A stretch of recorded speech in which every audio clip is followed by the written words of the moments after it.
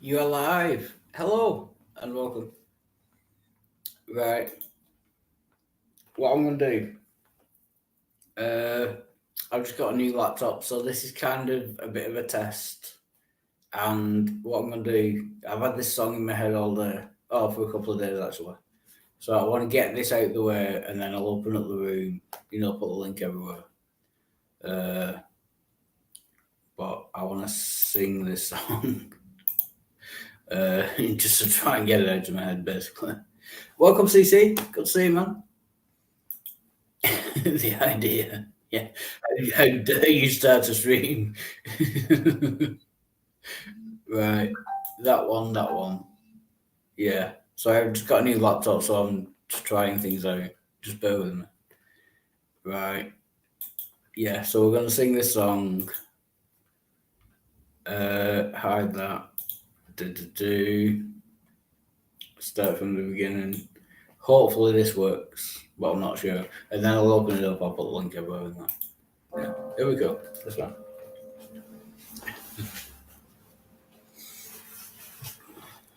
I really like Christmas. It's sentimental, I know, but I just really like it. I am hardly religious.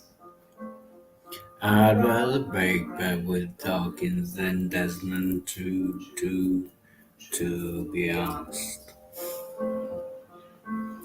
Yes, I have all of the usual objections to consumerism, the customization of a nation religion, the westernization of a dead Palestinian press gang into selling PlayStations and beer.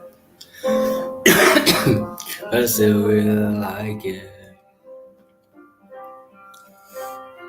I'm looking forward to Christmas, though I'm not expecting a visit from Jesus.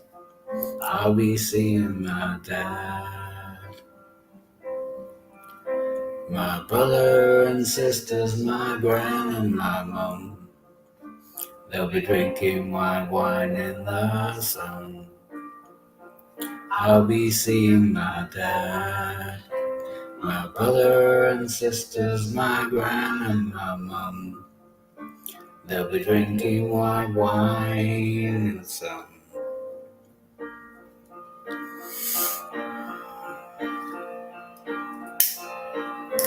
I don't go in for ancient wisdom. I don't believe just 'cause ideas are tenacious, it means that they're worthy. I get freaked out by churches. Some of the hymns that they sing have nice chords, but the lyrics are dodgy. Have all of the usual objections to miseducation of children who in tax-exempt institutions taught to externalize blame and to feel ashamed and to judge things as plain right or wrong. But I quite like the songs. I'm expecting big presents. Your combination of socks, chops, and chocolates is just fine by me. 'Cause I'll be seeing my dad, my brother and sisters, my gran and my mum.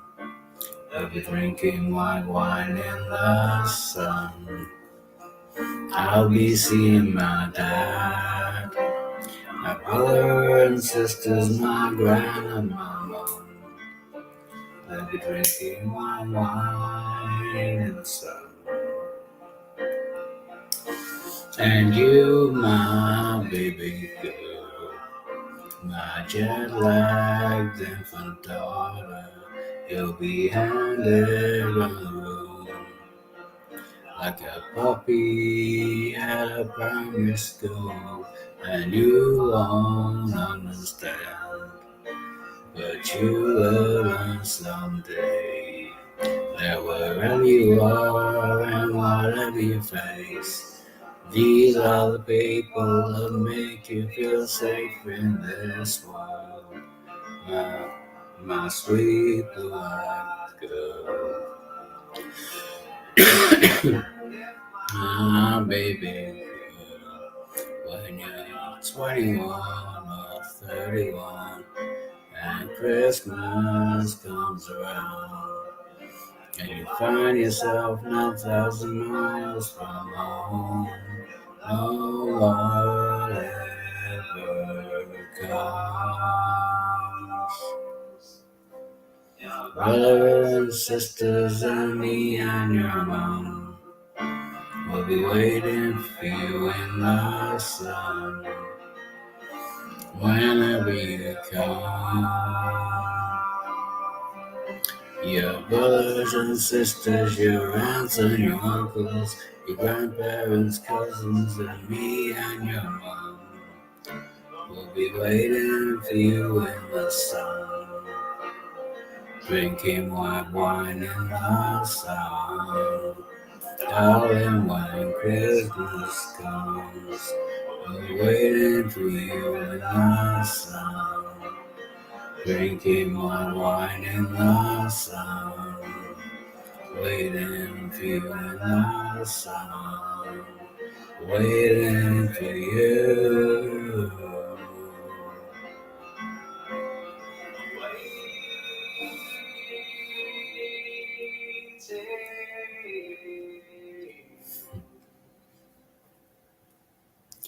I really like Christmas. It's sentimental, I know.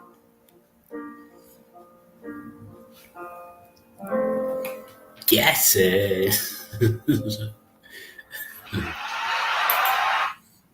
Right.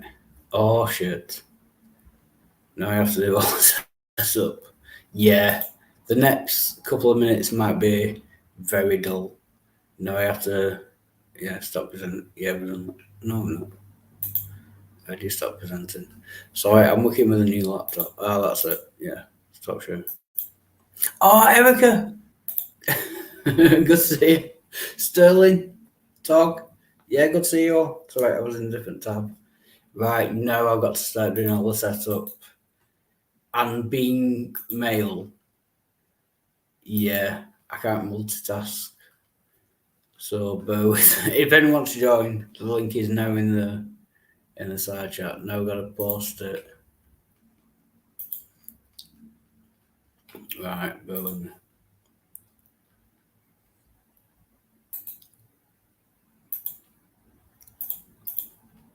Oh, maybe I should play another song but not sing.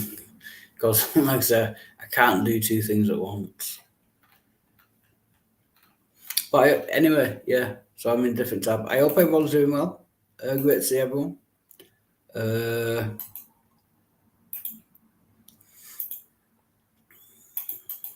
Right, yeah. Should have thought this through, really.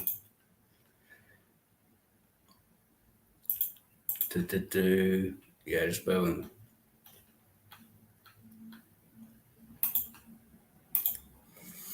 What I do? Oh yeah, we could use this like as a tutorial or something. What I'm doing now is posting the StreamYard link in all the chats, on Google Chat.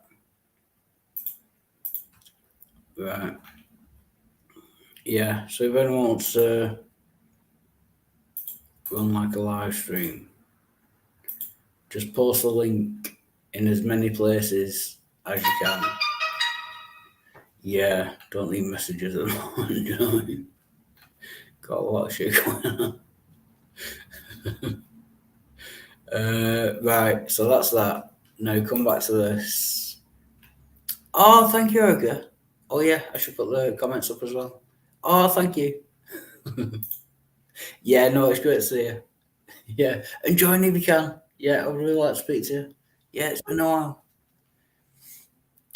Oh, Q's backstage. Good to see you, Sterling. Cheers, man. Q's backstage, but I'm not sure whether I should let you in with that name. I'm not joking. How's it going, man? Butternips Junior there. Alright. What's up, bro? Yeah, I get it. Yeah. Let me change the. Wait, I'm sorry, my bad. I forgot to change Yeah, it. if you could, yeah, that'd be nice. Can I just say something? I don't want to make it a big fucking conversation. Yeah. Like me asking someone to respect the fact that I don't go by T should not make another conversation pause. I was just like, hey, I go by they, them, quick little change, move on. Yeah, Even the dude hosting the fucking thing was just like, all right, cool, peace. Yeah, no, that's fine. That's not the bit I have. They them is fine. I get that. It was the butternips that I had a problem with. Yeah. Not that I had a problem with it. I mean, it's funny. What's wrong with my name being baby? Yeah, no, I get the them thing. That's fine. Yeah. But I am I'm still doing the setup thing. And I'm on a new laptop, so it's slightly different. So you'll have to bear with me. I've got to, because I'm using two different browsers, Microsoft Edge and Firefox. Oh, Tobin, welcome. So I've got to switch between the two. I've got to copy all the YouTube links to Firefox because I'm logged in on my YouTube channel on Firefox. Why in the fuck are you using Firefox? Yeah. Wait, we're deep enough in the video where I can say the F word, correct? Oh yeah, yes, I will onto this channel. Yeah. Yeah. Right. Do you know what really sucks about Twitch? Oh, yeah. No problem. If you're streaming a game that's rated M, it auto restricts you. What do you mean by auto restricts? What does that mean? So I'm playing a game called Helldivers. Yeah. And because it's rated M, I'm automatically put in for this thing that says mature content. So it restricts me to mature content only. Yeah, but that kind of makes sense. Like if you're streaming to like, it's mostly just because of the violence. Yeah, but that makes sense. Like if you're playing a 18+ game, you shouldn't be able to stream it to an audience that is under 18. That just makes sense. Is that just me, Alan? Do you know what I mean? Well, the other game I want to stream really sucks streaming alone. So. How's it going, Tobin? Good to see you. Like I say, I'm still doing the setup, so just bear with me. Yeah. No, how you doing? Thanks for Doubting Thomas, you stinky butthole, you better get in here. Hi, I'm Erica. all right. How you been doing? Yeah, not too bad. Yeah. First and middling, and I've just finished doing the setup. Yeah. So I can relax. Wild heart. How long's the sober streak been going? 6 months now. Nearly 6 months. Hey, there you go, buddy. Yeah. So I officially have 1 year, 5 months, and 1, 2, 3, 4, 5, 6, 7, 8. And today makes 9 days sober from cool. Well done. Some nasty shit. Heck yeah. Cool. Get it. I'm proud of you, this man. This is the 17th year. This is the 21st of March. Mm-hmm. This is whenever servers you muda chuka. This is an anniversary today. Cheers, sir. You better listen. You better not come from me about anything anybody said about this PFP Cheers. because I ain't said shit.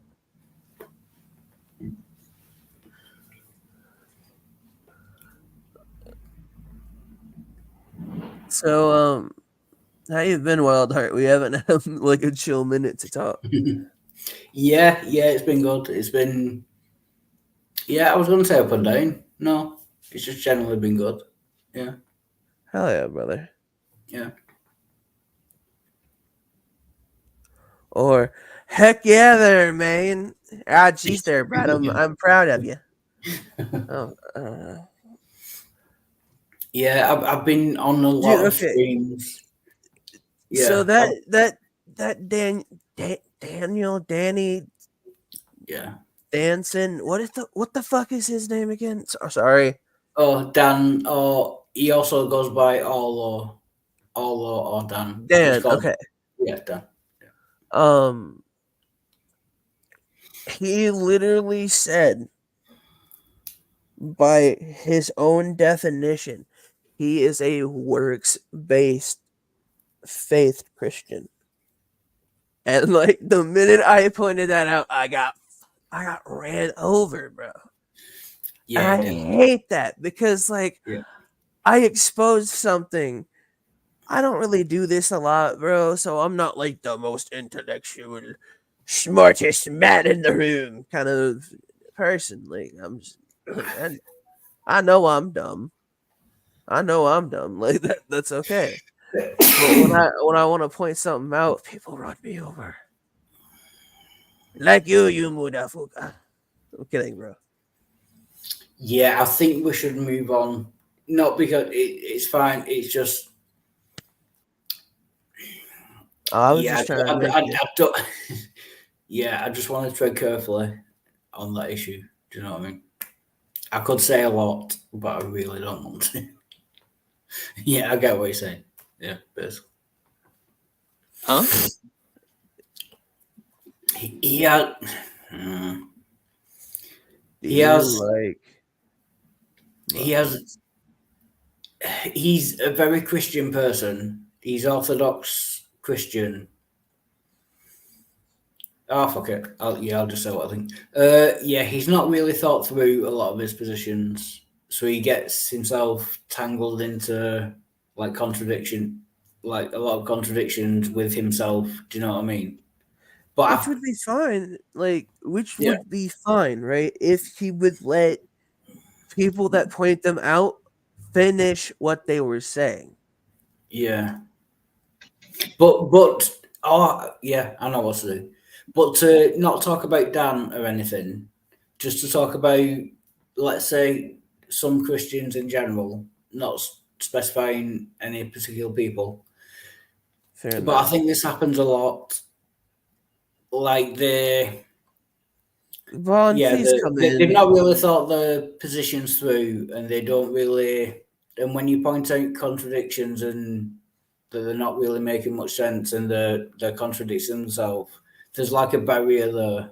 Do you know what I mean? You can point it out all you want, but they're not gonna recognize it. Or Nope. So can I point out? And get angry at all you want. You can point out and explain things to every fine detail, and you won't be able to get them to budge. You won't. People do not like admitting that they're wrong at all. Question. I have two things. Spooky, you asshole! I've been trying to get a hold of you forever just to say hi to you. Anyway, would it be okay if Bond can join? I would like to point out the argument I would like to make. I won't say anybody's name. Yeah. But I would like to talk about it from my side versus his side to see if it's just like, hey, I'll throw it from hang on. I'll throw it from an ex-Christian's point of view to a Christian's point of view. How about that? Bond, if you can come in, I swear to God, I'll be respectful. No, Bond said he's going to be in a bit. Yeah, he's just making some sandwiches. I was just Yeah. wondering if that would be okay with you. Oh yeah, that's fine. Yeah, Cool. it's just I was going to explain the reason I don't like talking about it. It's because I don't want to like not upset people, but like make their lives worse. I mean, if Dan or any other Christian, if they get kind of consolation and if it makes their life better, do you know what I mean? Even though I think I'm right and they're wrong, I don't want to. I kind of don't want to change their mind. You know, It's if not it's that helping them, yeah, I just feel bad about it. Do you know what I mean? okay. So So like I know Now, everybody. there are some people well, like check this out. Check this out. I'm an atheist, dude, yeah, and I've recently gone through something that was kind of traumatic, and I'm pretty much alone. Well, I am alone. I don't have friends who come by or anything like that. So I started going to a church, and this this church, I have told them that I am an atheist and I'm just looking for community. I'm looking to make friends. Hmm. And I've been going for weeks now and learning their way, and they're like, God is love, and they use it in order to help themselves be positive. So whenever yeah, they get upset and they feel sad and they feel alone, they get this feeling that Jesus is there with them and it makes them feel better. And Okay, hang on, that makes real it quick. harder for me to like tear it down for on to be like yeah. pointing out the Hey, contradictions Tobin, real quick, because they're- real what's quick. up? I'm sorry to interrupt you, but there's a difference between what I'm about to do with Bond and us criticizing somebody because listen, everybody makes the jokes, oh, people are claiming to be autistic. I legitimately am. And Christianity doesn't make sense to me. So I'm trying to understand why they're following it. Not because I want to make fun of them or like tear them down, but to like genuinely understand because there's a lot of things that people like seem to grasp onto and they have 50 billion reasons why they grasp onto on the same damn thing different ways. And I Yeah, find it a little interesting. I'm not here to call it you is. a Yeah, dumbass it or is beat interesting. on you or do anything like that because, bro, if I have to resort to that or I have to talk shit about you, I don't need to fucking talk to you. I don't need that in my life. Like because it's fucking stupid, but like it makes me feel like every fucking time I try to have like a legit conversation, three things happen. It gets ran over, people start getting heated and started slinging shit, or there's already people heated from another fucking conversation, and that gets brought up. You feel me? Yeah, but I think that's just YouTube. Do you know what I mean? I think that Right. no matter what the topic, that's just going to happen. But Like, I think you have to be careful. I mean, there were some people, and this might just be me being like overly sensitive or whatever. But there are some people what can take it, and some people what can't. Do you know what I mean? And I don't want right. to argue with the people, and I can't. I don't know how to judge it, and I don't, I'm not saying it's just, Right. you know what I mean? Like, bro, listen, fucking. Sorry, I'm trying not. Like, can I cuss here or no? Yeah, definitely. Cool. Like, I'm not like Wildheart. You could tell me that the reason you got sober was because you believe that the fucking Teenage Mutant Ninja Turtles will come down one day and bring you to heaven. Yeah, I'm gonna ask you how you came to make that your inspiration, and I'm gonna try to respect it as long as you respect me. yeah, I get what you're saying, but my point is, if I did You give believe me that, if I did believe that, oh so, no, sorry, if someone else believed that, I wouldn't want to argue against them too much because I don't want to. I don't want to change their mind. Do you know what I mean? If that's yeah, helping no. them and that is helping them keep sober or keeping Christianity, and that's helping their life and it's making them feel better, I don't want to argue against them because even if they're wrong, I'm not sure that changing the mind would be a good thing for them. Do you get what I'm saying?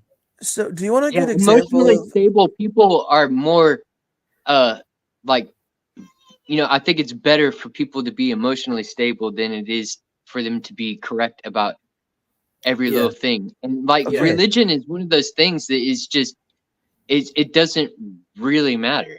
It doesn't. Real quick before this motherfucker beats me to it, Bond. Hello, because I knew you were gonna Hey, try to what's beat up, me to everybody?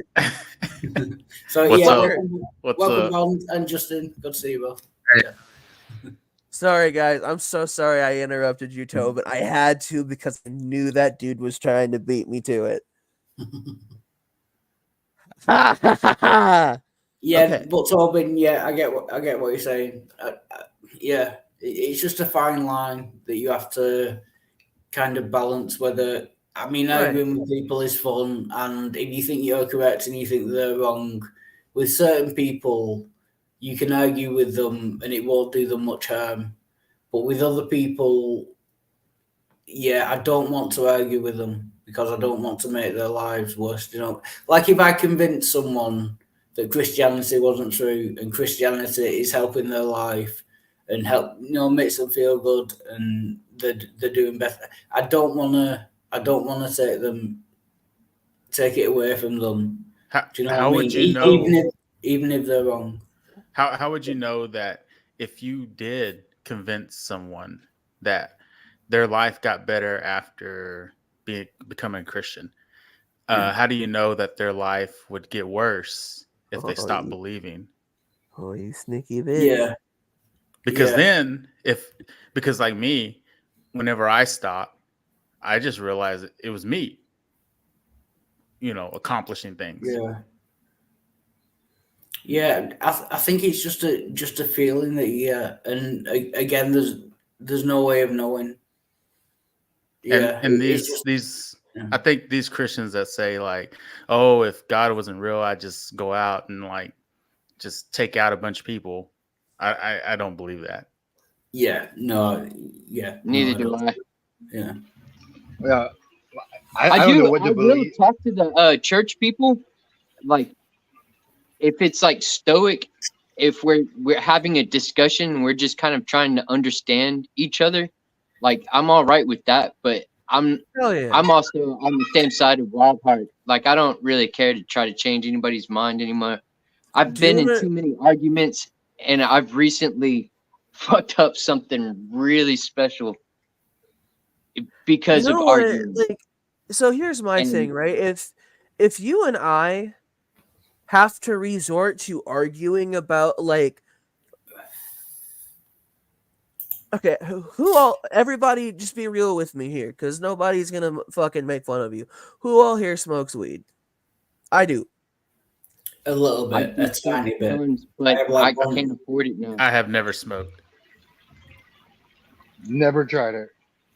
Okay, Never. You know, I tried people- a cigarette Jesus. when I was 18. That's about it. So, was that Sterling that just said? but you know people that do, correct? Yeah. Yeah, Okay, yeah. What's the problem? so What's if the you problem? and I can't really like, I'm a stoner. So the day I fucking die, I will be. If you and I can't like have a conversation while I'm stoned and I'm just trying to understand you, and we gotta get heated about it, I'm changing the fucking subject. Like I'm like, all right, well this ain't this deep, so let's just. Do you like Pokemans? You know what I mean? Like, that's why I Yeah. respect Bond, because you know what? I knew Bond before he was a Christian, and he's known me before I found out I was non-binary. And we've respected each other after everything else. But you know that Bond is no longer a Christian. Do you know that, kid? He's not. I Christian. did not. I mean, well, this motherfucker never talks to me, so you know. I don't ever see you around. That's because you never come to my streams, you bitch. To be fair, I deleted my YouTube account, my Google account, and this is a new one. So It's I have to Ginger resub to Nation. everyone. It's been the same fucking thing. Go, and if you really if you want to help me out, fucking go to my Twitch and watch me there, because I play Helldivers, baby. I will show you the spread of democracy for fucking Super Earth while I'm shooting bugs in the face with a really weird weapon and probably killing my teammates by accident a couple of times.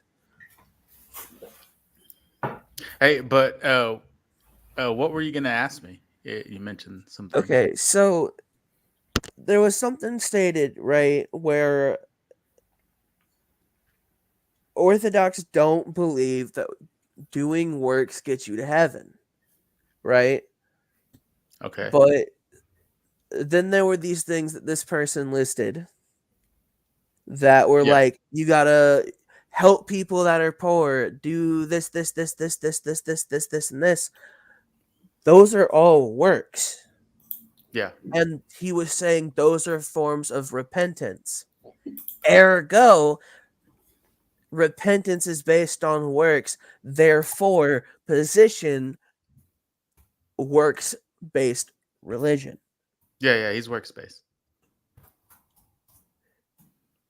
I've said that from the start about him, but he doesn't want to admit that. That's fine.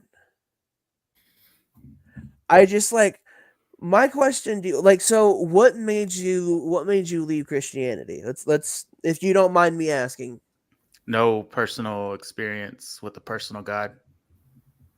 Also, do you know why me and Bond are actually friends? At least in my eyes. Remember when I no hang on. Do you remember the full Ginger moment? Oh yeah. You were the first person I went full autistic rage for. Yeah, I remember that. Going full Ginger. No, listen. So I don't know what Bond was going through, and I'm not gonna get it. We're not gonna get into that. But we were on a certain person's channel, and another certain person, while Bond was trying to ask them seriously about coming to Jesus, told him to basically fuck off because he's not really here to ask about Jesus. And I lost my fucking mind, dude. I was just like, and the dude hosting was like, yeah, you little bitch. And I'm like, all right, bet. Bond left. When Bond left, dude, I'm not going to repeat what I said because I'm not trying to offend anyone here or get anyone canceled on YouTube. Yeah, that was the day I knew that me and Bond were homies. yeah, I remember that. I definitely remember that. And by the way, Bond, you and I have the exact same experience. Yeah. Because I've tried twice. Especially I'm not trying to get sympathy points, but when my mom died, I was done. I was done. It hurt, and yeah. Said fuck it, we ball. I guess not. You know what I mean? Yeah, I definitely do. Also, hello Sterling, hello Tristan, hello Tobin. I don't know you guys, but what's up? Greetings. There's a Tristan inside of this room right now? Justin will be a question. My I bad, guess, bro. I That don't looks like an R. I'm a No, you're fine, Q. You're fine. I can't read your goddamn name, man. Hey, Justin, I have a clip from is this my the brother? stream the other night when you made that one dude go crazy on you. Hey, yo, what's his name? Oh no, that is not my brother. The guy that said I went to college or whatever. Yeah. Yeah. AOT. And I would like to thank Justin. We were on praises the other day. Yeah, and he really stuck up for me. And yeah. He did. He had more guts. Yeah, Hey, he said hey, he's sorry. hey, guy with the eagle profile picture. Yeah. Is it okay if I call you T? Yeah, that's fine. You can call me whatever the hell you want. I can't read your fucking name, so It's just It's Justin. Justin. Justin. It's just a weird way of spelling Justin because I wanted a unique name. But Justin, like Justin. cool. Yeah, but that was really cool on Praises stream. Yeah. Yeah. He said all the things I wanted to say, but didn't really. My thing is, like, listen, Show your fingertips. Well, I think the same things, so I just figured I'd put all the emphasis on you so that they would know that I'm not the only one thinking it. Yeah, that was very cool. like, my dude, I was like, and I'm sorry I brought that up. It was just, I am cool with whatever the fuck you want to believe in that gets you through your day, makes you a better person, makes you want to not Kurt Cobain like a fucking freight train. You know, as long as it's not hurting anyone, taking anyone's rights away from them as a human being, or endangering anyone, I don't give a flying fuck. You know, that's just who I am. You want to be religious? Don't use your religion as an excuse to be a dick. Yeah, but that's the trouble. Like a lot of people do. Yeah, It's I mean, the same way. that's what should happen, but it's not. Like especially in America. Do you know what I mean? Like No, but dude, it's the same way in fucking video games, bro. Like my little brother wanted me to teach him how to get good at COD. Right? Yeah. And this was around, like, I don't know if you guys played Call of Duty as much as I did, but this was around like Cold War era. And I was terrified.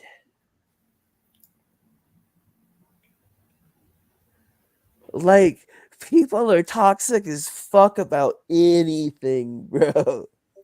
Like, holy shit. What's your favorite cool what's your favorite Doritos Locos taco flavor? Oh, it's not Cool Ranch? Well, you're a fucking piece of shit. Dog, why? You probably drink white Gatorade flavors. Who hurt you?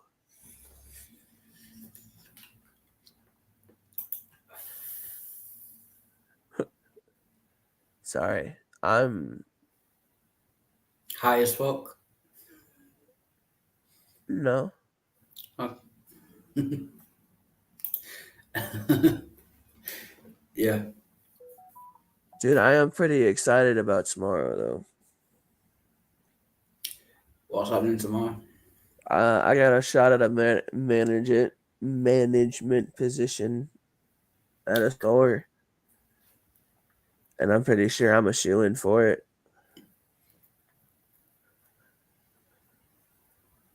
I've got to find a way to start making some fucking money. I'm getting shot down so much. All right, listen, what are you good at? What am I good at? No. Don't make this a self-deprecation shit. What do you do? Well, no, it's the opposite. I have many hats that I can wear. What do you do every day? It's the opposite of being self-deprecation. What do you do every day?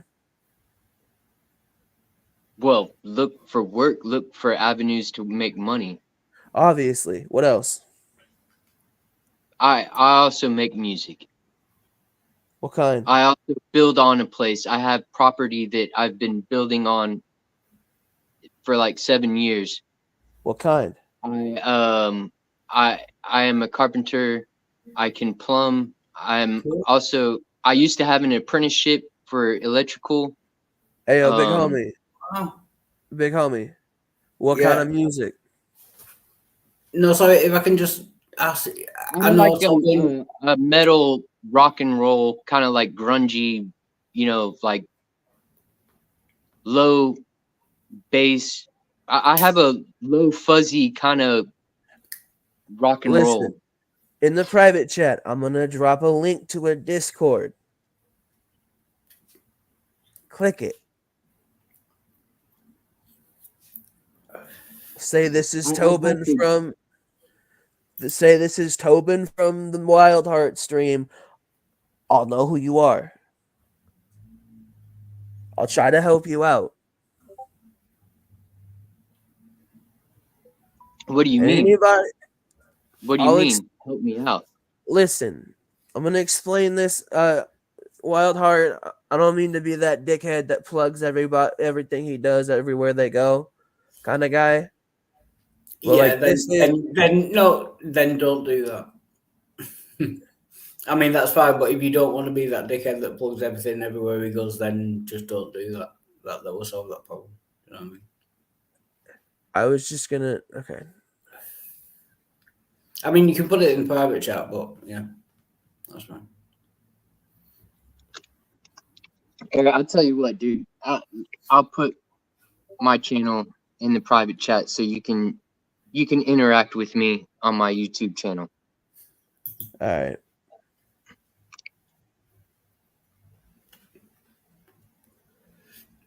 But going back to, I mean, that's brilliant. You're saying you were a carpenter, like an electrician as well. I know you live in a very rural area, but are there no like building sites like near you or anything? Because I would imagine you can, get a job like straight away. But there probably isn't with you. I know you're very kind of rural one. But that's cool. Having those kind of skills. Obviously, it depends. Oh, sorry. Yeah, but I mean, it might be different in the US. But if you had those kind of skills in the UK, you could get a job like that. You know what I mean? That is very cool.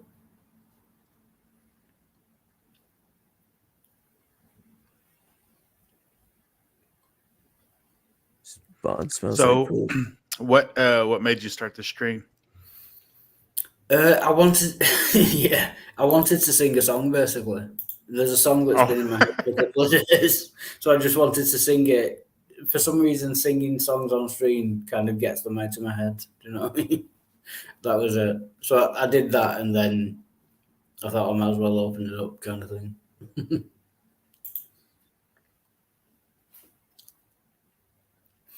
Yeah, and if anyone wants to check that out, you just rewind to the beginning of the stream for a couple of minutes. I will definitely do that.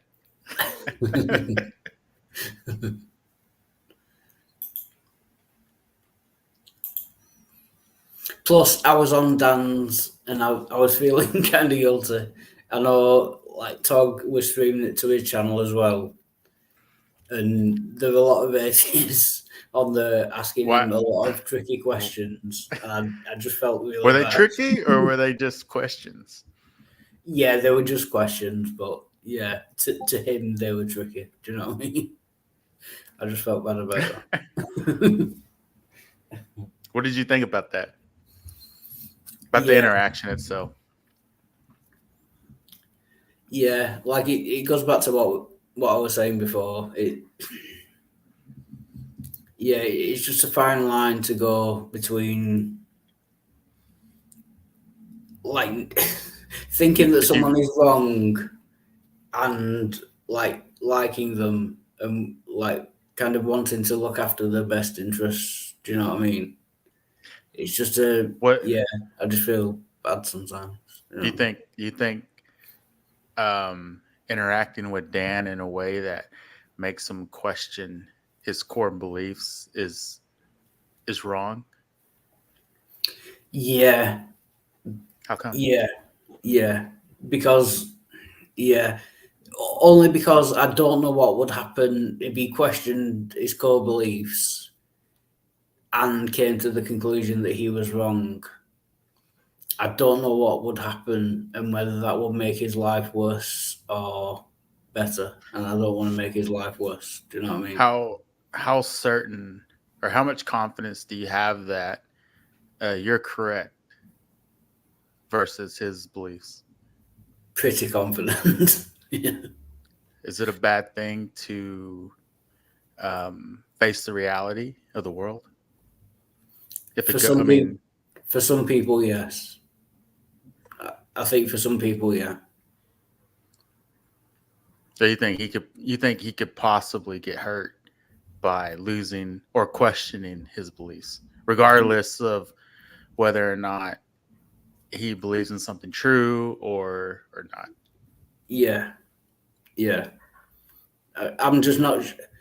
Yeah. Like if someone believes something that is false or that I think is false, if it helps their life and it helps them, I don't want them to stop believing that thing, even if it is false. Do you know what I mean? I would rather they believe.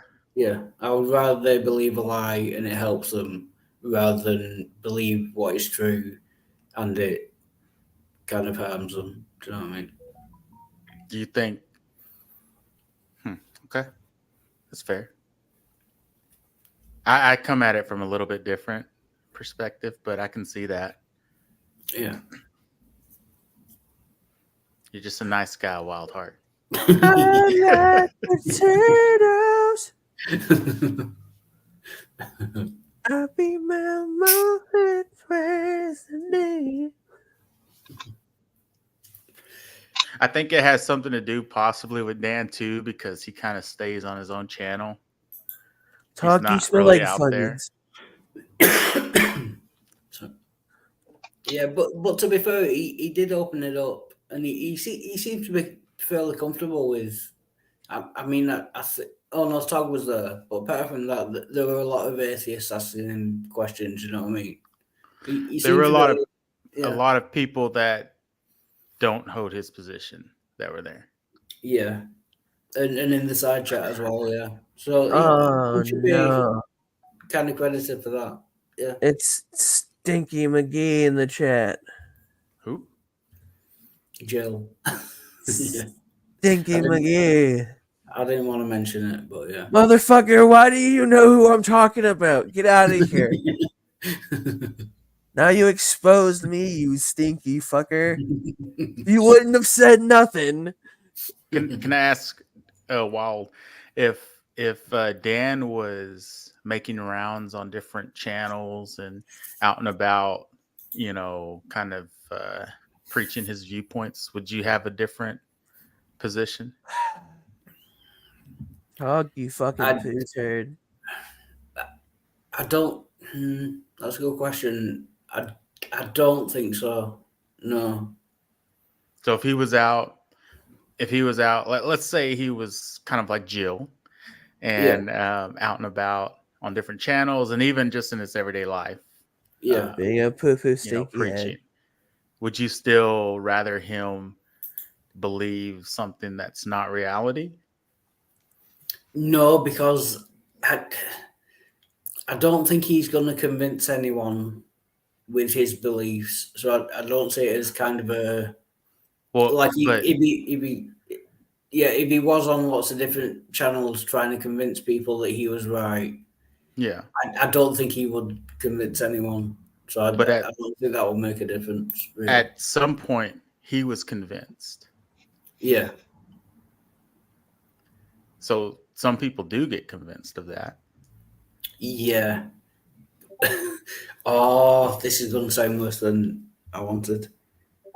But sorry, I don't. Yeah, but I don't. Oh shit, this is going to sound really bad. Just say it. It's your channel. You can say it. I don't think Dan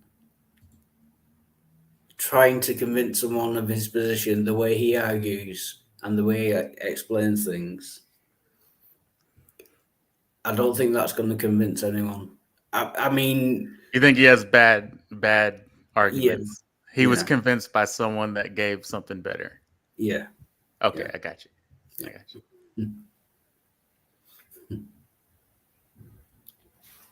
Oh, and yeah, so no, I wasn't criticizing you for having your stream. Yeah, no, that's right. Yeah, sorry.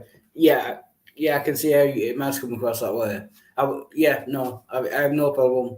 Yeah, it was good that you streamed his stream because it brought more people to his channel. Yeah, I wasn't having a go at you. That's fine. I'm Yeah. curious. How do you determine who you do and don't try to question or have them question their core beliefs? It's Like, a where do you draw that line? It's a very subjective thing, and I Oh, can't yeah, really, I can't really give you a good answer. It's more Would like you- a feel. It's just a feeling I get. Do you know what I mean? Would you? Oh, okay. It's just like a gut feeling. Yeah. Would you have an issue with people questioning Olive on Praise I Olive? Am's channel? Yeah. Not so much, no, because No? like Olive's, yeah, she's like really strong and like really, like firm in her beliefs. I wouldn't Okay. have as much problem. Yeah, no. What I about think- Praise? Yeah, the same thing. Yeah, I think they're so strong in their belief. I don't think they're ever going to change them. Yeah, I wouldn't have a problem with that When kind of a song. no. Okay.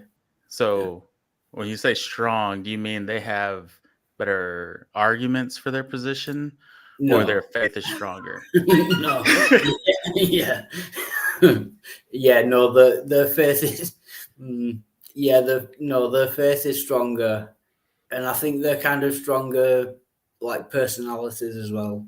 Do you know what I mean? I don't think anything you could say to them would affect them too badly. Do you know what I mean? Yeah, you don't think that you could convince them otherwise. Yeah. But you think you could possibly convince Dan. Well, it hurt their feelings. You're not gonna like make them feel bad. You're not gonna make Yeah. somebody angry or something. Yeah. But you think you could possibly change Dan's position? Yeah. It's Like not if so you much went, that. if you went, oh, go ahead. I'm sorry. Yeah, it's not so much that. It's that I think if I change Praise or Olive's position, I don't think I ever would. Yeah. But oh, welcome, sir. Yeah. But if I change their position, I think they could deal with it better. Do you know what I mean? And I don't I think think they're it better would equipped to affect handle their- it. Yeah, I'm just not sure if I change like Dan's position, how that will go. You think he'd possibly go back to like alcohol and all that? Yeah. Okay, I got you. Hey Don't mess man, with people's sobriety. hey, Wild Heart. And if anybody makes you feel like shit for that, fuck them, bro. I'm proud of you. Oh, cheers. Yeah. Yeah, No, I was just seriously. curious. Like, if anybody Yeah, no, ever it's fine. fucking, if anybody, no, fuck that. Like, coming from an addict at myself, bro, if anybody ever tries to fucking question or criticize what you do to stay sober, they can actually suck a dick. Fuck Yeah. anybody that disagrees with that. Yeah. But Oh, don't yeah. call him any childish names. You're British. Call him a cunt like an adult. Yeah. Tobin, real quick. I commented on one of your videos with a Discord link. If you want to join it, I'm doing a thing. I'll talk to you there about it. All right. Right. Can I take a quick straw poll of the panel? Who thinks we should interact with Jill? Just show of hand. Just yes You or know no. what? He's calling me a coward, but I'm gonna like fucking say Sure. this right now. Hang on. That's fine. Please. Be respectful to me. I'll be respectful to them. But I'm not about to deal with a whole bunch of disrespect and bullshit.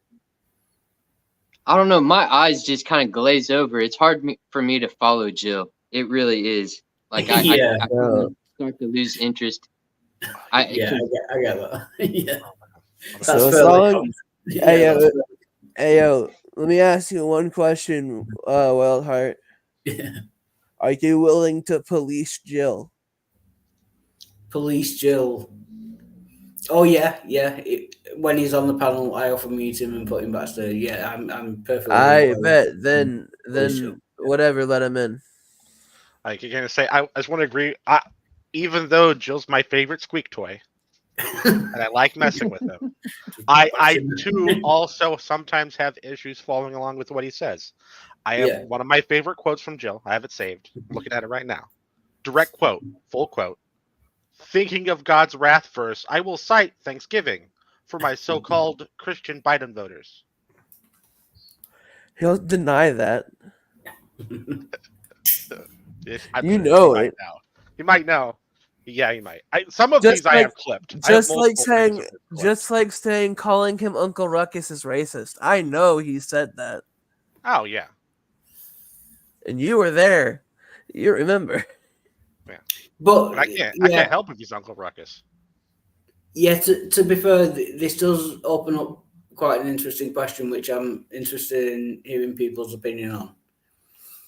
You're not changing anyone's position by claiming aliens are more plausible than resurrection. My argument was aliens are more plausible than resurrection because aliens, if they existed, would be natural. We know the natural exists. By definition, the natural is more plausible than the supernatural because we don't know the supernatural exists.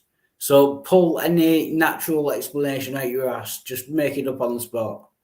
That would automatically be more plausible than a supernatural explanation because we know the natural exists. We don't know the supernatural exists. Does anyone agree or disagree with that?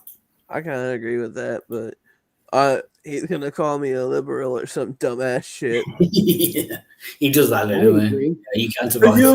Okay, liberal. Okay, liberal. Well, I'd actually disagree with what you said, and I'll tell you why. Give me 1 second. Cool. Yeah. 1 second. I'm just trying to find something. Or he'll say that I'm gonna vote for Biden when I don't want either of those dumbasses back in there. Oh, sorry, Justin, I want to hear from you, but I want to know what's going on here. You are the biggest Raxus. I mean, is that I don't just know what that that's means. not even a spelling mistake. That is so wrong. Raxus obviously means racist. So I would say that it would seem like even if you believe evolution or don't believe evolution, it would seem like it would be rather presumptuous to assume that there is nothing besides what we would have evolved to be able to perceive and test. That's just a thought. I have a really weird question to throw at everybody in the room.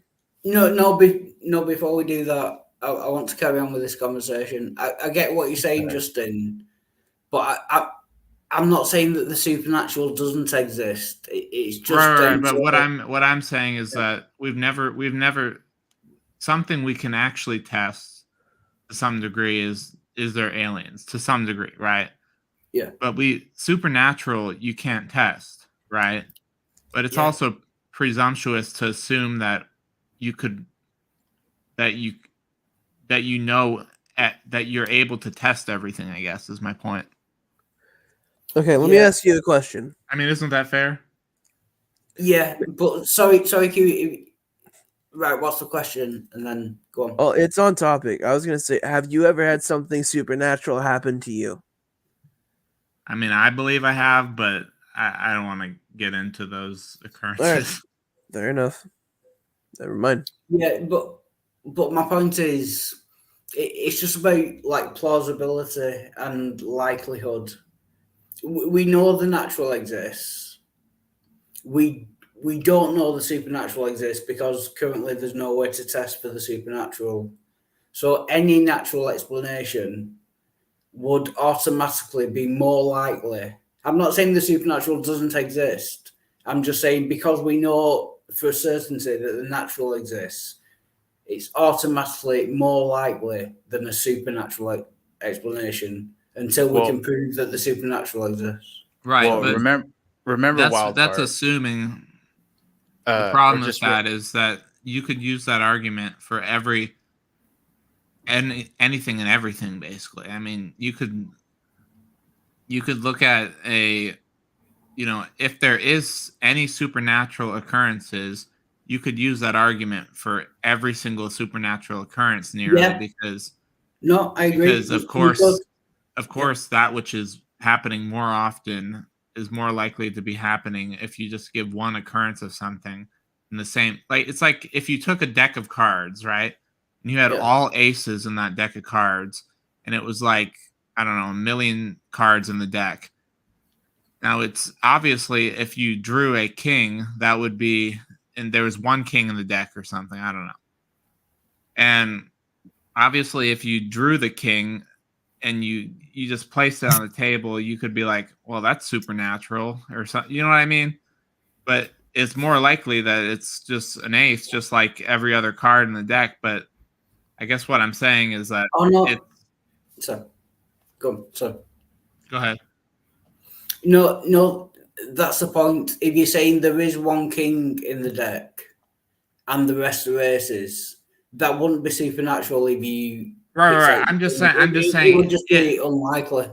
Right. What I'm saying though is that it would in that example, it would be unlikely. But what I'm saying is that anyone who would believe in supernatural occurrences would believe that it's also unlikely, right?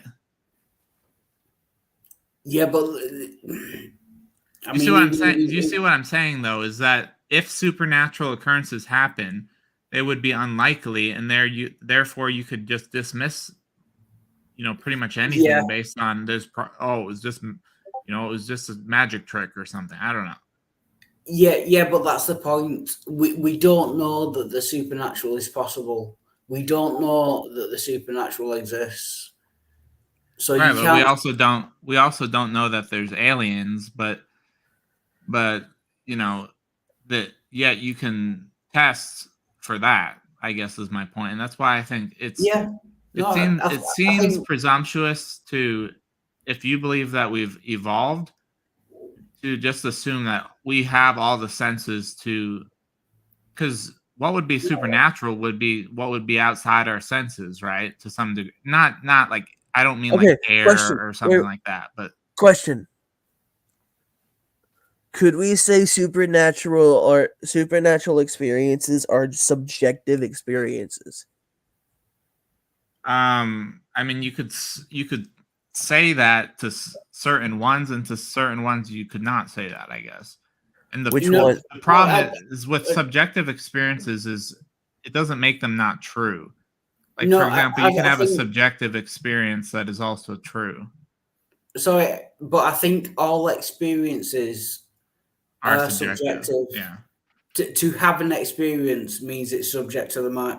Like, without a mind, you couldn't have an experience. So I think all experiences are subjective. Right, but what he's I think saying is that subjective, like to one person's mind rather than multiple. Yeah, I think that's what it's he meant. like, it's untestable, in other words. All right, so let's say it's to both points right now, because let's say, Wildheart, you're fucking around with a really expensive telescope, and you just happen to see like these aliens looking out the window smoking a fucking blunt.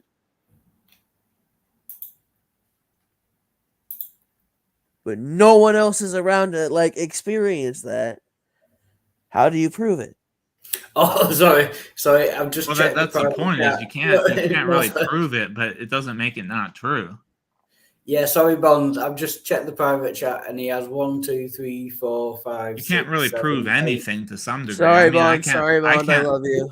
I can't prove that all the atoms in the universe weren't formed 5 minutes ago, and that your memories aren't just something that was formed 5 minutes ago in the exact configuration that they were given.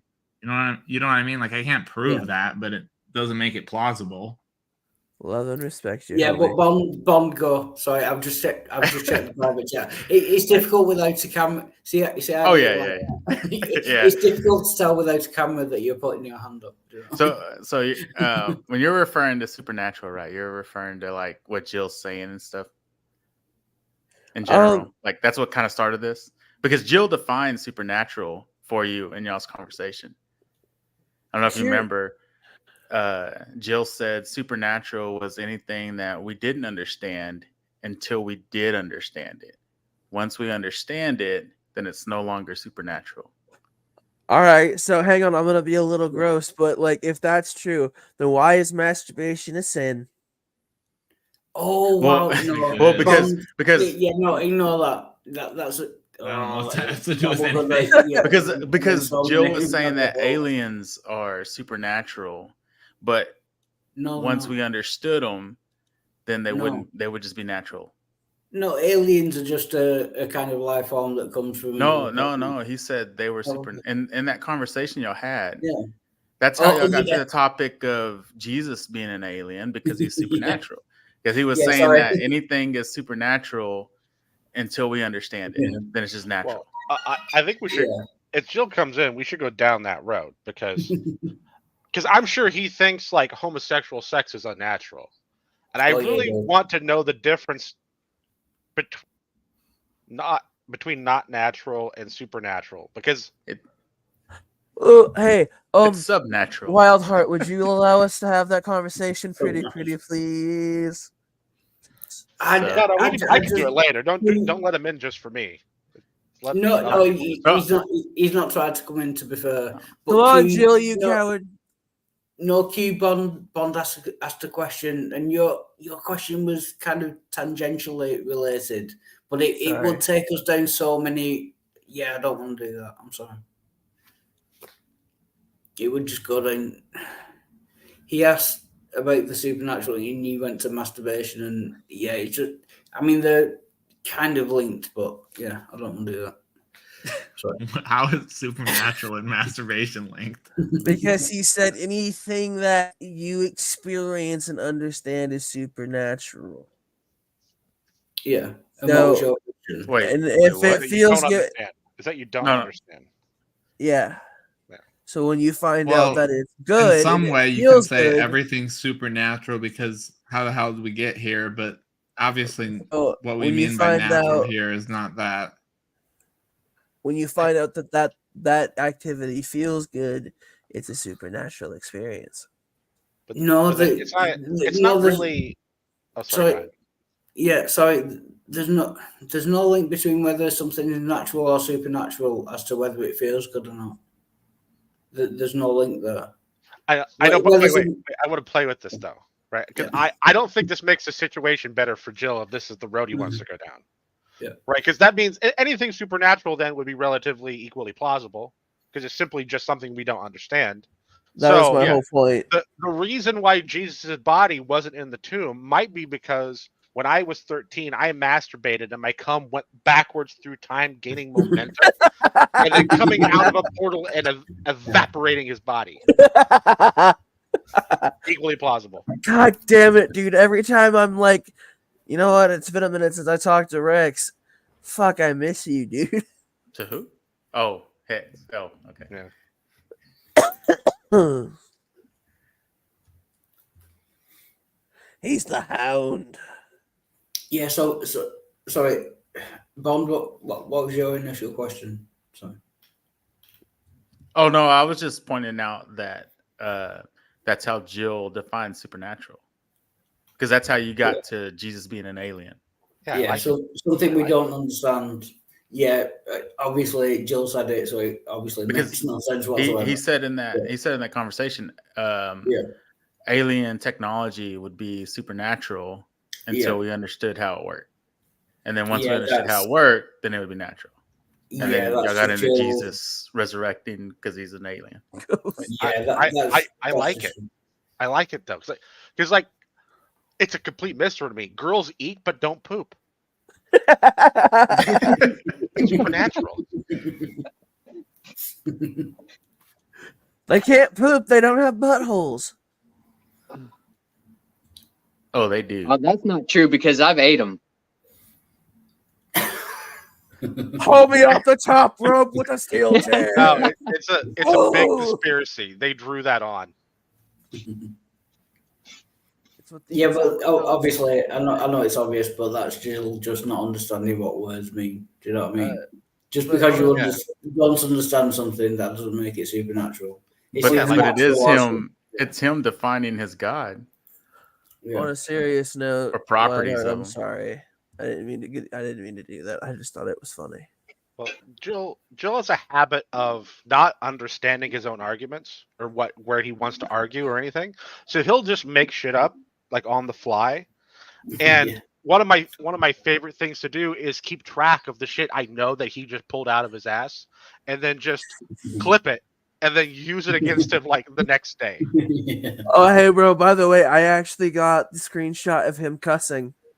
So that way he can never say he didn't cuss. Oh no, he does that often. I'm sorry, I need to take a short bathroom break, so I'll be right back. I mean, to me, essentially, cussing is saying slurs. Like saying slurs counts, right? As far as I'm concerned. Uh-oh. He calls people liberals all the time. Just go into hell. Yeah, Dude, he I'm uses sorry, I'm liberal sorry. as a slur.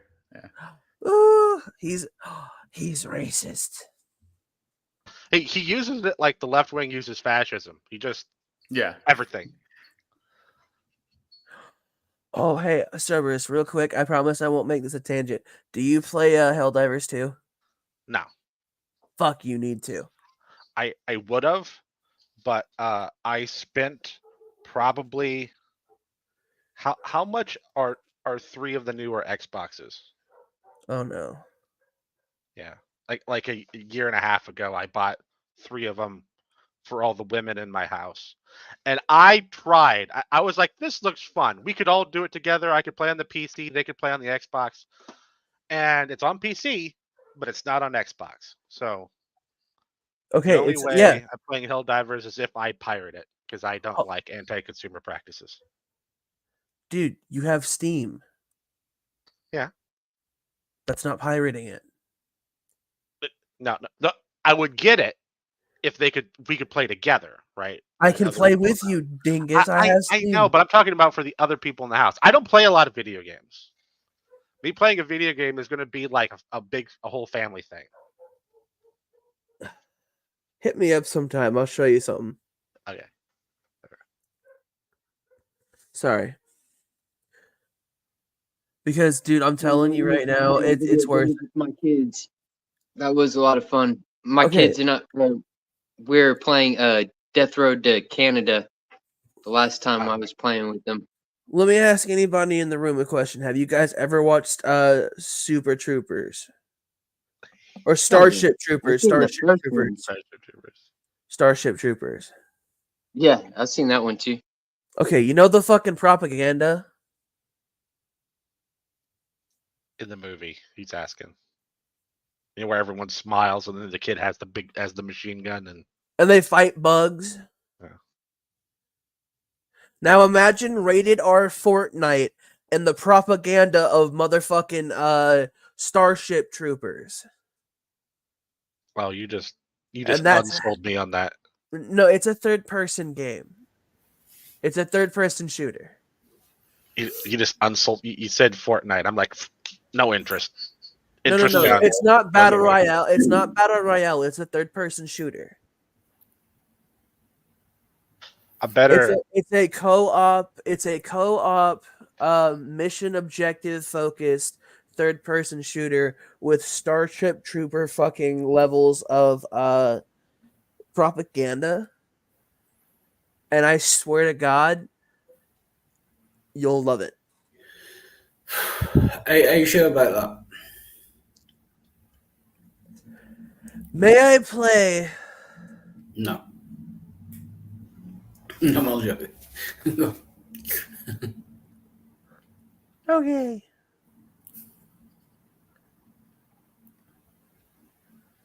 Poo poo garbage.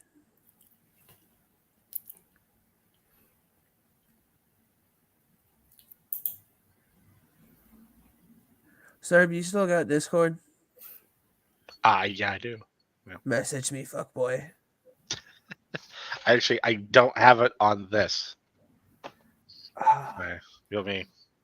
I'm not going downstairs right now. If I go downstairs, I'll be lost to time. I'll be gone.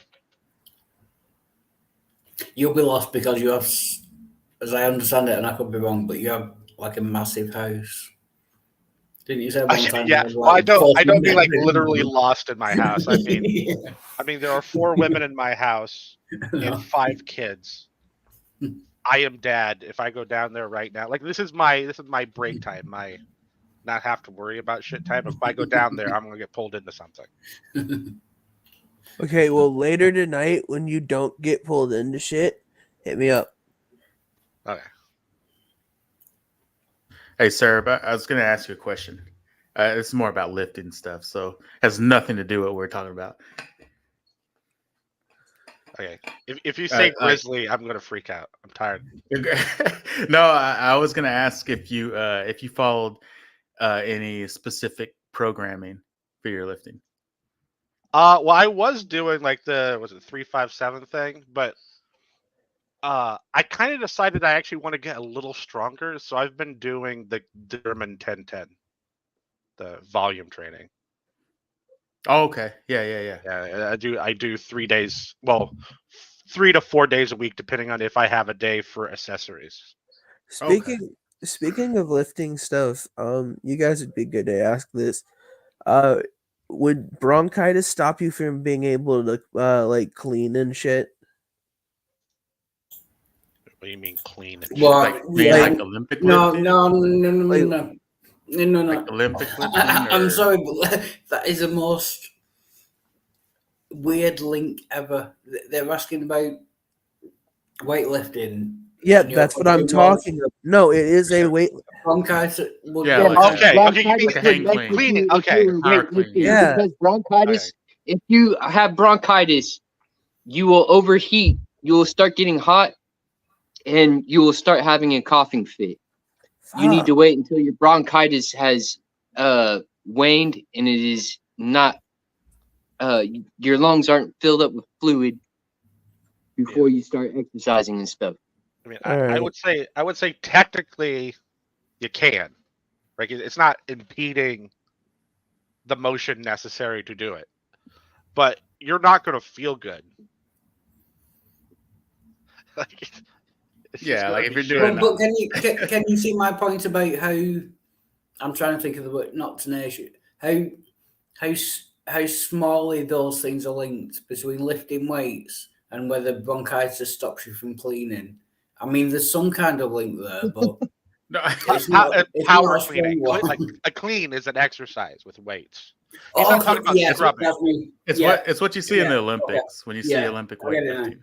Yeah, sorry, that's Yeah, my when fault. they Yeah. when they I throw thought up you the meant weight, they look cleaning, like like, they're going to take a shit. yeah, I thought like hoovering and like dusting, and yeah, that's my fault. Yeah, I get you now. Sorry. What I was gonna ask, sir, like, what do you think about like a 5x5s? I mean, so I've been reading a bunch of literature, and the reason why I ended up going to 10x10s is, right, for example, when you're doing bench, right, you should take like 3 seconds to go down, Yeah. right? So there's this particular timing aspect, and it seems like programs, even looking at the studies, it seems like programs that have really high reps and programs that have really low reps but higher weight are working for people specifically because they don't have good timing. So it's not that it doesn't work, but I think you might actually end up just be putting extra strain on yourself if you're doing 5-5. Yeah, because like I do a lot of triples, and then I do a lot of sets of 6. Yeah. But I would and say, I'm like, reluctant to go to like higher reps. Well, I would say even though I do like 10s and sometimes I do 12s, everyone should still kind of get around to every once in a while doing singles and doubles and stuff, Oh yeah. just so you have a better measurement Yeah. of what you're doing.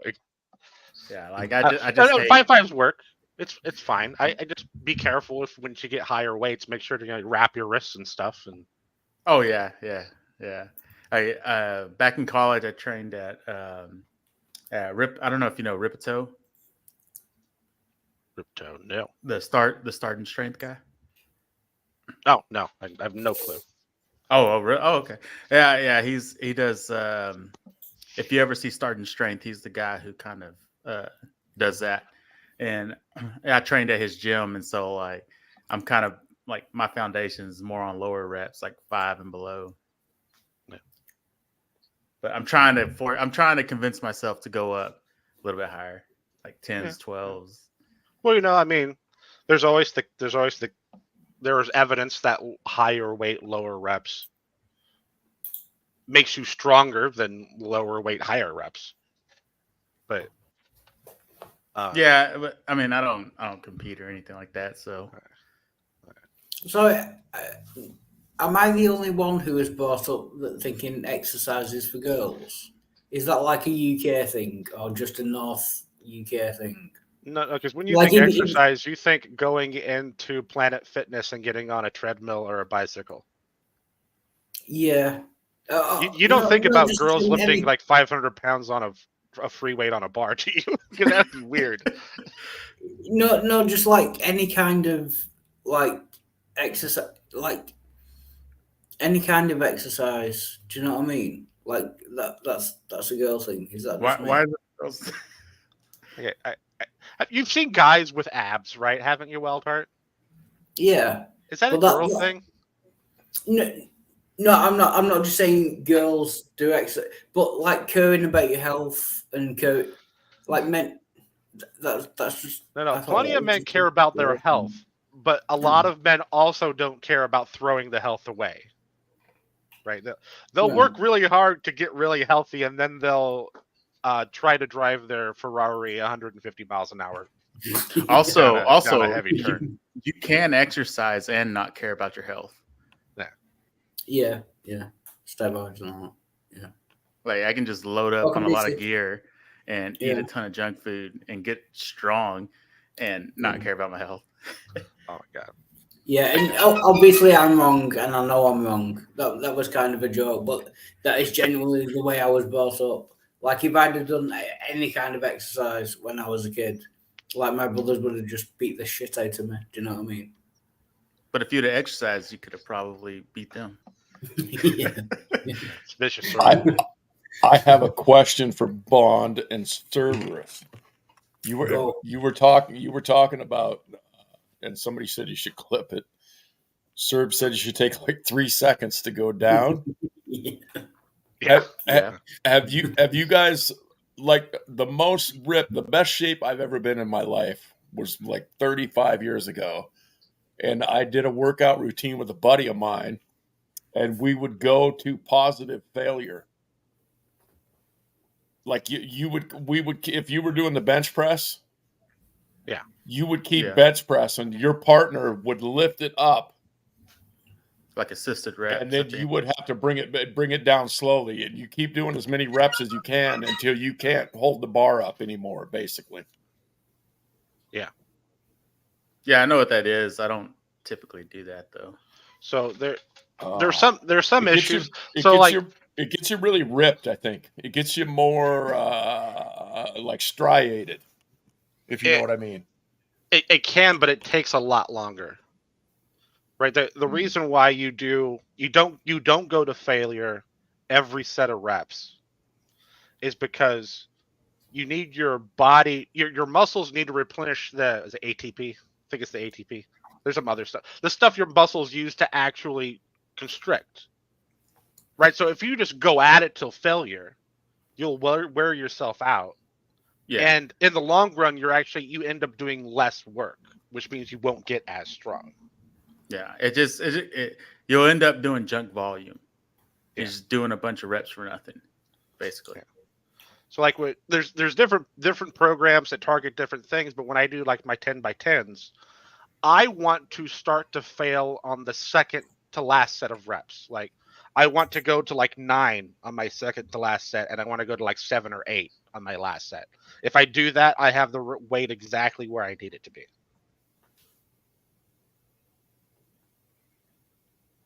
See, I normally go until like I normally leave about 2 reps that I could do. I don't know if you know like the RPE system or whatever. But I normally leave about 2 to 3 reps that I could do. Oh yeah, well, I mean that's what I'm doing for like 8 of my sets. Yeah. Yeah. But I mean, I don't do a 10x10, so. Or I mean, probably more like 7, because usually my 8th set is I'm just barely doing it. You really should do sets of 9. That's a 9. That's a divine set right there. Yes. 9 by 9s. That was very funny. Touch. 9 is the magic number. In a lot of these programs, I mean, it could be 9. You could do 9 and just adjust the program a little bit. Yeah. A lot of these programs are just different ways to get to the same results. And it's just like 5x5s or like the 3-5-7 or the 10x10 is just, it's an easy way to lay it out. Yeah, it's just a structure it's just a plan to get there. So I mean, a lot of them work. I mean, all of them work if you know. I've got a possibly interesting question. Like what's the difference, but exercising and diet. Yeah. Like if you just ate healthily or you did exercise, if you only did one of the two, which one will lead to kind of better health? So let me see if Sir would agree. But I think if someone has a good diet and nutrition plan, they will look better than someone who works out and has a not great nutrition plan. Yeah, Like absolutely. food. Yeah. Like nutrition is important. Yeah. Yeah. The nutrition is what keeps you basically from being obese. Yeah. Right? Because like I've gone through phases in the past where like I was working out like crazy, but I was eating garbage, and my body composition was not that great. Yeah. Versus if I'm like laying off of the weights or laying off of like physical exercise and eating good. Yeah. I So obviously you should do both, but I was just curious. Which should? If it was one or the other, which one would like be better? it is like to work out for like me and Bond. That isn't a should. That's like unless you have a job that very specifically requires you to be really strong. It's more of a hobby and vanity. at a certain point. yeah. Like But I'll admit, you're going for walks, fantastic. Going for a swim, great. yeah. I mean, I'll admit, a lot of my strength goals are not, something that most people would want or need. It's just something. My ego's got me a lot of times in the gym. I started doing it because wrestling. I kept doing yeah. it because firefighting. But now I have to admit to myself, I'm kind of just doing it because it's a hobby. I've done it my whole life.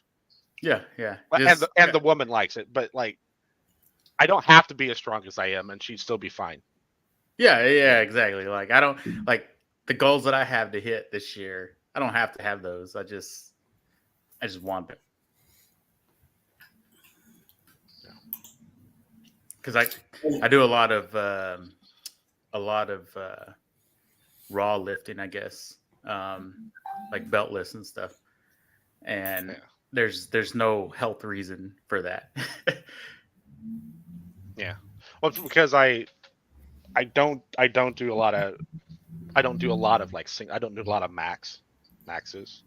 Yeah. Almost all my lifts are raw at this point. I mean, I still have the belt and the wraps and everything to keep Mhm. my joints in place when I decided to go off and be stupid.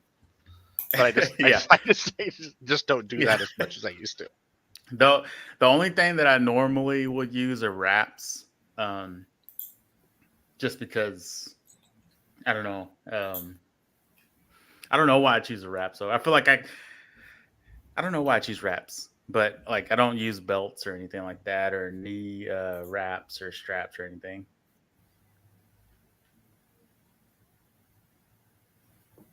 And I've hurt my back a lot, so I don't recommend doing what I do.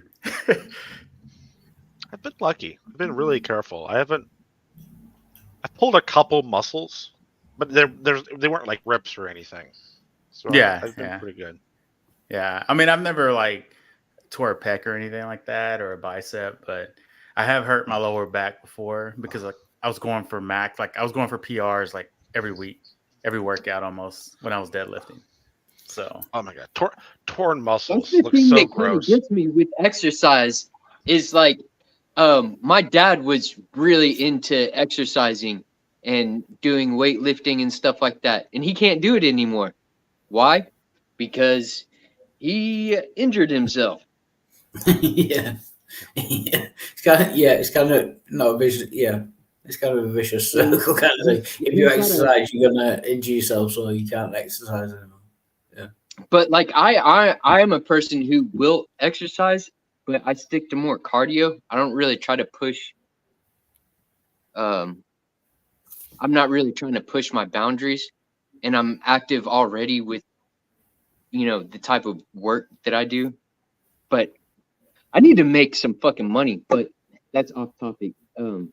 Yeah, I think it is kind of counterintuitive. We like try to get really healthy and stuff, and then people push their bodies to the max, and then they end up injured. It's kind of Yeah. It's like everything in moderation. Like exercise to a point where you get like peak physical fitness or whatever. But then if you push it too hard, like you say, you're just going to injure yourself and you can't exercise anymore, which is going to make your health worse. Yeah. No. I think cardio is more important than lifting weights. do I you? agree to that. Yeah, I think so. Yeah, I think lifting weights. I don't know. I think I put them equally. No, I agree with the cardio. I mean, ultimately, the health of your heart is going to count more. Like you were saying before, I think the weights thing is kind of more of a vanity thing and how good you No, look. I mean lifting rather weight. I than- mean, there's a lot of benefits from lifting weights. Yeah. It's I'm not like saying it's just at a certain point it becomes vanity.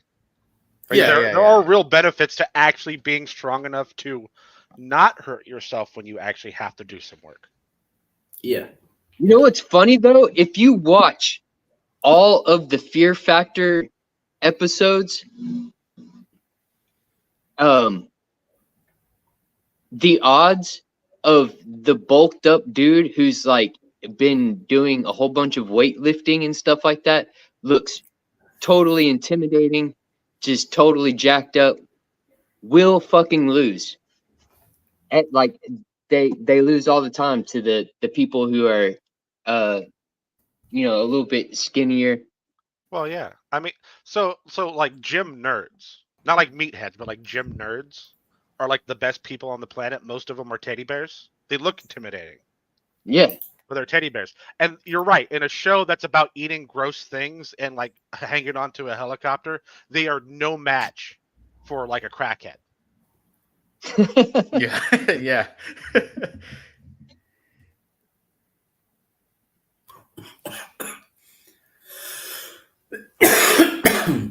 Wildheart, are you?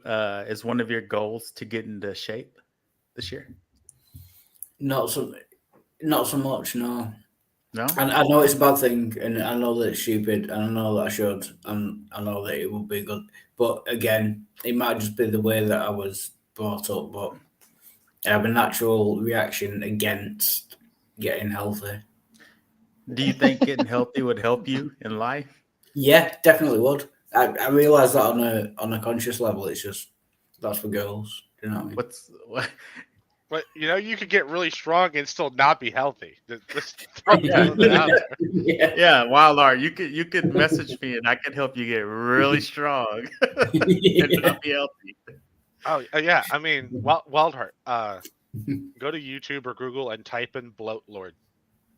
Oh, I do I you shall know see who? Yeah, Really? everyone knows who Bloat Lord is that lifts weights. Were you on the back in the bodybuilding.com days, like the forum? Yeah. Really? Not a lot though, a little bit. So you know Blow. Okay. Yeah. So you know like Genova and all them? Yeah. Oh wow. Okay. They're everywhere. I don't know who y'all are talking about. Blowhard, what? The Bloat Lord, he is a roughly 430-pound Greek man who's like maybe in the top 10 strongest people on the planet. He looks absolutely disgusting. But man, can he pick weights up. He has terrible form too. He performs the exercises all wrong, but it doesn't matter because he's just insanely strong. I'll show the video, and it says Birmingham. I don't know if that's Birmingham, USA. I'm presuming it is rather than Birmingham, UK. But I'll show the video from Garage in Birmingham. Oh, sorry, it's on me. I cannot believe I'm stood here saying this. The Gymshark. Oh, that's an ad. Skip Is that. that yeah, That's Skip it. Oh, that was the ad. Yeah, that was. Just That's the ad. him right there. Yeah, we'll go with this one. Takes all the 45 and the 55.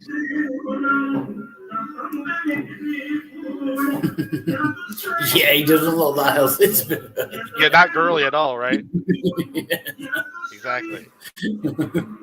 Wow.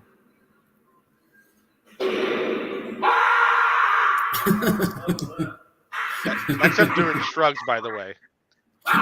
It's hard to tell because he's so big and sitting down, but it's shrugs.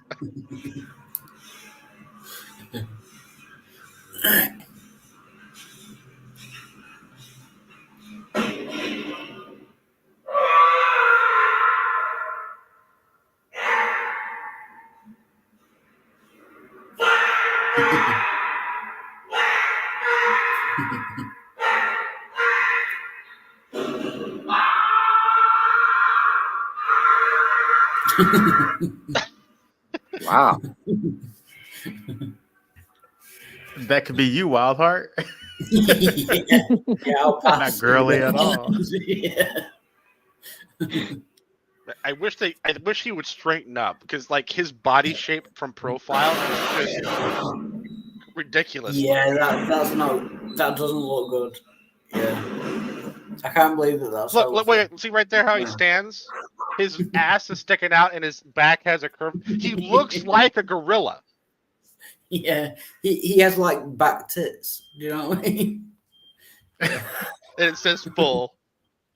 That is a scale that can weigh over 400 pounds, and he's bigger than that. I think Wild should do a bulk and start lifting weights. Yeah. Let's do a recomposition, Wild. Let's recomp. Recomp. 20% body fat. Yeah. Gain 50 pounds of muscle. I think Wild could be like an Instagram fitness model with that haircut and everything, that beard trim. Oh no, I'm thinking gain 100 pounds. No, gain 200 pounds. 70% is fat. Right. And then just let the hair grow. Just don't shave it at all. However patchy it is, it doesn't matter. Just let it go. It doesn't matter anymore. And this is health advice. No, it's not health advice. It's not health advice. Get 200 pounds. Straight. Wow, when I take a trip to the UK, we're gonna go to a gym, right? Yeah. Yeah, was that a yes? Yeah, true. I want to see Yeah, Wildheart scream like bloat. I don't think I've ever been to a gym in my life, to be honest. Yeah, No. I just realised that. No, I don't think I've ever. Yeah, Well, that's kind here's of a hint. well, Not hint. Here's a tip. If you do ever decide, maybe I want to go to a gym. Yeah. If there are bicycles in the front windows, move on to the next gym. Yeah, that's Yeah.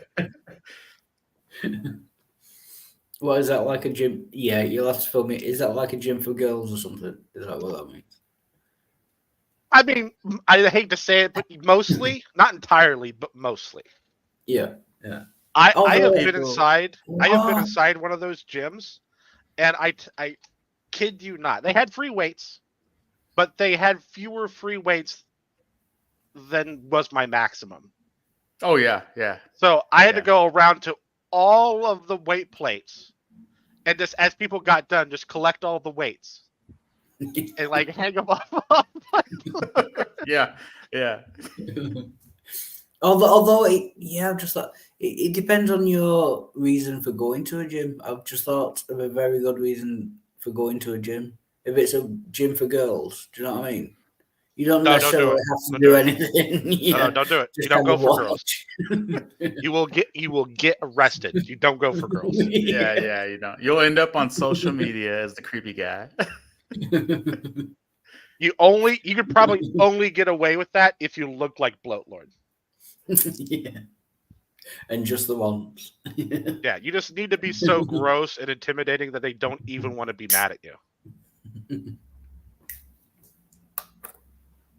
Yeah, I think Wild needs to start his bodybuilding arc. Yeah. 2024.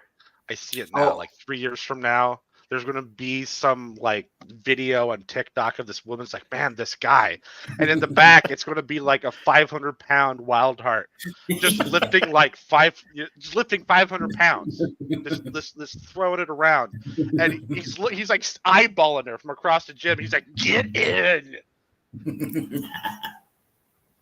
Welcome, Jason. Yeah. Yeah, that reminded me of a joke. I entered the gym once. He was furious. Do you know what I mean? Gym. But if you entered the gym, then Jim might not be furious. Yeah. Yeah. That's a good point. Yeah. Yeah. I suppose it depends on the sexual orientation of the gym.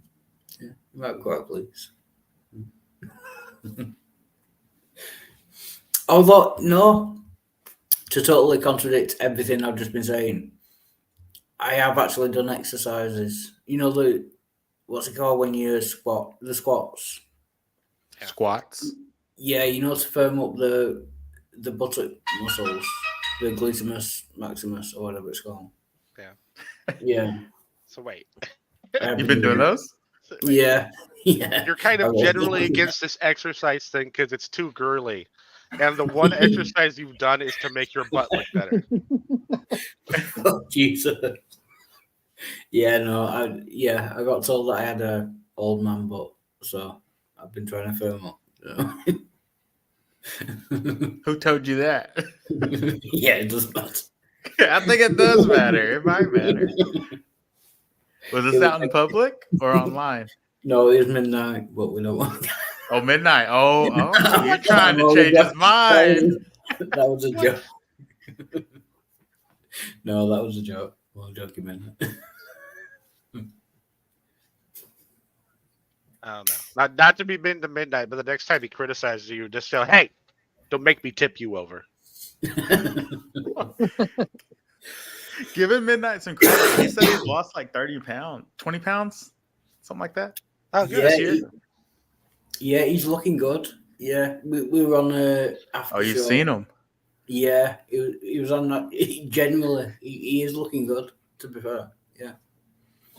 Yeah, I think he said he's lost like 25 pounds, I think, this year. Yeah. So far. Yeah. He's wasted so much money on things that he said he would do with, like, I was helping him out, like planning stuff out, his diet, supplements, everything. He blew a bunch of money and then didn't do any of it. for like 2 years. Oh, what supplements did you have them on? Do you remember? I have the list somewhere. Was But vitamin D one of them? Yeah, yeah. Actually, I got him a rather expensive multivitamin. Kind of had all the highly absorbable versions of the vitamins in it, and then I got him a very specific D one because I know he doesn't get. I don't think he drinks milk. I don't think he gets D from anywhere. Do you like multivitamins? Yes and no. Like I buy the really expensive ones for me, so I actually get a fair amount of absorption out of them. But I still break them into thirds. So do you look specifically what they have, or yeah? Okay, so you're not buying like just like something off the counter that just says multivitamin. Oh yeah, no. I mean, I don't like taking chemicals that break down into cyanide in my liver. Yeah. Yeah, it's terrible idea. Or something that could cause you to have like a metal overload or something. I'm kind of surprised no laws have been passed. It's kind of ridiculous. Oh yeah, it has 10,000% of your daily value of this thing. Oh, and by the way, it breaks down into cyanide. What do you take? I'm curious. Right now, right now I take a double dose of krill oil. I take a third of my multivitamin. I take a mushroom complex. I'm seeing how that's working. Mm-hmm. I haven't noticed any like extra neurons going off or anything. But then I got a Muscle Tech hardcore. It's kind of like a pre-workout. Yeah, but it's pills. Okay. I don't take the only powder I take anymore is protein and creatine. Okay, yeah. And I have quitrinine, but that's not really. You have what? Quitrinine. There's a few different names for it, but it does a few things. But I mainly take it because it's a really big anti-inflammatory. Mm-hmm. Being inflammation like leads to most diseases that end up killing people when they're old. I've been kind of working on that. I just got another one. What was it? It's for the methylization though. I can't forget. TMG. TMG. Okay. Yeah. Oh, and Tutka. I take Tutka. I'm sitting here thinking about everything. TMG and Tutka is mainly for my liver, but TMG in doses of like 2.5 grams a day, as little as 2.5 grams a day, has been shown to decrease body fat, increase muscle without exercise or a change in diet. Oh, well, Wild, would you be interested? Yeah, that's perfect. Yeah. But I don't have to do anything. Well, it's in human studies, it did that. It increased like perceived energy. It's hard to tell if they actually have more energy without exercising them. Perceived energy. Yeah. But then in my studies, it inhibited the growth of white fat and increased the amount of brown fat. And if you don't know what those mean, that's all good things. No. Yeah. But welcome grease all, by the way. Good to see you. And it's really good for your liver. We've done that for like a century. It's really good for your liver. But I want to ask about perceived energy. What? People reported feeling like they had more energy, like they were less lethargic, they felt less tired. Which would make sense if they had more brown fat, they would have more energy because brown fat has more mitochondria. It would make them feel more energetic, as an explanation. But those are different studies. I'm merging the information from different studies I've read into one. Yeah. Wouldn't that also work for like a placebo? If you were just given the tablet that said increase your energy, wouldn't they report having more energy? It could be, but the placebo group didn't report more energy. Yeah. Those studies are adjusted for. They take into account placebo effect. Yeah. The one study that had that just said perceived, because they weren't doing anything that you could consider a measurement of energy in the study. So it was just a report. Yeah. So it was just based on what people said rather than an actual like chemical test. But They did body composition, right? In that study, that's how they knew that because their weight stayed the same on average, but their body composition changed, and that they lost fat and gained muscle from changing nothing other than taking this. Oh yeah.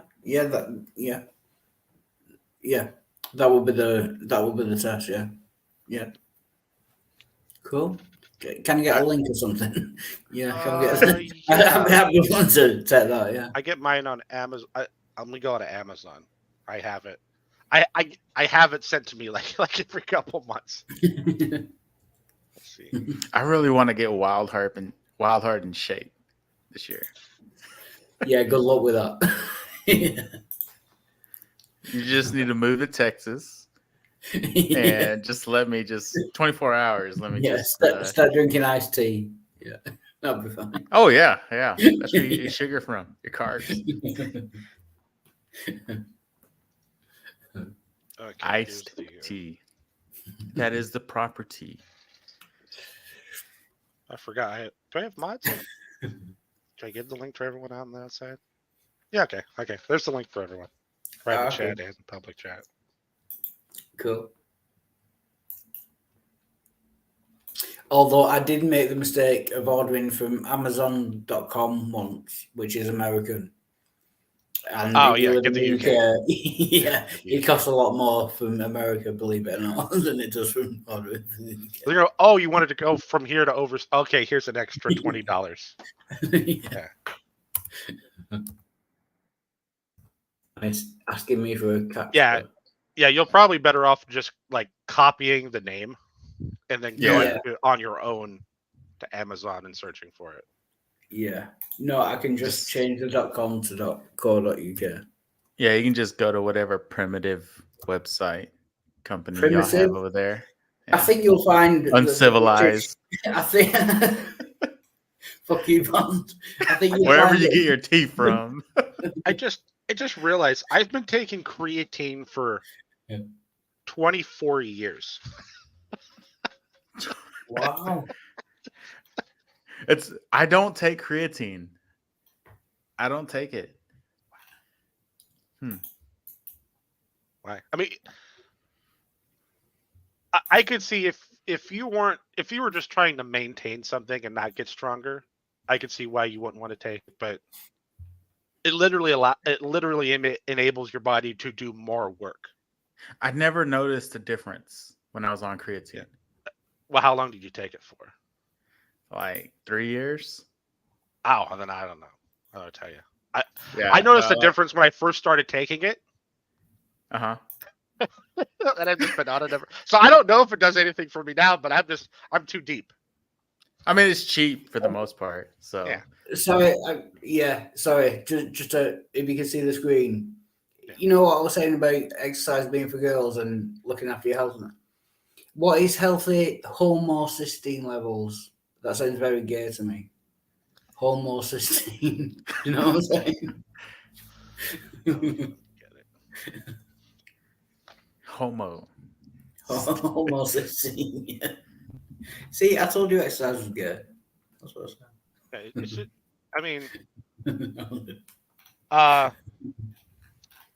It's just an amino acid. That's all it is. All right. It's what the different vitamin B's work on. I can't see a price though. How much is it? I mean, you can't. We have to go up. Oh, it's currently unavailable. You'll have to Oh yeah. You'll just have to search for TMG somewhere, like just on the site, and get like a different one. I would normally tell you to be careful about ordering this supplement or that supplement from just random different labels, but a lot of these are just really basic and cheap. So when they test this, a lot of the basic and cheap stuff, there usually isn't an issue. Yeah. So it doesn't cost much to get one of those presses, and you can just get any kind of powder and press it into a pill and be like, This is Homo selectus and methylene and sell it to people. Yeah, it's like talcum powder and rat poison. Yeah. Oh, but Sir, I used to take animal packs. If you ever seen animal packs, yeah, no, I never took that. it's a very expensive way to not have to do your own research. So don't ever do it. Just do your own research.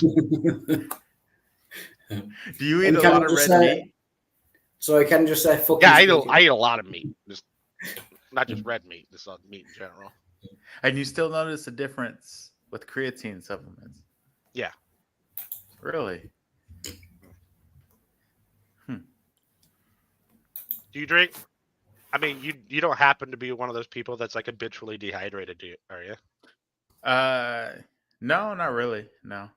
Because if you're dehydrated, it won't function right. No, like I mean, I drink anywhere from let me see. How much water do I drink?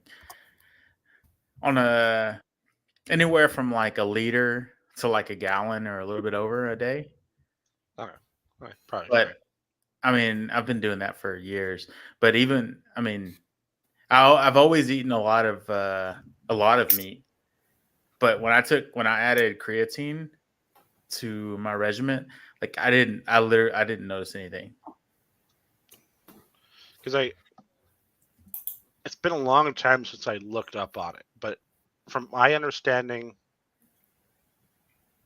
like the cheapest way to load on creatine, like 5 grams, but I think it takes like a whole month, 5 grams a day.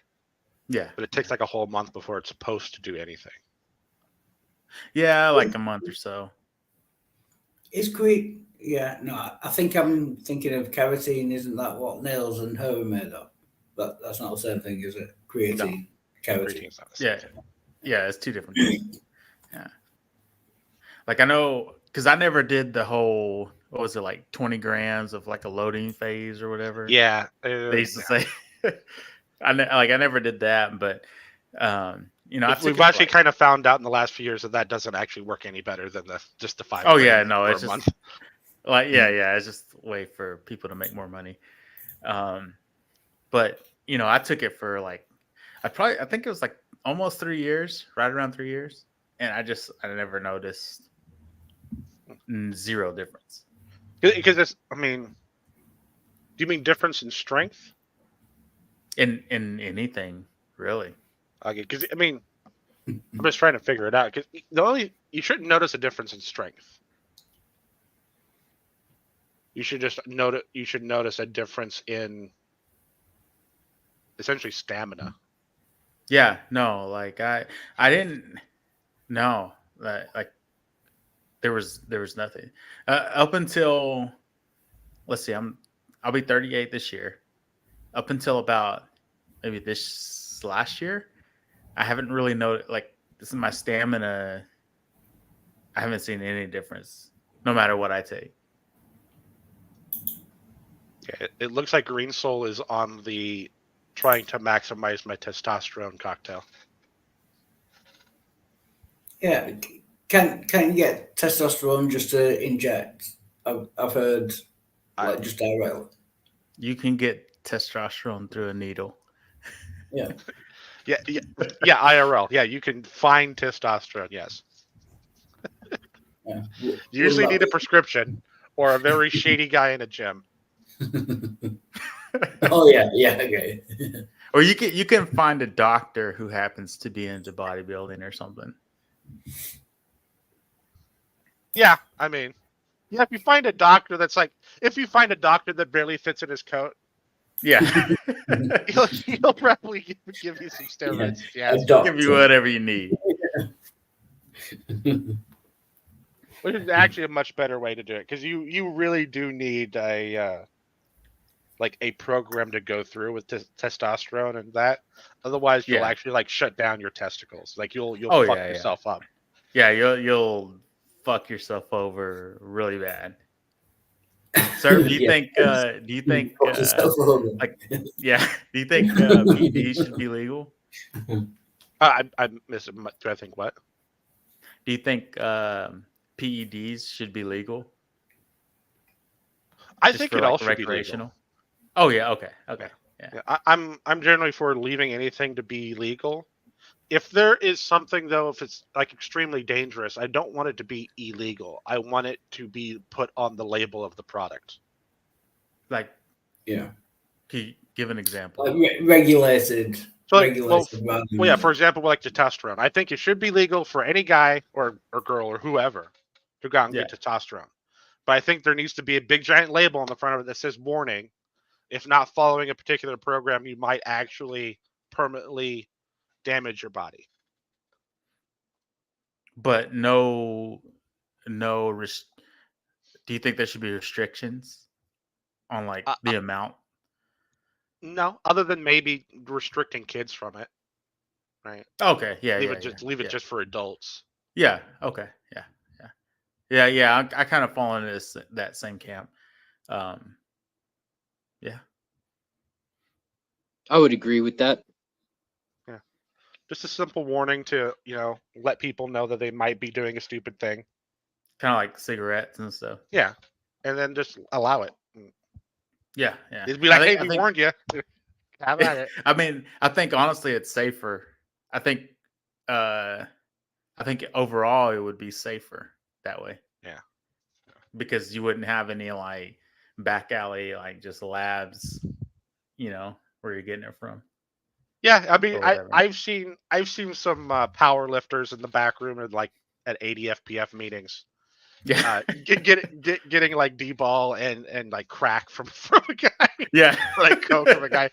Right before their lift. Like, okay, I got my steroids for the next month, and here's my coke to help my lift. Yeah, I've seen one of the gyms that I used to go to. I don't know if you keep up with or if you used to keep up with like bodybuilding or whatever, but you probably know Coleman, Ronnie Coleman.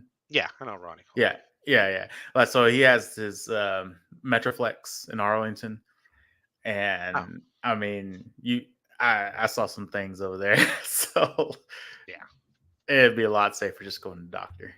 Yeah, there's one of those guys in every gym. You can usually spot them once you've been around a while. Oh yeah. There's all the in shape guys with like nice shoulders and pecs and abs and everything. And then there's that one guy that has like 10 times as many veins as he's supposed to have. Yeah.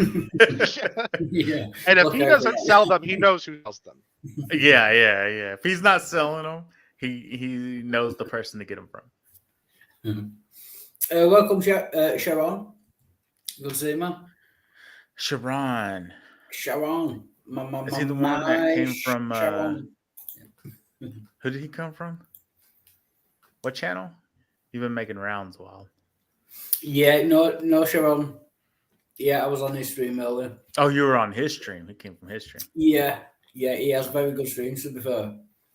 Okay. Yeah, I like the way he moderates.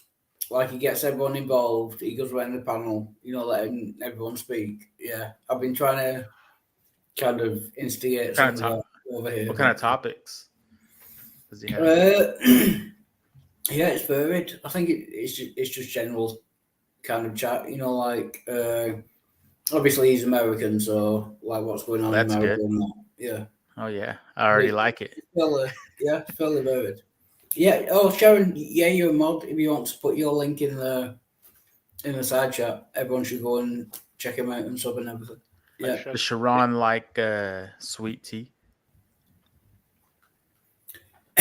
Yeah. That's a good. I have no idea, but with ice. Ice. Yeah. Do you think he'd put up with my particular brand of polite bullshittery? Probably, yeah. He's really, like undiscriminatory. Do you know what I mean? He let me on. You know what I mean? So yeah.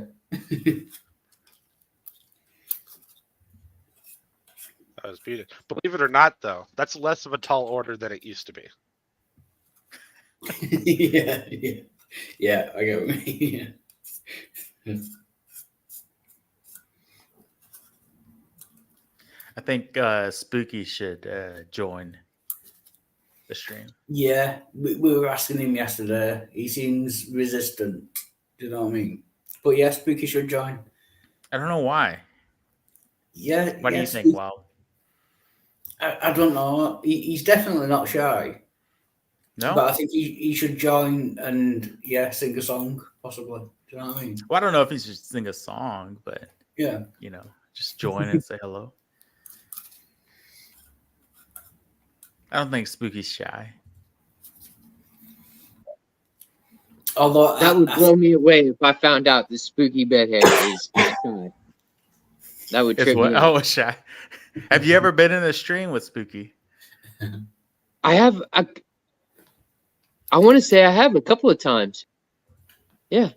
Or has it always been that I've only? I know for sure I've interacted with Spooky a lot in the chats, but I can't remember if I have been on screen with him. I have only been on stream with Spooky once. He doesn't join often. I've been on with him a few times, but it was like it was a very short window of time. Like there was a month where he came on a regular basis, and then he just kind of sat in the background again.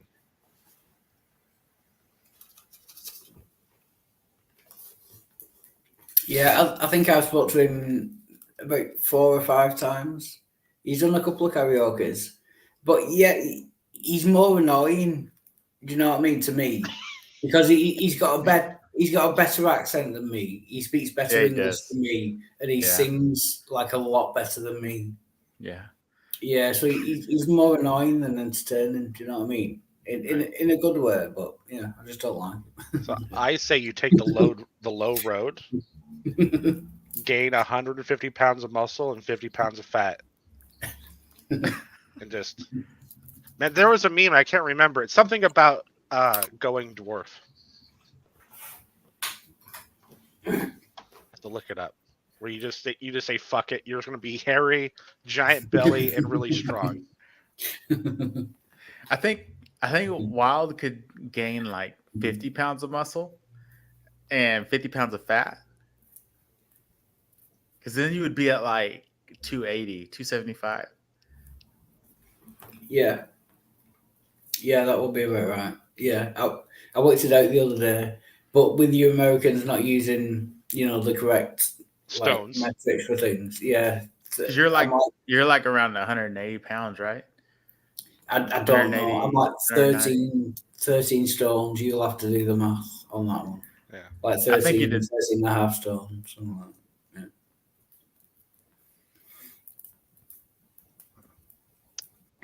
Jim Bros can do kilograms to pounds, but stones. Oh yeah. I prefer kilogram. I prefer kilos than pounds. I can't. I like 45 plate. Like 20. I just no. Yeah, 20 kilo plate kind of throws it off, but I just like. I don't know. I just like the kilos. It's like because you have a 2.5, and then you have with the kilos. I think we have. Let me see. We have a 20 kilo, a 15, a 10, a 5, and then I think we have like. What is the other one? The smaller one. I can't remember. I think it's a 1 kilo, 1.1. I wonder if like gyms in Europe have 45-pound plates. Like what I'm saying is, are they like reconciled to pounds instead of kilograms? Right. So you have an even pound, but you have this weird fraction of a kilogram. I could see that if they had like some cheap brand or something like that. But like, I doubt that would happen. I get because even whenever I'm like even like with like people that posting from overseas or wherever. Most of their weights are just in straight kilos on like social media and stuff. Oh, okay. I say I was going to have to go back and look at the Bloat Lord video to see. if it is Yeah, kilos, I think on it. I think probably like most of the people that I like follow on social media, like I'd probably say like 70 to 80%, they're just straight kilo plates. I never paid attention.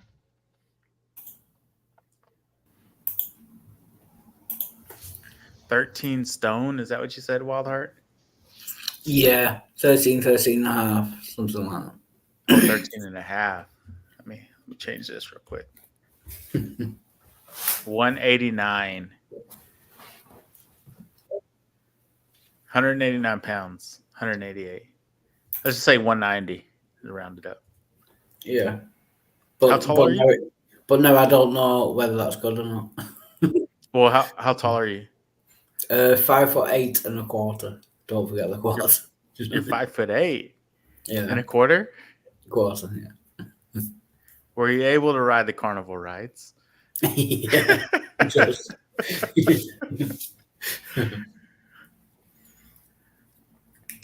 5'8", 190.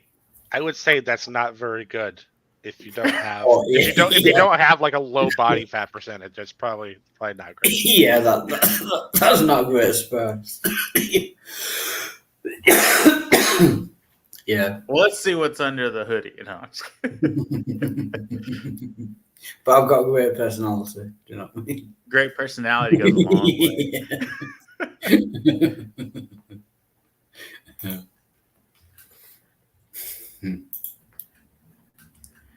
Spooky said 1 kilo is 3 foot 4 inches. Whoa, huh? Wait a minute. Yeah, that confused me. 1 kilo is 3 foot.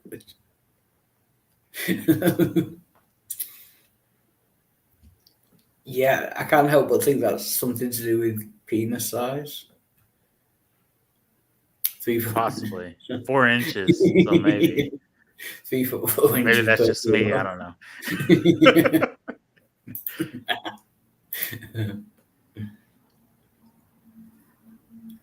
Yeah. Yeah, Nerdy- you are nerdy gorgeous. is- Yeah. Wildheart, do you have any plans on visiting the U.S. in the next year? Ah, Oh, wait.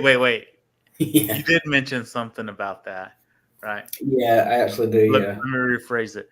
Do you have any plans on visiting Texas? No. If you're going to be in the U.S., why would you not want to visit Texas? Because I would melt, basically. I'm planning Oh, on going over in May. Well, no.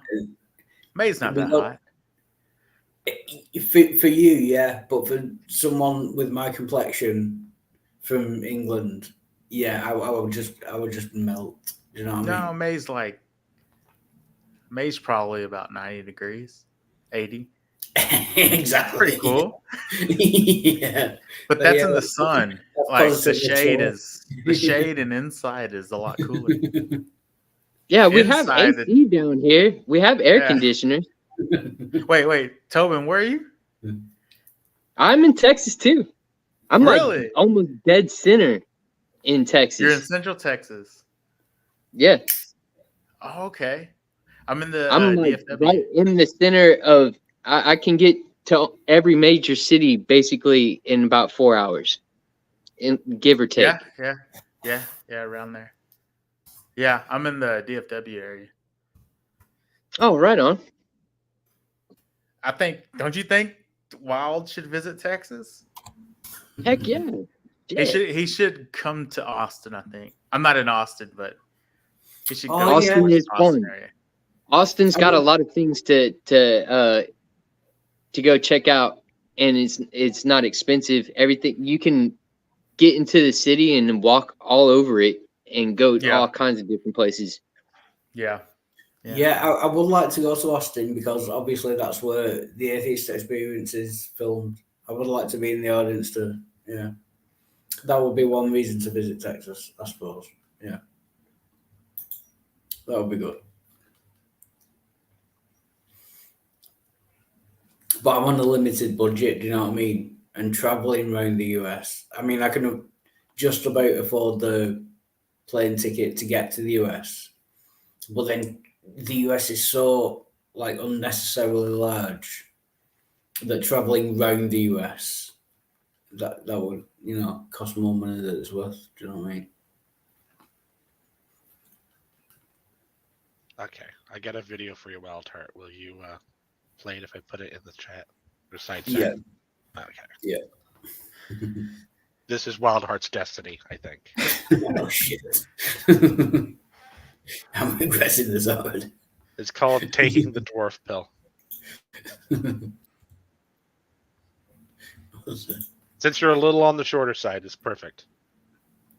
Short, 5'8". I'm a quarter of an inch less tall than Richard Madsen. That's not short. So That's Wild average. Heart, can I tell you? Okay, I'll keep it nice. 5'8" is short. I'm a half a foot taller than you. Half a foot. How tall? Fucking hell. I'm 6'2". Oh, okay. No, okay. no. I misheard that. No, I'm gonna like you are overly tall. It's not me that's short. You are abnormally tall. What? Right. Let's. No. What's the Well- average? What's the average height of humans? I am would so much suggest- taller than you. I could give you the weather report, and you'd have time to hide. So Right, 6 foot. 6 foot is the perfect height. It's what everything is based around. Oh, that makes it. And tricky guess what because- height I am? Go- Right at 6 foot. Yeah, it's already bad enough that like my upper t-shirt size is like 5X and my lower t-shirt size is 1X. Yeah, yeah. But adding on that I'm like 2 or 3 inches above the standard just throws everything off even more. Yeah, Well, that makes it tricky because when you say I'm short and the average is 6 foot you are short. and I'm 5'8" That is short. and a quarter. Yeah, but that means that Serb is tall. Oh, yeah. Serb is Because tall. 5'8" and 6'2", they're both. You're both at two- normal. Yeah, they're both like 2 inches between the average. So if I'm short, then Serb is overly tall. Do you know what I mean? Yeah, but if I'm overly tall, that would make you really overly short. Yeah. That should just be 6 foot.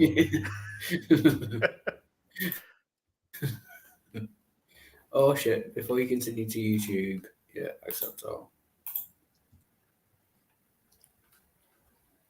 If you're an ugly manlet, you shouldn't try to become a midget bodybuilder gym sale. Jesus. That's a rookie mistake. Instead, embrace the dwarf pill.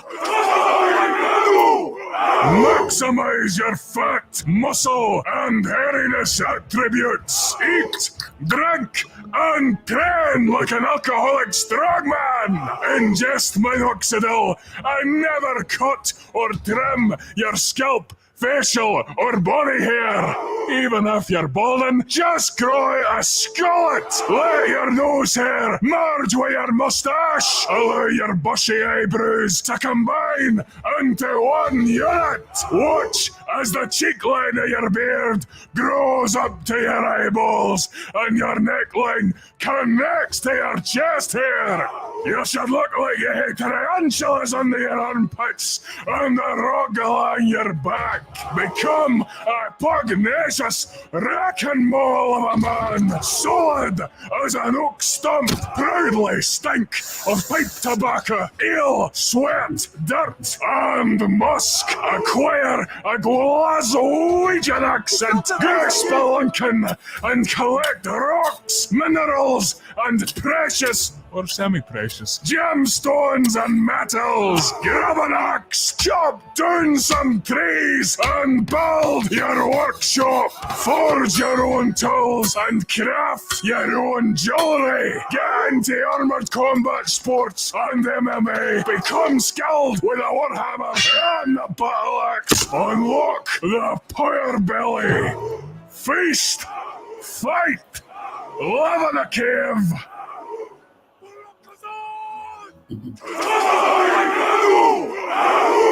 And be happy.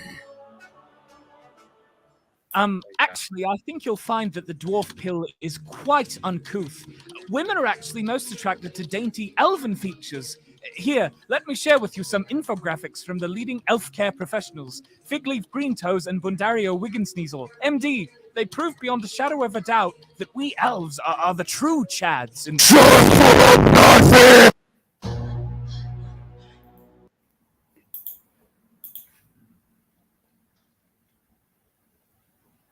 I went wild hard to unlock the power belly. The power belly.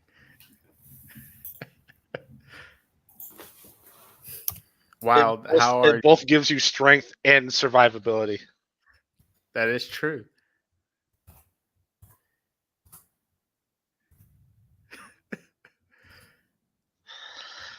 I want Wild Heart to lose an inch and gain 200 pounds. And go digging for rocks. What's that? All right. He's gonna go do that.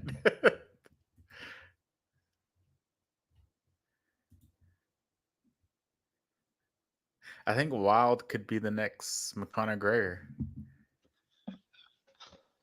You just reminded me. They're remaking Roadhouse. And They're Conor remaking McGregor's in it. Really? Yeah, it's already out. Is it already out? I think it's already out. I saw an advertisement in an email. So can you just set the private chat, please? Let's see here.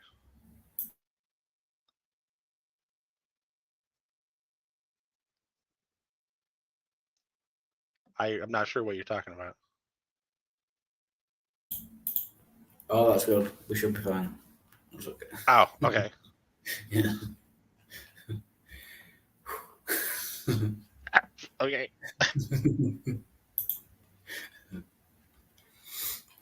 I think It's weird that I even know that because I don't even watch movies. But I just saw it in a passing glance.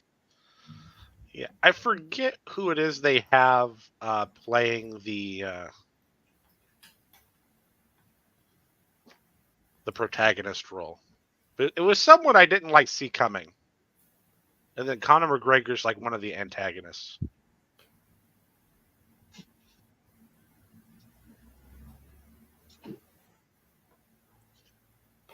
Oh yeah, it's fine. It's fine.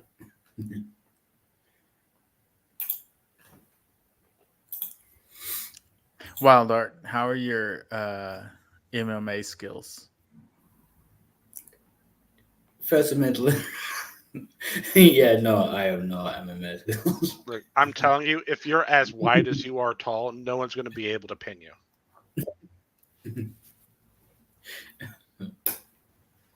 They'll come in for a punch and you'll just hit them with your stomach. No, I'm not. No, I'm not. Right. I'm not. Okay. Gyllenhaal, Jake Gyllenhaal. Jake Gyllenhaal. I don't know how to say his name. Oh yeah, in the movie. Yeah. I think Thin is kind of pushing it, but I'm not. Yeah, Thin is pushing it. Yeah.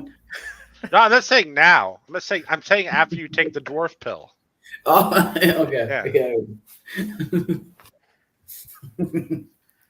You gain 100 pounds of muscle and 100 pounds of fat. You just have hair everywhere. And you're just greasy and stinky. I promise you'll win every match you're in. Yeah. Not only will they not be able to do anything to you, they won't want to. Yeah, exactly. Yeah. Yeah, but the more negatives than positives. I mean, you might win a wrestling match or whatever it is, but you know what I mean? I would agree with you. Like there's a lot more negatives than positives building up, but I think once you're there and you have the complete picture, I think it's perfect. I want to visit the UK, go to a pub with Wild Heart, and get into a fight. Oh yeah, I can do that. Yeah, I think you need to try. Yeah. No problem. I mean, just go into a town and say the name of a soccer team that isn't from there. Yeah, I'll just scream out Liverpool. Yeah, just go into any pub in my hometown and just say you're a Liverpool fan. Yeah, you'll get the shit kicked out of you, no problem. You are from there, right? Or no? No, I'm from Manchester. Yeah, but yeah, if you say you're a Liverpool fan anywhere in Manchester, If I wear a Liverpool jersey, yeah, you'll would I generally even have to say anything? You won't make it to the bar. Yeah. But it's all UK people, so it's not. I mean, not like I have anything to worry about. It's all the British. We've already beat them once. Yeah, That's true. beat is subjective. Just- I want to see a video on just on the news of this American just yelling redcoats like, while they're in this brawl. Redcoats. Wildheart, do y'all learn about the 4th of July? Oh In yeah, school? Independence. Yeah, Yeah, Independence Day. not so much. Yeah, not. Yeah, it's not really. I mean, slightly, but it's not really promoted in the Kind UK. of edit that out of the history. Yeah, is that the day where you left What? the British Empire? Well, because wait. you I'm curious. When you're in school, Yeah. What is taught to you? basically on the About 4th of that. July, you left. Well, the or British just about Empire. American independence. Yeah, on the 4th of July, you left the British Empire because you didn't like tea. That's how I understand it. Is that what's taught? So, yeah. You got pissed off with us bringing you tea. You poured it all into the sea and left. That's it. Have I got that wrong? Yeah, I'm not sure. Do y'all learn about American independence in school? A little bit, yeah. Although I didn't go to school that much, believe it or not. I mean, you skipped or you just didn't go, or like you stopped early. I didn't go. I would say on average between the ages of 5 and 14, I went like 1 or 2 days a week, and then from the age of 14, I just didn't go at all. Because like you just skipped or something. Yeah. Oh, okay, I got you. Welcome, Will. Good to see you. Delinquent.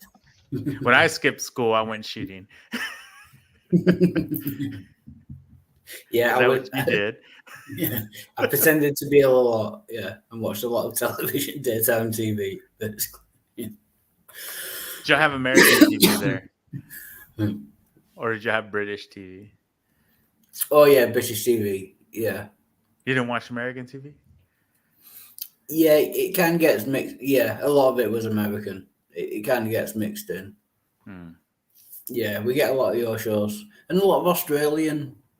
Like especially daytime TV when I was growing up, a lot of it's Australian. You know, like soap Hey, operas. Like what? Yeah. Do you know who Bob Barker is?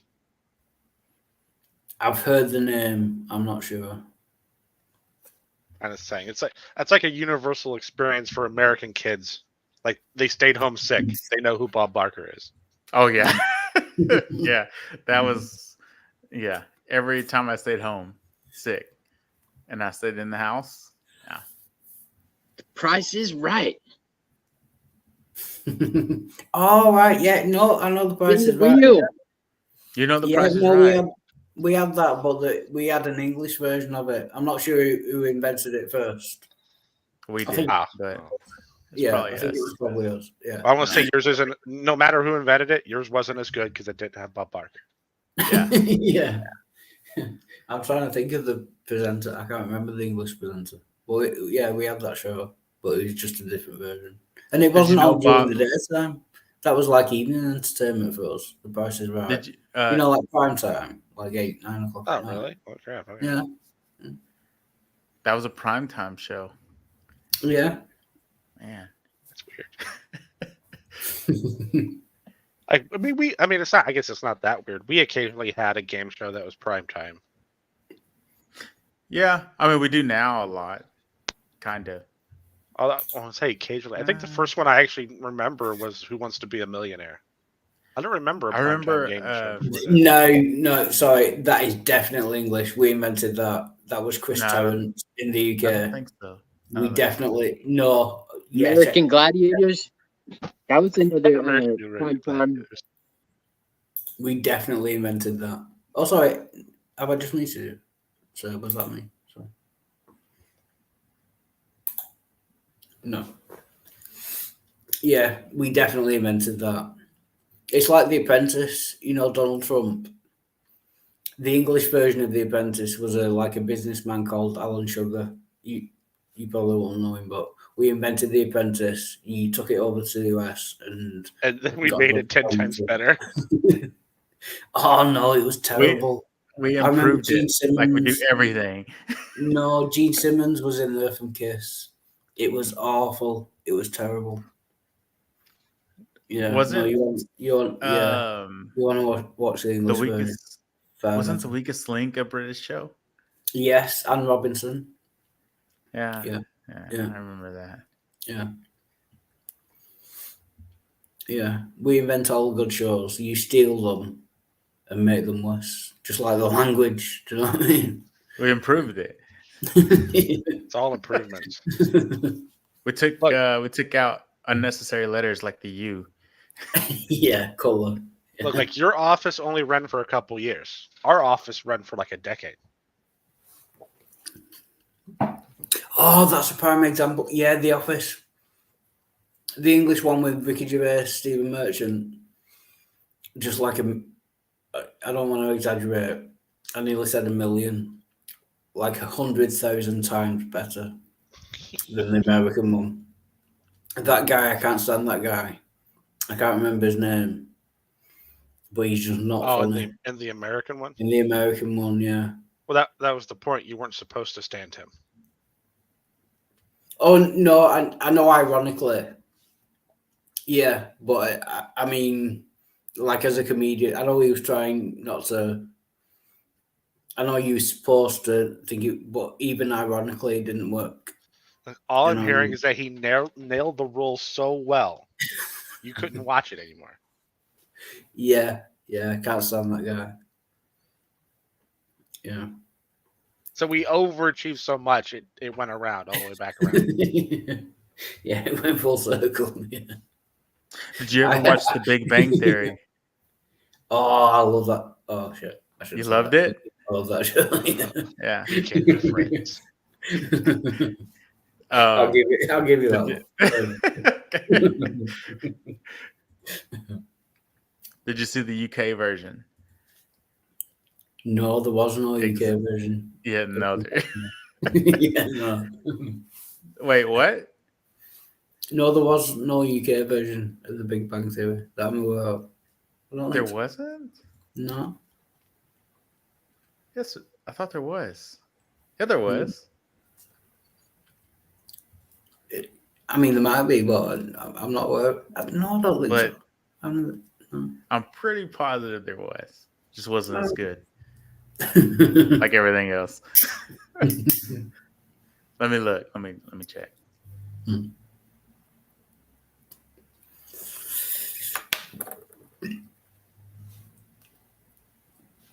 Okay, so it says it was a British television science magazine series produced by the BBC. Yeah. It wasn't called The Big Bang Theory, though, was it? Was it just called Bang?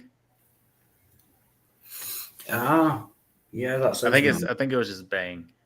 All right. Yeah, that's possibly true. Then I've never seen it, and yeah, so I don't associate it. But yeah, that could be true. Yeah. American version for the win. Yeah.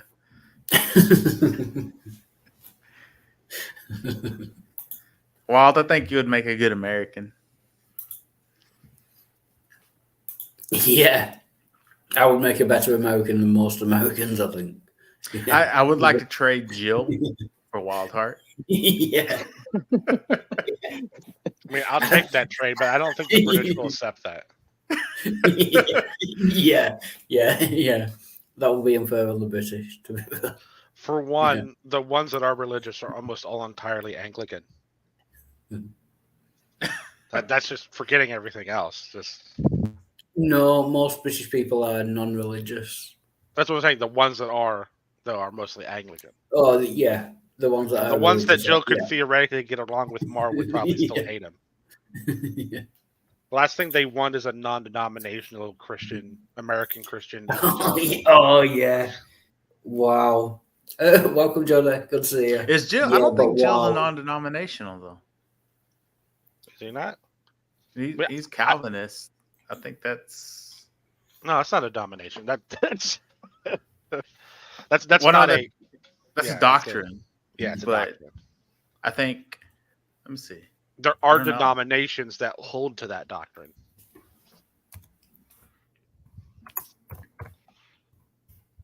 Yeah, Jill wouldn't do well. I don't in know. the Let me look.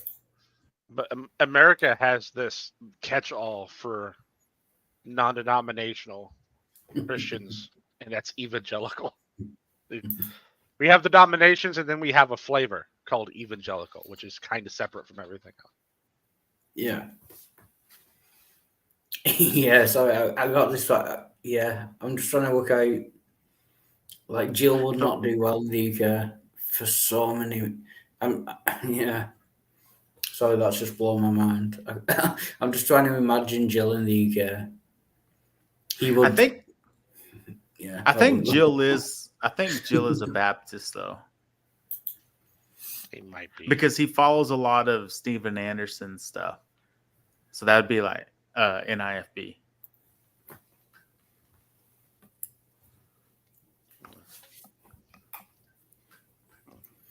Well, yeah, Jill wouldn't do very good. He wouldn't know who to call liberal.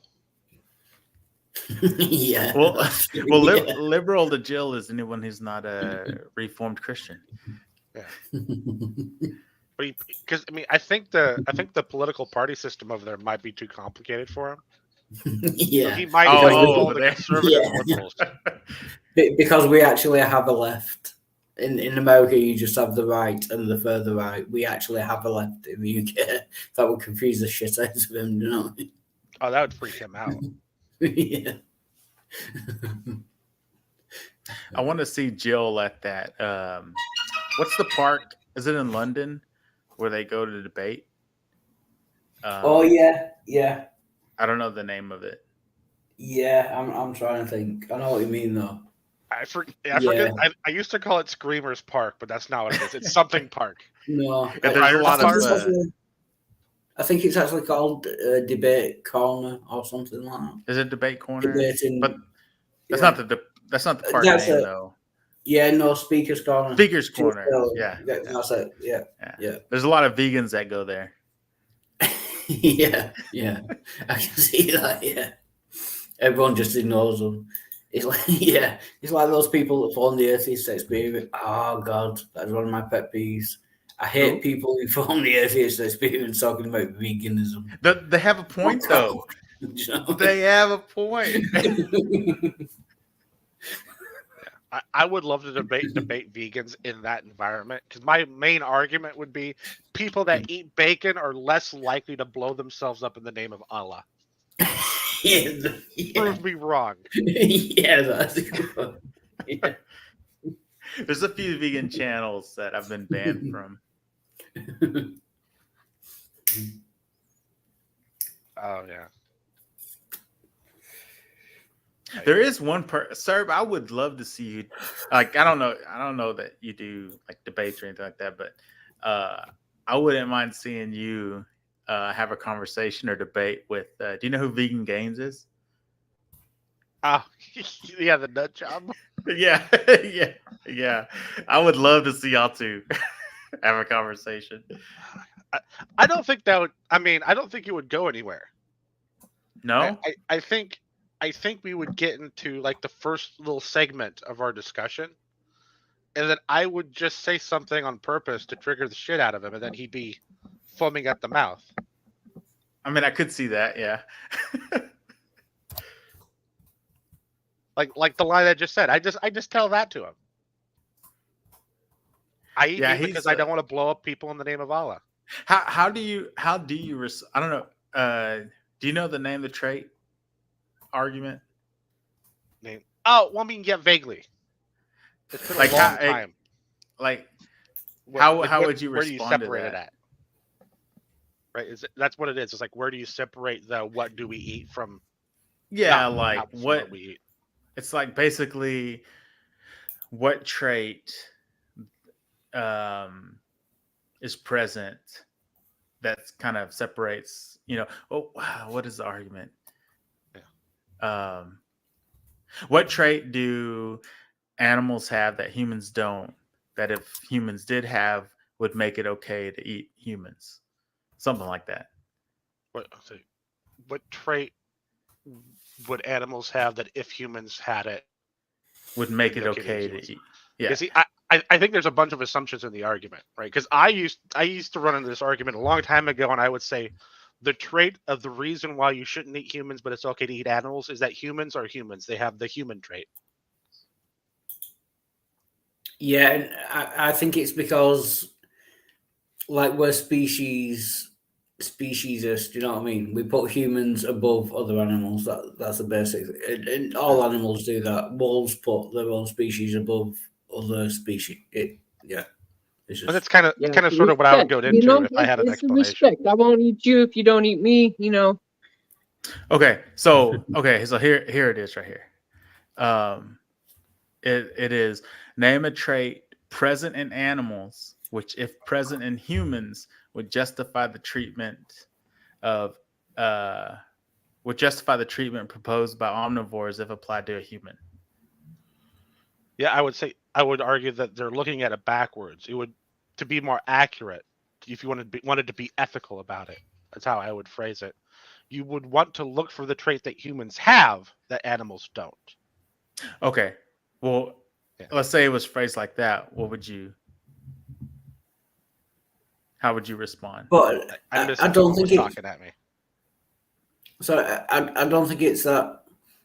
I mean, being speciesist and humans putting other humans. I mean, it is discriminatory. I admit that it's not. It's not like fur or anything. It's just the way. It's just the way it is.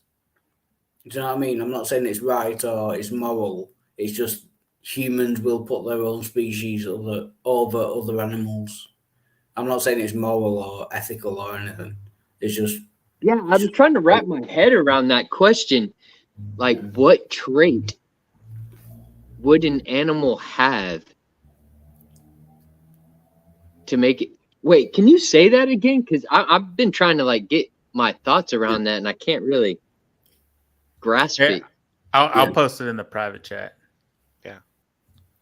Yeah, the argument's framed in such a way because it's to try to lead you down a path. Yes. Right. Yeah. Because it's not that animals have traits that enable you to eat them. It's that humans have traits that keep you from eating them. Right. So if you go along with the argument, you're going to have a really hard time. So you just go, look, this is dumb. What it is that humans have traits that keeps us from eating humans. Animals don't. They lack. But it's not the traits. It's not the. I don't think the trait has anything to do with it. Well, here, why do you not eat humans? Because they are another human. Because it's a respectful thing to do. I'm not gonna kill you. You don't kill me. Yeah, we can have the human trait. Like, if there can be somebody who's brain dead, and they're totally bedridden, and they're not going to get up anymore, and it still would be unethical to eat them because they are another human. Yeah, so you laws have the and human stuff. trait. It would be unlawful to kill another human. Do you know what I mean? It's just like society and laws and that. And that's why we don't kill humans. That's not the only reason we don't kill humans, but it is against the law. Do you know what I mean? There's no law against killing animals. There is a law against killing other humans. So that's one of the reasons we wouldn't do it. Do you know what I mean?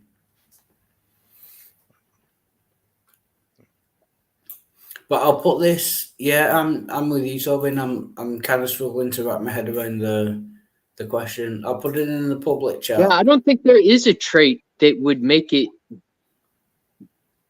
right or wrong. Like, there's a bunch of traits that we share with other animals. Yeah. Like most animals, I would assume are conscious, just like us.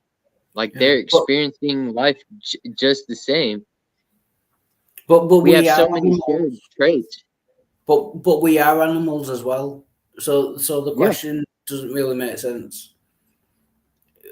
Name a trait present in animals, but we are animals. So there's no trait that's going to be different. We are animals. They're not using the word. They're not using the word like that. But they're using a different definition in that non-human. Non-human creatures. Yeah. Animals. Right. I said they have it backwards because they're trying to lead you to a conclusion. Yeah, because every answer goes down like a crazy hypothetical. Yeah. So name a trait present in animals, which, if present in humans, would justify the treatment proposed by omnivores if applied to a human. Yeah. What I would suggest doing, if you could have this debate, would say there is no trait that animals have that if you added it to a human, it would make eating a human okay. Right, and then you don't have to say anything else.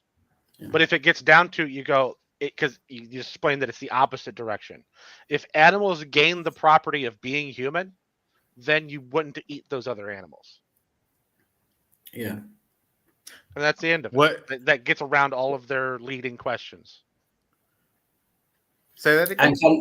And can just say this might be a diversion, but fuck you, Spooky. Not because of anything you've done. It's just I'm not an animal. I'm a free man. You just made me think of an Iron Maiden song, and I desperately want to sing it, but I'm not going to. Not a prisoner. I'm a free man, and my body is my own. The part I think you misspawned was the if you took the property or the trait of being human and then added that to an animal, then you wouldn't eat the animal. How? Okay, so what property would be being human that you would be adding to an animal? Oh, it's a species.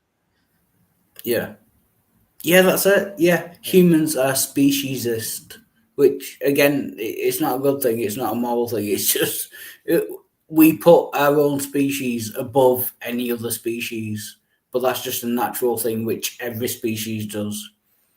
Like wolves or lions or tigers or any species will eat other animals, but they won't eat their own. Okay, so I would argue that trait would also be misleading. It's more like property. What property do these things have? Drag them down into logic. Get away from that feelings. Like whenever I hear the word trait, I think of like, things that are like tied to our personality. Well, yeah, most people are going to say like intelligence or something like that. And then they're going to get led down this, well, is it okay to eat a mentally handicapped person?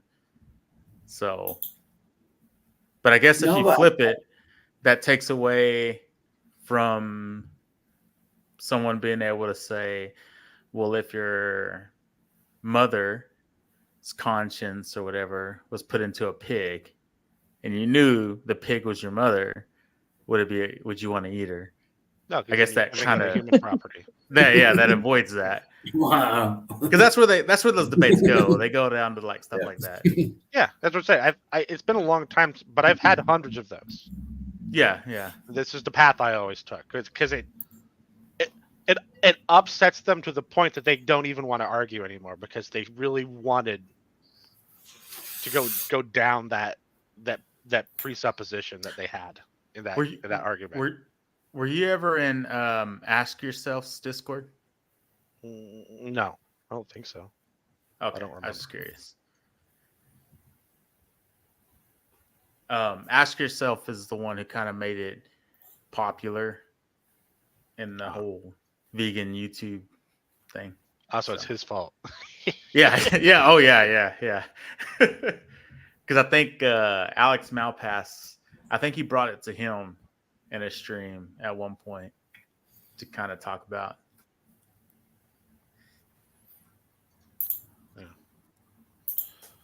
Yeah. There was a while there when I thought the arguments were getting really, really stupid.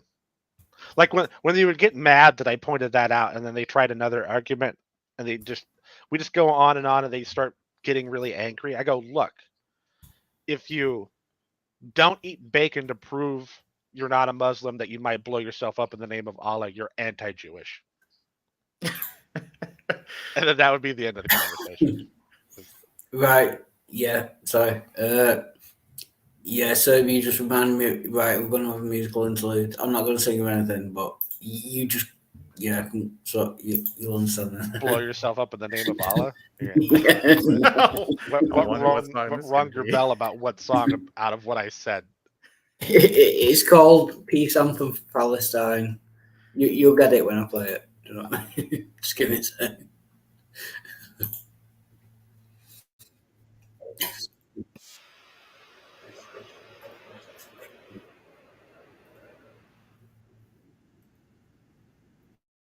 This isn't like a Truck of Peace video, is it? The scoop, buddy, Pete Doherty. Now, Andrew, you're a comic who can always deal with quite big, weighty subjects, and I'm a bit of a doofus. So I'd like you to explain to me the current political situation in Palestine. What you have, Rob, is a situation where the Palestinian people have been forced to choose between a secular, pan-Arab nationalist. The Muslim people in the region don't seem to get along very well at all. And the trouble with the situation is that the fighting, the self-perpetuating nature of the violence makes one wonder how there's ever going to be peace in that region. And I think about this all the time, as I'm sure you do too. And I think, how is there ever going to be a resolution to this conflict? And I was thinking about it the other day, and I thought, maybe, just maybe, it's going to be a simple thing. Maybe all they need is a really good peace anthem. So I've taken the liberty of penning a little something, and I thought I should bounce it off a relatively neutral kind of secular crowd before I actually pop over there and start busking on the Gaza Strip. So.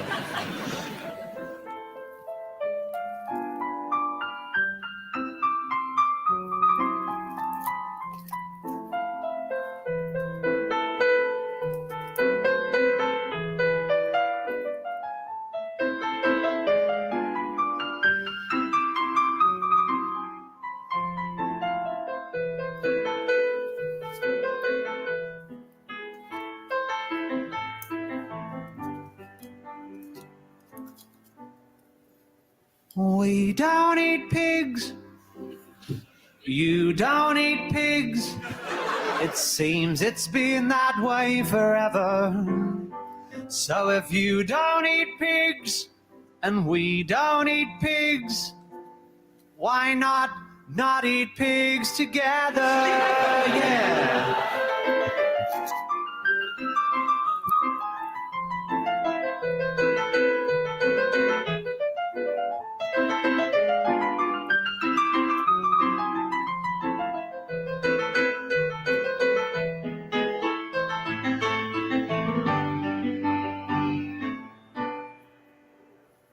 We don't eat pigs, you don't eat pigs. It seems it's been that way forever. So if you don't eat pigs, we don't eat pigs. Why not eat pigs together, yeah. You know it's true.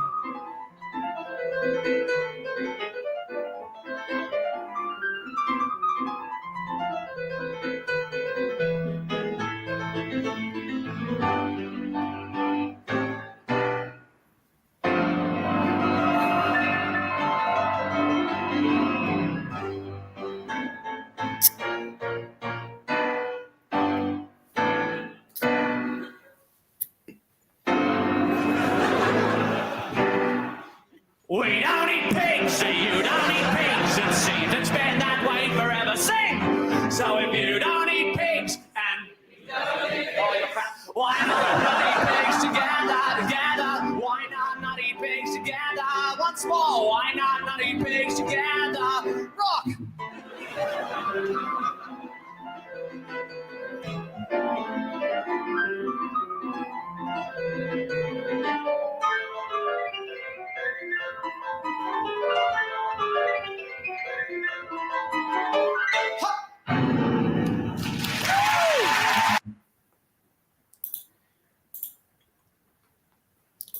Yeah. Do you get my point? Yeah. No. We are really lucky I'm not God. 'Cause I wouldn't fix anything. I would just go around to places like this and troll everyone.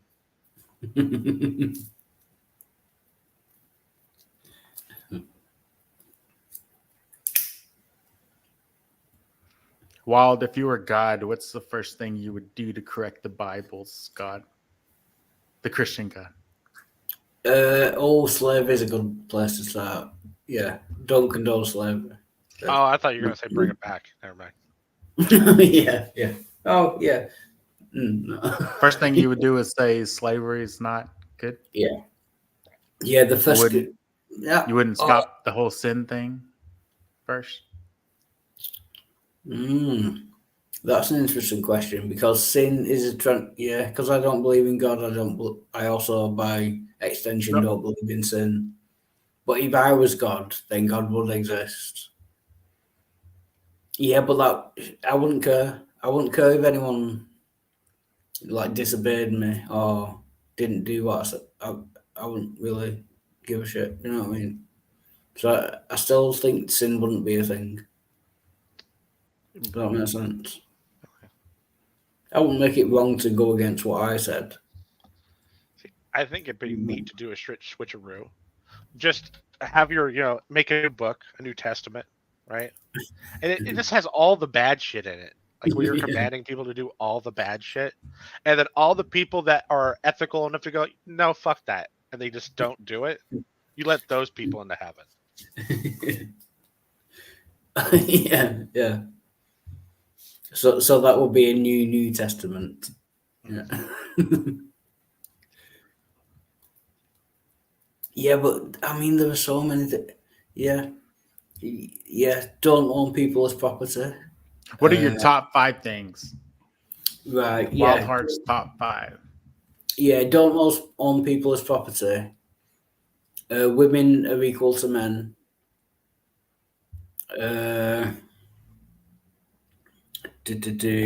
Rape, slavery. Oh yeah, rape. I think at least rape should be worth more than 50 shekels. 75. Yeah, I'd probably increase the rate you could charge for rape. Do you know what I mean? Not saying it's a bad thing, but just increase the fine you should have to pay. Like maybe I don't know what shekels is in today's exchange rates, but maybe up it to 100. Do you know what I mean? That kind of thing. Sorry, that was a joke. Just to be clear, that was a joke. That sounded serious to me. So what was your first thing? Slavery? Yeah.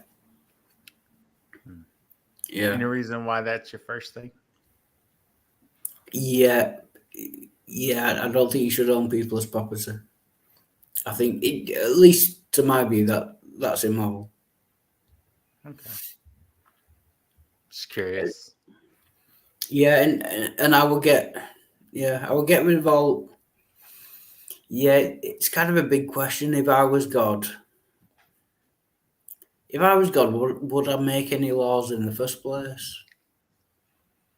I mean, yeah, there are some that are good, but they wouldn't be good because I said them. Maybe I'd just leave people to work out what works best for them. Do you know what I mean? Mm-hmm. Which I think people would do naturally anyway. Maybe I'd just stay out of it. People learn the hard way? Man. Jeez. But no, not the hard way, because I think it comes naturally. Like, I think it's kind of inbuilt that people know that killing people is wrong. Wait, what? Say it again? I think it comes naturally that people know that killing people is wrong. I mean, no one wants to live in a society where murder is kind of legal, where people just go around killing other people and there's no consequences to that. Do you know what I mean? I think they can work that out for themselves.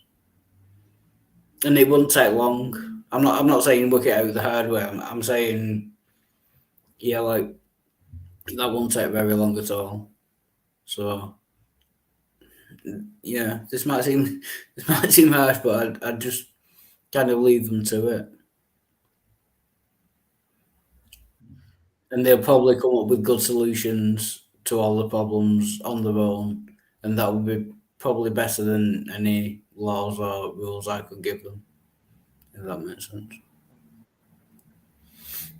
I don't know. I'm one of those kids who is like left, who kind of slipped through the cracks. You know, I didn't really have a whole lot of guidance in my life, and I made a shitload of bad decisions. I learned a whole bunch of bad ideas that, I mean, I'm in my 40s now, and I'm just starting to like get rid of and change some of the behaviors Yeah, that but I had picked up. Yeah, I get what you're saying, There but needs to be some kind of guidance. yeah, but I'm guessing the things you're talking about were like maybe illegal. I mean, just because there's a law saying you shouldn't do something, that doesn't necessarily mean that you're not going to do that thing. Well, What I'm I'm talking saying about like feelings, like it's something as Oh, simple yeah. as like the way I deal with my feelings. Yeah. Like I wasn't shown how to really deal with my feelings. Yeah, but there's not a lot of that. There's not a lot of that in the Bible either. No, the there's not. laws in the Bible are like do not murder, do not steal. I mean, you had those laws just in your country. So I'm saying, yeah, it's complicated, but yeah, even though you have the I'll probably make more laws about that kind of stuff. But that's not what you get from God. That's not what you get from the Bible as it is. Do you know what I mean? You would make more laws. Yeah, I'm not sure. Yeah, I would have to give it more thought. I'm not sure. I would do one thing. I think I would go with principles, like instead of like laws and punishment. Like, if you want to achieve a happy, healthy lifestyle, you know, you can follow these principles. You can, you know. Yeah. Yeah, there is some of that, like love your neighbour as yourself. It's kind of a good idea, but that's kind of flawed as well, because what if your neighbour is like a sadomasochistic, genocidal maniac? Then it doesn't really work. You know what I mean?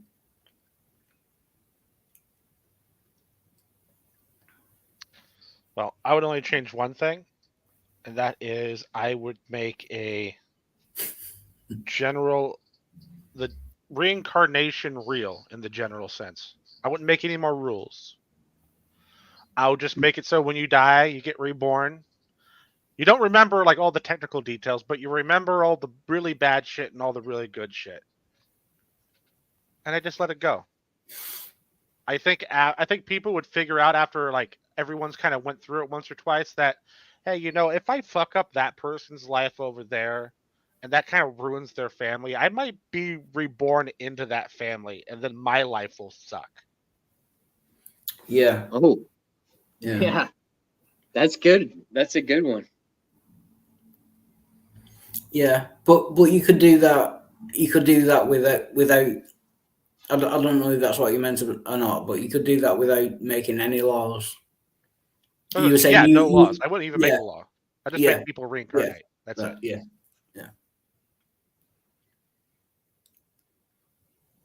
I think after like 4 or 5 generations, Earth would kind of just become a heaven on Earth. Yeah. People would kind of figure their shit out. They'd be forced to, right? They'd have plenty of time.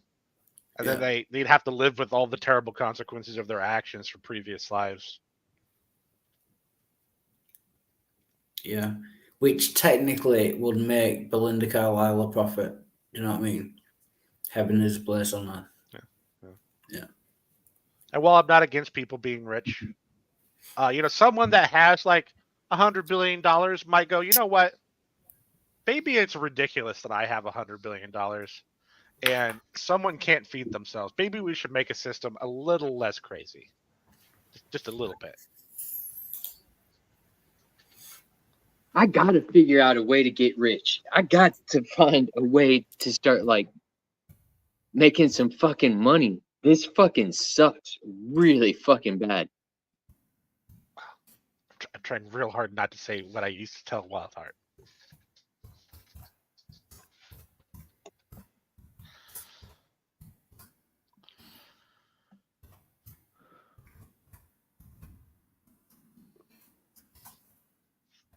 What are your What's skills? that?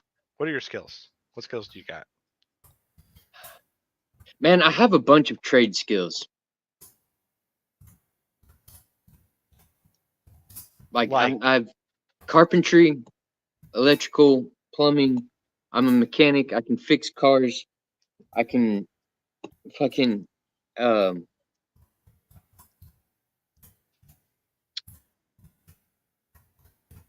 I'm computer savvy. I mean, So my first step, you got tools, like basic tools. oh yeah. Mm-hmm. Right. Yeah. Print out flyers, cut little things that you can pull off tabs that have your number on it. Go to all your grocery stores and gas stations, put those up. As your phone number, name, put handyman on it. That'd be the first step. You got the skills and the The tools. thing that sucks is that I'm fucking 40 miles away from anything. Like I'm out in a really rural area. Like I would have already done what you're saying, put myself out there as a handyman. Like I'm up against something. I don't know how I'm gonna make it, and I'm like dependent on other people paying for me right now, and I'm pretty sure it's all gonna get cut off here pretty soon. Well, have you tried just walking into places where your skills might be useful and just saying, "Hey, I need a job." Peace and respect. Yeah. Like don't worry about doing like what I don't even know what they call them now. Where you fill out the paperwork, you apply. Don't do an application. Right? Go to garages, go to heating and cooling places, go to people that build all the things that you could do. Just go to those places, walk in, ask if the owner's there or if the boss is there, and go, "Hey, I need a job. I need it like yesterday." You know, I have done that. I was driving out to one of these cities and doing that, and I had more interviews from doing that than doing online interviews. I only got one. I actually got a job at Domino's, but then I was told, no, I can't. Oh, dude. Yeah, I was doing that whenever I had transportation, but my transportation is down right now. But that should be changing here soon. Yeah, because if you're that far away, you need transportation for anything.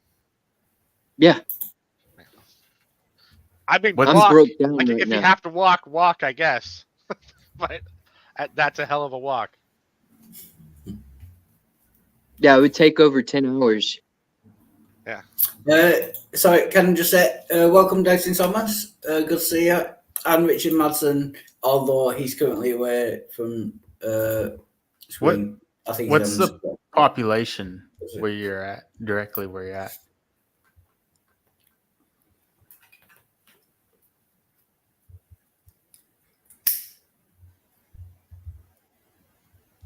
I'm not sure of the answer to that. That is a good question. I'm going to go look at that real quick.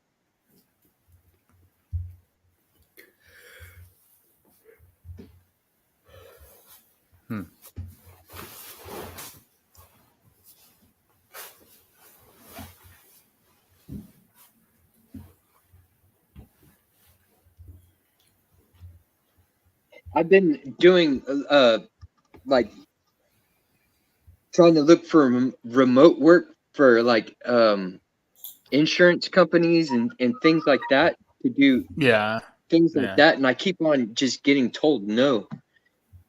Well, a lot of those remote work from home things are scams. Yeah. Yeah.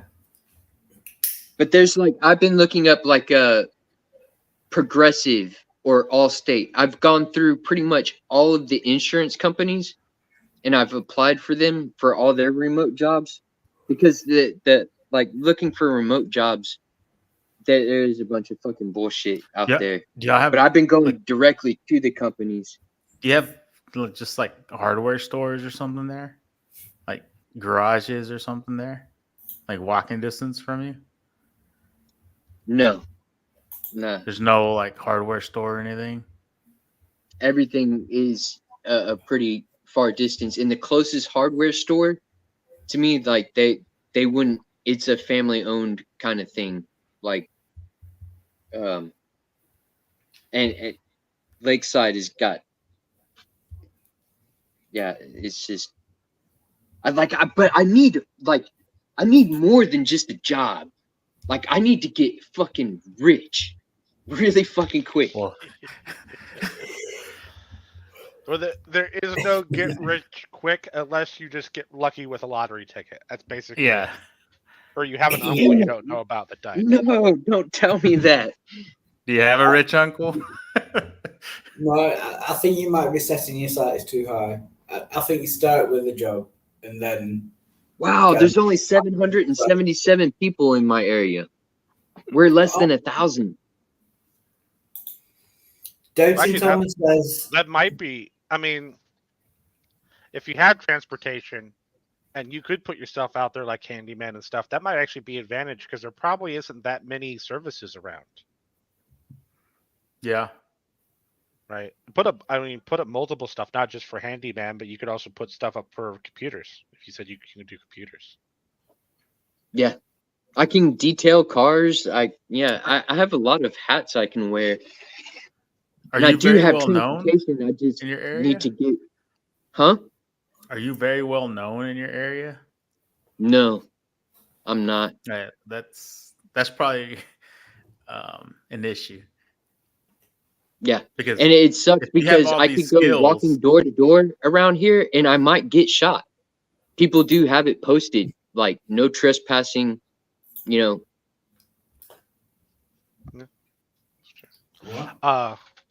I mean, this is a little bit of a long shot, but post offices everywhere are like 20% undermanned, and they've been undermanned for like 7 years. Go to the post office. I haven't done that one yet. That is a good. I haven't thought of that one yet. Although keep in mind the reason why they're undermanned for so long. I mean, they get paid really well, but like your average postage carrier is working like 10 to 14-hour days. At this point, it doesn't even matter. Like, I don't have anything really going on with myself. Like all my goals and everything, my whole life is just like a total reset. Just, well, almost a complete reset. Sucks. Well, no, I mean it's there is a small advantage to have a total reset while having knowledge, but yeah, it still kind of sucks.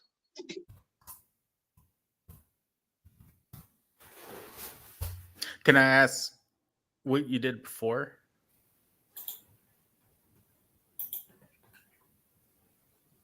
Yeah, I was working for a home builder. And I also, Kendra was also supporting me there for a good while, because I thought we were gonna go and start playing shows. Like, I was setting things up. I got us set up in BMI. I got us a distributor, and I was working on getting us a booking agency. Like I had goals of making money, and that, like, my whole business idea has been shot down. Do you have any ties to your where you live right now? Like, is there anything keeping you there in that place?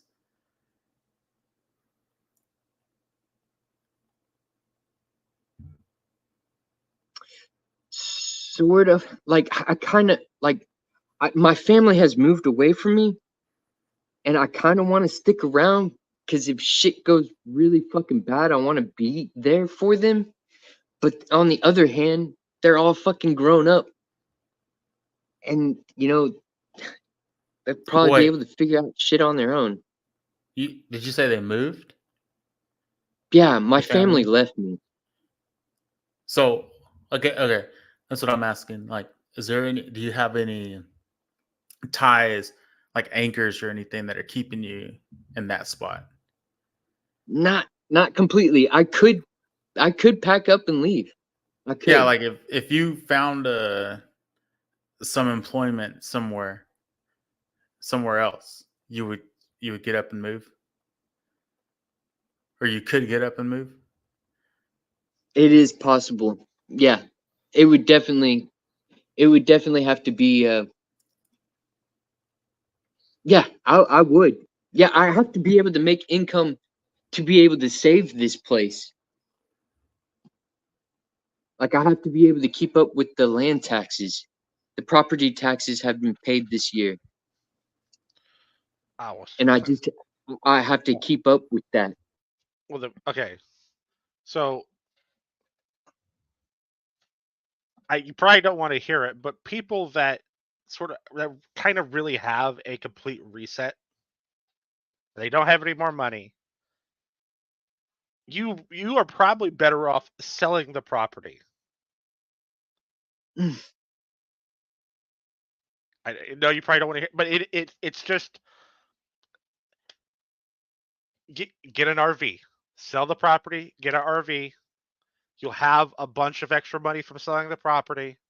Then you can literally go to wherever the job is, or The wherever thing is jobs I are. can't. I can't. Why can't you? You said that you didn't have things. I have holding you back. property, but the property was already. It's like for our kids. Kendra, like it's my name isn't the only name on the property, and we bought it for it to be a place that is the it's for our kids. We bought it for our kids. I don't know who Kendra is, so I don't know. That's my wife, or we're separated. Oh, then you need to sell it anyway then. Huh? You'll have to give her half of it, or she'll have to pay you for your half. That's how it ends up working. Right. But you can't. What it is, if you're not making any money and you can't get a job where you are, all it is bills. Yes. Get rid of the bills. Which you have to replace it with something. That's why I said RV. It sucks to live probably in an RV, but the point of an RV is it keeps you warm, it keeps you dry, it lets you store food, and it can go to where jobs are.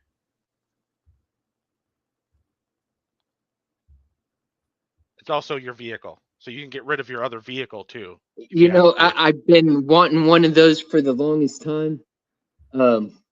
Yeah, I mean that's ideal. That would be totally ideal. How long have you been looking for work there? Since January. Okay, it's a few months. Yeah, a few And months actually, is a long time. I mean, because property taxes is not that far away. Well, we have paid them this year. Oh, because I was already paid. Okay. Yes. Oh no, that's not as Peace and bad. respect to all. So, Tobin, great to see you. Haven't seen you in Richard. a minute. Yeah. Yes, that's correct. Hey, how are you? Man, I'm kind of in a bad spot. Like, okay, so I'm. So I heard the conversation, some of it leading up to this. Now the question to ask is, what can you sacrifice to accomplish what you know you should do? You already know what you should do. What can you get rid of? I don't know what I should do. I think he means in a more general sense, not really specific. If I'm not incorrect, Richard, not to speak for you. You're correct so far. Yeah. All right. What can you get rid of? Whatever that is, get rid of it.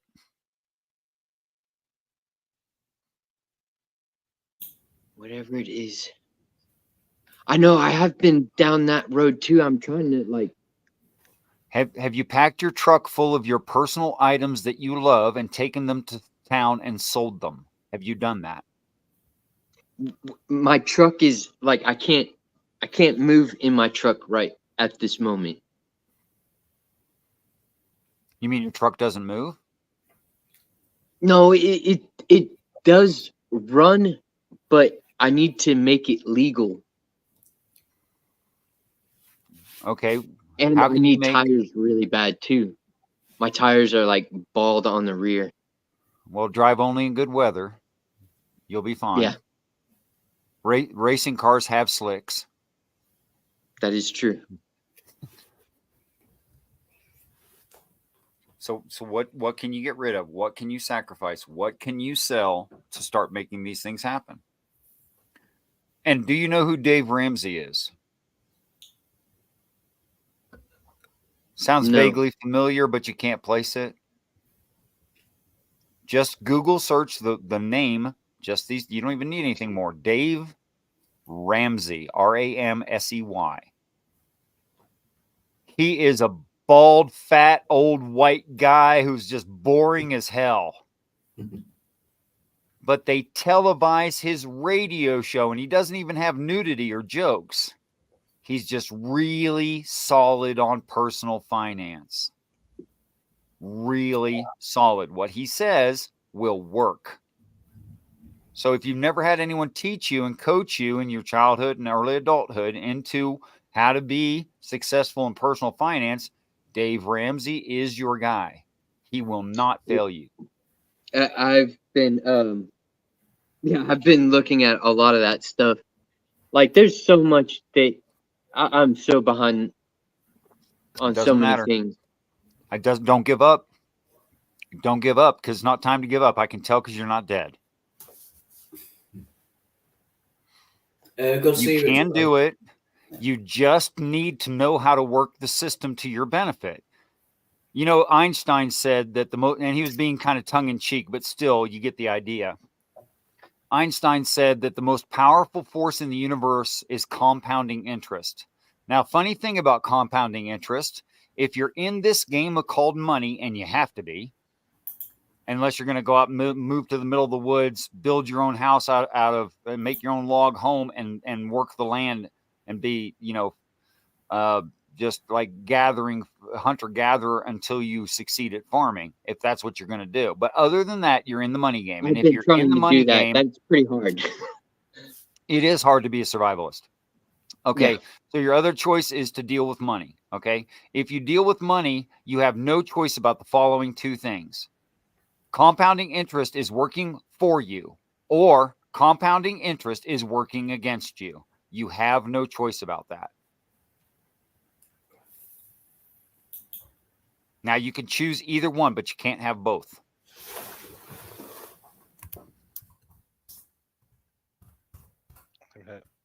That's probably advice better off, though, to when you after you have finances. Yes. Yeah. Yes, it is. But I want to talk about the future. I want to talk about encouragement. I want him to be able to see that because he does have drive and he is wanting to be a responsible person, the only thing that's missing is knowledge. Yeah. Okay, so fix it.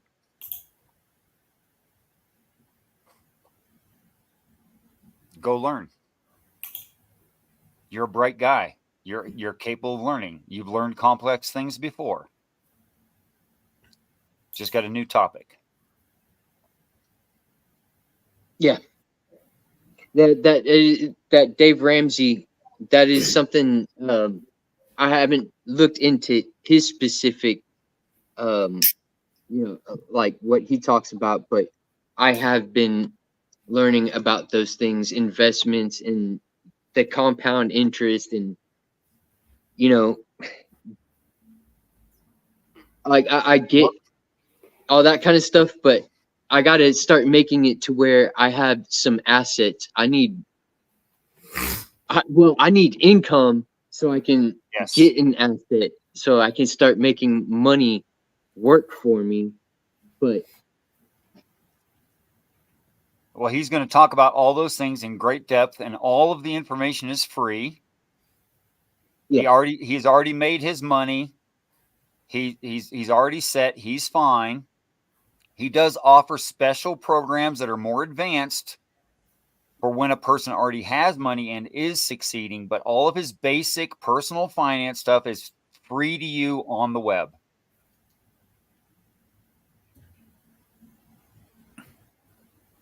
And it goes from the absolutely ridiculously mundane and extremely simple right up through the most complicated ideas you could learn about finance. All of it's there. One spot. Little simple things like Cerberus said, earning some money. Well, how do you start earning money? Well, that's why I said, what do you have you can sacrifice so you can get started? That's why I said that. Is because if you don't have some income to work with in the first place, that's your greatest defeater. After that, unwise spending. So there's something that Mr. Ramsey calls the envelope system, where you simply, every time you get paid, by your own decisions, and if you have a spouse, they should have input on this too, to sit down and just make a literal physical envelope for every kind of necessary bill that you have, including one necessary that you wouldn't think so, which is entertainment, because people will go crazy if they don't waste some amount of money, but it should be done on purpose.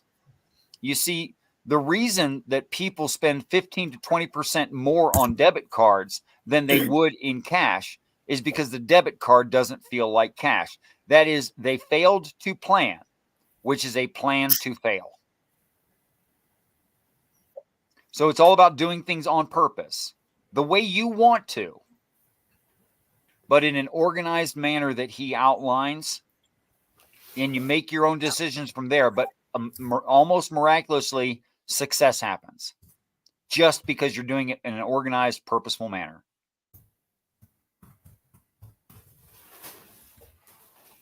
Yeah. Can I ask, how many people within walking distance of you know what specific trades you know? It's a good question. How hireable locally are you without travel? Like if someone needed something done in their home, would they know to call the you? thing is there's there's Quentin, and I have gone and talked to him. He does do all that stuff for the people who are around me. And he's a badass. He's a fucking badass. Like, I've learned a lot from working with the guy. I did talk to him recently. I'm trying to get back on board with him. But I don't know. I don't know if you worked with him before? Yes. This was where I was working previously. Have you volunteered to catch his overflow? Yeah. And which he's doing bad too. Like, shit this past couple of years has been pretty hard on a lot of the people that that I do know in this area. Yeah. Seems like there's still repercussions of COVID to me.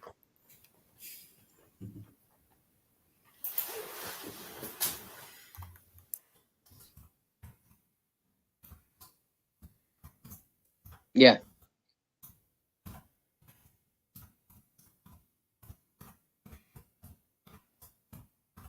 Are you in a very depressed area? And about how many houses are there per square mile?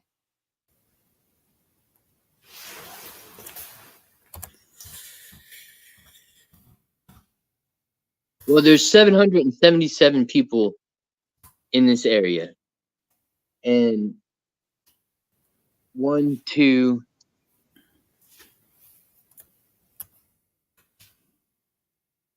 there's probably about 10 houses, like within a mile. It's probably somewhere in between 10 and 20 houses in a mile range. You have a bicycle. I can't ride a bicycle around here. People literally do. They have this thing called Justice for Jody because people get hit around here and they just drive off. Okay, well, that's scary. Yeah. Like I'll walk the road, but I won't ride a bike or anything like that. I don't. And also, I'm in a very hilly area. Like riding a bike. Did you know in most states in the United States, anything under 50 cc's doesn't have to be licensed?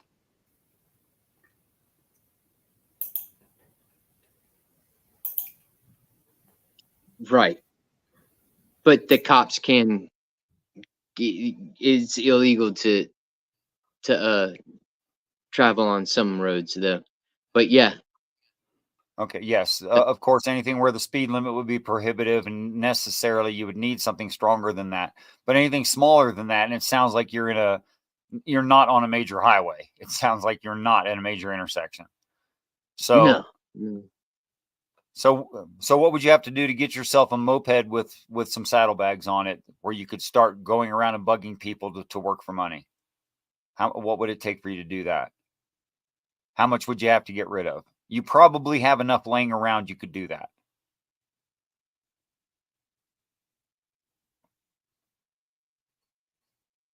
If you just sold stuff you had laying around. Well, I don't know. No, I don't necessarily have to take it to a pawn shop. If I'm just going to start selling my personal belongings. You probably have stored up in personal effects more than a moped would cost you. I mean, a reasonable one, not a nice one, not necessarily a new one.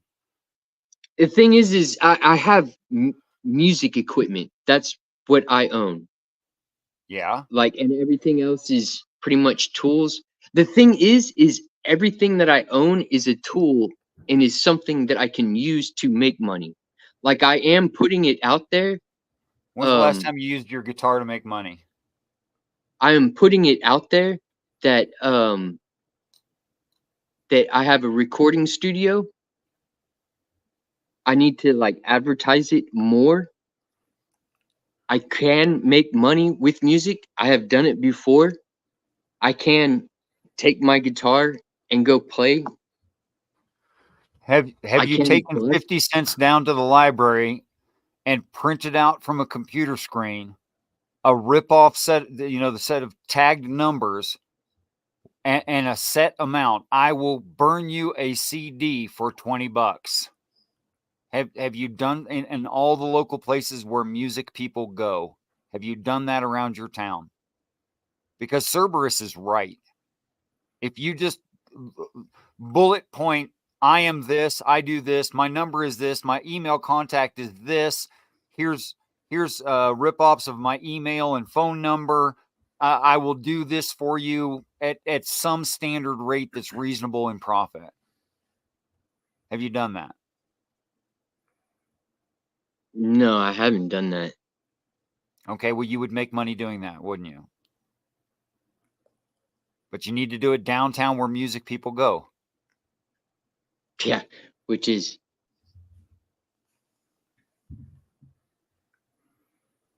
So bum a ride from a friend, go to the library, print something up. 50 cents will get you 5 copies. Put a copy each in each of the 5 biggest places where music people go. You already know where those are because you're a music person.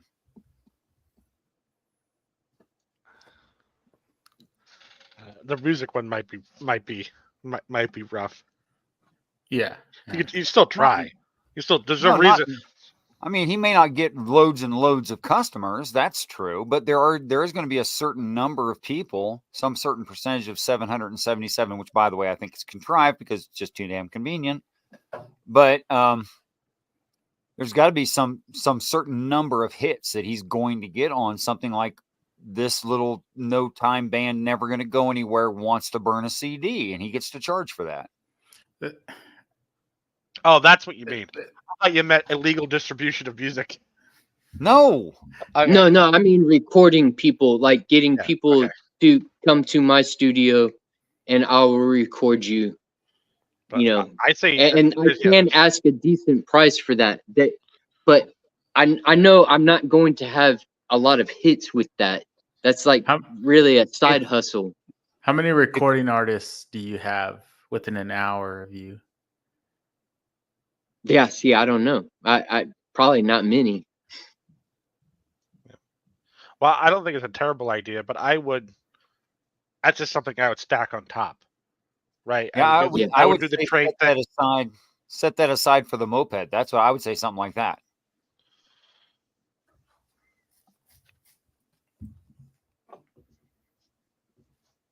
Well, I don't think he's like in a town. I think he went and looked up population. I think you looked up. Did you look up the population of like your county or something? Or no, I looked up my specific. My county is the hugest county in Texas. If I looked up the county, it would be a large number of people. But I just looked up my little town that I'm closest to.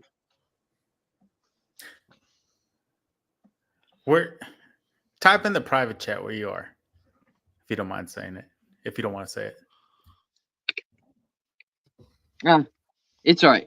I'm just gonna say I'm in Cold Spring, Texas.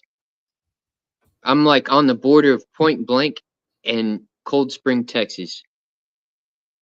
That's where I'm at. I'm off of a road called Harrell Road. Okay, now don't go too far with that. Okay. You've got responsibilities.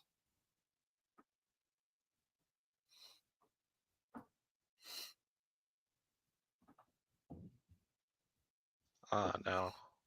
See, I'm a free range monk, and I don't care who knows where exactly I am, but nobody's counting on me, just me.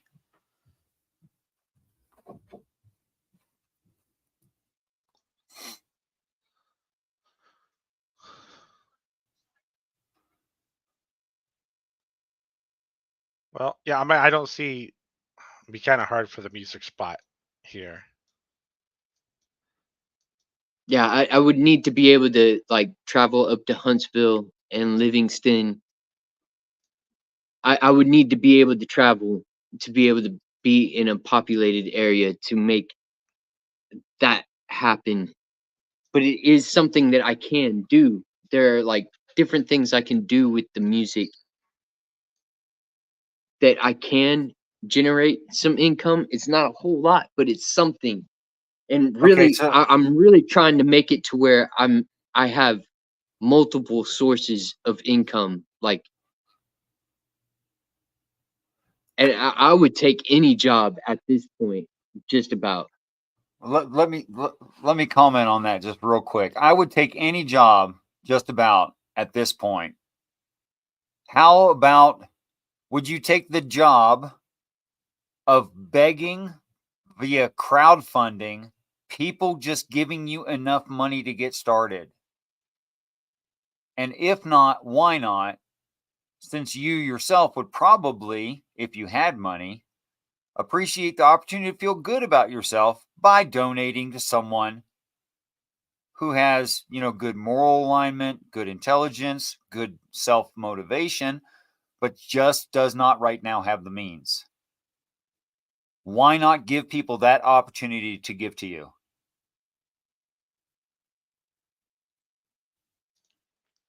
Try to do a crowdfunding, a donation to. Sure. Just go on one of your friends that has a big channel and say, look, I want to turn my life around. I've been working really hard, getting nowhere. but I'd like to really change that. And I have these plans in mind, and I have this method in mind, and this is how I'm going to do it. And people who think that whatever you say right there makes sense are going to donate, you know, $5, $10, $20 each to you. That'll get you started. Unless your pride's just in the way. No. That's something I haven't even thought of. I'm putting it down right now on my list. I mean, why not? There are people in this community that do have money and would donate to you. But you have to promise to keep them informed of your progress.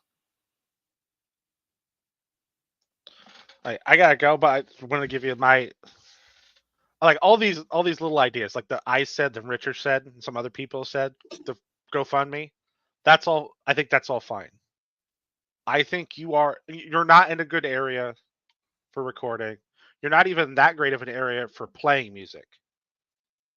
Right? You have trade skills, but you're not even in a great area for that because there's just nothing around you. True. I think your biggest problem is Location, where you are. I think at the end of this, at the end of this, you're going to end up probably having to sell your house. Right? You're going to end up having to sell a bunch of stuff. I think you're better off selling it now than waiting 6 months and then being forced to sell it. That's true. See, right now you're at the advantage, but that can turn around real quick. Because as soon as you have to sell it, then you can't ask a good price for it. You have to ask a price that it will go now, because you're going to start losing it when you get to the point where you don't have money, and you risk literally just not having it in the end, and not being able to sell it, and then you're even more screwed. The thing is, though, I wish I could sell it, but I can't. Because one thing is there's no running electricity, there's no running water. The property that I bought in my area, they require that you have 3 lots, and we only have 1 lot, so we couldn't put a septic tank. The buildings that I made are just like shells. There are no utilities. Wait, huh? How much did you buy it for? It was $1,000. Are you living in a house that you own or someone else's property? This house that I'm in is not my house. This is my dad's house. I'm working under My the house assumption that you is had a next house. door. My house is next door. But you have a house. Oh, okay. It's gonna be rough. Got it for $1,000. Means if you got it for $1,000, it's probably honestly not even worth $1,000. Wait, what's it valued at? That doesn't follow, sir. That's not necessarily true. It's not necessarily true. It's just statistically likely. Yeah, it's statistically likely, but did he buy it from his dad for $1,000 and it's actually worth $30,000? No. I bought this from a real estate agent, and then I built the place. I cut down the trees. Lot. I bought a vacant lot that had trees and wisteria, all kinds of vines and shit. I cut it all down and fucking built the fucking place. Okay, well, it's worth more than. It's worth more than $1,000 now. You could. All you got to do is get enough. You have to get. Basically, I'm saying you have to get closer to Houston. I'm telling you right now, you need to do whatever it takes. You don't have to be in Houston. Well, whatever large. But you have to be closer to Houston. You need more people who need things. Yeah.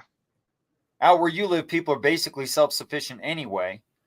And then you got some guy that's twice your age and twice your experience doing the stuff that you do that you could make money on. You need less competition, which means more people. If you can sell that lot, because you said you built a house on it, even though it's just a shell, it's worth more than it was. You need to do whatever it takes, literally whatever it takes, to get you the ability to be near Houston for as little money as possible. Preferably, you can do it with your music and your tools, your musical equipment and your tools. I mean, you're young, and if you hustle, I know you can do it. Man, I'm not feeling so young. I'm 44. 44. I'm 55. Okay.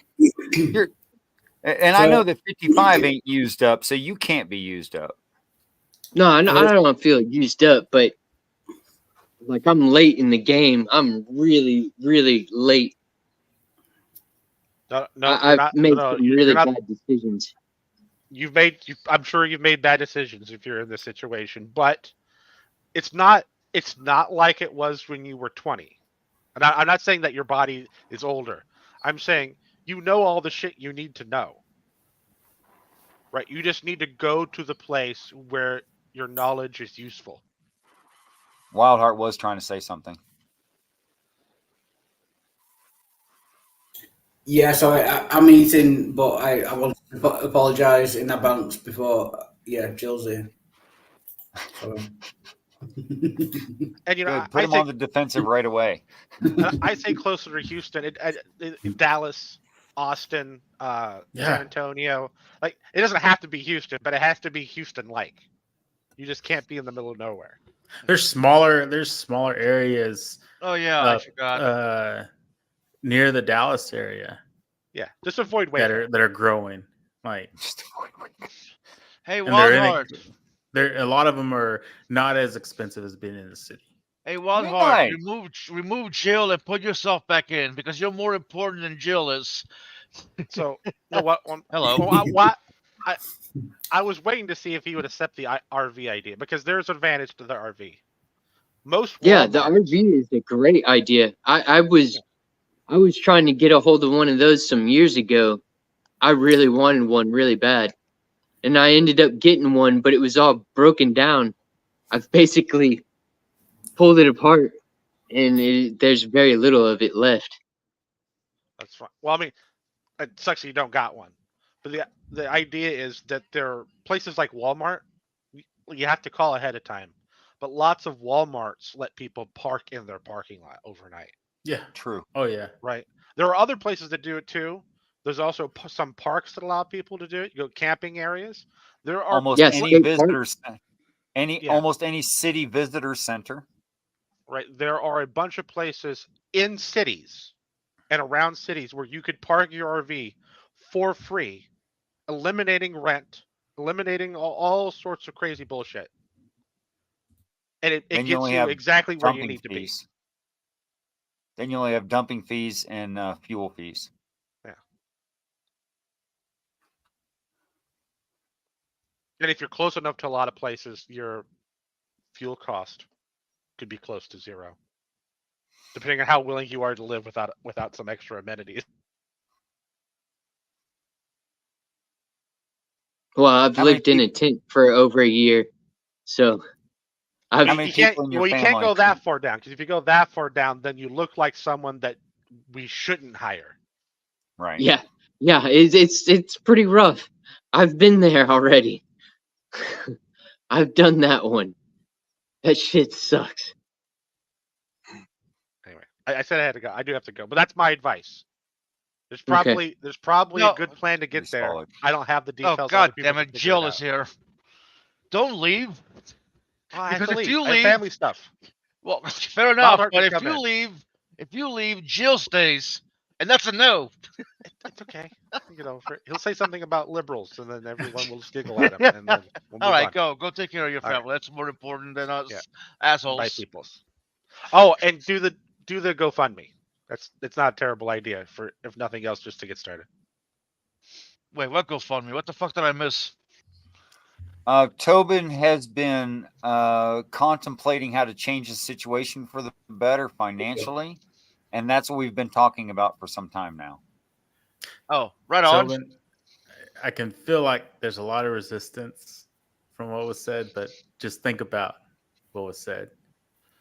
Work know, it out, work it out, think it really think give about it it, some work deep it thought. out, work it out, make it happen. Okay, it's Sorry, I'm never just as silly, sexy Giggity. when I don't think of something and someone else says something to me. It's never as sexy as when I think of it. So I know that's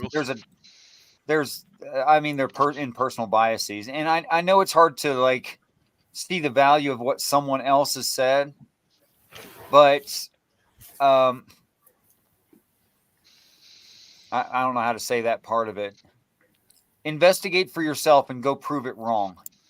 Take all these ideas. Well, I appreciate what y'all have said. Y'all gave me some ideas. The post office, and I need to get it to where I can advertise myself in some kind of way, like getting the paper and putting it in places to do handyman work.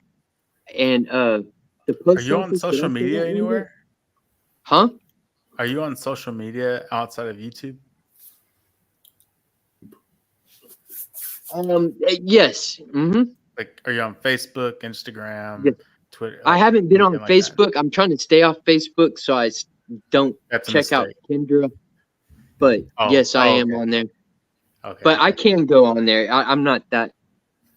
Especially now, I'm kind of gotten over it. Now I'm like really trying to like figure out what the fuck am I gonna do. Tobin, how many people are depending on you financially? Just yourself? Yeah, right now I am. I'm a dependent on my dad and Kendra. Both of them are paying for me to.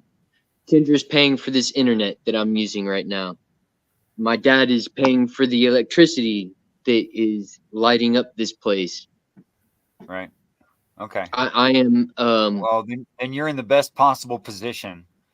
You know, it's really funny. I'm going to tell you a little story, and try not to get bored with it. I'll try to keep it short. The reason that they torture men going into special forces is so the man comes to understand what he can survive. Now, as long as other people are helping taking care of you, you're going to have this perception that you're weak. Now, that's probably just not true. Yeah. You're only as weak as you perceive yourself, Giggity. I don't know why I said Giggity at the end, but Yeah, that worked was somehow. That was an undeserved giggity.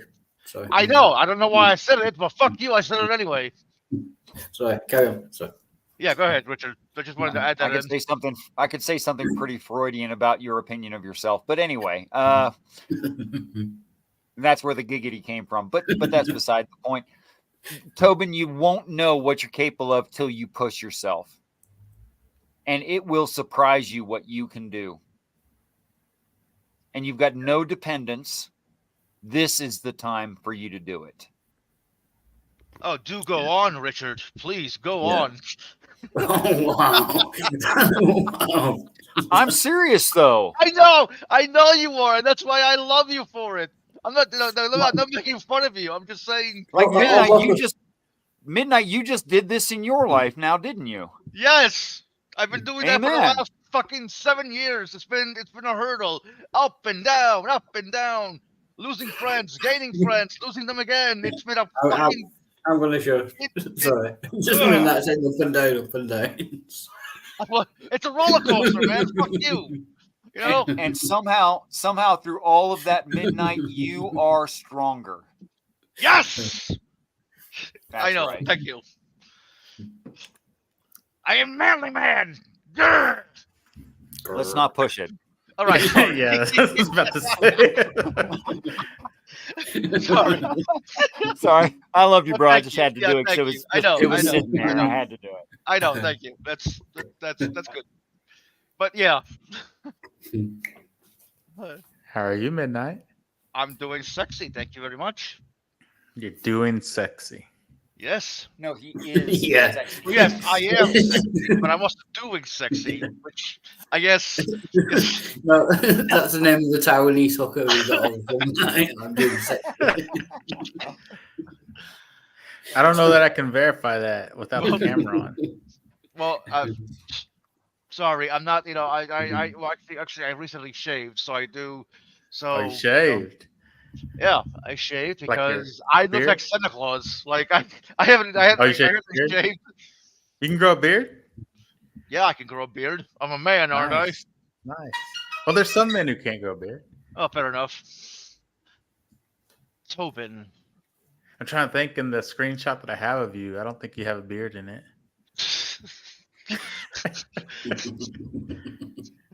Are you gonna blackmail me with that photo? You better not step out of line, Midnight, and I will release this to the world, and you will Oh be no, I don't. shaved. No, I know, I'm just blackmail fucking with you.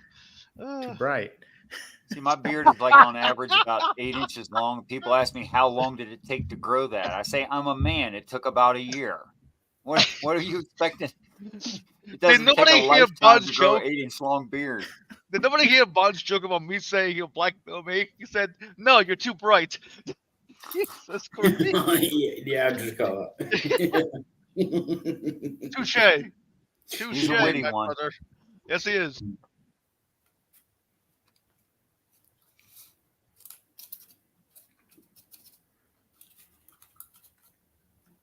So what's this show about again? That's what I was about to ask. Oh yeah, no, that's a good point, Richard. If anyone wants to rewind to the very beginning of the show, I started this off because I had a song in my head that I needed to get out of my head. So I sang the song right at the beginning, and then it went from there. Do you know what I mean? It's gradually downhill or uphill, depending on. Wildheart, make an assertion. God doesn't exist. Let's take the strong atheism position. God doesn't exist. Right. God doesn't exist. I'm Right, pretty sure there we that. go. Although I'm pretty sure I'm fucked from the start because I can't defend that. You know what I mean? Let's make it specific. Yeah. Make it a little bit more specific. The Christian God definitely doesn't exist. I'll get no argument from me. It can't. yeah. Shit. I would say I thought we'd get some kind of argument. You know what I mean? the omni Christian God doesn't exist. Quad omni. Specifically, the quad omni Christian God cannot logically exist. Yeah, true. Yeah. I would go further than that. I would say the duo omni, even two omnis, you wouldn't be able to exist. There are, as far as I know, there's two set of omni that can coexist. However, if you just switch the order of them, they conflict with each other, and they can't exist. Oh yeah, explain that. Okay, could something be all powerful? Yes. Okay, but power is. I'm not sure because possibility has to be demonstrated. I'm not sure whether anything could be all powerful or not. I'm not sure. Okay, well, if the power is ability to do something, and the ability to do something is within the actuality, it could be done. Then it is. There's nothing logically defeating about saying something could have all abilities. Yeah, like logically, like hypothetically and logically. Sure. Yeah, I will go with that. Yeah. But one ability that we have is to change our mind. That's an ability. Okay. Now that doesn't work with omniscience, because omniscience being knowing all things, which it is possible, logically possible, to know all true things. That's possible. Ain't damn likely, but it's possible, right? Yeah. But if you knew the future, which is a thing, then you could not change your mind, because then you didn't know it. So those two are self-defeating. Yeah, but if I could stop you there, did you get this argument from me? Because I've been making that argument for years. No, I didn't. No. Okay. No, it's just that Christians started to argue with me about my view of the text, and I started looking into the things they were claiming, and they don't work. Yeah. That is weird, because I'm not saying you did. It's just a weird coincidence, because that is the exact argument. Yeah, I've been making for years. But yeah. Okay, when you say that, when you said the all powerful, having all abilities, the first thing that popped up in my mind was, well, if it has all abilities, could it make something so big that it couldn't lift it? Yeah, And then it wouldn't be all powerful at that point. Like, could Yeah. there There's actually logical be a problems with thing it. that is all powerful? Well, that's why I With the qualify ability. it with actuality. Yeah, no, the way they get out of that is saying God can do anything that is logically possible. So God can't break the laws of logic. So he's, I think they say like maximally powerful rather than all powerful. He can only do things that are logically possible. He couldn't create a rock so heavy that he couldn't lift it because that would be logically impossible. So he can only do things that are logically possible. Which is And what then- most thinkers who are religious say. Like if you look into philosophers in Islam, the Muslim philosophers, you'll find that they'll make qualified statements that way in a very academic manner. Yeah, but I think they only do that because I think originally they would have started off saying that God is all powerful. Then people will point out things like that the rock's so heavy, and then they had to modify it. Like they did with the Kalam. The Kalam cosmological argument started off saying everything that exists has a cause, and when people pointed out that God exists, so he must have a cause, they changed it to everything that begins to exist has a cause. Right. Yeah. So it's, but that's it's kind learning, isn't it? That's good. That's an Yeah. improvement. Yeah. Yeah, kind of. But it's kind of we should be allowed to make improvements. Absolutely. Yeah. Yeah, fair enough. Yeah. And I'm not going to be able to keep track in my mind of the 4 quad claims and how one conflicts with one of the other 3 and one conflicts with a different of the other 3. But if you culminated it and you went, instead of left to right, you went up and down, it works. But it still doesn't work in all ways. So it's still self-defeating. So it's not, I just agree with you. The quad omnigod is logically impossible. But let's not be self-defeating, and instead of describing a God that can't be, describe a God that could be.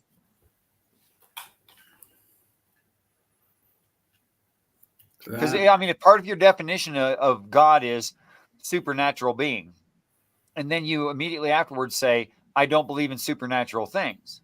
Well, then you've eliminated the plausibility of God in the first place. What's the point in continuing the conversation? So let's at least talk about something plausible. Whenever I think about God, like the first, like why God is a concept is because it is what created life. That's a claim that some religions make. Yeah. But is that necessarily true? Does that follow? Is it logical? Oh no, I don't think it's true at all. I'm just saying that like the reason for the idea of God is to explain our existence. Our existence, yes. Okay, so that's one rationality for God. But if I took something more specific so we can speak about it in detail and said something like there's something called a Bible and it contains an Old Testament. And in the Old Testament is the creation of this earth, but nothing else is addressed. And you don't see the God, a singular monotheistic God, anywhere at all in the text until there's a man, which suggests that they occur simultaneously. You see, everything in the Bible is Elohim, Elohim, Elohim. And then when Adam is there, now there is Yahweh. And Elohim's a plural. And it just means powerful beings. It doesn't mean God. So there is no God in the Bible until Adam. There ain't one. I don't care how it got translated. It's not there. Oftentimes when we enter into these discussions, we don't define the terms, and then we create our own definitions to knock them down again. So what is your definition, Tobin? What is your definition of omnipotent, all-powerful? Let's see if it matches what the scriptures actually says. No, Jill, if I can stop you there. Stop when we want to define terms. Stop us now. Okay, go ahead. Go ahead. Continue. No, on. let him go just so we can pick it apart easily at the end of it. Go ahead, Tobin. What is your definition of omnipotent? Go ahead. No, sorry, Richard. I'm going to have to stop him there because he's going.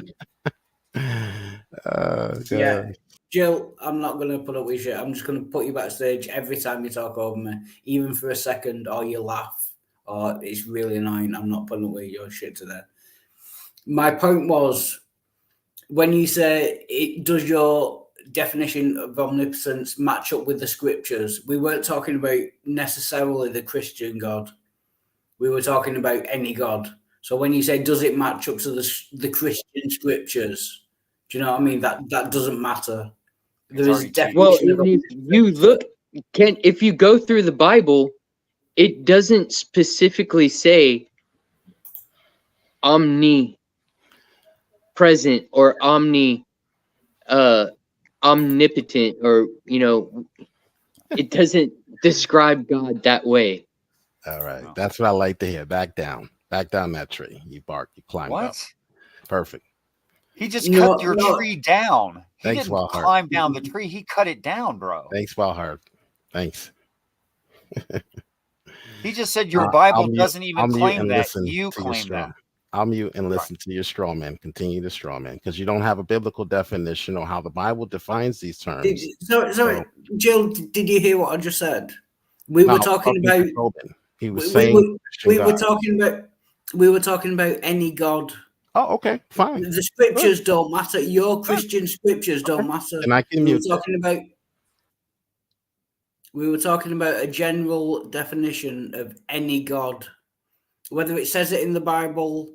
The definition of omnipotent, I agree with Tobin. It doesn't actually say that God is omnipotent in the Bible, so that's a non-starter. It does. But we were talking in general terms. Okay, so you were talking about okay, fine. Then you haven't touched the Bible then. So Generic carry on. omnipotence. Carry on. Okay. Yeah, we were more talking about the logical plausibility of these ideas, not necessarily the Christian text. Okay. All right. And just to make it clear, when I look like I'm getting angry and I'm really not. It's kind of a half joke. You know what I mean? It's just I'm not really getting angry. I really don't care what Jill says, but yeah. That's your Just to make that secret, clear. Wildheart. You're always angry. Quote by from the Doctor who becomes Hulk. Am I right? Yes, Bruce Banner. Yeah. So I would agree that if you're going to define it that way, then that God doesn't exist. But that does nothing to touch the God of the Bible, because the Bible has a specific definition of what omnipotent is, and therefore it does not contradict. Can you? What is that definition? I wanted to hear your definition. That's what we. No, I'm asking you. No, we asked you for your definition. You didn't ask me. I asked you. No, Jill, you just said that the Bible has a specific. No, I'm interested in this as well. You said. Tell us the definition. Define your terms. You may. No, I never said. I never said the word. Okay. I never mentioned it. I just what spoke is up your and I asked you. Define your terms. No, that's not my term. Wait, it's the Bible's let me term, set. so I'm I asking can what help. the Bible's I can really definition help is. here. Jill, meet Bond, who is not Tobin. I'm asking Jill. Response. Jill. Muted. Jill, can you give me the Bible's definition? I'd really like to know. They weren't talking about the Bible's God, so let's stay on Now top. we are. But I'm talking about it. You just, Jill. The you conversation just said, is moving forward. That's Yeah, all. you just said, Jill. Be honest, You just in your said, department. Be honest. Jill, you just said that the Bible has a specific definition of omnipotence. And then We you would like to corrected hear me. that. Where exactly We would does like it to hear- say that? Can I look that up? Which And verse is corrected that? me Which you're book? Talking about some ghost and general That's God what we're that you asking. made up. That's what we're asking, Jill. No. I'm asking Jill, you what's about it- your God and your scriptures. Jill, Jill. what is the biblical definition of omnipotence? I'll wait for you to define your terms. Right, my You can definition define is your- all powerful or maximally powerful, all that is logically possible. What is your definition? All is logically possible, all powerful. Well, that seems to be vague.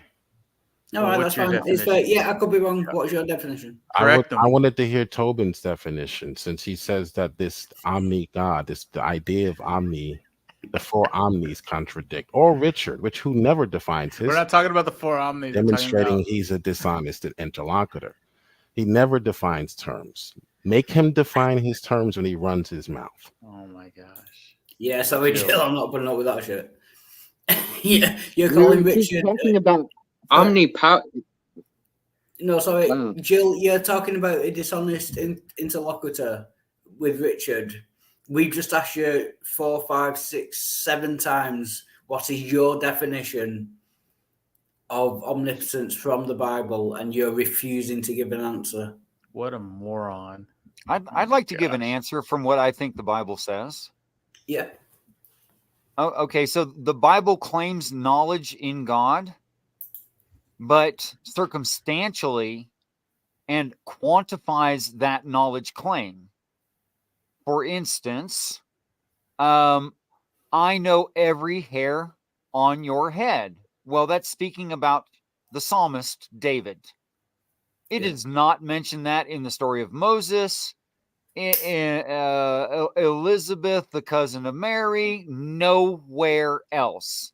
But Christians have taken that claim and said God knows every hair on everyone's head. Well, that's simply not there. How about omnipresent? The psalmist says, if I go to the depths of the seas, if I went to hell, if I went here, and if I went there, you are with me. So then you can expand that out illogically and say God is everywhere. That's not what's being claimed. For instance, my mother is with me everywhere that I am, because in me, her memory lives. So it doesn't mean my mom is everywhere any more than it means God. And all of the omnis are like this. Yeah. Yeah. So if we can go back to, so Jill, what is your definition, your biblical definition of omnipotence? What does it say in the Bible about it? And yeah, I agree with you, Richard. Everything you just said. So Jill, what is your definition of omnipotence? You've just claimed that there is a biblical definition of omnipotence. To prove yourself an honest interlocutor, you surely must answer that question. In about 20 minutes when he stops sulking because I put him backstage. Yeah, carry on. I mean, I'm not completely without narcissistic tendencies, or I wouldn't be here, right?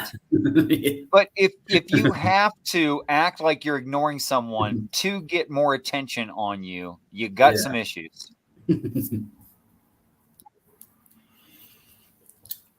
Oh shit! Oh, sorry.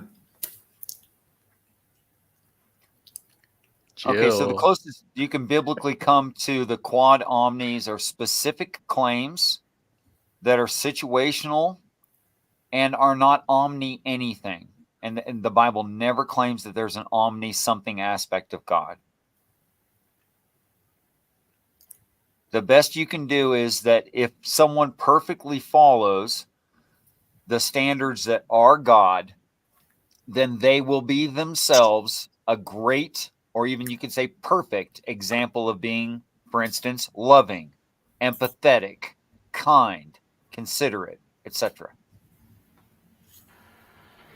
You ready to define your term? You mentioned the Christian God. You said especially the Christian God, that the omnis contradict.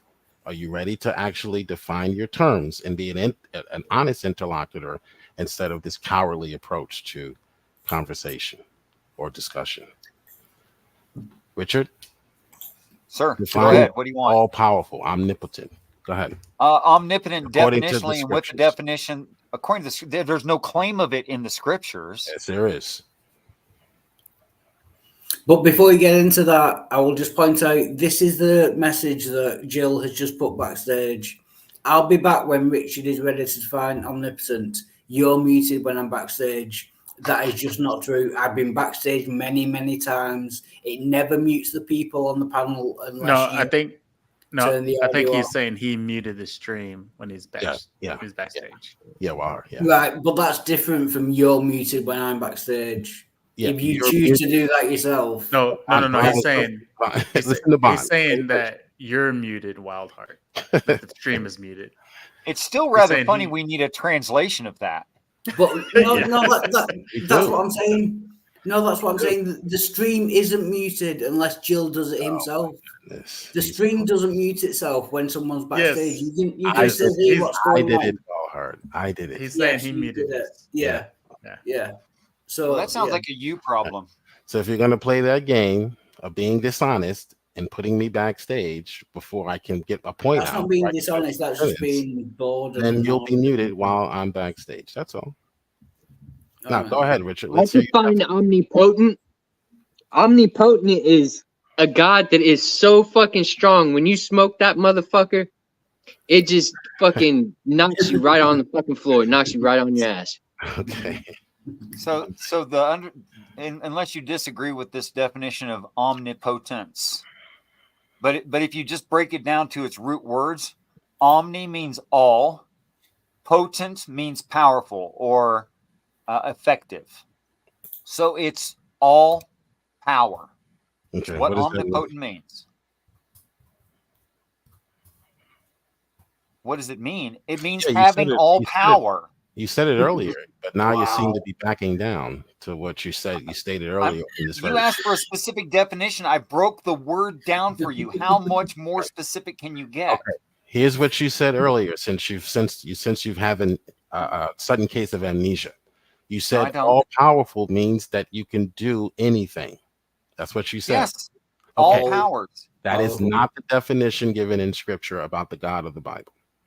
And he also gave a caveat. It wasn't just all powerful. It was all powerful within logic. No, All that's logically Tobin, possible. Sure. So Tobin, when you're in conversations with Richard, refer to a Christian when he decides to define the terms that he's using when regarding Christianity and the Christian God. Don't It's just a allow personal him. date. He's just hoping to provoke me. Don't worry about it. Just go on. Seek out an actual Christian who actually studies the Bible. Okay, So, that's not- Jill, I actually go to church. I go to church on Wednesdays and on Sundays. all right. Good for you. Jill, so we've been waiting for about 20 minutes now. Can you just give us the biblical definition of omnipotence, please? Yeah, Stop your fucking bullshit. No problem. Okay. It does mean all powerful, but what does all powerful mean? It does not mean that God can do anything. God cannot lie. Okay. What the Bible means by all powerful is that God can do what he wants. Simply put, it means that he is not subject. So God can Hold lie, on, let but me he chooses finish, not sir. to. Can I finish the definition? No one likes you. Okay. It means that he is not subject to physical limitations like man is. Okay, that's a definition given in Scripture. A Scripture reference would be Psalms 119. Psalms 119, Psalms 33. Okay, so the word omnipotent is not in Scripture. That's correct. But all powerful is, and then it goes on to describe, the context describes what that actually means. It does not mean that he can do anything. So basically, he's maximally powerful. He can do anything what is logically possible, which is exactly what we said. He can do anything he wants to do. You said Psalms 13? I've got a good question. So, Jill, if God wanted to create a married bachelor or he wanted to create a square circle, you're saying that he could do that because he wanted to, even though it's logically impossible, he could do that. Is that what you're saying? Well, if you're talking about a spiritual being, Yeah. and then you're talking about him implicating or him changing something in the logical world, I wouldn't say he would do that. But if he wanted to, but by your definition, you're saying if he wanted to create a square circle, he could do. By your I don't definition, think that's something he would do because that would. it doesn't matter. It doesn't matter whether he would do it. You're saying if he wanted to, he could do it. No, because that would be a lie. How would A it be? married bachelor is a contradiction in terms. It's an So object. you're saying he can't do something that's logically impossible? He wouldn't. That would be a lie. A logically It's not a impossible. lie. No, it's not It is a lie. lie. That is a lie. It's what we call It's logically. It's not a lie. it is a lie. It's not. It's not a lie. I have a question. It's impossible. You said but it's not- Psalms 13, right? He misquotes scripture all the time. Don't take anything that he quotes as serious. Always look it up. I am, and it is not what. Nothing to This do is with not that. talking Not about that. surprising. It's not You talking read about the whole omnipotent anything. You read the whole No, song. of course not.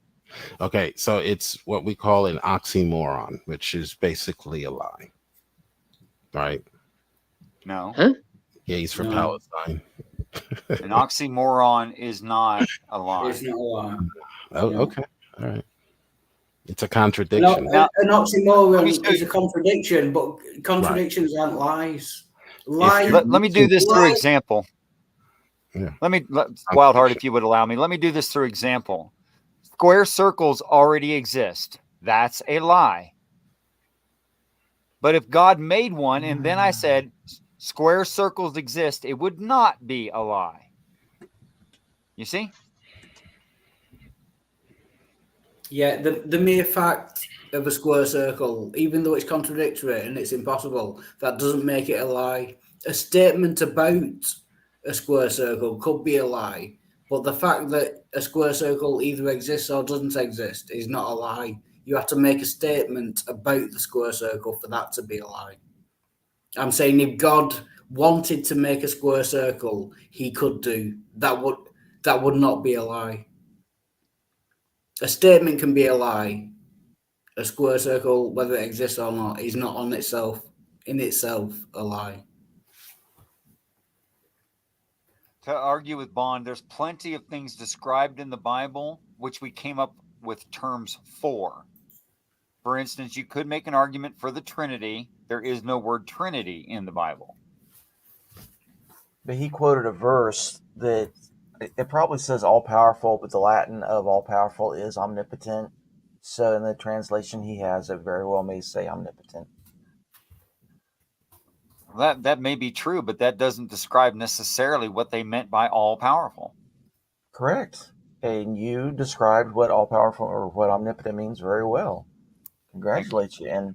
And Jill, if you would have been a little bit more precise with your wording, you could have avoided that problem, because you saying that it's a lie is you're determining what God's intent is.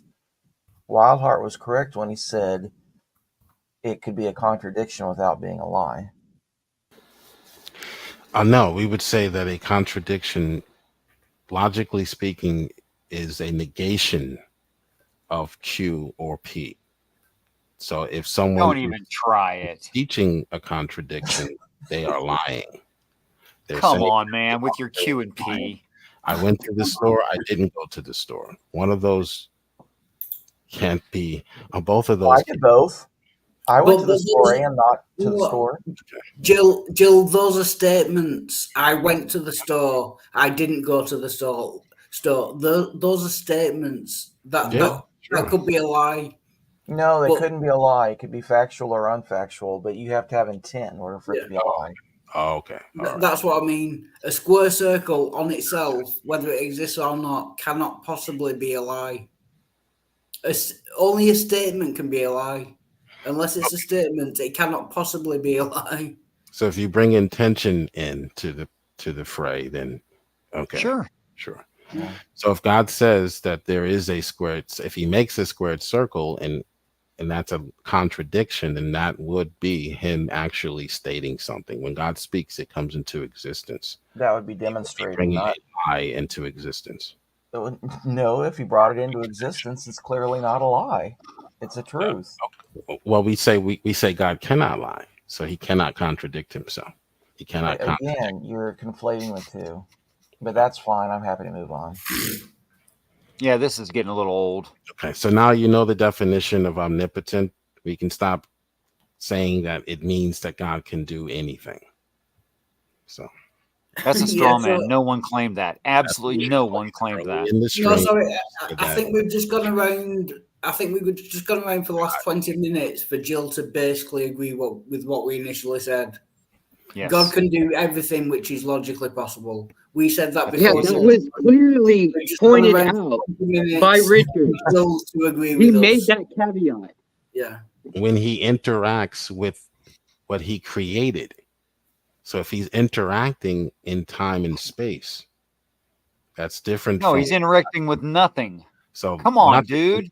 Logically speaking, he cannot contradict himself. If he says something is going to happen, it's going to happen.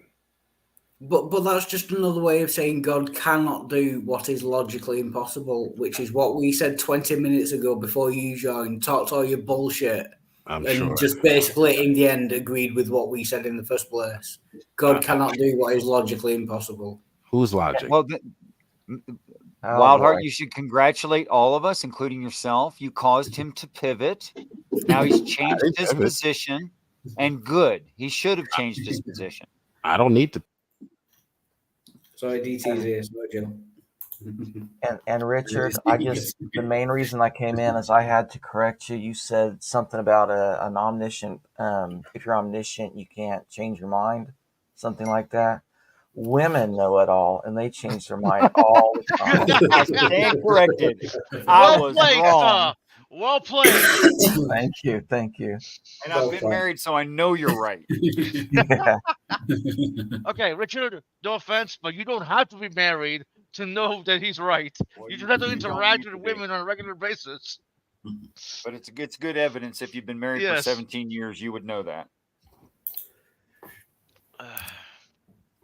Goodness sakes. So, Hillary's, how are we doing? I watched a little of your stream before with good old Daniel. Right. I'm sorry to interrupt, but I have to ask. Hillary's, was that a reference to what happened on the Brojo show with Jill, where he cast himself as the bitch? No, that's Because it could have been. That's different. Okay, thank you. Sorry. I take it everyone here saw the video that Daniel made this morning. Why? I don't need women. What the fuck was that? No, I saw the title, but I didn't watch the video. Oh, I didn't see it. oh.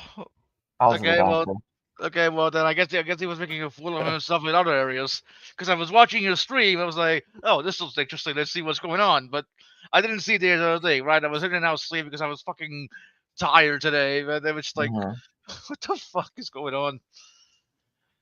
He is a fucking character, man. Yeah, Who? Burning Bushes, Daniel something. Daniel. Oh. Well, this is starting to sound like I'm going to be participating in a soap opera. I mean, No, if anybody can reach Thinking about it, yeah, we can change topic. I don't want to talk about Dan again. So. I mean, it's not a soap opera if it was a live stream. How long would you say a present moment is? That is an That's a good excellent question. question. But no, fuck you. We're not doing the time thing again. I'm going with Hillary's plank time instant. I'm gonna go with that. Yeah, that's Yeah, you know mine. what? That's good. Yeah, plank That's time. mine. Like, Yeah. I forget the The time. smallest measurement of time. Yeah. Oh, look. The smallest measurement of time that would make sense in actuality. Yeah. Yeah, but the thing is, here's the thing. It would take longer than that plank time to realize that. Oh, you just cheated. Here's how you cheated. You assumed that it was the beginning of the experience. And that's not true. Although we do have a delay in our sensing of whatever, there is a delay there. We do sense the next thing. Okay, so does it take longer That's than irrelevant. zero? Does it take longer than 0 seconds? That's irrelevant to the become argument. aware. You're not listening to my question. does it take longer than 0 seconds to become aware of the present? No, it does not. Because your perception of the present continues, and that's been that way actually since before you were born.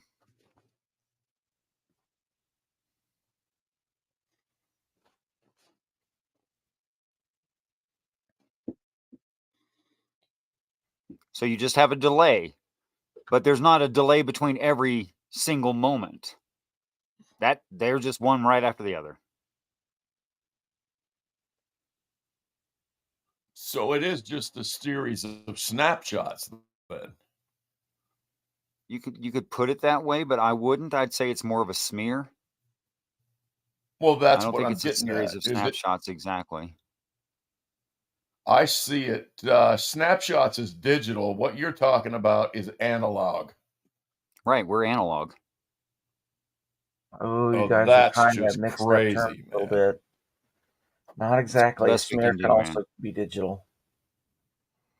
A And smear Okay, fair can enough. be yeah, digital. and DT, remember what the analogy you gave with calculus and how you subdivide, the area underneath the curve into small strips. Yeah.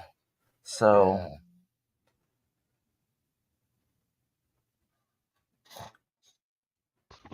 I love Hillary's. oh, Hillary's, you YouTube's give me too nice. much credit. I need you to complete that idea you started, and you assumed I would understand the rest, and I did not. DT could probably Strips. say it. Okay. Well, are you familiar with calculus at all, Richard? Nope. But I'm willing to learn from you. Okay. Do you know what the X and Y axis are? Yep. Okay. Let's say you had a line, but it wasn't a straight line So going it's a from sine left wave. to, well, kind of. Any Well, sort of it squiggly could be, line. yeah, it could be any curve. It could be a sine wave, or it could be just like, yeah, it could be a sine wave if you want to pick that, but it could be If literally any it curve. works for the example. Yeah. Okay. Go ahead. Now, part of calculus will tell you if you want to know the area under that curve between 0 and 1, for instance. Uh-huh. Are you following me? So far, so good. Got a chart in my head. I got a graph already there.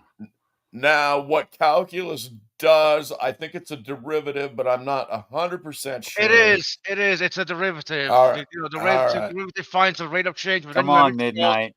okay, sorry. Love you, Midnight. You don't have to say everything you think. He's doing fine. In order to estimate the area under that curve, or it's an estimation, sort of, you divide the area under the curve into increasingly smaller and smaller and smaller sections, and then add all of those little small sections together, and that gives you the area of the curve under the curve. Okay. It seems that you would have blocks, and then you would have gaps at the curvature, which means it would not be accurate, which is why you said estimate. Well, it's actually let me see if I can get this The one gaps are right. so tiny that's what makes it the smear. You're kind of averaging it out. Well, yes, but the gaps, it's basically, that's not quite right. The gaps are taken out because you're approaching a limit. Yes. And the more little individual of those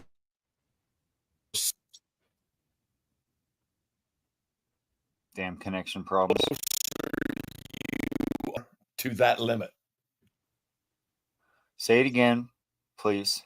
One more time, the last sentence. Your internet cut out. the more of those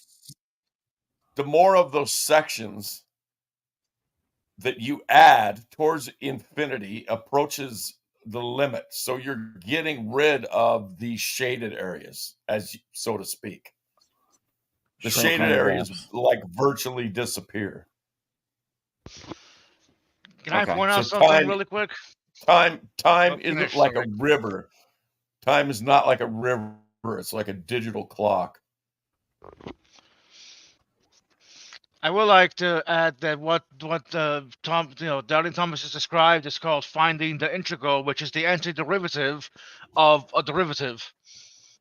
Wow. Hey, cool. I've studied this stuff before, so I'm a little Apparently. rusty because I haven't done it in a while. But Okay, yeah. so what you gave there, if I understand it correctly, DT, was mathematical, and that's absolutely No. fine to say something like time can be what? No. It's not. What You I said gave there divide and was add them together, and the more what times I you gave divide it, there the more accurate it becomes. But it approaches an indistinguishable point where you can't go any further with it.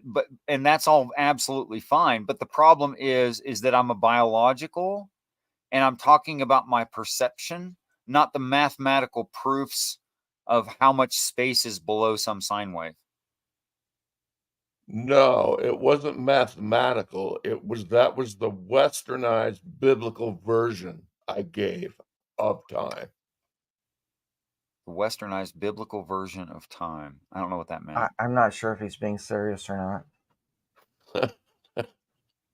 I think not, because Yeah. since I'm laughing. Kind Okay, of- but kind what of- I was talking kind of, about sorta, experientially. but it worked for Dan. Yeah. See, I don't experience time like what you're describing. I know I do natural mathematics, but it doesn't work the same in my mind as Whoa, it does on see? a chart. Oh, Richard, you stepped into it. You said you don't like that, but actually you do. Your mind sees gaps like every 5 milliseconds or so, but or I should say slices, and then your brain smears together the gaps by saying, "I think that this happened between this point and this point," and so it Fair enough. simulates what happened. Fair enough. And I know, in the blind spot and etc. I know, but Mhm. that's not how my brain is experiencing it. That's what the Right. signals my eyeball is sending. That's not the same thing. Right. Okay. And Nerdy made some good comments in side chat too about calculus. No, he didn't. Well, Yes, nerdy is he did. nerdy, of course. He's a little nerdy, yeah. The 0.999 equals 1. Yeah, the famous Steve McRae thing. Yeah, with the triple nine, how could it be anything other than divine, Thomas? Calculus starts with It's, understanding how things change bit by bit or over a long period of time. Yep, that's true. Trying to get you laughs. Exactly. Richard has faith in smears. That's right. It's Hey. it's a fair. Well, that's how I it's a experience fairly, it. It's fairly easy to prove that 0.99 repeating equals 1. Yeah, you just round it up to 1. Like if you divide 1 by 3, you get 0.33 infinity. But then, once you times that by 3, you get 0.999. You just round it up to 1. Of course, there are a lot of proofs out there that show that, yeah, this is true, but look, okay, we don't need proofs. Well, we kind of do, but yeah. Is Jill still backstage? Who cares? He's in the side chat. Hey, Wildheart, is Jill backstage? I think he stepped away for a little bit.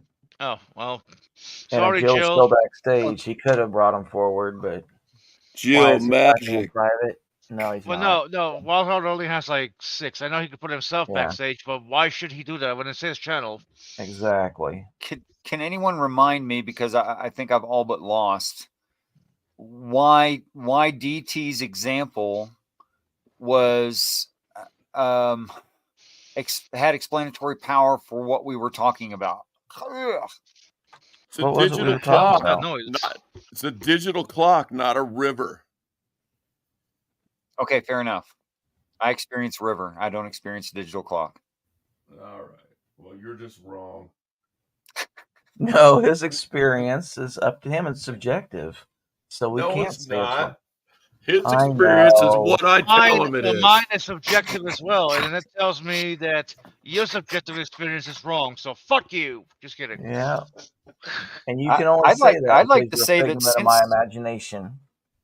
since the brain does fill in gaps, and we can prove that, even visually, we can prove that in hearing, in touch, we fill in gaps all the time.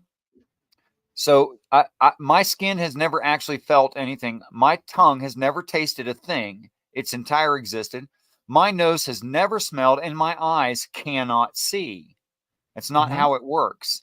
All of these inputs go into my brain, and my brain experiences roughness, smoothness, saltiness.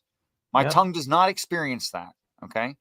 So if you want to say something like I'm having a digital experience, no. You can mathematically show that the inputs are such, but the way I experience it is not the same as the inputs.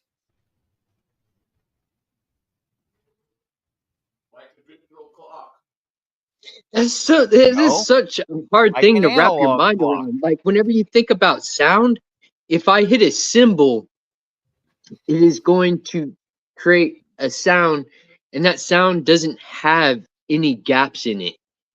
At least Right, it's wave. how I think. Am I thinking wrong? Is No, there it's a wave. are There's there no gaps tiny in it. gaps in sound? No. Everything in the universe is a wave. Well, it No, depends there's on what you mean by gaps. gaps. The gaps are in the tension of your eardrum because sometimes your eardrum is relaxed. And when it's at the relaxed state, it literally makes no sensing. There's not a gap in the sine wave. There's a gap in your ear's ability. Actually, noise canceling headphones do take advantage of those gaps in the sound wave. They cancel each other out. What do you mean they take advantage of the gaps in the sound wave? Well, that's whenever you're putting two frequencies together, though. Whenever you have two sounds going that are like of the same equalization, the mid, lows, and highs, like you can make things cancel each other out. But that's not a gap in the sound. It is. Well, it's the gap it is. it's the gap in between the spaces on the digital clock time. See, that is so He's weird. messing with you, but no, just imagine a wave like in the ocean. If the ocean was totally flat, would you consider that a gap?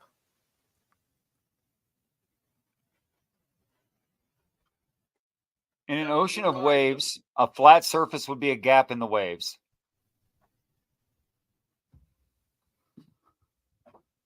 Yeah, like if there's But a a wave. wave doesn't have a flat surface to it. It's got a curvature at the top and the but bottom. Okay, well, in this case, if we're talking about topology, the curve is still considered a flat. It just has positive curvature.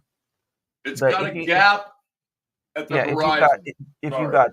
you've got two waves, you got a wave going up, and then the trailer goes down, and then the second wave goes up. So between the peak and the valley of the wave, would you consider that a gap? No, because the plane continues. No. Yeah, it would be though. It would be a gap because all it's part of the neutral at that flow. point. It's all neutral. part It's of not. Yeah, That's- it's neither above nor below the level of the flat but flat surface. So it is a gap But at it's that still point. not a gap. It's still not a gap. It's an analog flow through the wave. I think we're Okay, getting are down we into talking just about what's semantics. well? No. And- It's not semantics. I think Probably, yeah. Hillary's you're describing from a baseline, Uh-huh. and I answered both ways because I didn't know which way you were going with it. Right. But I think DT is talking not from instead at the baseline, but including to the bottom of the baseline, including that in the wave, and that's the difference between the way you guys are talking about it.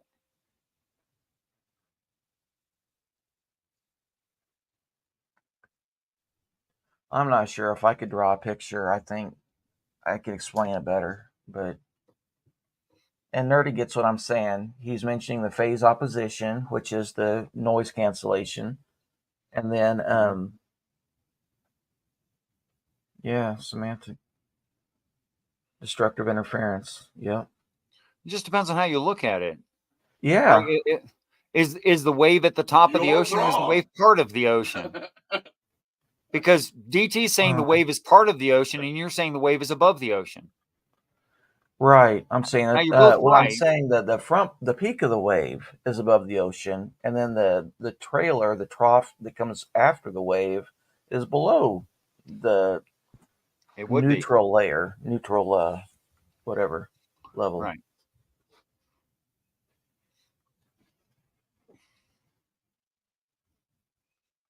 Can a wave be digital? Yes. Oh.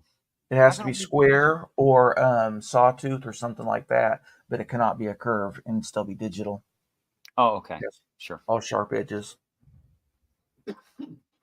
So waves on the ocean aren't digital; they're analog. Correct. No gaps. Well, again, analog can still have gaps. If you look at if on an oscilloscope, if you look at a digital wave and an analog sinusoidal wave, the only difference is their shape, whether it's rounded or straight lines. And yeah, Nerdy gets everything I'm saying. Yep. Exactly. You can see sound on an oscilloscope. What does Nerdy know? He's probably only got a degree in mathematics. Or audio engineering, one of the two. Maybe both. Yeah. Or he just really, really, really, really likes to read about quantum mechanics. Well, just because you Hey have a guys, cheap. I'm gonna say goodnight. Y'all have a nice night. Thanks for letting me hang out. I'll see Good to y'all see on the you. flip side. Good to see you, Come Tobin. back again. All the best, Tobin. Great. And now Jill comes in. Only if Wildheart wants to let him. Now that it's gone, Tobin is one of the sweetest humans I've ever met. Yeah. And you couldn't tell him while it was here? You didn't want him to get a He's big a good ego? That part was a joke. I've told him. I know. Didn't want to Well, embarrass knowing the kid. the area that he lives in, it is incredibly economically depressed. And it is where people go basically to retire because the cost of living is so low. And Sir was right in everything that he said about everybody's a fix-it, person over there. So nobody's going to pay because you can, give somebody a 6-pack or a case of beer to do just about anything. Yeah. Wow. Okay, and the digital versus analog argument of experience was all based in. I want to get back to the original argument, and I've lost it. Not experience. That's time. Time. In time.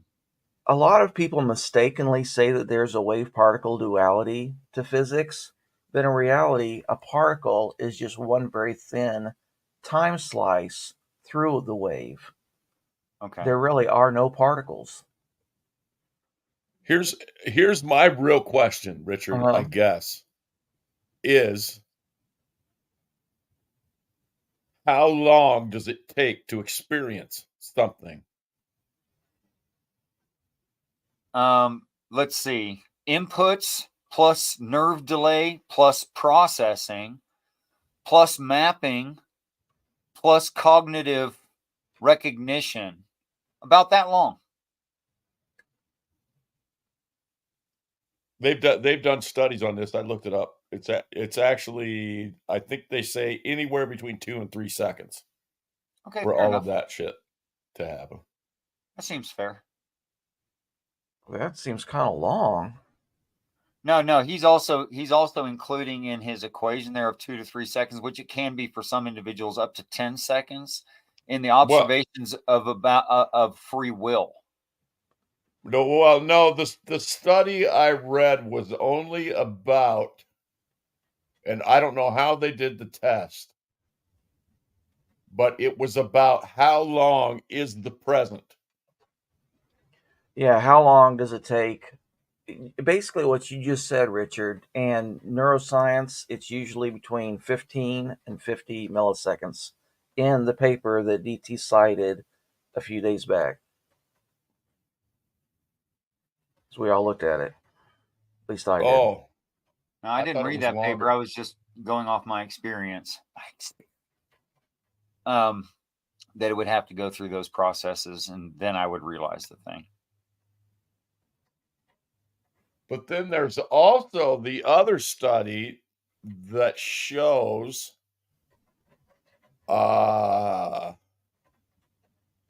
if you go to move your arm moves before the signal gets to your brain. Something like that. Hillary's could probably phrase that better. I've heard of that.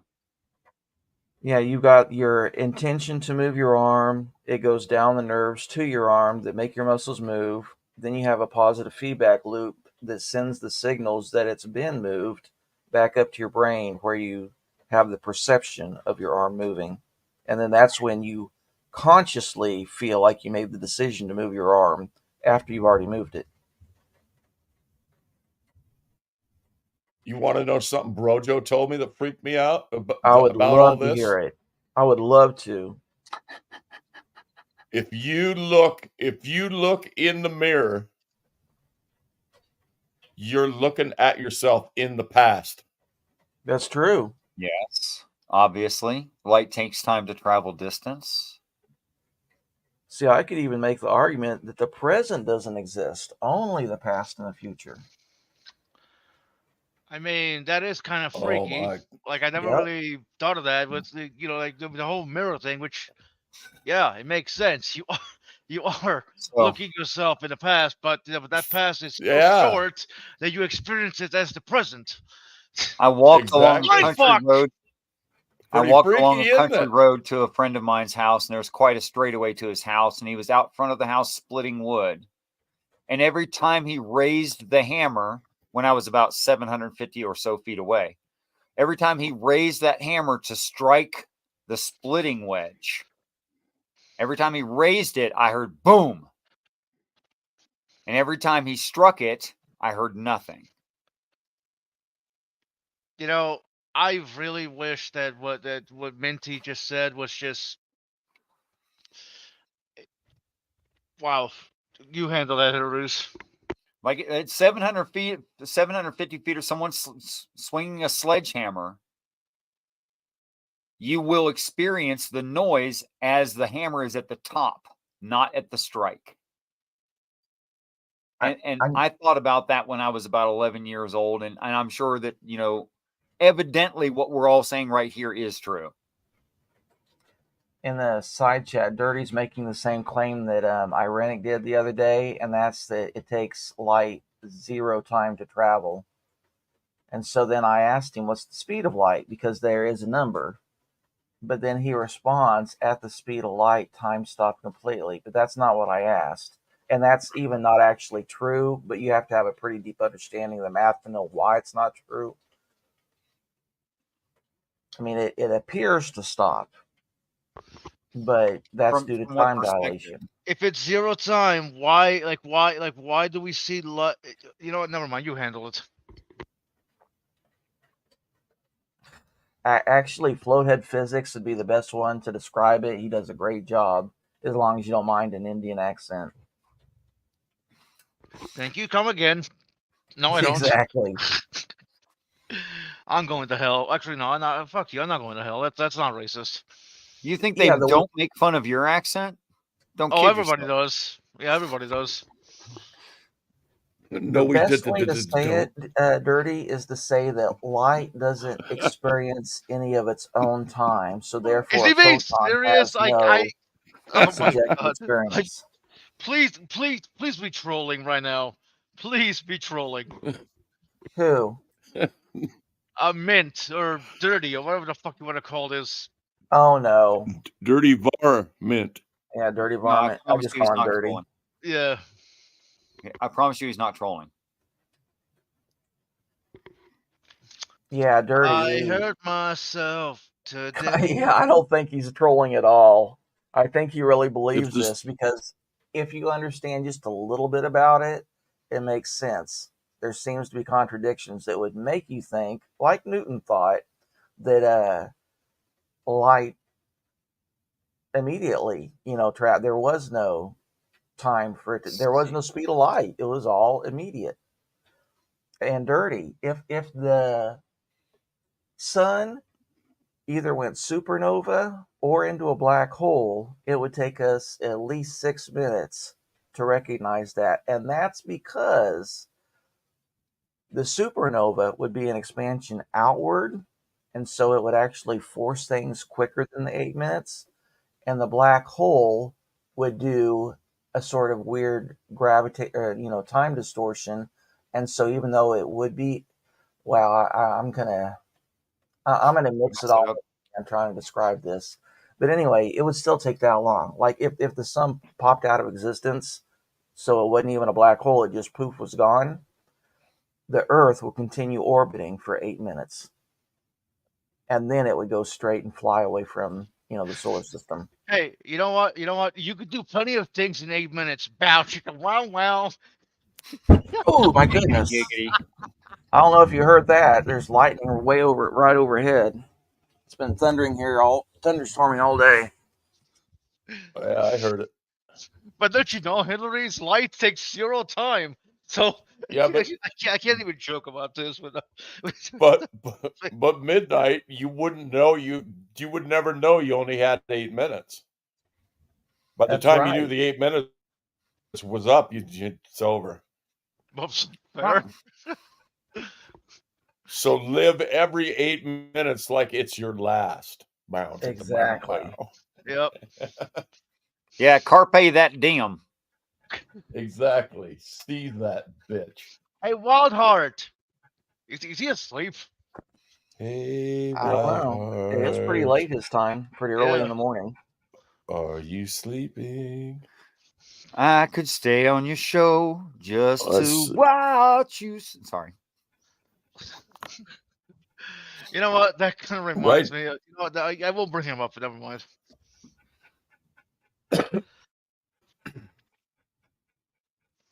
Oh, Flow State is live. Do you have demons? Yes. Wow. Well, everybody migrate over there because Wildheart is asleep. So let's just leave him in. Wildheart. And as far as I can tell, the population is such that they can afford several dedicated to each and every one of us. So yes, everyone has demons. Are they being effectual in your life? That's another question. We'd have to explore even what a demon is. An angel of the opposer. Exactly like a muse. Yep. Well, I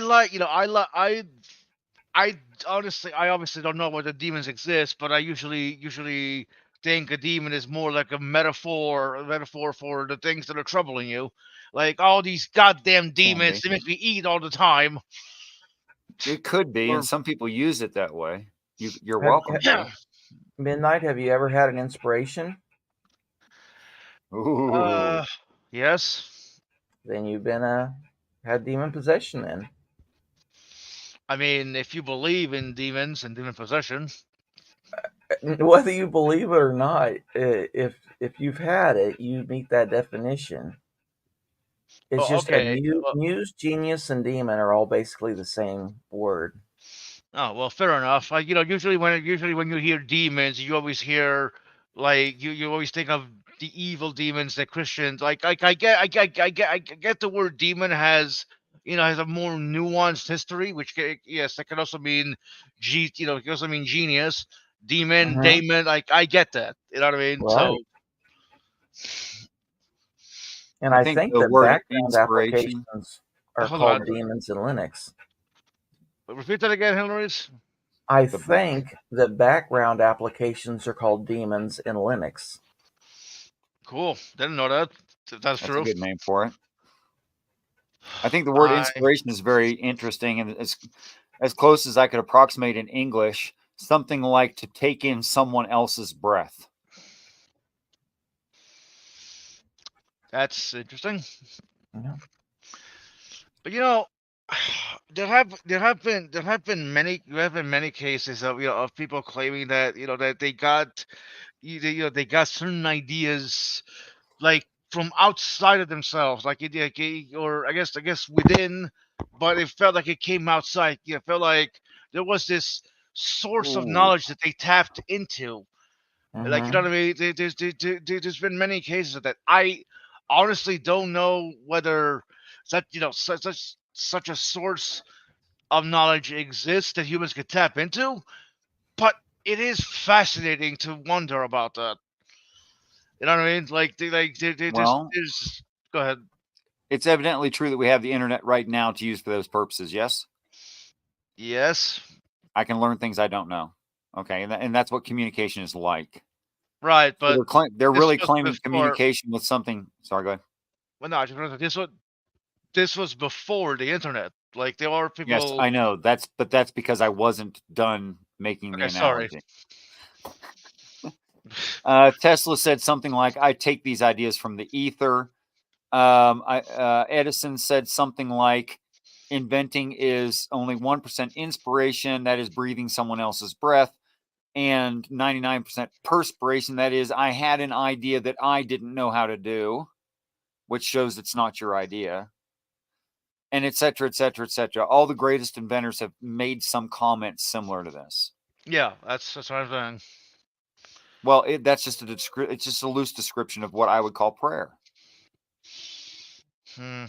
Purposeful or otherwise. It's communication, non-local, non-verbal, non-visual. Wow. Sending So some kind of many. information. Go ahead. There's so many things going on in the side chat. I'm not sure what you mean about mass spectrometry and why lasers don't travel at the speed of light, because a laser. I just said that because it sounded cool. To best with him, okay, because a laser is light. I'm scared right now. Somebody hold me. Light. I'll hold you. I'm gonna get it wrong. Light amplified emission, something, I don't know, but Stimulated electron, something. Yeah. That total eclipse doesn't even last 8 minutes, but it. Dirty Varmint, I love you, and we agree on a lot of things. Holy that shit. last statement. Look at because his there last was light three. before, during, and after the eclipse. The length of the eclipse has nothing to do with how long there was a shadow that we perceived. Look at all three of his last ones.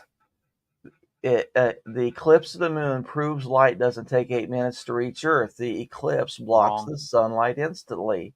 So I asked, and then he put if it took 8 minutes, eclipse of the moon will be impossible to observe. And I said, so the moon, which is right near the Earth, is on the other side of the sun? He doesn't seem to. I mean, again, if I could draw a picture or we had animation, it'd be great. But like the moon is I don't even know how many light seconds away, from the Earth, but not much at all. And so like the 8 minutes, it takes the 8 minutes just to get to the moon.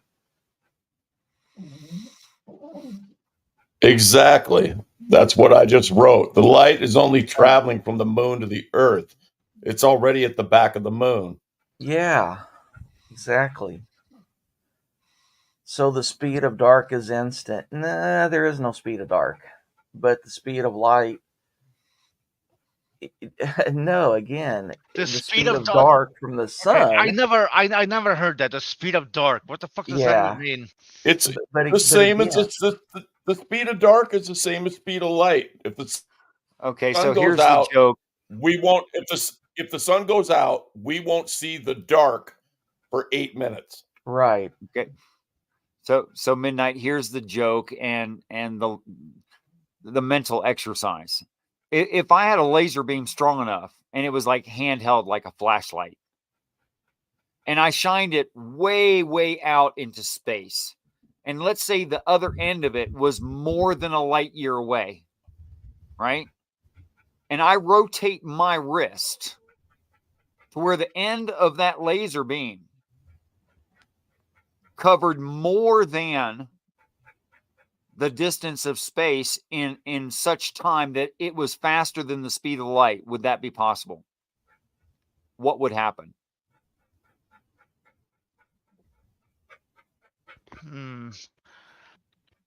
I mean, if we are taking into account that that space is expanding faster than light can travel it, no.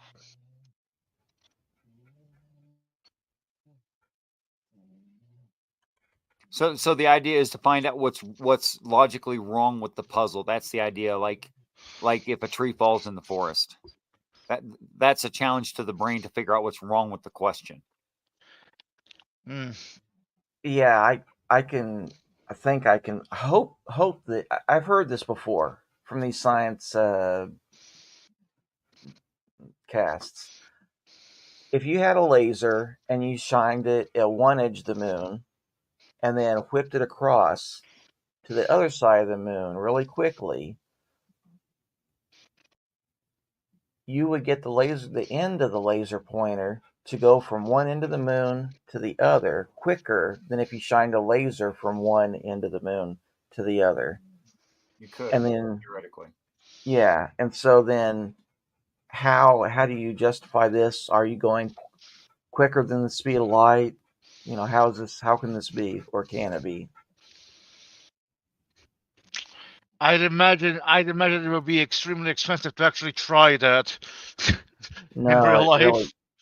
No, you can do it with a maser or any number of other ways. You can do it. Yeah. But just think about what is really traveling where. The packets of light are still going the speed of light from your hand to the moon. Mm-hmm. So even though the end of the laser is moving across the moon quicker than a laser beam can shine across one end of the moon to the other, the laser is still going the speed of light. So you're not sending information, and this is where I'm not going to be able to keep explaining why, but like you're not moving faster than light. You're just changing the location of where the light is going. Faster than the speed of light. Right. Good explanation. Was that off the cuff, or did you read that, or that was off the cuff? And that is why, and that is why this man is 180. That's his nickname. That's right. Nobody, I don't think I don't think anyone here knows what I'm referencing, but that's fine. Is it an inside joke? Or maybe we all know just by the fact that it's a numerical sequence that consists of 3 digits between 100 and 200. Maybe that's okay. So what's the inside? Okay, so what's the inside joke? Because he's half a sine wave. Obviously, he's carrying around 180 millimeters in his pants. You're talking about his IQ. Okay, yes, there you go. So you know the inside joke. Wait a second. You have to know it. 180 millimeters. Forget it. Is that 18 centimeters? Yes, very good. How many inches is that? So you can actually think about it. 18 centimeters divided by 2.54. 7, 6, somewhere in there. Fair enough. Yeah, I did say 6.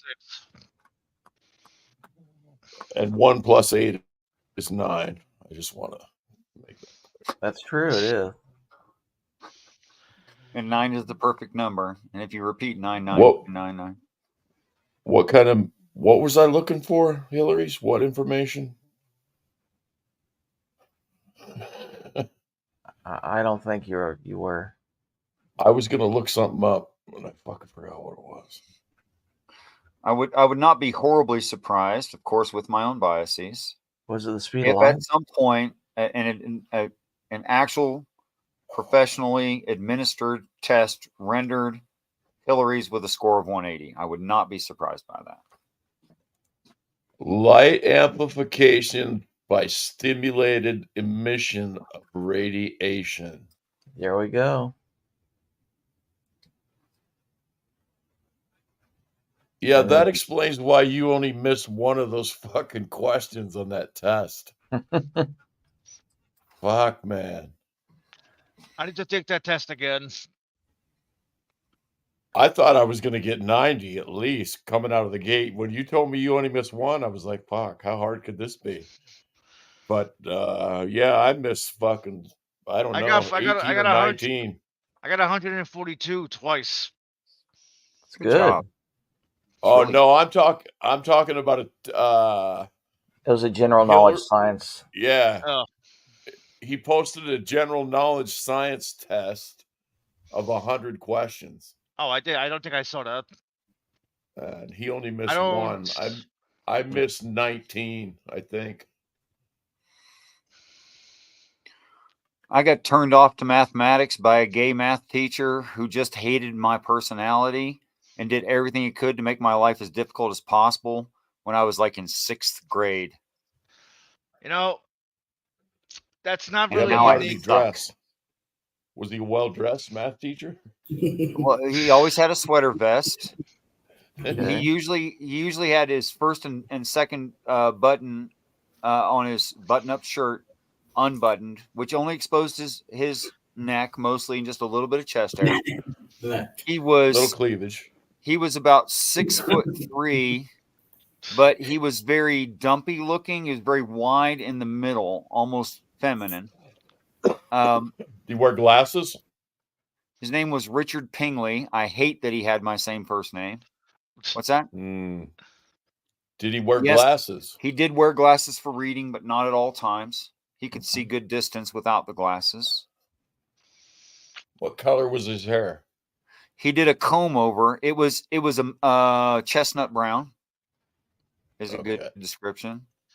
What color was his eyes? His eyes were not quite a green, but like a brownish gray, if you can even imagine that. But you definitely noticed them, though, didn't you? I noticed everything about everybody. I could tell you what kind of he wore wingtips. I'm just trying to be funny. Come on. And he wore slacks, and the slacks, because of his like almost bulbous center of body, hung down from his stomach and from his backside, completely hiding that if he had any genitalia at all of any kind. How big was his cock? Jesus What? Christ! Hold on a minute. I'm trying to say something. You know, Richard, I'm not. You're not. You're what I heard. I heard this from to where they got turned off to math because of a fucking shitty ass teacher. Yep. So that sucks. Yep. Thomas, since we were discussing cock sizes, I just changed my picture. Right on. I do have a beautiful cock. It's a cartoon cock, though. No comment, Hillary. Oh, that's nice. Yes. Thank you. I have Very, it is very nice, nice. but that's a plastic one. Yes, it is. Plastic cock. When he gets up in the morning, he says, "Any cock will do." That's right. Okay. Do you guys want me to leave so Vermin can come in? Because who is Dirty Varmint or whatever the fuck? I can't even speak. No, I have to go to work anyway. I want to thank you all for adding to my experience, and I will forever appreciate this. Thank you so much. Well, thank you for adding to our experience. Love you, Richard. Love you. Cheers, guys. Richard. See you later. Yes, Tim. So Midnight, what do you think of Hillary's cock? Is it what you imagined? Yeah, can we all agree that Hillary's has an amazing cock? Can we all agree on that at least? No, we can't. Did you imagine something different, Midnight? I imagined something that's not involved in that. Oh, okay. I'm a little bit flattered, a little bit blushing. So you did imagine. Fuck off. He imagined Hillary's cock just twice as big. Do you know what I mean? Would anyone like to dispute Dirty Varmint's comment about if you were No. a photon? Now, if he knew general relativity, he would not make this mistake. A photon would not experience any of its own time, but if it saw another photon, it would see that traveling at the speed of light. That's the weird thing about time dilation. Yeah. I'm not sure, but I think that's true. Yeah, photons on their own because they move at the speed of light. They don't. Yeah, but if they saw another photon moving, then they would. You want to know something really, really fucking weird? We experience time dilation all the time. It's just so, it's just so insignificant, quote unquote, that we don't even notice it. That's what I find really fascinating. Obviously, if you were standing on a platform and somebody else was sitting on a train, correct me if I'm wrong, but the clock on the train will go faster. Yeah. Than the clock for the person that's standing still, but we wouldn't notice it. Right, the Hillary? clock on the train goes slower, I think. Yeah. Never mind. Sorry, slower. Right. And it's not even so much that it would go slow; it would appear slower to us, but our clock would appear to be going slower to the person on the train. Yeah, that's what I mean. All motion is relative. Yeah, which is different than subjective. I feel like people always get too confused. Yeah. So is it just speed? What determines that? The slower you're going, the faster time goes. Have we got that right? Like if you're stationary and someone is going. No. The faster you're going, the slower time goes. Yeah. It appears to stretch out. Right. And I'm on a new StreamYard account, so I can't do the comment of the day, but I really want to do it for that. It is a nice comment. I want to give that comment of the day, even though I can't do the clip. Thank you. Comment of the day. Gold stars and Eddie Roden. Well done. You guys are all lovely. Except.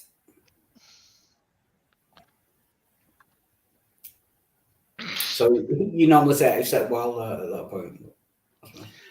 Highlight Brojo's comment. Brojo's? Yeah. Is my cock as white as Midnight's? I doubt it. I'm pretty fucking white. Yeah, but that depends what orifice. Yeah. That depends what orifice it's really recently been in. Do you know what I mean? It could be.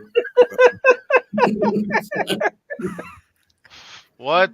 He's saying yours might be coated with some brown. What the fuck? Fuck you, you fucking piece of shit. This is your stream. You fucking suck. Hey, Wild. I have I used to. I don't know if I have it anymore. I had a clip of you saying you wanted Midnight to coat a part of himself in chocolate. Oh yeah.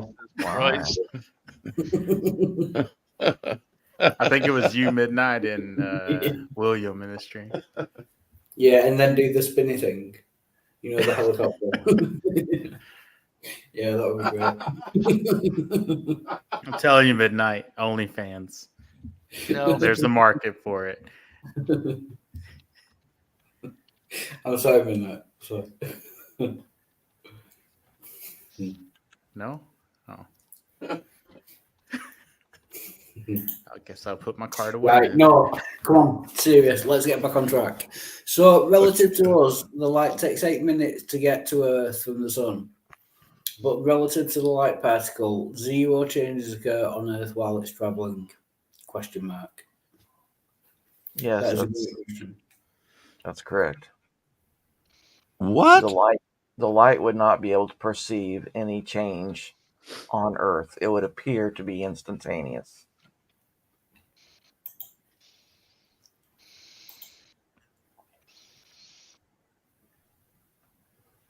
zero changes occur on Earth relative to the light particle. Yes. Zero changes occur on Earth while it's traveling relative to the light particle.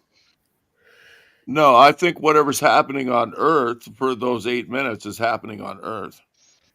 Oh, but think about it. If you were riding on that photon, what would you see? I see Einstein. You wouldn't be able to see any movement on Earth whatsoever. So it would be as though no time had passed on Earth. Yeah. Yeah, I think I get what you're saying. Yeah, so basically, if you were traveling the speed of light, you wouldn't notice any changes. But like DC said, changes would still be happening on Earth. Correct. Just you wouldn't notice them. Correct. What's Dirty's point? They're trying to get across. No, he's just trying to make sure he understands because he thought that time. Yeah, he thought there was no speed of light; that it was just immediate. That Oh, it didn't like take how- 8 minutes to get from the sun to here. Yeah, I think Okay, that I got you. That was Irenic's. That was Irenic's idea or point. Yeah, he thought that it was instantaneous. Yeah. Interesting.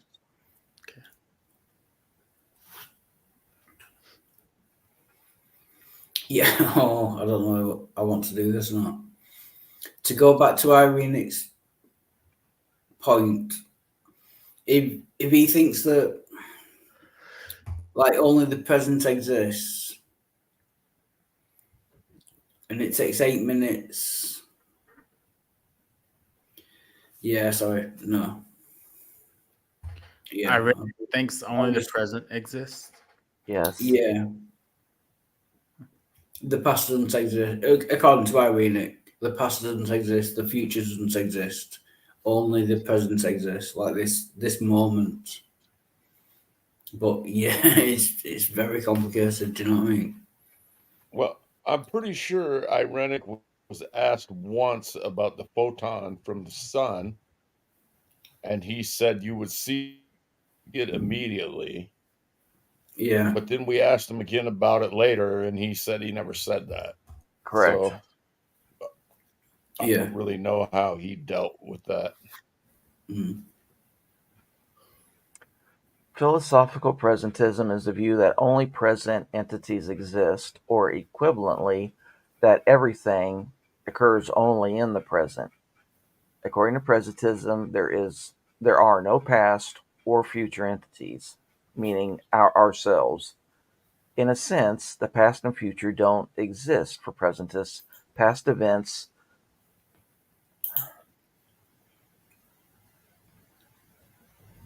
I'll go ahead and read it out, but it doesn't make sense. Past events have happened, have existed, and future events will happen, will exist, but neither exist at all since they do not exist now.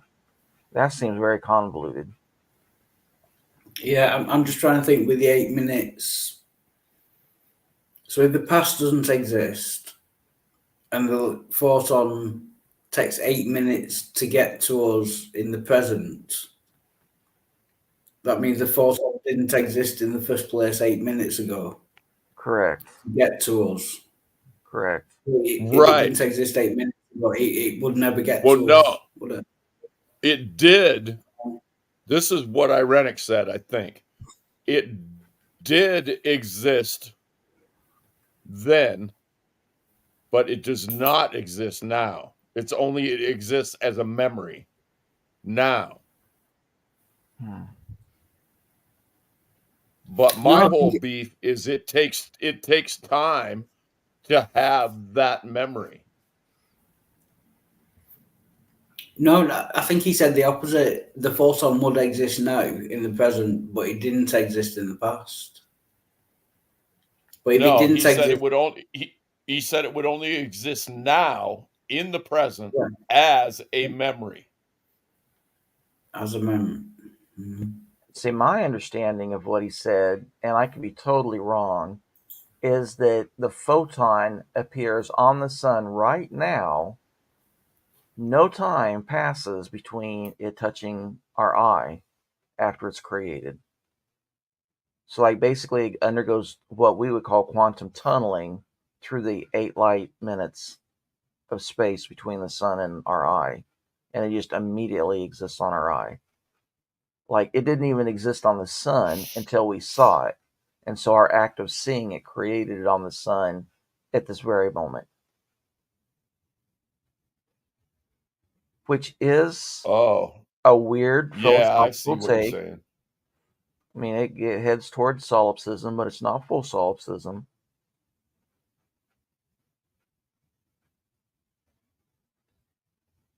And depending on how you craft the argument, I could even agree with that. That only by seeing light do we create it. But then what happens to light that we don't see? Does it exist? Is the present everywhere at the same time? Great question. That is an excellent question. But also, it, well, you're right. It does kind of lead into towards solipsism, but not really. It also, I feel like it heads into the territory of reality needs an observer for it to exist. While people are confusing an observer meaning like a human rather than observers just being other particles or whatever. People always like, oh, the double slit experiment proves that reality needs an observer, it needs human, it needs a mind, therefore God exists. You know what I mean? It's just, it makes the universe dependent on us rather than on what we're made of, if that makes sense. Fumbling with the words here. Yeah, no, I get what you're saying. Right, amazing. But yeah, they misunderstand like observer as being like a person, or being the observer could be a camera. Yep. Or something, yeah, they did misunderstand that. Yep, and it's been the bane of my existence for the last 20 years. Or longer than that, actually. Yeah. Daisy Bowman, I kind of think there is no such thing as time, since time is just a measurement of motion. Like the concept of inch is just a measurement of distance, but inch is not a real thing.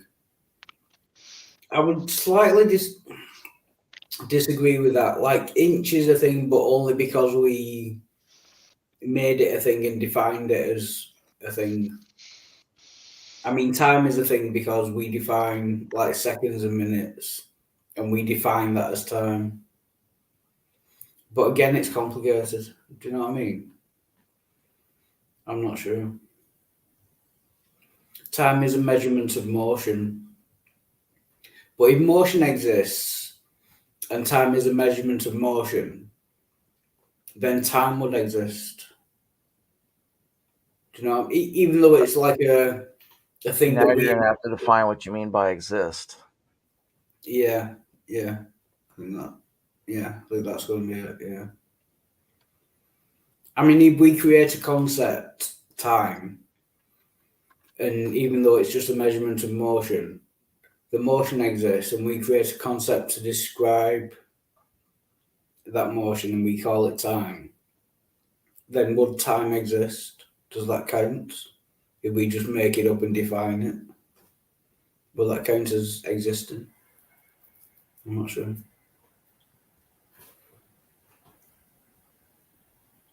Rojo would like you to find him a bucket of inches. And no, Dirty, if you read what I wrote, even distance doesn't really exist. It's something that we use to model, but that's just our model. It's the map. It's not the territory. I got a bucket of inches in this popcorn bucket. Oh. Brojo can come find it. Oh. find me a bucket of inches. Like, hey, you know what? Brojo asked, so he shouldn't complain about the jokes he just made. He asked, he wanted that.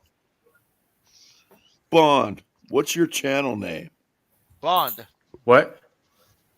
My channel name? Yeah. Is it just Bond? I know I'm a subscriber. I think so.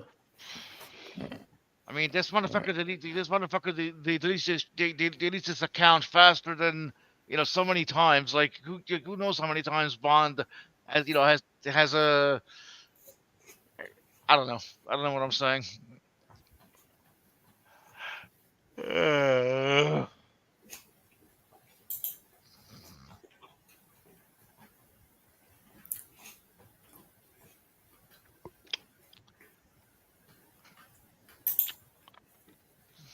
All right. Put your channel link in the chat, would you, Bond?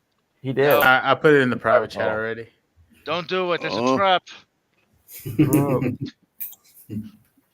Nice.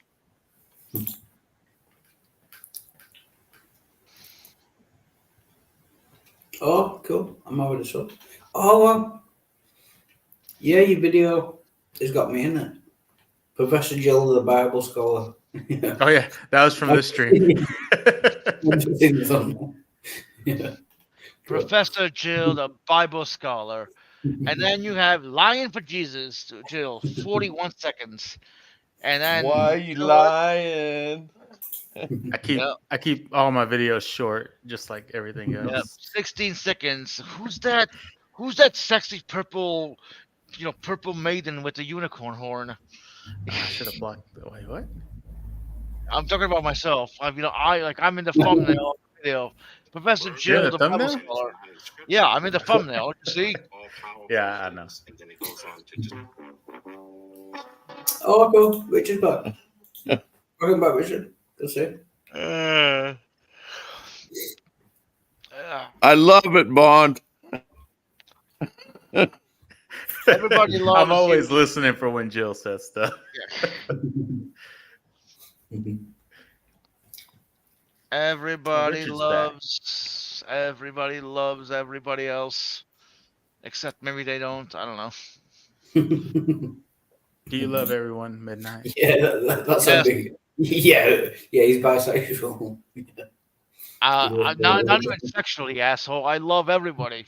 Yeah, pansexual. Yeah. No, never mind. What is pansexual? Pansexual means somebody that really loves bread. This is a very good product. Don't miss out on it. Don't wait. Wait. It's someone. No, pansexual is someone who loves kitchen utensils. Is that how they season their pans? Okay, that took a sudden downturn. Yeah, all the food ends up very salty. You know what I mean? You guys suck, but I love you. And it smells a little I've bit never like Clorox bleach. Well, actually, maybe I have. Depends on what it is. I mean, you sucked breasts, you sucked tits, didn't you? So you sucked Yeah, something. unless we're talking nipple. Yeah, that's why I corrected myself. But what is? Oh, go ahead. No, go ahead. No, to get back on track to maybe a sensible question: is the smallest measurement of distance directly related to the fastest speed? I put in the Wikipedia article. I'd have to reread it and make sure I understood it again to be able to answer. Yeah. Okay. Bond, are you starting a stream after this? Sorry. What? Bond, are you starting a stream after this? Is that what I heard? Oh no. Oh. I had just no. I had a video posted. DT was asking for my channel. And it looks like, yes, the Planck time is the amount of time required for light to travel a distance of 1 Planck length in a vacuum. That's in a vacuum, by the way, not in the. Yeah. In a medium? Yep. Not in a medium. Not outside of a vacuum. In a vacuum. Okay. Table 1. Modern values for Planck's original choice of quantities. Name Planck length L. Expression LP. Well, I won't read the mathematical expression. Value SI units 1.61625518 times to the power of 10 minus negative 30. Wow, I can't fucking read. I'm just waiting for DT to say, something like Dyson or perhaps Dirt Devil or. Okay. Hoover. There it is. There it is. Hoover. There's four things when it comes to planks. The plank length, plank mass, plank time, and plank temperature. Which that's interesting. Wouldn't also that measurement need to be so that there's no curvature away from all gravitational sources? No. No, why would it? No, because it has no mass, thereby gravity is not acting. But what about gravitational lensing? Exactly. That's due to space time. Okay, so is a vacuum really good enough? Is it considered an approximation or exacting? I mean, wouldn't it have to be like? No, space is a vacuum, and Einstein It's a relative vacuum, not an absolute. Right. Plus, when Einstein surmised all this stuff, because that's all he could do was surmise and do some math, he had no way to prove it, no way to measure what the hell he was talking about.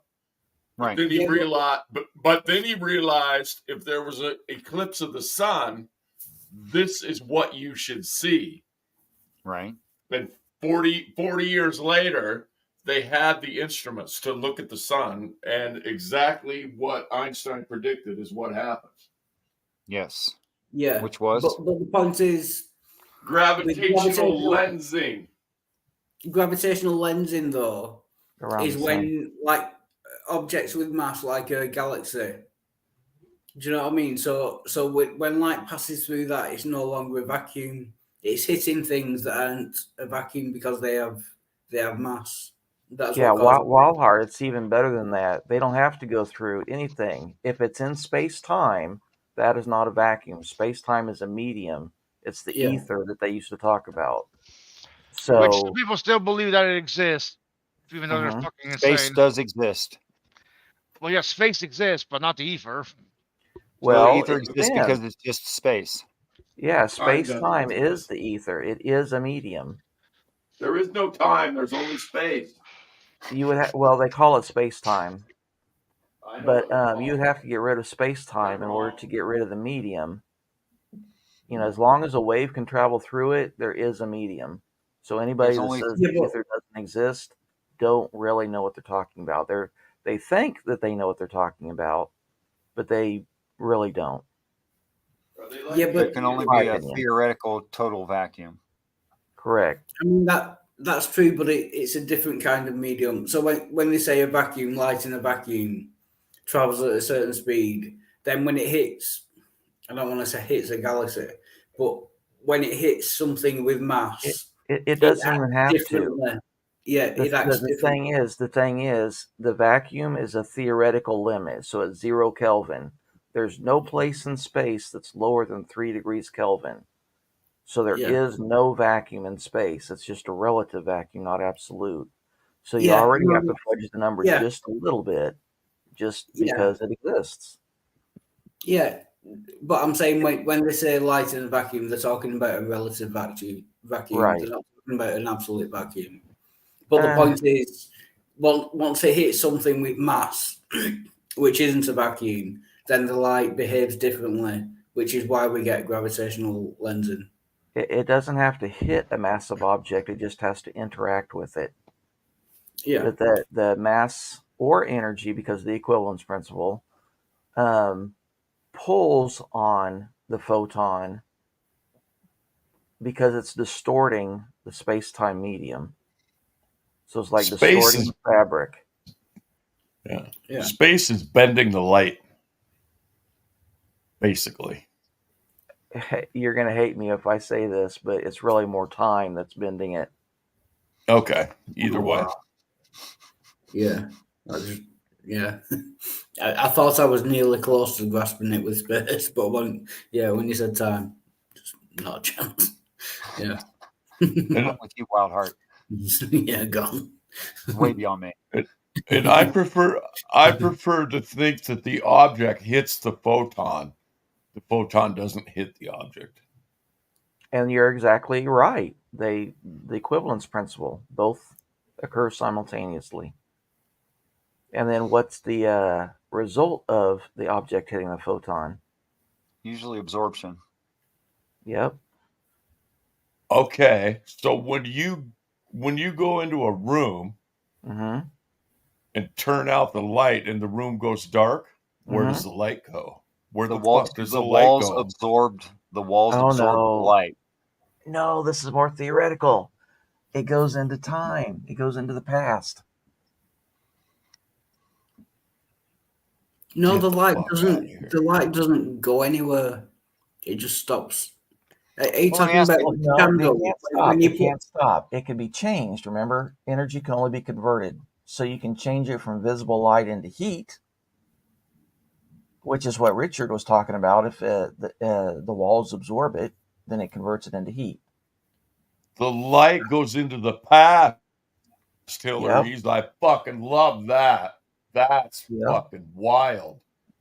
If you had a room of perfect mirrors with no seams, and the light source could be removed from its existence as soon as it was done producing the light, and you flipped off the light, right? Yeah. What you just described a black hole. You just described a black hole. That photon would bounce inside of those mirrors for all of eternity if they were a perfect mirror. The room would actually never go dark. Correct, because the light would then be going into the future. I don't know. I think you lose. I read about an experiment like that. Okay. Like how many times fucking Feynman did this. I think Richard Feynman. You're right. It was like 20 times, I think, under the best material that he had. But Richard said a theoretical perfect mirror. Oh yeah, for sure. Right. Yeah. Idea. Let's see. They're hard and sometimes sharp. What are Midnight's nipples? Hard, always hard, just permanently hard. Hard and sharp. Yep.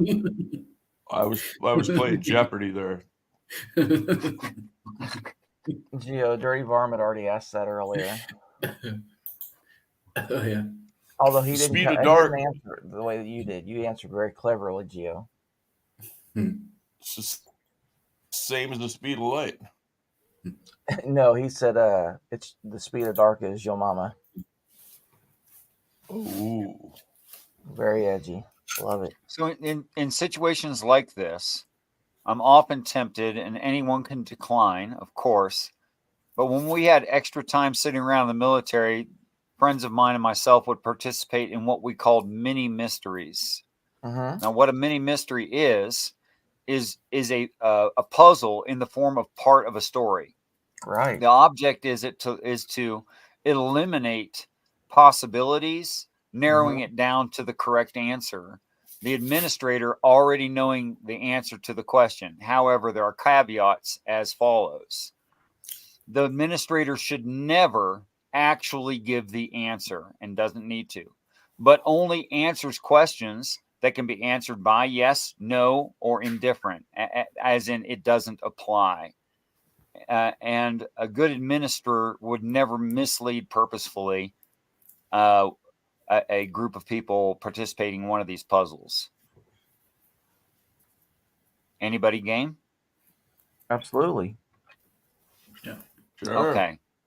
So I know 7 of these. They get progressively harder. I would start with the simplest one that I know of. Is it an animal?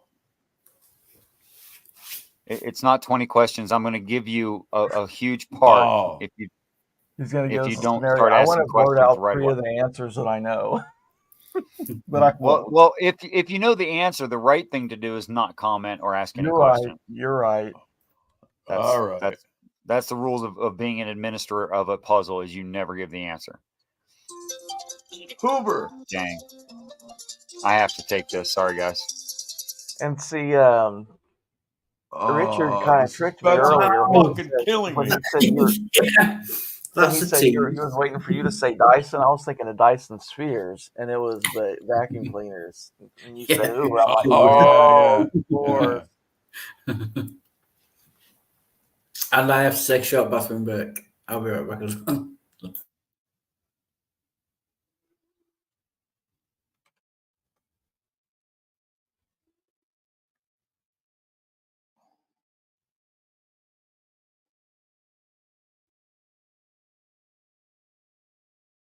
Time.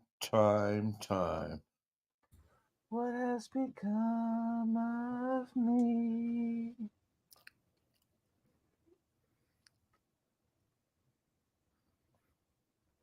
What if I told you an electron can be in 2 different places at the exact same time?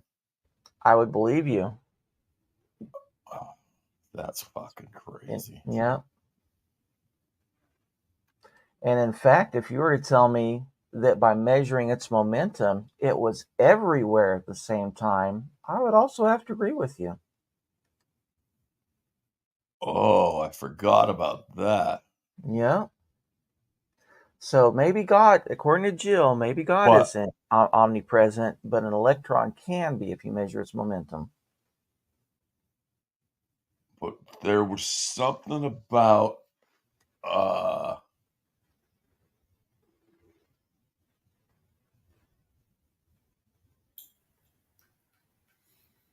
you can what was that?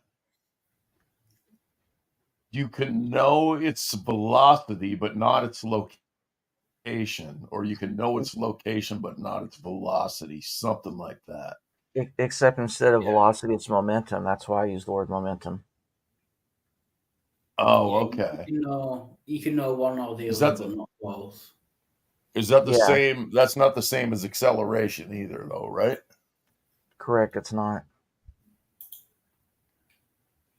Well, momentum would be like the vector of its velocity and direction. Right. It would be magnitude and direction. Yeah. So you could only know one of the two. Is that right? Something like that. Correct, and that's why I say that by measuring its momentum, you have to say that it's everywhere at the same time at that point, because you can't know its location. I got you. Yeah, I get it. Fucking wild. But our ability to know it, does that change its actual properties? Just because we can't know both things, does that actually change kind of what it's doing or what? Functionally, You know what I mean? Yeah. it functionally does, but if you mean like from God's perspective, I don't know. Yeah. Well, yeah. What do you mean by actually? I guess, Right. which is, and I mean that in a fucking really, really, really fucking weird quantum mechanics way. If actually pertains to you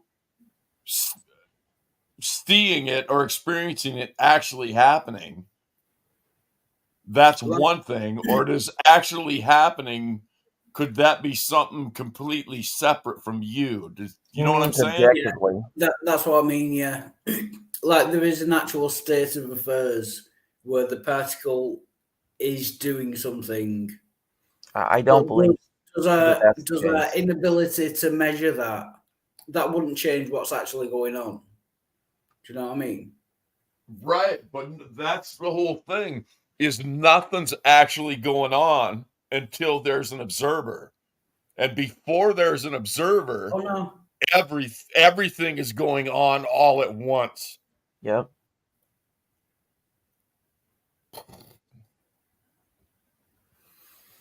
Yeah, it's complicated, isn't it? Yeah. It is. Pretty mind-blowing.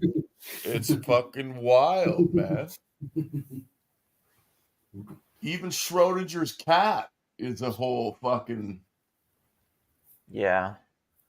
mind fuck. And that's pretty simple, really. The cat in the box is both fucking dead and alive. Oh, but that's the same thing. And neither. Yeah, but that's the same thing. The cat in the box is either dead or alive. And that's different to whether you know it's dead or alive or not.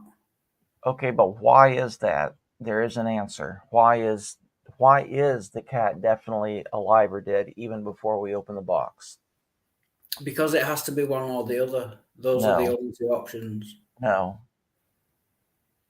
No, it has to be alive or dead. No, not under quantum mechanics. It has to be both alive and dead under quantum mechanics. But the rabbit or the cat itself is an observer. So if the cat knows if it's alive or dead, then that causes it, and then we just don't know what the information is until we open the box.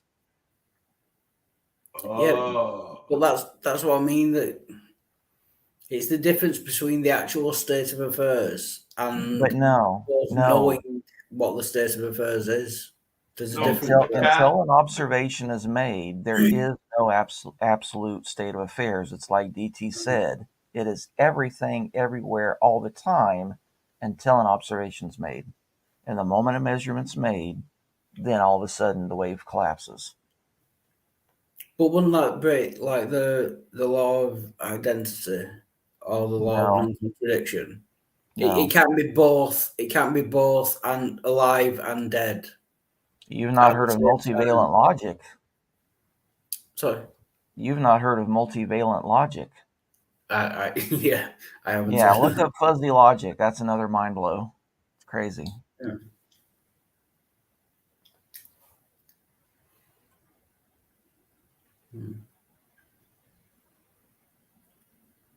It'll be interesting if some theists got in and started making quantum entanglement apologetics for God. Oh yeah, it's weird how maybe not weird. I was just going to say it's weird how few theists join the stream, but thinking about it, it's not that weird. I can understand why.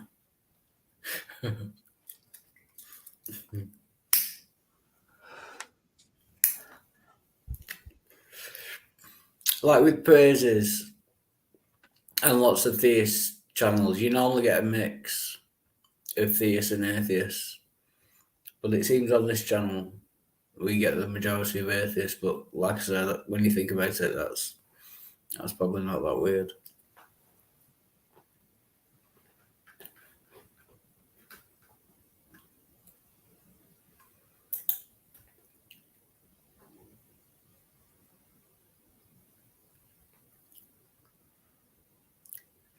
I'm not saying they're like scared of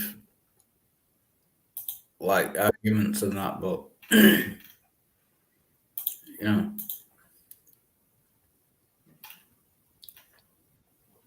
I don't want to blow my own trumpet, but we do tend to talk about a lot about logic and reason and stuff on this channel. Yeah, I can see why theists would be put off. Do you know what I mean? Mm-hmm.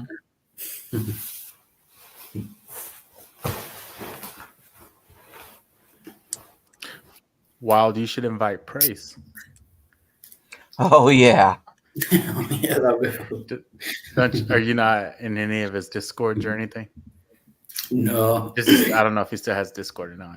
But no, apart from like his own streams, that's the only place I talk to him. Oh, yeah, okay. I can't message him apart from that. Yeah. Ah. Or you could invite who was that dude that we were talking to? The old dude that got mad? Or not old guy, but Flow State? No, it's a different guy. Red? He was on Praise's channel. Oh, I was thinking the guy from Ace's channel. No. You mean Oh, yeah, Wesley but- Curry? He's a military dude. No idea. He was, he got kind of upset at Justin. Oh, yeah.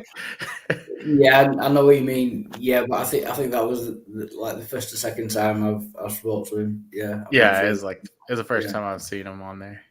Yeah. Or I think that young kid would be interesting to talk to. The one that Wait, was like did giving the you sources. Did you say a military dude that's easily triggered? Oh yeah, yeah, yeah. Oh yeah. Huh. I'd like to meet him. He said he made it a point to say he was smart and he graduated college and a bunch of other things. Yelling. Oh yeah. Like he was yelling pretty loud. Is that the same guy who gave 3 like sources and 2? No, that he was a young kid. That one was a young kid who was just basically he just asks whatever AI he uses, scholars that believe the Gospels were written by Matthew, Mark, Luke, and John, and it just spit out some names, and then he posted them. And then Praise was like, "Oh, you brought scholars! Oh, I'm impressed." Yeah, and it ended up at least 2 of the 3 scholars. I didn't check out the third one, but at least 2 of the 3 scholars disagreed with what he was saying and agreed with us. Oh, you gotta love that. Now, do you think that was lying, or do you think it was just simply bias that he read it poorly and read into it what he thought? Yeah, I think basically, I'm just guessing, but I think he Googled scholars, and without reading the actual article or what they were saying, he just printed That out would be my guess too. Yeah, he just printed out the first 3 names that popped up in Google, basically. I call that Or the first intellectually 3 irresponsible. Yeah. Right. Or the first 3 headlines that agreed with them, but actually the rest of the content of the paper didn't actually say that. Yeah, I think so. Otangelo was great for that. Yeah, I've been watching a lot of, the Atheist Experience, like, the 24/7 stream. Yeah. Yeah, and Otangelo pops up on there like a hell of a lot. He's just a great Oh guy. yeah. I actually, for some strange reason, I actually watch Otangelo's videos every now and then, or like an appearance of his on the Atheist Experience, just for fun. Yeah. He's like the Swedish, the Muppet Swedish chef. Yeah. His voice is just like... Herster.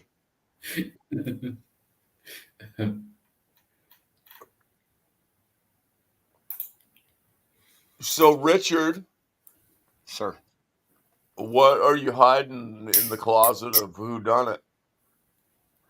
Oh yeah, I'm actually anxious to hear one of Hillary's puzzles because they might not be, but I guess since I started it, I'll give one. Okay, there's a man lying dead in a desert next to a stone. Mm-hmm.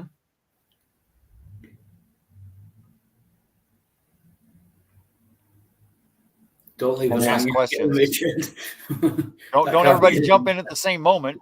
I already know it, so I'll stay out. Yeah, you have to stay out. Sorry, Hillary's. But just start visualize the scene and start asking questions about what you might observe about the scene. That's good advice. Is there blood on the stone? No, good question.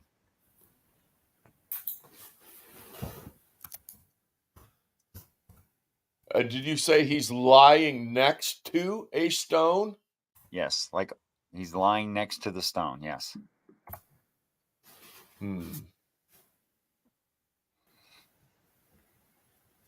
Does he have I any? did say lying.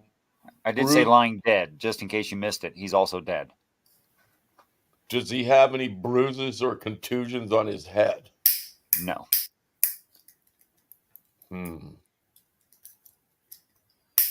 Well, I could put a good teaser in it without cheating or breaking any of the rules by saying, what's his name? That's what you're going for. At the end of the puzzle, you'll know his name. Oh. Is it Jesus? You're going to go through all the names? That's normally the answer to be fair. No, the answer is no, and I think it's a poor question. I was just thinking of the stone in front of the tomb. No, the answer is no. Is the stone round? What you mean, like specifically spherical in shape, or do you mean disc shaped? Do you mean generally round? What do you mean? I mean, like, could it roll? Sorry. Could it roll on what slope? A downhill slope. Okay, then yes, cubes will roll on a steep enough downhill slope. So, okay, it's round. So it's at least as round as a cube? Yes, it's at least as round as a cube. Is it larger than the corpse? Yes.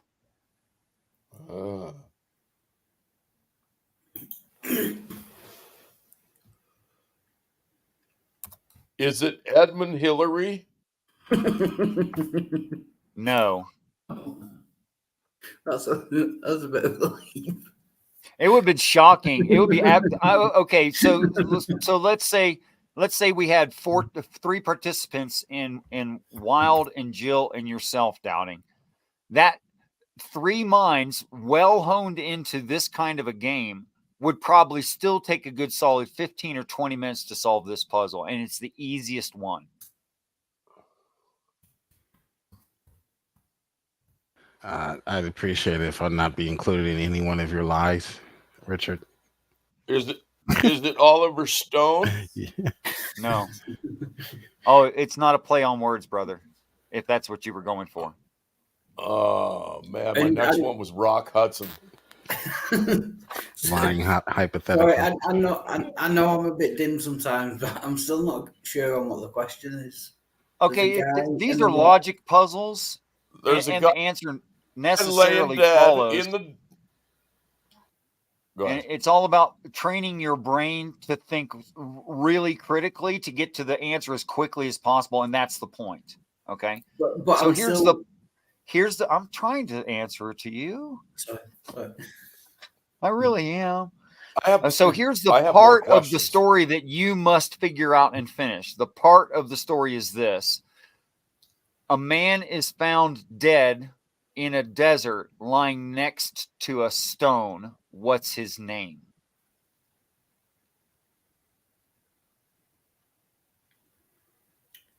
Just on initial thoughts, I would say it's impossible to determine his name just given the facts that he's in a desert next to a stone. There's no. That's why it's a puzzle. That's how it's a puzzle. Is the answer is not immediate. No, his name's not Sandy.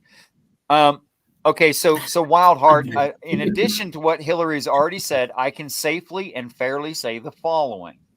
Choose anything at all about the scenario given, and then ask pertinent and relevant questions about any particular thing, and exhaust your mind every question that you can think of, eliminating from the largest span down to the narrowest until you find the answer to that particular question. Then go to the next object. Is the stone? It's as simple as that. Deserts. Is the stone covering a well? No. Wildheart, you had a question. Go ahead. No, I was just thinking. So start with the desert first. Okay, fine. Ask as many questions as you can about the desert. Okay, fine. Yeah. Since it's the first one, I could say things. I could point out the topics that you've already been given. Doubting started asking about the stone, and he went over size and shape. Okay, but he never did define size. You only know that it's bigger than the corpse. That's not a very good answer. Okay, and you don't know much about the shape because he didn't actually finish that line of questioning either. Nor do you know how far away he is from the stone. Nor do you know how the stone got there. Nor do you know what he's wearing. Richard. Yeah. To be fair, Richard. Yeah. You did kind of mislead me because you kind of poo-pooed my question about asking whether it was round or not, and then you said fucking rectangular. That's because it's not going to be that important.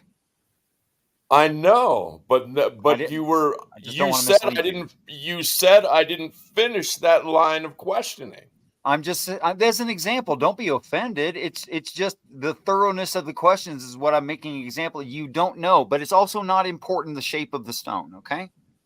So what other qualities might be important, Tom? Why I didn't finish that line of questioning because the way you responded to it. Okay. And I did that on purpose so you didn't go off on a tangent that wasn't necessary. I was being nice. I didn't mislead you in any way. I was being kind. And when you have the answer, you'll see that. But you could also investigate things like, what does the guy look like? Clothing, temperature of body. I mean, you could just anything that's already in the puzzle. Or if you focus on the stone exclusively, knowing that the shape doesn't matter, that could also lead you there. In fact, any point of the story would lead you to the answer. Any detail, fully exhausted, will lead you to the answer. Anything.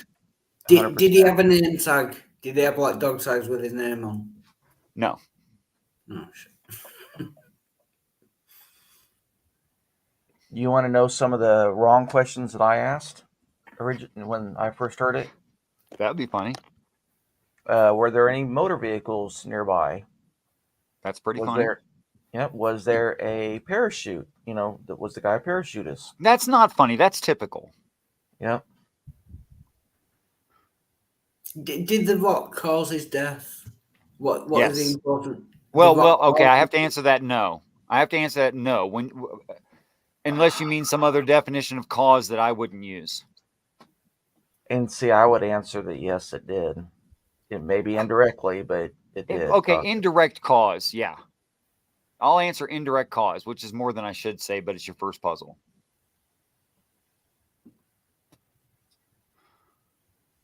Wow. Indirect. See, the real fun of this is both Hillary's and I know this puzzle and know the answer to it. So we can actually speak in code to each other and help you not whatsoever. Yeah, and it won't tell me what. And still have a good time with it. Yeah, did the guy drink hot tea? Yes. Yeah, that's right. Yeah, he did. Sure. Yeah, so he's obviously. Yeah, Hillary's can answer these questions as well as I could. I mean, there is a tiny bit of creative license within it, but that's so that you don't lead people onto tangents that they don't need to go on.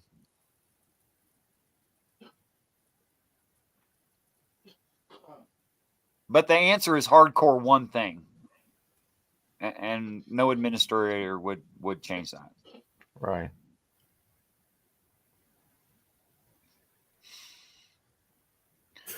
Have you done this a lot, Hillary's? Have you seen people like jump up and down and clap for themselves? Because I've seen that. Yes. They're so excited when they finally got it. Yes. I've seen people jump up and down with their mouth wide open, screaming, clapping their hands when they get these. I mean, it's a lot of accomplishment, actually. They're really difficult, and that's kind of the point. And mine is going to be a locked room mystery. Wait, go ahead and recite it. Can we do this all at once? You guys going to get confused if I'm asking Hillary's questions while you're asking me questions? No, that's fine. Yeah. Okay. I think you guys are good. What's the puzzle? I don't think I can be any more confused at the moment, so go ahead. Okay. We open a door that's been sealed. Yes. And we find a guy hanging by the neck, from a rope that's wrapped around the rafter of the ceiling. Mm-hmm. It's a very large room. Doesn't really matter the size, but it's big. Mm-hmm. And there's no apparent furniture or ladder or anything where he could have gotten up, to to tie everything up. And I already we done it. know that I've already done it. You know, okay, yeah, that's why I said there's like 3 of them that kind of go around everywhere. So, Okay. Which one are you? Oh, I got one you may not have heard. It's the most difficult one that I know of. It's probably for 5 people, 2 hours. wow. Yeah, it's serious. I mean, 5 practiced people because they've already done the other 6 puzzles. 2 men walk into a restaurant downtown. Both order albatross. They each take 1 bite. One stands up, walks out of the restaurant. The other one remains seated. One stands up, walks out of the restaurant, pulls out a handgun, and kills himself. You know that one? No. Oh. And we're supposed to tell you their names? No, I didn't ask. I didn't ask for their names. The question is why.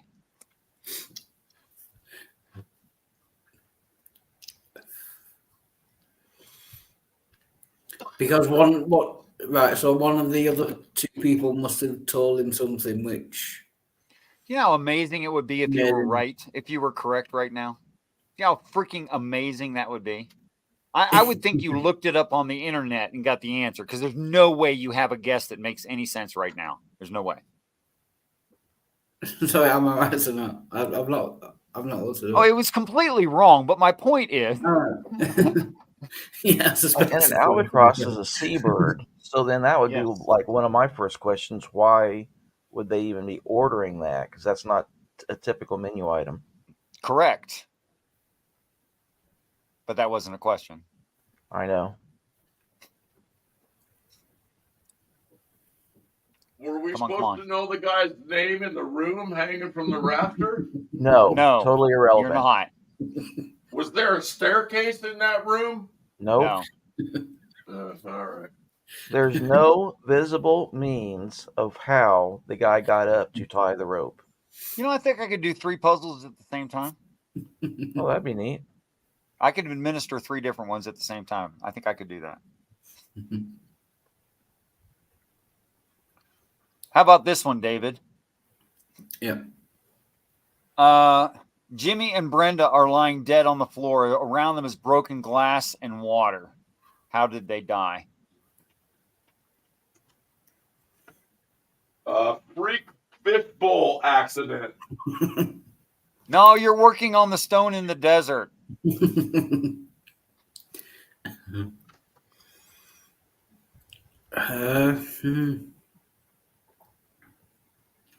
Right, broken glass and water. So there must have been bottles with water in them that somehow hit them over the head and caused them. Was his name? Okay, Was so his you've name got your Sharon premise. Start Stone? asking questions. No, it's not a play on words, Doubting. Stop that. What was the cause of death? Was it blunt force Yes. trauma? Yes, Blunt that's what you want to know. That's what with the you want to bottle. know. Yeah. Okay, Was so it? so here's a tip. When you ask a question, make sure there's only one topic in your question, because you'll get confused by how I have to answer if you give multiple topic questions. Never do that. Right, Was the water hot? Was the water hot?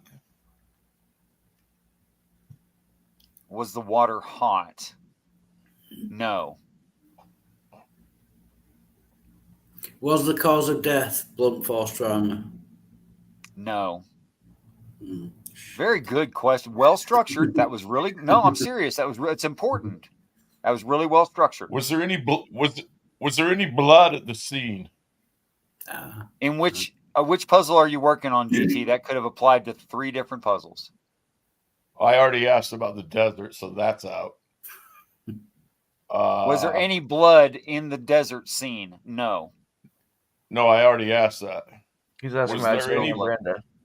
Was there any blood in the restaurant? No, outside the restaurant where he shot himself in the head, there was blood, but inside the restaurant there was not. And as far as Jimmy and Brenda are concerned, There was no spilled blood on the floor. No spilled blood. No spilled blood. Was there any See, that's blood a good broad spatter question on right the there. floor? There was no spilled blood, including on the floor. Okay. Was there blood sprayed? Oh, okay, let me. I should force you to ask your question better, but I'll try to be nice. All of the blood that was in them before they died remained in them. So you can just stop that whole thing right there. Aha. So Wildheart, we know the cause of death was not exsanguination. You'll have to define exsanguination. Blood loss. Oh, cool. I didn't know that. Yeah. Hmm.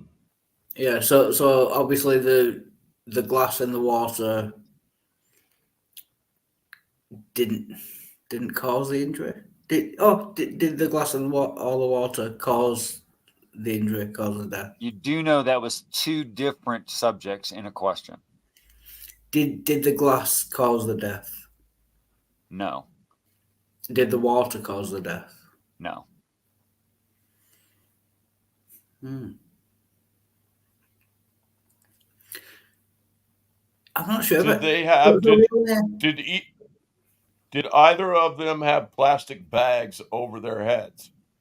And a tangerine in the mouth.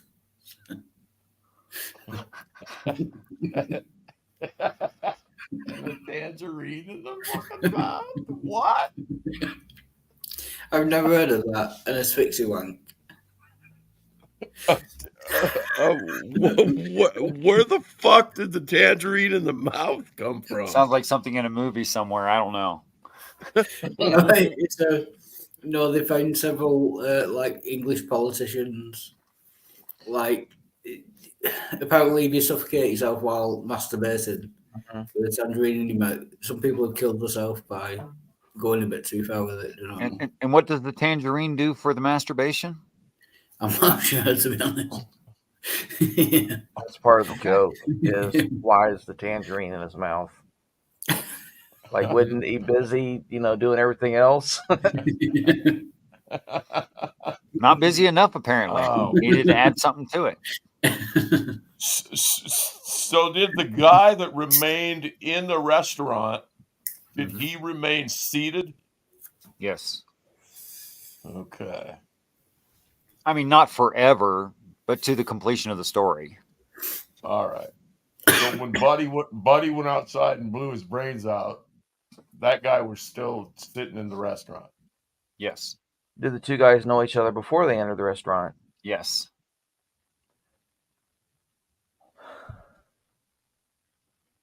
I have a feeling if we figure out about the albatross, that'll get us some of the way there. No, similarly, if you take to its completion any aspect of the puzzle, it will solve the puzzle. Right. And these are two humans. Was one of them a whale? Yes. No. Yeah, I just don't think I have the kind of mind that can. Yes, you do. Don't say that. That's not true. You're I just don't think- unpracticed. Don't get disappointed so easily. It's just like with cryptic crosswords. I could never You have to do be them. perfect at everything in 5 minutes, Wildheart. Give yourself a chance. Oh yeah, cheers, Vicky. Yeah, a Conservative MP died of autoerotic asphyxiation with a tangerine in his mouth, also wearing stockings. I think. Yeah, thank you, Vicky, for backing me up on that. We have more than one source for the story now.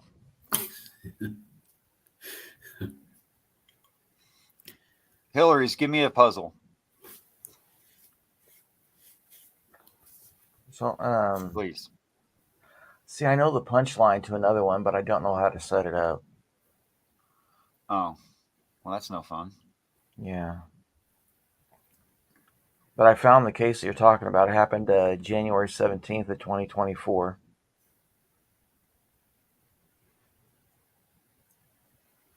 the restaurant. It's a 22-year-old Joe Aru. And I'm messing with you. It's a new story. There probably are similar happenings in real life.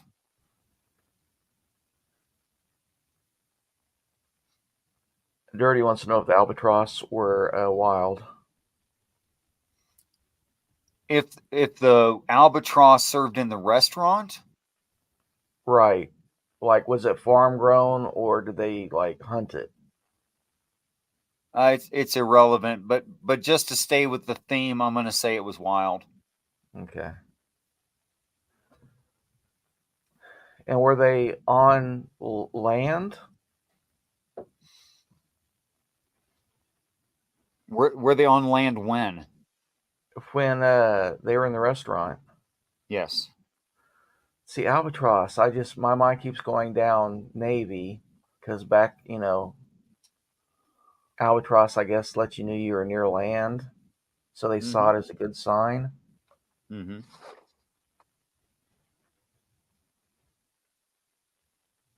Okay. Of the two guys, they did know each other. The guy that went outside and killed himself, was it because of something he learned while at that restaurant eating? Oh, very good. Yes. Wow, you just jumped forward a good 10, 15%. That was amazing. Great question. Was it something that his friend told him?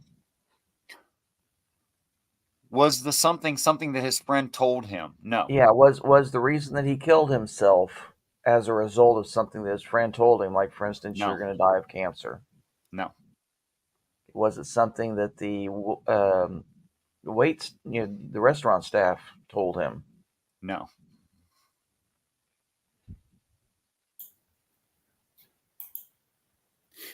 So, while they were living. Yeah. Speaking about, I guess, a ghost server.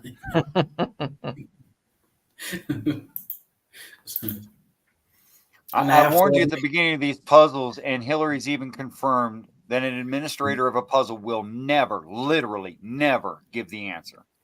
You will realize it yourself.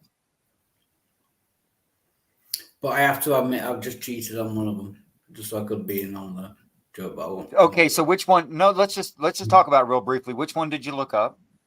The rock one, the desert rock. Okay, now do you see that why I had to say what I'd said?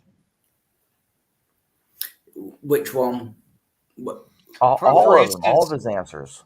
All of my answers. Do you see in the answer why I had to say what I did say? Do you see that? Yeah. Yeah. And do you now seeing the answer understand more about the point of the puzzle?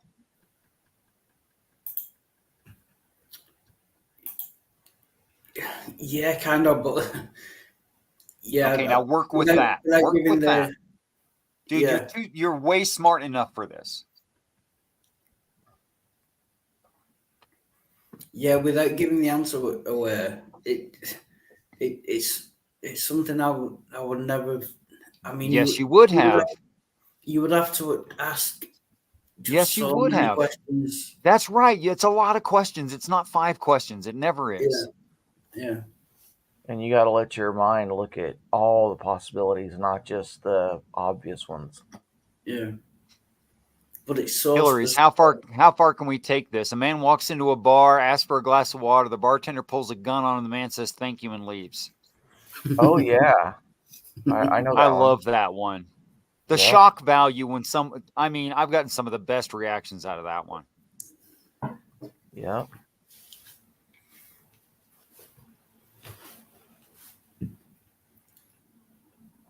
Right, so can I tell the answer to the first one? Because we got 3 more. What's But up? like say, it might help I don't know. explain- Doubting may still be working on The Man in the Desert. Oh, no. Go ahead. Lay it on me. Don't think of the natural, like, everyday world as part of it. Yeah. All right. If you got the material the stone was made out of, that gives it away. Yeah. Yeah. So the riddle is: a tall man is lying face down in the middle of a desert. He is dead.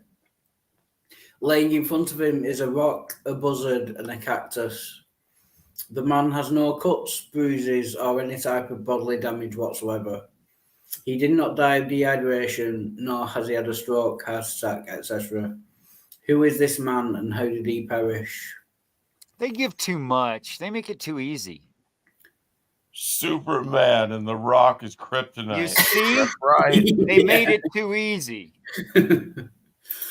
I just read it. You read it. Well, you're right. I thought you But missed it. I mean, oh yeah, Pat from the Rock. But the buzzard and the cactus, is that just put in to put you off? Because that has no It's relevance. letting you know that it's not anything like poison or radiation or whatever that would normally affect people other on, inhabitants of Earth. Right. Yeah. All right. Yeah.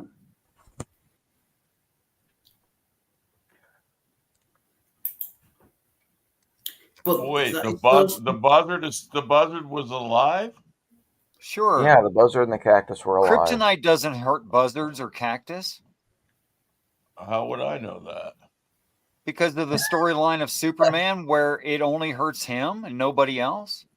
I barely know that kryptonite affects Superman. What? Okay. How the hell would I know it didn't affect fucking cactus? Yeah, it's not a and part of our buzzards? daily Were you born in the West? But well, that's the problem, Richard. Is the story has been westernized. Yes. This is the by westernized liberal version of it, biblical though. scholars. Oh my god, man. Oh my god. Yep, that's who did it. Those liberal scholars. They're not real scholars. They're Western. They're westernized liberal scholars. Which automatically means they're wrong, by the way. It just you can just grant they're wrong. So what were the kids' names? Billy and Bobby? No. Jimmy and Brenda. Jimmy and Brenda. Oh yeah, that's a good question. Is it fair to ask what the Rock was made of? Would you say? Of course, it's fair to ask it. You can ask it. Just But no you wouldn't have- administrator who's honest would answer it. Would you Why have wouldn't- given them what the material was, or would you have just have them guess? I and would say yes or no? my answer to that question would be minerals, like the rest of the rocks. If I asked you if the Rock was kryptonite, what would you say? Yes. Yeah. Okay. Yeah, that's fair. Yeah. You're not allowed to lie, but you're not supposed to try to give stuff away for free. And my room with the guy hanging in there is also really. Was there a special. puddle of water on the floor? Yes. Okay. Got it. Yeah. Did you Very look that one basic. up too? Of course I did. Stop that.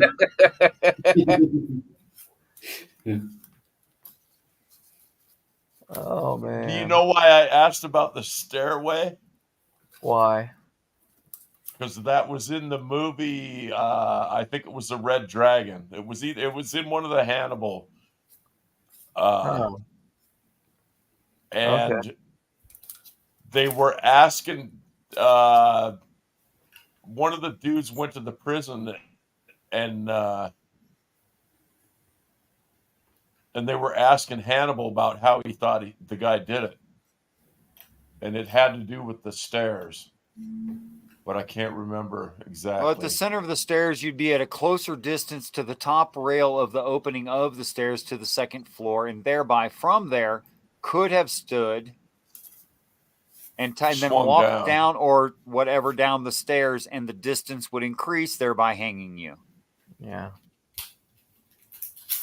That's And just the a puddle of curvature water compared on to a the plane. The puddle of water on the floor would be because the rope was a little bit damp, and when No. it stretched out, it wrung the water out of it. No. Oh no, weights. Could have been. The rope was, the bottles were like weights, and when it What bottles? Jimmy How and did you Brenda. assume bottles into that? How'd you do that? Glass. I was just thinking glass and water. There were no bottles. Did the Yeah, you're glass making come from assumptions. bottles? Don't do that. Yeah. Did the glass come from bottles? You mean was it recycled? No, I mean, was the glass in bottle form? In the scene of Jimmy and Brenda on the floor, no. It was broken glass, so I think DT is asking the origin of the broken glass. Was it broken bottles? Was it No. any sort of container or canister? Yes. See, that was a better question because it covers more. Was it a Was fish it bowl? an aquarium? Yeah. Yes. Either one of those answers See, do. I wasn't very far off with my fucking Nope. first guess then. Fishbowl. It was a Keep fucking going. freak fishbowl accident. Keep going. Freaking Brenda came in and caught Bobby licking See, you don't have the batter. answer.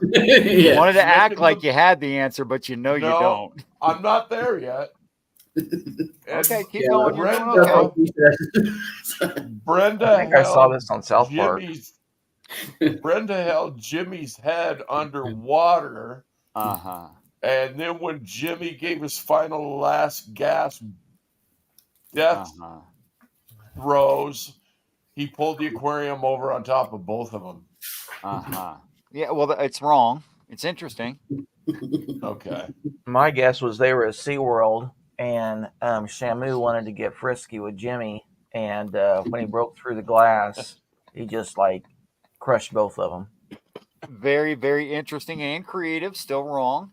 Yeah.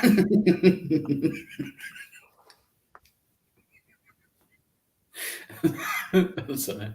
Yeah. Were there any bite marks on Jimmy or Brenda? No. Okay. Did they die from asphyxiation, such Yes. as drowning? Oh. But was it drowning? I'm sorry? Was it drowning? The kind of Was it asphyxiation? draining? Drowning. Was it drowning? Was the Drowning. asphyxiation drowning? No. Yeah. Suffocation. So suffocation, but not drowning. Yes. Was the room filled with gas? Yes. No, that's not obvious because there's air, oxygen, nitrogen. What he asked. Yeah. Sneaky. Were they eating calamari? No. Because Was the room devoid of oxygen? No. What color were Jimmy and Brenda? Were they like blue or pink or just normal colored? Blue, pink, and normal. What's normal? Normal is whatever they would be in their regular oxygenated everyday life, whereas blue would be, blue. Okay, And I can't pink. answer multiple choice questions, and I'm sure you know that. So please ask those one at a time. Okay, I just wanted to condense it down as much as possible. Were they blue? Were they unnaturally colored? Were they unnaturally colored after their death? No. As compared to before their death? As compared to their natural state, their normal state of coloration, they remain their natural state color. Do I have to ask you a yes or no question? Yeah, you're supposed to, yeah. The closer, yeah. Oh, because I wanted to ask, how long had these two been dead before I entered the room? That's These what I two was had- about to ask. This is how you say this. Rigidity. These two were and dead. validity. These two were dead less than a plank. These two were dead 3 days. These two were dead, and then you start splitting it up until you find the answer. That's how you have to do that. Okay. Were these people dead less than 3 days? Yes. Less than 1 hour? Yes. Less than 5 minutes? Let's say 5 minutes. Let's just stop it right there. That's good enough. Okay. And was their airway blocked? No. Okay, so it's not anything that they swallowed and they got stuck in their esophagus. Mm-mm.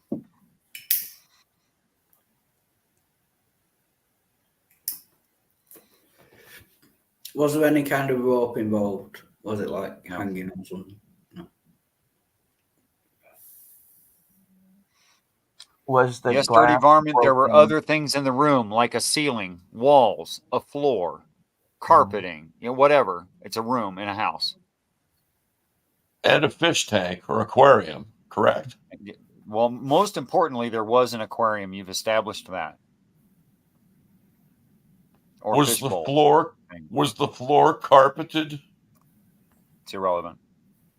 So was it drowning? No. You already asked that once. But it was asphyxiation. It was asphyxiation. It was not drowning. There was oxygen level in the room. There were other gases in the room, plural gases. That's a good one. Did they eat a puffer fish? No, they did not eat a puffer fish.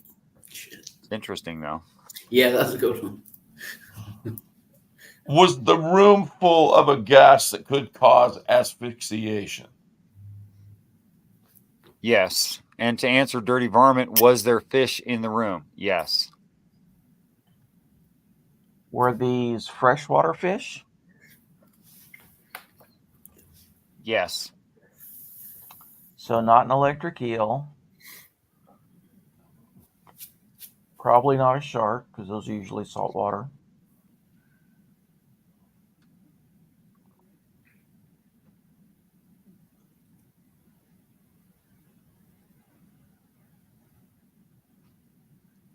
So, was it any kind of poisoning?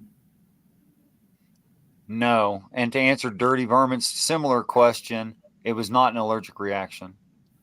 I was just going to answer. Was there any evidence of strangulation?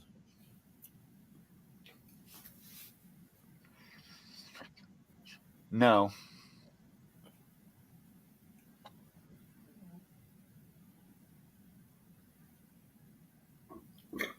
Right. Yeah. So we can know this, that if we think of all the ways that you can die from asphyxiation, we've ruled out drowning, allergic reaction.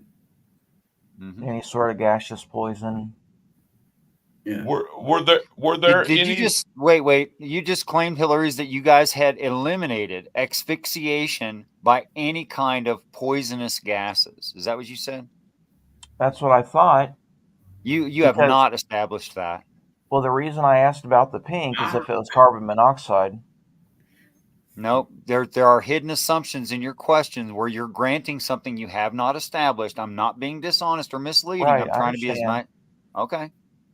So it could be methane. It could be. It can't be carbon monoxide or dioxide, because that would affect coloration. But it could be like methane or some other gas leak. You still have a hidden assumption in what you just said in that one sentence. So did they die from a poisonous gas? Some kind of No, it poisonous doesn't have to be a poisonous gas. It could just be a regular gas. Yeah. Did they die from some kind of gas? Yes. Yeah.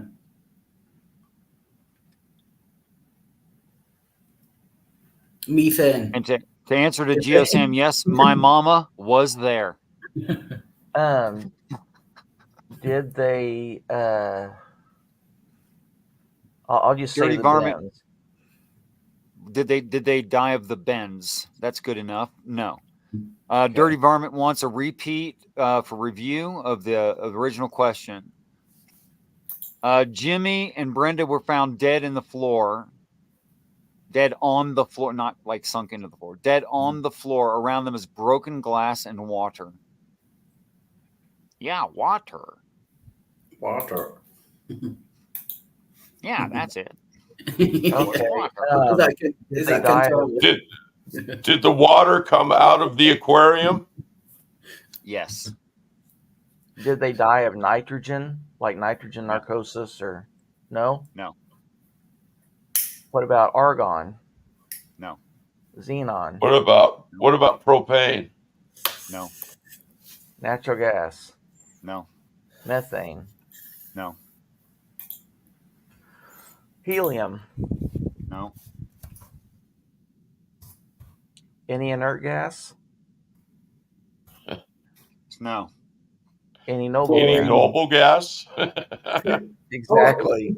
It's not super. It's not Superman. Oh, bro, Joe just fixed it. Yes, they were fish. Congratulations, gentlemen. That is the answer. Yeah, makes sense now.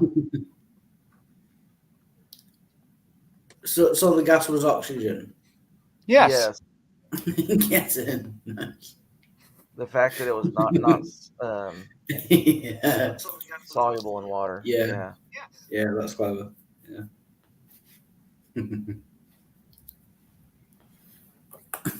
Okay, so we have Superman and they were fish. And everybody knows what the water was in mine, right? Yes, ice. Okay. I'm pretty sure DT had it too. I didn't know if Wild Hearted figured it out. No, which one was that? I looked guy it up, hanging. but I didn't recall you saying there was water on the floor. You asked, and I said yes. I So know, it's but that like was total after water. that was after I looked it up that I asked you that. What do you think? Man walks into a bar? Okay. He says owl. Was the man a koala? No. Because a Let koala. me review. You want so to know everyone why I can asked participate. that, Richard? I asked you if he Go was ahead, a it's koala killing you. because a koala eats shoots and leaves. Yeah. Eats and leaves. Runs out on the bill every time. Damn koalas. A man walks into a bar, asks the bartender for a glass of water. The bartender pulls a gun on the man. The man says, "Thank you," and leaves.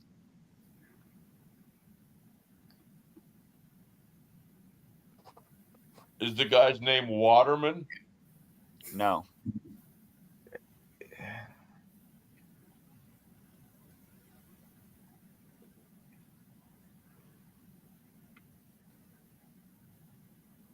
Very good, Dirty Varmint. Yes, Larry, which is not a name given, and Brenda, which was a name given, are fish.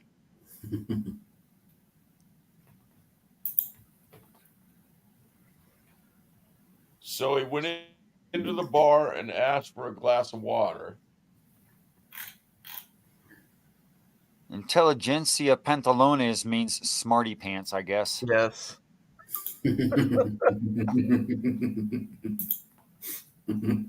Yeah, pantaloons.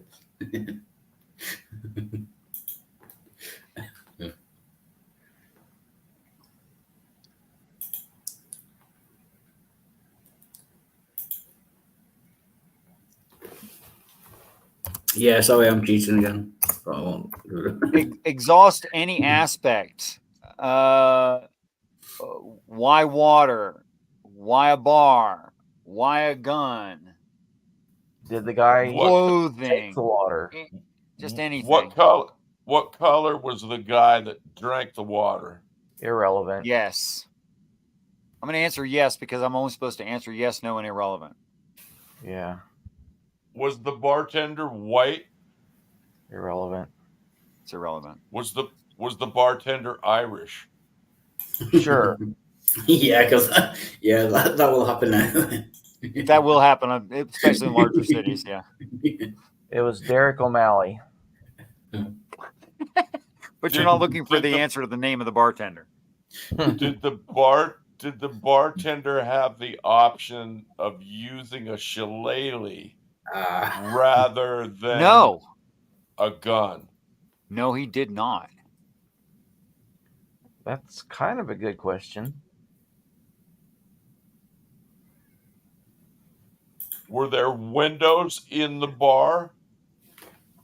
Yes, but irrelevant.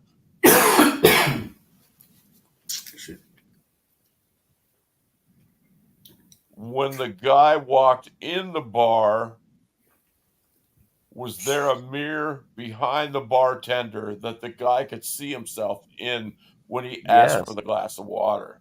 Yes, there was.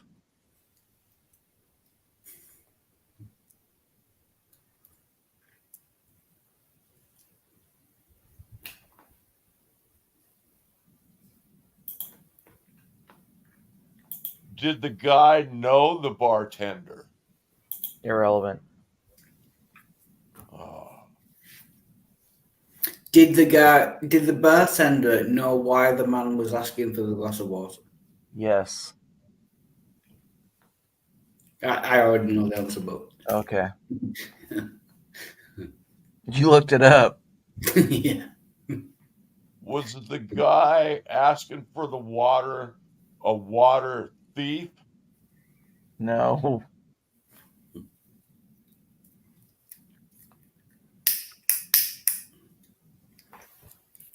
Was it a high crime neighborhood? It was the Old West. Yeah, so yeah. That's good. So pulling a gun on a man, would you say that was a common occurrence at the time of the offense? If it was. Yeah. Yeah, very common. I don't think that that's going to take you anywhere, but sure, statistically.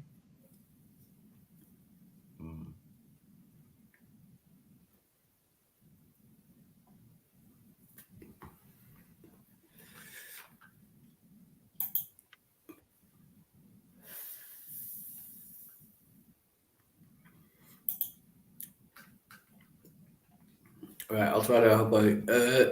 Did the man have any kind of medical condition? Yes. The bartender? No. No, the man asking for the drink. Yeah, I mean, just the way that it's going. Imagine each step of what he said.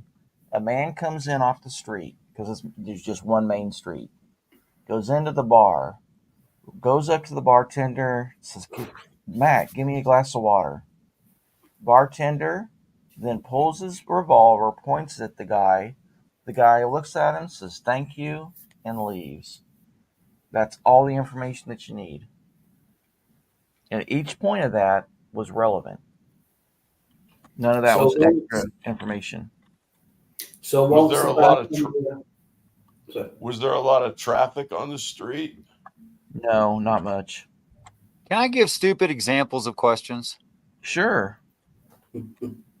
Did the gun fire bullets? It could have, but he didn't shoot. You gave too much away. That was my next question.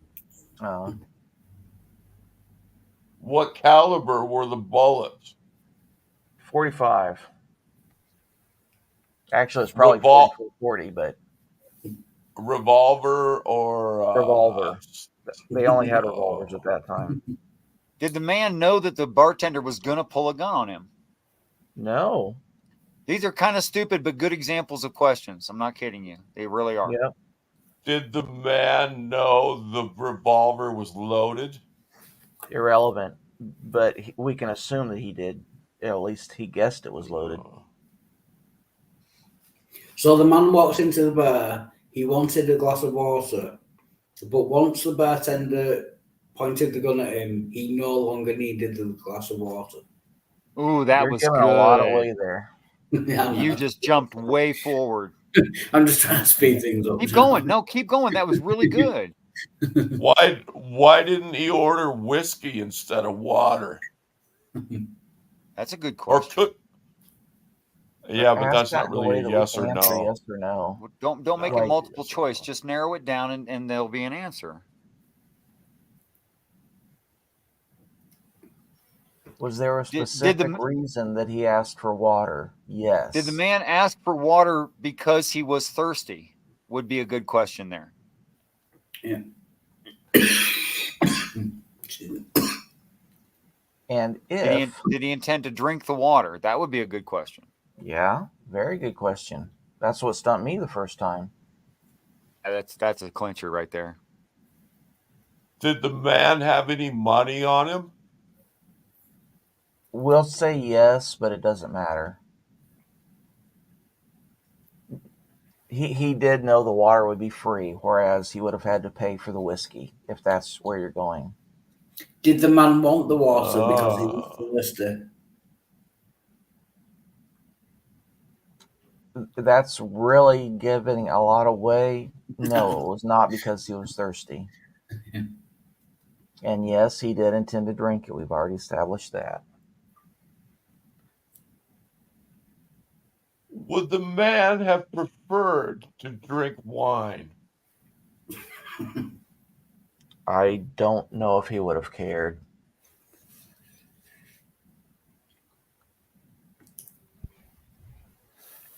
But for his purpose, he did not want to spend money.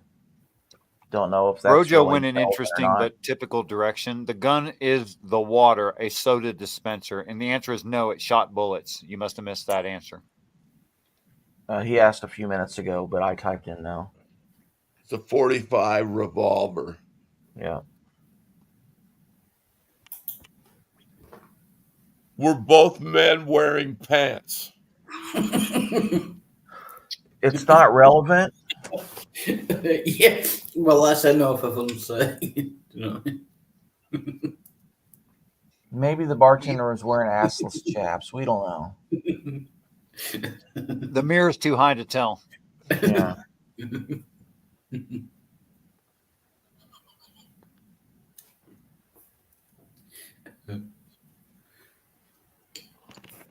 Wild Heart's giving away a lot of the questions.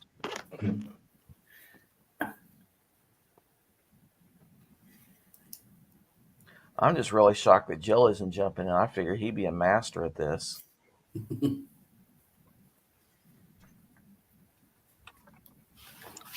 Well, you know, he has reviewed logical points and the theory behind logic in some of his shows on his channel. So I assume he'd be very good at this.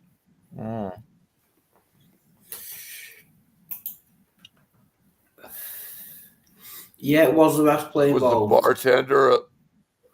bartender a liberal? I think I would have to answer no. Of course, because he had a gun. Exactly.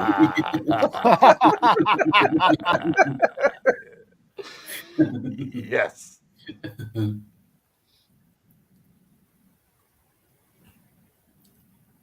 No, Gio. No money.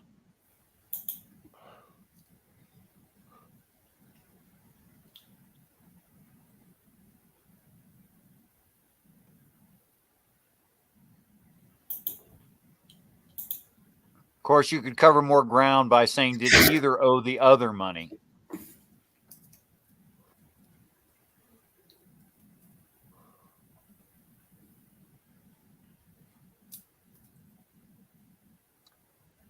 Was any money involved in this scenario? No. That's even better. Did he specifically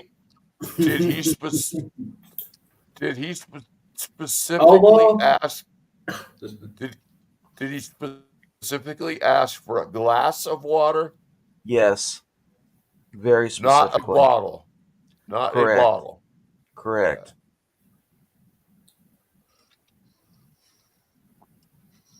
Although Love Gun could have worked. Oh, yeah. It definitely would have worked. It would have had kind of the same effect. If they could have asked for that back then, that's Wow, probably you what he looked would have up the done. answer. Yeah. I'm what surprised. could have worked? You're capable of this, Wild Heart. Stop looking at the answers. Yeah, but you know how impatient I am. Do you know? Yeah, apparently. Hey, when I was first introduced to these, 20 more years ago, I was in small groups at no time more than 4 participants, and some probably 50% of them, I was the only participant because it was just me and one friend of mine doing it. What were you So drinking? most of at these I Walmart? solved by myself on my own, actually. What were you drinking, Walhart? Coca-Cola. Oh, Actually, okay. not I didn't even, see any not bubbles. even. I thought Yeah, maybe it was some hot tea or something. No, not even Coca-Cola. It's a kind of cheap brand. It's just cola. I hear you. It's not that nice. Has the price of that gone way up in the UK? Yeah, Yeah. Yeah, here too. It's outrageous. Yeah. Like more than doubled in a very Yes. short space of time. Yeah. Yeah.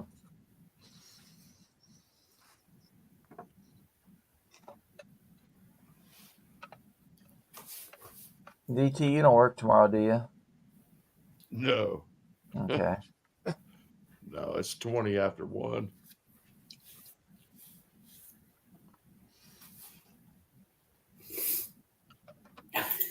Yeah. Coca Koala. Yeah. At the Coca-Cola. The hardest place north of Havana. Barry Manilow. Oh, that's it. Good job. Yes. Yeah. I can actually do his voice better than that. Just you add a little New York nose. At the Copacabana. Yeah. Yeah, he did have a hell of a schnoz on him. You know what I mean? Oh yeah.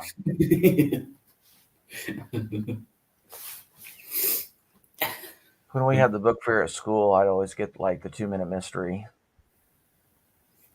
Those are fun. Oh, Jill's back.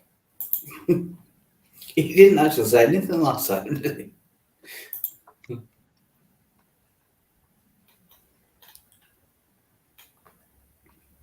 Jill, have you got any thoughts on the problem? What's that? Have you got any thoughts on the thing we're talking about? No. The Cowboy Adventure Mystery. No, I actually wasn't paying much attention.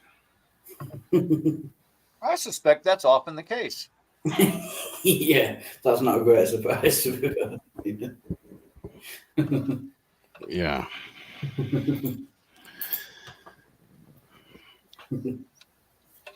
Just mention Biden or Liberal, and his ears just prick up. Hillary's, I got one for you. Uh-huh. You might have to write it down, but I doubt it. Okay. I'll just visualize it. Okay. The king is holding you captive, and he's going to put you to death. The king what? The king is holding you captive, and he's going to put you to Okay. Jesus Christ. And he's going to put you to death. Right. Unless you can solve this problem. Okay. Okay. You have a balance, not a scale. Okay? Okay. And you have 12 balls that are identical in every way, except one of those 12 balls is either lighter or heavier than the others. Okay. Okay, are you following me so far? I Not heard have this seen one. I'm this super recently interested. on a I video. haven't. Oh, you I saw haven't. it? I haven't. Keep going. I want to solve this. Okay, you can use that balance 3 times. Yes. Okay. And you have to be able to tell which ball it is and whether it's heavier or lighter. Okay, I got it. Thank you. I'm going to work on it. I'll have questions in a minute. All right. Wait, I'm not going to be having questions, am I? If you need to. You probably. Well, yeah, you'll either figure it out or you won't. I should be able to solve it with everything given, right? Yes. Oh, absolutely. Yeah, okay. All right, so all But I'll get back to you. I will caution you this. Don't give anything away. I will hate you forever. I'm not going to give anything away. I'm just going to say more than likely you will think you have the solution and be wrong, but you don't. Joe Biden. Yes. Okay, 3 measurements. One is an oddball. Liberal. Any two. Now, the video where I heard it, you also had to give how many steps was the minimum 1. to know which one it was, and then 3 was the answer.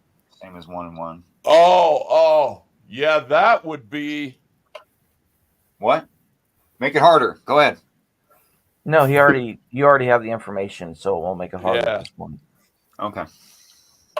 All right. Yeah, that would have made it harder.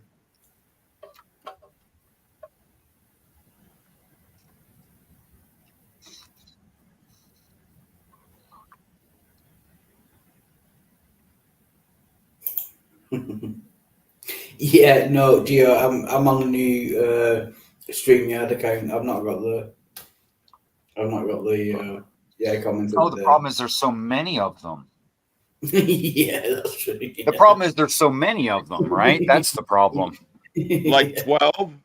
Yeah. Right. what? Okay. I'm just working No, on the fact that it's an even number actually makes it easier. Well, yeah, but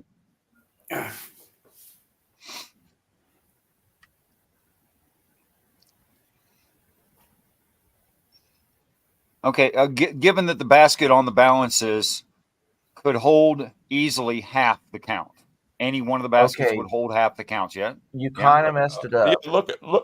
You Well, said hold the on. basket, Look at. and he was very Well, specific whatever. to say it was a balance and not a scale. So there are not 2 platforms. It's more like a teeter-totter.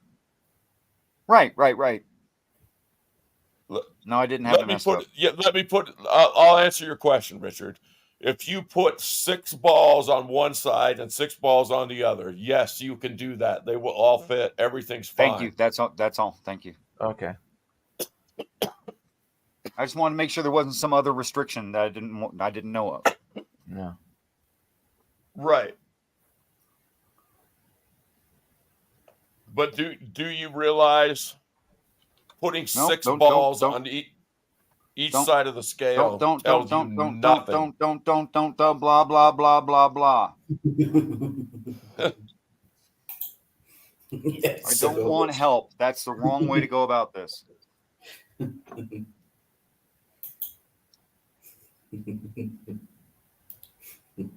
I don't want. I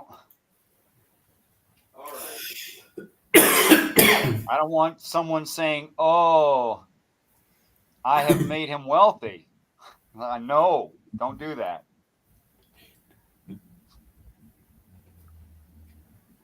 Either I can figure it out or I can't. Period. January 6th. That's the answer. Bloodbath. Yeah, come on, Joe. We're talking about heavy or light balls. Surely this is your specialist subject. What'd you say? Midnight? No, we're talking about heavy and light balls. Surely you've got to have some input on. Midnight. How would one best describe your balls, Jill? Midnight. Midnight. Okay. Oh god.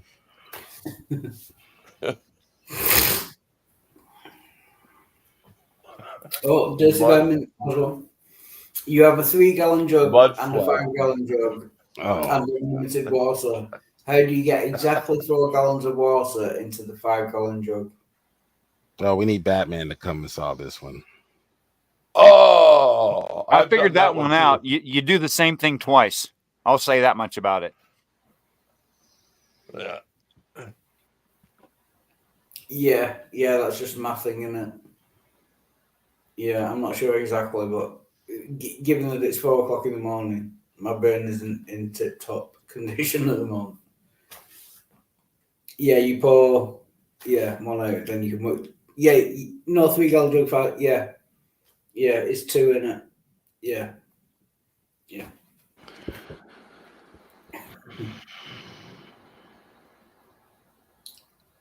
Yeah, you get 3 2 and 5 tubes. is 8. 3 and 5 is 8, and half of that is 4. No, 3-gallon jug and 5-gallon jug. So you put the. You pour 2 into the 3-gallon, and then No, you can't. 1 into the. But how do you know? No. You pour 1 into the 3 gallon and 4 into You're the not allowed 5 any gallon, approximations in the puzzle. Yeah. balance No, you pour the 3 gallon jug into the 5 gallon jug. That would leave 2 gallons. Yeah, it can only fit 5 gallons. So Right. No, you fill And you're going to have 4 gallons in a 5-gallon jug. Yeah. You fill the 3 gallon jug up, pour that into the 5 gallon jug.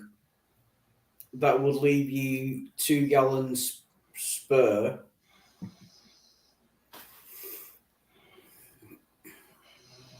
Yeah. The only problem is you ran out of jugs there, didn't you, Wildheart? yeah. What do you call your jugs? Yeah, 3 gallon jugs. Yeah. congratulations, Dirty. You're now the Riddler. We need to get Batman in here. Somebody call the bat phone. Somebody get the bat phone. Get Batman in here. Yeah. Ooh, I've got a novel idea. Hey, Jill, say something useless. I don't know how to do that.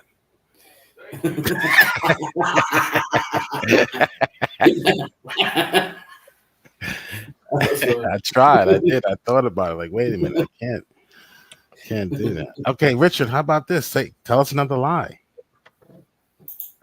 Oh. Jill is very intelligent. Oh God. Yeah. The bigger the jugs, the better. Well, they have to be the properly sized jugs. And one jug needs to be bigger than the other. Maths? What are you? From British. Ireland? Yeah. British? Maths. You're from No, he Queens. just uses the English language correctly. It is maths. Oh, please.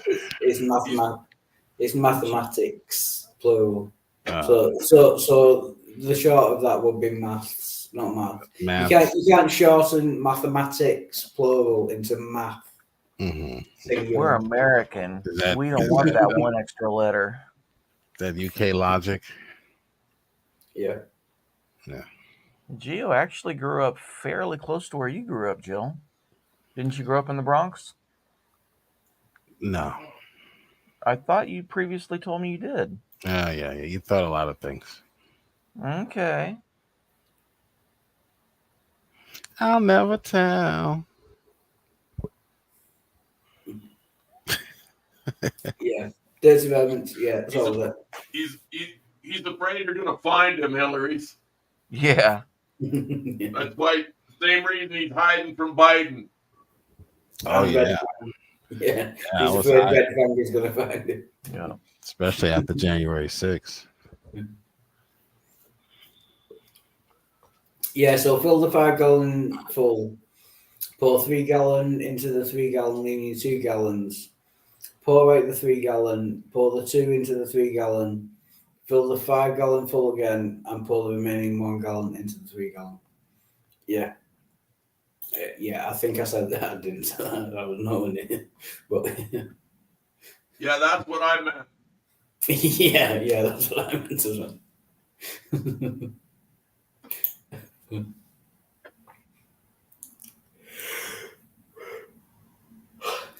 Well, Wildheart's got about 1 brain cell left after all those riddles. That's actually an improvement.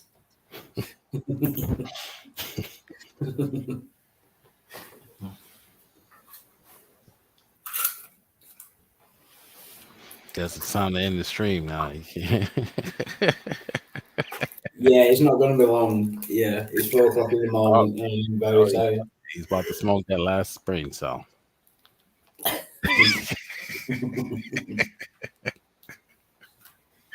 No, I don't think smoking kills brain cells. Actually, drinking doesn't even kill brain cells. No. No, it just deadens them. The dead. You got plenty to lose to catch up with Jill. Well, Bogart, you got no worries. Yeah, he's got plenty to lose. Yeah, I could smoke for the rest of my life and not even come close to Jill's. Wait, Jill, you didn't just agree with what Doubting said, did you? I said he's got plenty to lose. Yeah, I heard what you said. Did you just agree? Yeah, has God said? I said he's got plenty to lose. Anybody remember Beetle Bailey? Yes. Beetle Bailey comes to the barracks. He's absolutely, I mean, beat to crap. He's almost unrecognizable as Beetle Bailey. And his buddy says to him, he says, "What happened to you?" He says, "Oh, I agreed with Sergeant Snorkel." He says, "What? You got beat up for agreeing?" He goes, "Yeah." He said he had half a mind to beat me up, and I agreed he had half a mind. Yeah.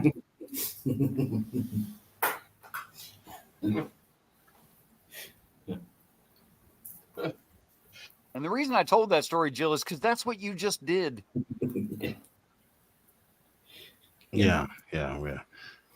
Makes no sense, but carry on.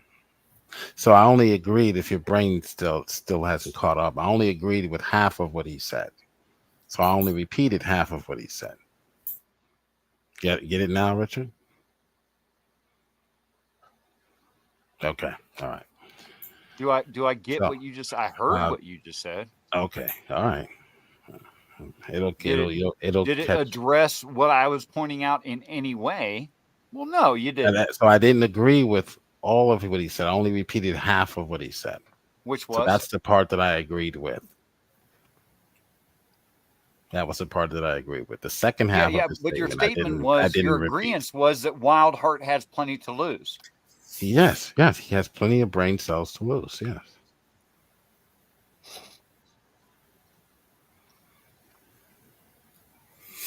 Does That was in a comparative. I didn't. Well, That's the ticket. yeah.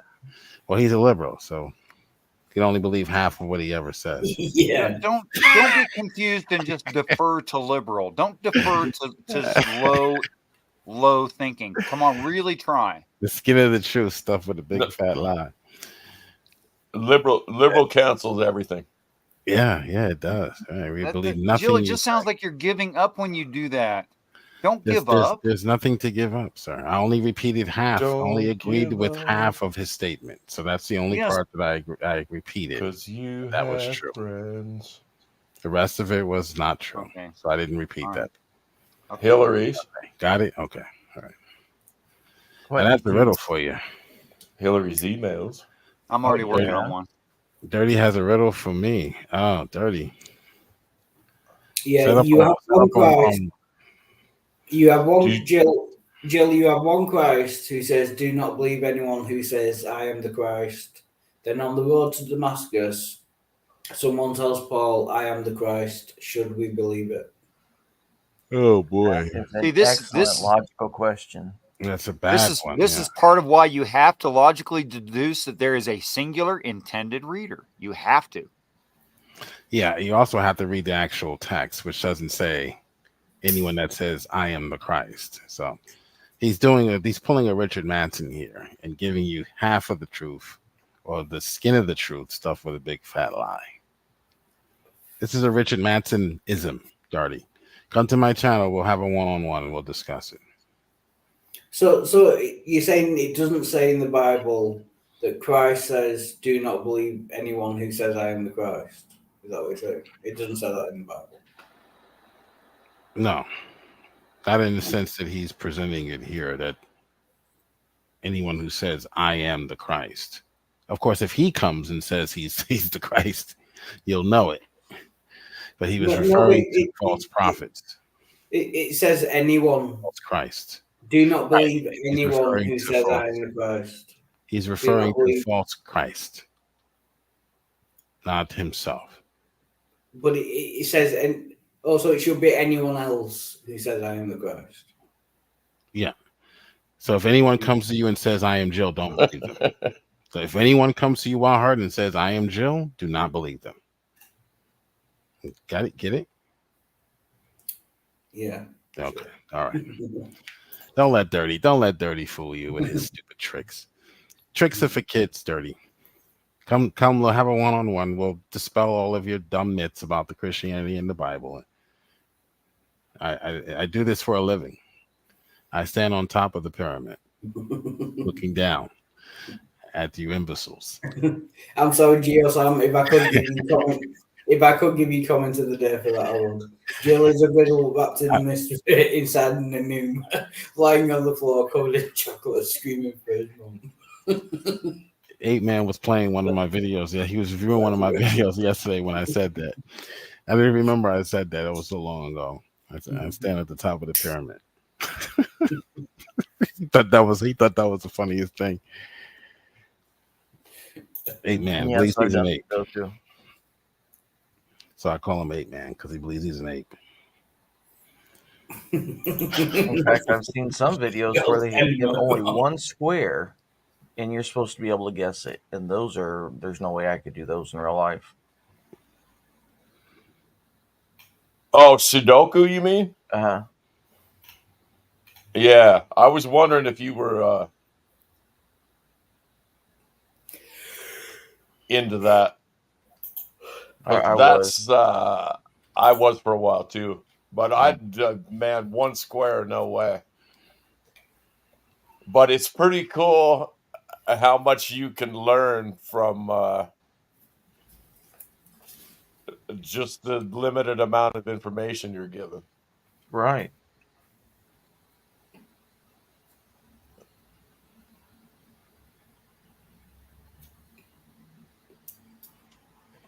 Hey, Doubting, in the puzzle you gave me that I begged for, yes.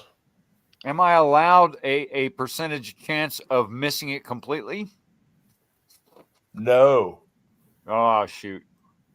In 3 steps, you will definitely have it if you do the process correctly.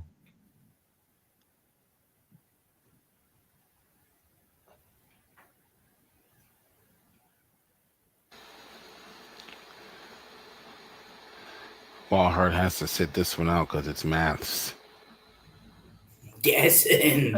And Richard, just so you know, this took me at least a day, maybe longer. You're very kind to extend me such comfort and grace.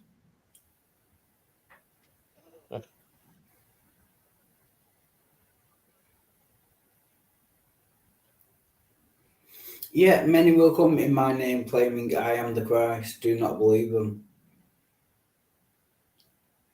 So how does that exclude Christ? Even if Christ said that, how do we tell that Christ wasn't one of the ones coming in his name claiming that because it was Paul, and Paul is special. That's correct.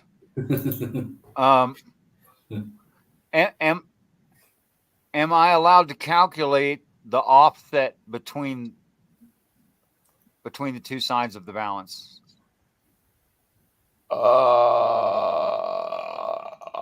think that question is irrelevant. What do you think, Hillary? I don't totally understand. You said the offset? Yeah, the offset. Okay. I think I understand. If I had two of the same weight, significantly higher than the other. Since you don't know the weight of the ball, it would be difficult to calculate based on that, but you're headed in the right direction. Do you want a hint? If give you me put, a hint, I hate you forever. That's how this goes. Okay. I'm not gonna give you a hint. I'm just trying to clarify your question, Richard. If you put two balls of the same weight on the balance, it's going to balance. There's going to be no offset there. Okay. Of course. However, I'm But looking because for you one don't that know is the weight is difference. obviously of a different weight. Correct. What's that, Hillary's? But because you don't know the weight difference of the ball, knowing Right. how much they're offset won't help you know which one it is. Right. I'm just trying to work it out. Never heard of this one. I All like right. it. You're on the, you'll get there.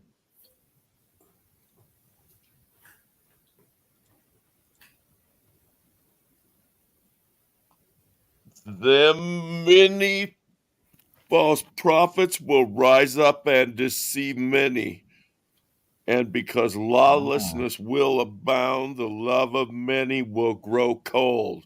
But he who endures to the end shall be saved. And that's from Rebuke and Reprove 12:11. Yeah. So my question is this speaking about prophets, or is this speaking about the masses?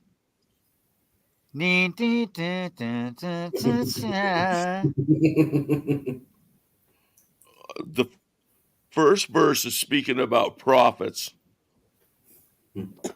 Yes, the enduring what? The enduring persons, the group, or those of the group that endure, or the enduring prophets?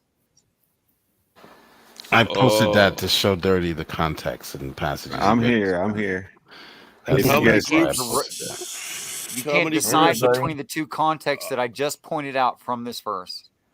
There are two From contexts. from these two verses. Yes, open-minded one. There's two contexts. What do you mean that there are two contexts? Which one's biblical? Oh, Dirty. Not only did I already point it out twice. Oh, I stepped away for a moment. I thought you guys were talking about An inopportune moment of you ignoring the conversation you're in. Gotcha. No, you guys are talking riddles before I left, so I came back and I saw my comment. What do you chew gum while breathing? We're doing more than one thing at once. Okay, well, I don't piss while streaming. Is your name Jimmy? I do. How do you afford some of your streams? So you guys were talking about your riddles for the past 3 hours. Okay, sorry. And you've been urinating for the past 3 hours, obviously. Finally started to talk about something that actually matters. I'm pissing right now. So what are the two contexts? Is it the prophet Mr. or Evader. the many that should not be deceived or will abound? I don't know. There are many false prophets. Two that will rise concepts: up and deceive prophets many. and many. There are many false prophets that will rise up and deceive many. Yes.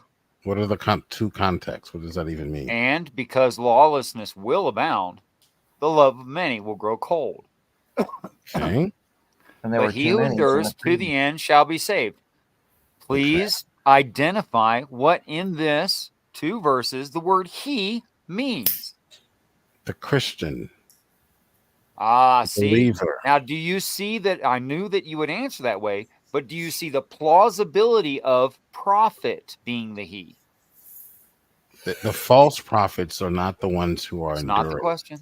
You have to read the whole chapter. Right? No, that you're just Read the ignoring whole me. chapter, sir. You cannot contrive any sort of doctrine from reading two sentences out of the passage. Then you do agree with me. You Read the cannot get context from these two verses you gave.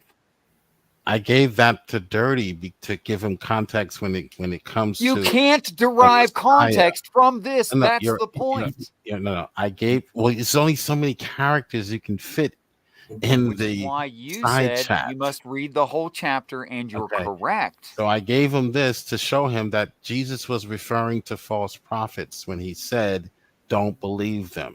That's the context that answers Dirty's which question. verse Now is this? you're asking a different question. But which you has can't to give do him with the context he. with two verses. You No, just no. said so yourself. No, he's asking a different question, which has to do with the he. Dirty wasn't asking about the he was asking about Christ and what he was saying about don't follow him. So When he's talking sometimes you about can that, Dirty. sometimes you can give context with two verses. No, I could give context for the he. If he wants the context for the he, that's a different actually that's a different question to answer than So what can you- Dirty I was responding can- to Dirty's comment. So can you give context with two verses or not? When it comes to his question about Christ saying don't believe them, he was referring to false prophets. That's why I posted this for Dirty. He was not referring to himself. So would that Dirty. be a So- yes? so yes, Dirty, he I was could not give referring- context with two verses. So Dirty, he Is was that not what you're referring. saying? 30, he was not referring to himself. Are When you he saying was yes? referring to false This prophets. isn't the verse I was quoting. You I was were quoting quoting. it. I You was were quoting quoting Matthew I'm 24. shocked. This is Matthew 24. This Oh. is from Matthew 24.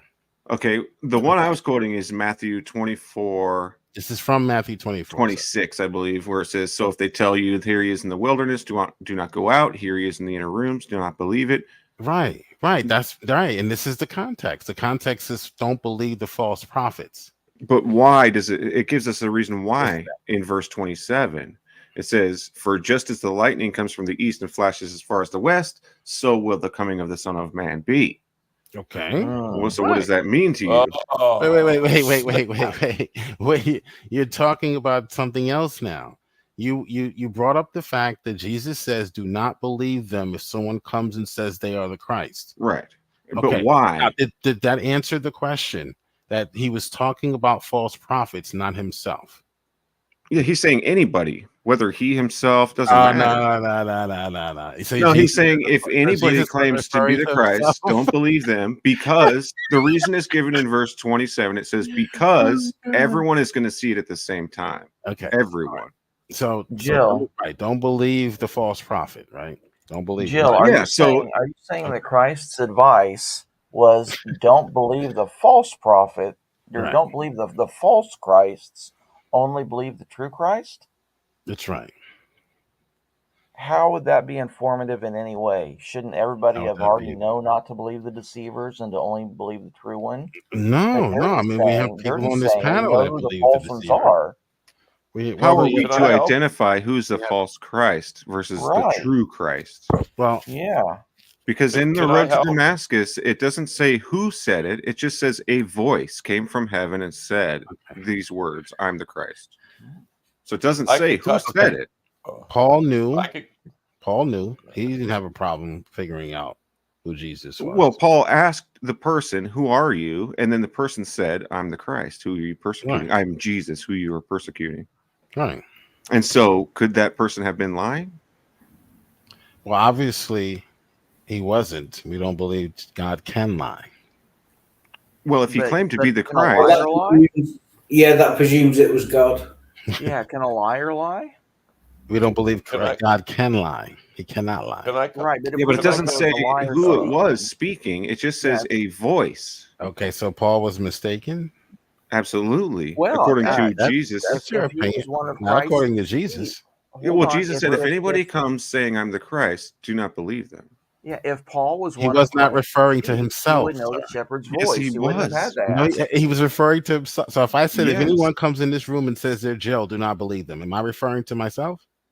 If you had left and said everyone in the world is going to see me at the same No, time, no, when I no, no, come no, back, no. and don't believe anyone who claims to be the topic. Christ. If I said don't believe anyone that comes into this room and says that he's Jill, do not believe them. Am I including myself in that? Yes. You're saying That anyone, which logically includes makes no yourself. sense. And logically, that makes no sense. If you say, I'm not if anyone referring to claims, myself. I would be excluding I think I can myself help. from the room. That's But the where dumbest is the thing road? I've Gertie, ever you said. need to know about Jill's special existence, Oh, though, right? God. I would be I think excluding myself from the room. That makes no I sense. think I can Think help logically. real quick.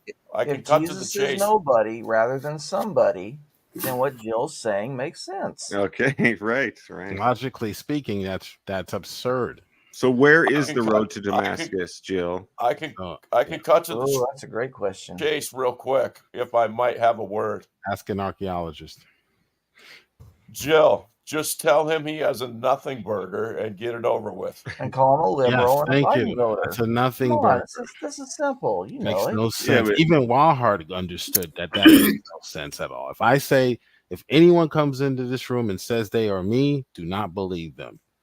Yeah, I'm and including myself Come into back. But wait a minute, you're missing verse 27. He says, Sir, because the reason it why, has- hold on, no, Jill. it has nothing He to says do the with verse reason 27. why is because everyone is going to see me at the same time when I come back. No, he's referring to his second coming in glory. Yes, he's Not saying his- not when I his come resurrection. back, Not here everyone when is going to see me at the time. same time. It's not going to be just That's one referring person to who his sees second me. coming. Exactly. Did you guys not hear That's my not referring explanation? to his resurrection.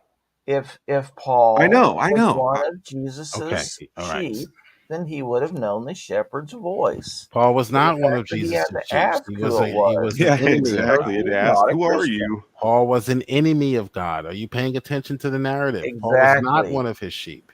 Exactly. He He was an made enemy of him God. one of his sheep. Right, but On the first road of all, to the road to Damascus. That's what Damascus the is in the conversion was all about. wilderness. Is that correct, Jill? Okay, Hillary. So do you understand that Paul was not one of his sheep, so he should not have recognized Jesus? Yeah, I'm agreeing with you. Okay, all right. So he wasn't one of Jesus's sheep?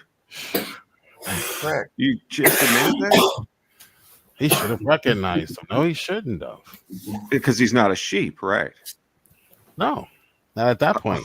He was Okay, thank you. So converted. you've just proven he's a false apostle. He was If he's not a converted, sheep. sir. That's why it's called the conversion on the road to Damascus. Paul's conversion. He changed his name to Saul or to Paul. He was Saul of Tarsus. When God changes you, when he converts you, he changes your name. He changes your destiny. Oh, that's it. Or is it when you get when almost God's- locked up in prison in when God- Damascus, and then the governor of Damascus tries to arrest you, and then you flee and get lowered in a basket outside the walls and flee to Arabia for 3 years? Then that's when you change your name. That's when it's an irrelevant factoid. So when God changes you, he's going to change your name from dirty to clean. I think you're missing the point, though, Jill. Clean Jesus said, garment. if anybody claims to be the Christ, do not believe them. Including himself? It doesn't say Jesus claimed to be the Christ on the road to Damascus. It just says a voice. It doesn't say who the voice was from. I am Jesus, whom you persecuted.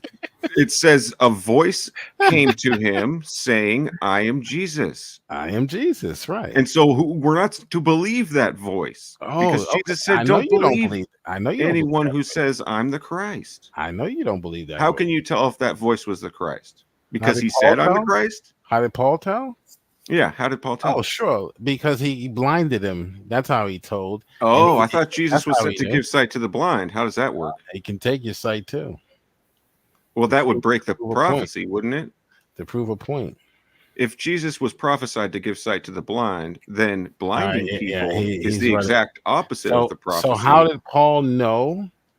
Yeah, how did Paul Because know that Jesus it's the Christ told- speaking to him? Because Jesus gave him a sign. What was and the that sign? sign was blinding him.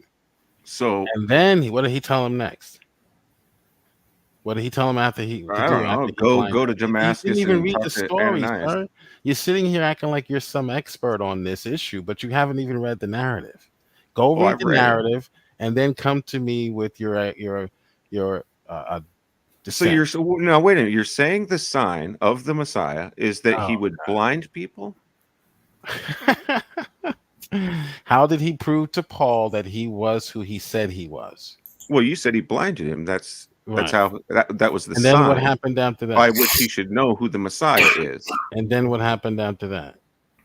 But you're not, Jill. You're missing the point here. The Right, so you prophecy haven't read the says. narrative, so hold on, Jill. The go- sir, prophecy go says read the narrative. sign by which you will know who the Messiah is that he will give sight to Go the blind. read the narrative and then come have a conversation about Is it. blinding someone the same as giving them sight? You're like the Democrat who judges the Central Park Five as innocent. Jill. and they haven't even read the darn story. Or the Jill, police report. does the prophecy say that the sign by watch the which we will know Netflix. who the Messiah is They that he watch will the give Netflix sight to the special and blind? think they're experts on something. Go You don't want read to answer, the text, do sir. you?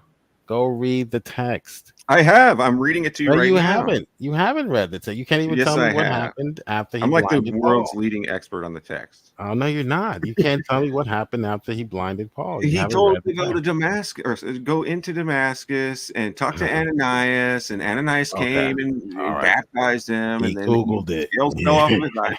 I know the story, but I'm All right. asking you, So, what was the sign given in the Old Testament of what we should know the Messiah by? Hmm. It said that Did he would give did he sight give to the sight blind. to the blind?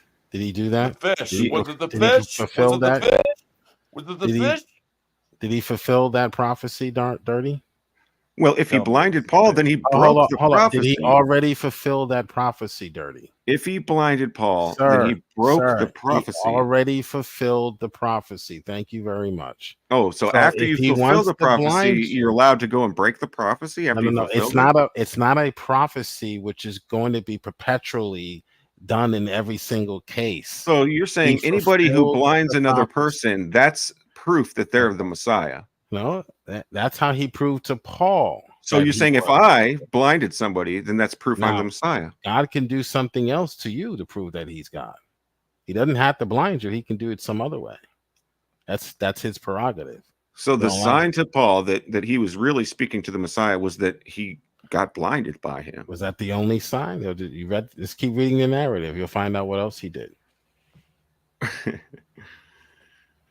What else did he do? What do you mean? What else? Are we told why Saul was blinded in Acts chapter 9? Why Because he was blinded? Jesus says this to the Pharisees: "You have eyes, but you can't see." So God has a sense of humor. If you think you can see, He'll take away your eyes, so that you'll trust Him. No, but we're talking about And physical blindness, not spiritual blindness. Paul was a Pharisee who thought Yeah, he he could was- see, he was who thought he spiritually was right, blind. who thought he was seeing the truth. So God took away his sight. That's just my understanding. Took away Now, the his Bible doesn't physical sight, right? necessarily say that. Yeah, yeah. So when the Old Testament says that the Messiah will give sight to the blind, was he talking about physical or spiritual sight? Oftentimes, God will do things in the natural as a pretext or precursor for spiritual realities. He does this throughout. Okay, right. So the prophecy says that Jesus will physically give sight to the blind, And he and that's did- he the fulfilled that. sign by which we will know he's the Messiah, right? And he's fulfilled that already. And yeah, but you're saying that the sign by which Paul knew he was the Messiah was that he blinded him. And False. That's That's not what I said. That's just all the information you have because you haven't read the story. So go I read have the rest read of it. the story, and I'm then you'll talking know. about it. Then you'll start repeating the same thing that was the only act.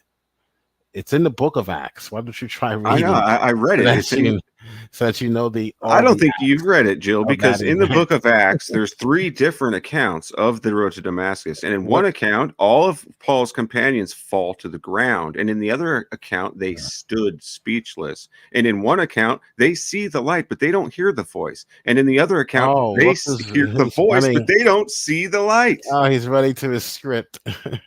So that's a You haven't different actually issue read now. it, have you? That's There's a different issue now. So what happened after Saul was blinded by Christ? What did he tell That's him? irrelevant to the point. All right, let's read the text. And then after he blinded him, breaking the he went prophecy. 3 days. Paul went 3 days without sight. Neither did he eat or drink. That's how messed up he was. Well, yeah. So he's humbling Paul. Paul was by forcing he's him against his will. He's That- knocking Paul off that's- his high horse. Too bad. He's forcing him against his will. Bad. A contract signed under duress is not valid, Jill. Oh, poor baby. He's citing who you citing? Locke? You think God gives a shit That's about Locke? common law. Okay. All right. So he knocks him off his high horse And forces what him does to he convert tell to him? Christianity What against does his he will. tell Yeah. him? I'm going to show you how much you're going to suffer for my sake. But and who my does it name's say sake. said that to him, Jill? Okay, so God does it can say do said what it He to him? wants to do with you, and when God's ready to deal with you, if He decides to, He's going to do whatever He wants to do with you. Too bad. In the story, Jill, You who don't does like it it? say Too bad. blinded Create Paul? your own universe. Just answer the question, man. Who does Okay. it say blinded Paul? Here I am, Lord, he said. Paul So, said. Lord, the Lord said to him in the vision, Ananias. Ananias knew who Jesus was. No, I'm talking about the His- road to his Damascus. feet. We're on the road. Yeah. So he Who does blinded the him text for 3 say days. blinded Why don't Jesus? you listen to the narrative, sir, since it's obvious you haven't read it? This is I why know you when can't- they go This is into why you don't do Damascus. well in Bible study, and you avoid my channel like the plague after you got embarrassed the last You time don't you came on. stream anymore. I've been looking for your streams. You don't stream. When's the last time you streamed, Jill? Please, you avoid my channel. When is like the last plague time when you I was streamed? streaming? Now, like you and William Freeman, oh, I was trying to go on. I was trying to go on. So he went 3 days without sight, and he neither ate nor drank. And then the Lord goes to Ananias, who does know who he is. And the Lord said to him in a vision, Ananias, and he said, "Here I am, Lord." Right away, he recognized right, my sheep hear my voice. Paul wasn't his sheep. He had to beat Paul into submission. And the Lord said to him, "Rise and go to the house of Judas and look for a man named Ananias, or look for a man of Saul of Tarsus named Saul." And at the same time, Jesus says, "I'm giving Saul a vision that a man named Ananias, or you, will come to him and lay hands on him so that he may regain his sight." Bum, bum, bum. So what he did, so who healed him of his sight, of his blindness? Ananias. No. Who gave Ananias the authority, the power The person to heal? who claimed I'm the Christ. Him? The person who claimed I'm the Christ. Who was that? Well, Who Jesus heals the actually sight? said Who that heals he the was blind? going to go sit at the right hand Gertie, of who God. heals the blind? Who heals It the blind wasn't again? Jesus. It couldn't be So- Jesus, because Jesus Oh, said so wait, that he was going to go to heaven to sit at the right hand of God, relax. and Your that argument Jesus hold said on. that he would Your send argument the was Comforter. that now he's trying to run from this. Jill, He's trying to run from Jill, this. why do you Your keep argument interrupting was- him, Jill? Your Why? argument because he's trying to escape. You don't want to be interrupted. Was you your need to stop argument- interrupting him. Was your argument? Thank you. Gertie, was your So- argument that Jesus did not He won't fulfill the listen to me, prophecy but I because tried, but he did not heal the blind? Wasn't that your Yeah, argument? but Jill, I think like that Dirty's Jesus, argument was that Jesus was making those with sight blind, and that's the opposite of what he did when he In was order here to what? during his ministry. In order to what? Regain his sight. Oh, in order to regain his sight. So if Jesus went around Okay. blinding people just to give Now- their sight back, that's a miracle. Yeah. Now go to the story about Jesus healing the blind man. No, if we And listen to what Jesus said, he said that he's going to go sit at I'm the not right gonna go hand off of this. You can God. talk, Jill, but I'm not gonna Jill, let you hold go. on, let me Go ahead. finish. Yeah, go ahead. Jesus said that he was going to go sit at the right hand of God, right? And that he was going to send the Comforter to teach you all things. He didn't say that he was going to come and teach us all things. He said the Comforter was going to come and teach us all things. Yeah. So, how do you, like, if Jesus came to Paul on the road to Damascus, he's breaking his promise that he was going to sit at the right hand of God until God put his enemies at his feet. Has God put Jesus' enemies at his feet yet, Jill? Has that happened yet? I think Jill's gone. He left. Since he can't interrupt, then he doesn't want to even. No, discuss. I'm here. I'm listening. Go ahead. Let me know when you're done. Yeah. So the question is, has God put all of Jesus's enemies at his feet? No, yet? no, sir. You're not going to change the topic. We're dealing with the blindness and why Jesus blinded him. And you said Jesus broke the prophecy Yeah. because he blinded him instead of healing him. Yes. And I showed you where Jesus did blind him, and then he sent Ananias to heal him. Yeah, but that's not a He miracle. still fulfills the prophecy. Now No, you're running. that's and not saying it's fulfilling a the miracle. prophecy. Okay, That's hold on, causing hold the on. prophecy. Hold on, That's you causing talked, you blindness. talked. Now you're saying he did not actually fulfill the prophet. What are you saying? Yeah, that's You're the saying that- opposite of the prophecy. It says that he would it's a come. self-fulfilling Did he- prophecy, Okay. numbnuts. All right. let's Yeah, go to like if John I chapter blind 9. you and From then the give you mouths of sight, babes. there's nothing miraculous about it. There's nothing miraculous about it. Okay. No. Now let's go to John chapter 9, where the man was healed. I don't accept Are you John. familiar with John 9? I don't accept it. Okay. Let me read it. Let me give you a summary. Okay. They saw the man was blind from birth, and they were asking Jesus, they were asking the disciples, is this man this way because he sinned, or did his parents sin? Why was he born blind? Jesus says neither is the case. Mhm. Neither did he sin nor his parents sinned, but he is blind, and he was born blind so that the works of God should be made manifest in him. Oh, so wait. the works of God. So God blinded him. shown, God yes, blinded him in order so to that, show so that he may God is heal cool. him later. Yeah, He okay. did the That's why I same reject thing to John. Paul. So God is consistent. God is consistent. No. In that, yes, he will blind you to heal you to show that he is that breaks God. the prophecy, man. Bum, bum, ba, bum.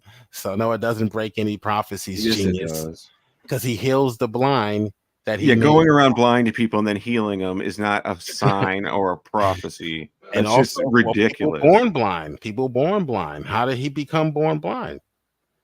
That story is from the book of John. It's obviously false. That story is from the book of John. It speaks to Yeah. God's sovereignty. Genetic doesn't. defect. It Yeah. speaks to God's sovereignty. Okay, that everything. Yeah, notice how you call only evil- quote the false books what like you call John evil. in order to prove your points. Okay, what you say is a genetic defect, God is going to turn into good, so that He is shown to be. Do all manifest whites in sound the form same to you? to be God in the earth. That's how God proves Himself. Okay, I got a question Wait, for Jill, you, Jill. Jill, do all Go white ahead. people sound the same to you? Because that wasn't Dirty Varmint that made that claim. That was me. He takes cripples. You racist, Born Jill. cripple. So, and he Jill, heals them. did Jesus come to Paul on the road to Damascus? Yes or no? Okay. Did Jesus come? You told me he did. I know. Well, I'm asking You told me that he blinded him.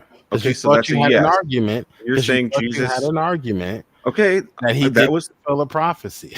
so. Okay, you're Or saying did that Jesus fall came apart? to That- Paul that on the fall road to Damascus after his ascension, right? That didn't end too well, did it? That didn't work out. I know. I'm just trying to. Yeah, let's get talk your- about something else now. Dirty. Right? Dirty. Let me give you a tip. Give up. When Jill starts speaking, just let Jill go for as long as Jill's going to go for until I he's just know, dude. out of gas. Let me give you another And then tip. you Give might up. then you might be able to say something. Let me give you another tip. Give up. Nah, Okay, I'll Otherwise, never she's give up. just going to steam. I want Jill to admit that Dirty, Jesus came dirty. to Paul on the road to Damascus. Is won't. that true, He Jill? won't. Let someone else talk. Let someone else talk. No, He you're won't. you're done. running now, Jill. You You're got running. destroyed You on want time. someone else. You want to change the I subject. destroyed on act. And He'll here's a tell good you way he to- destroyed you. He'll call you a liberal. Yep. Here's a good way to remember He'll that. tell you have a nothing burger. He'll claim victory and then he'll leave. And then Here's he'll a go good way- bump. Here's a good way. Here's a lesson learned. Lesson learned, Dirty. But here's a good way to remember these passages: Acts chapter 9, John chapter 9. Yeah. Good They way. cross reference. Okay. So let me ask you, Jill. 9 is Did- because i- 9 is God. If Jesus came to Paul on the road to Damascus, why did Jesus say that the sign we'll of the have this coming of the discussion. Son of Let's Man save would this for- be let's that the save this sun for will be darkened, the moon will not give its light, the stars will fall from the sky? You're like a liberal. You're not going down. He props another false narrative up again.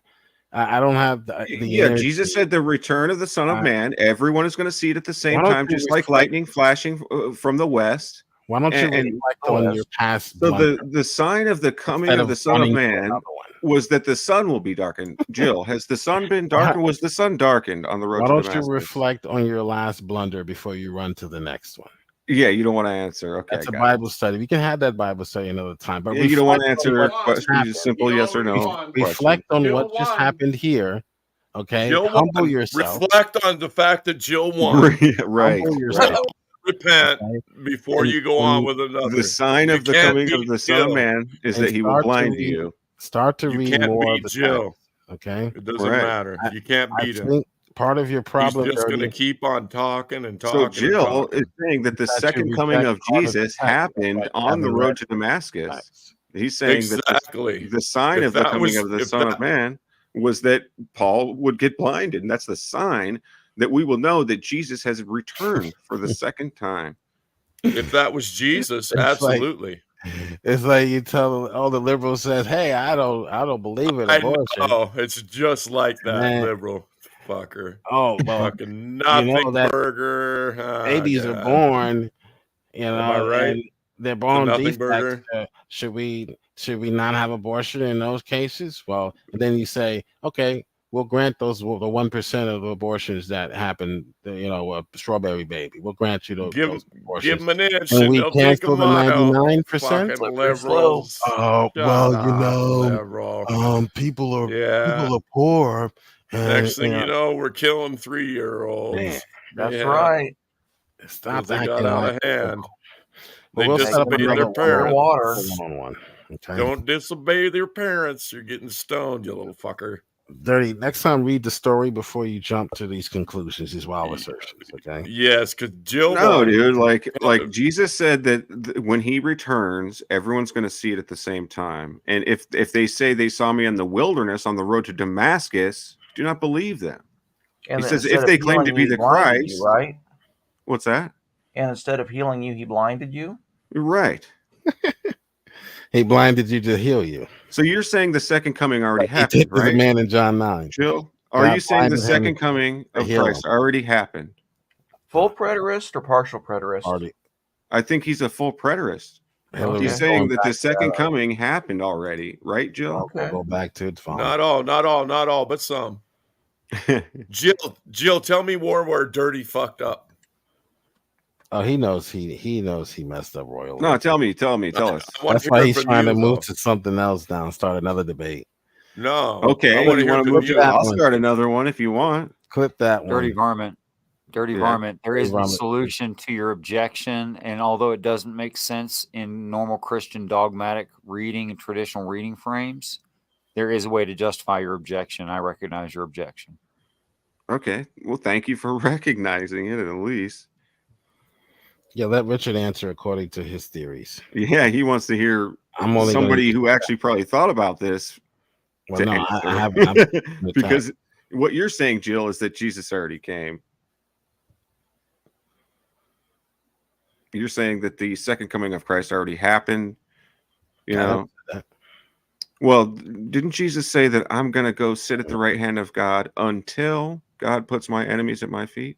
Did he say that? Do you know what typological prophecy is? Did Jesus go back and forth? So do you know what typological prophecies are? Yeah, it's a fallacy prophecy. No, you don't. So I don't really think you're prepared to go into Typology is not anything prophecy, like that. Jill. So, Typology. yeah, you're really is- not prepared for this conversation. Acts 9 and John 9 is easy to understand, but so typological below you. prophecy is a little bit more complex. So Well, when really Jesus have said to that, have- Get it. You I'm wouldn't going to get go it, sit Dirty. at the right hand of God until he puts my Never enemies at my understand. feet. That's also a prophecy. And if You know Jesus that came back and Christian- forth talking to people, then that means he broke the prophecy because Jesus said, I'm going to send the comforter to teach you all things. I'm Yeah, not he going to did come back and forth and too. teach you guys one at a time. Yeah, I'm going to I go know sit at too. the right hand of God, and everyone is going to see me at the same time. Like the angels stood by and said, why do you look at the heavens? Like Jesus is going to come back the same way he left. Everyone's going to see him come back at the same time. So you're saying he came back privately and talked to Paul, but that breaks the prophecy. Jesus said everyone's going to see me come back at the same time. Do you know what typological prophecy is again? Yes, I do. What is It's it? when, like, it's typology. I know what typology is. It's foreshadowing, right?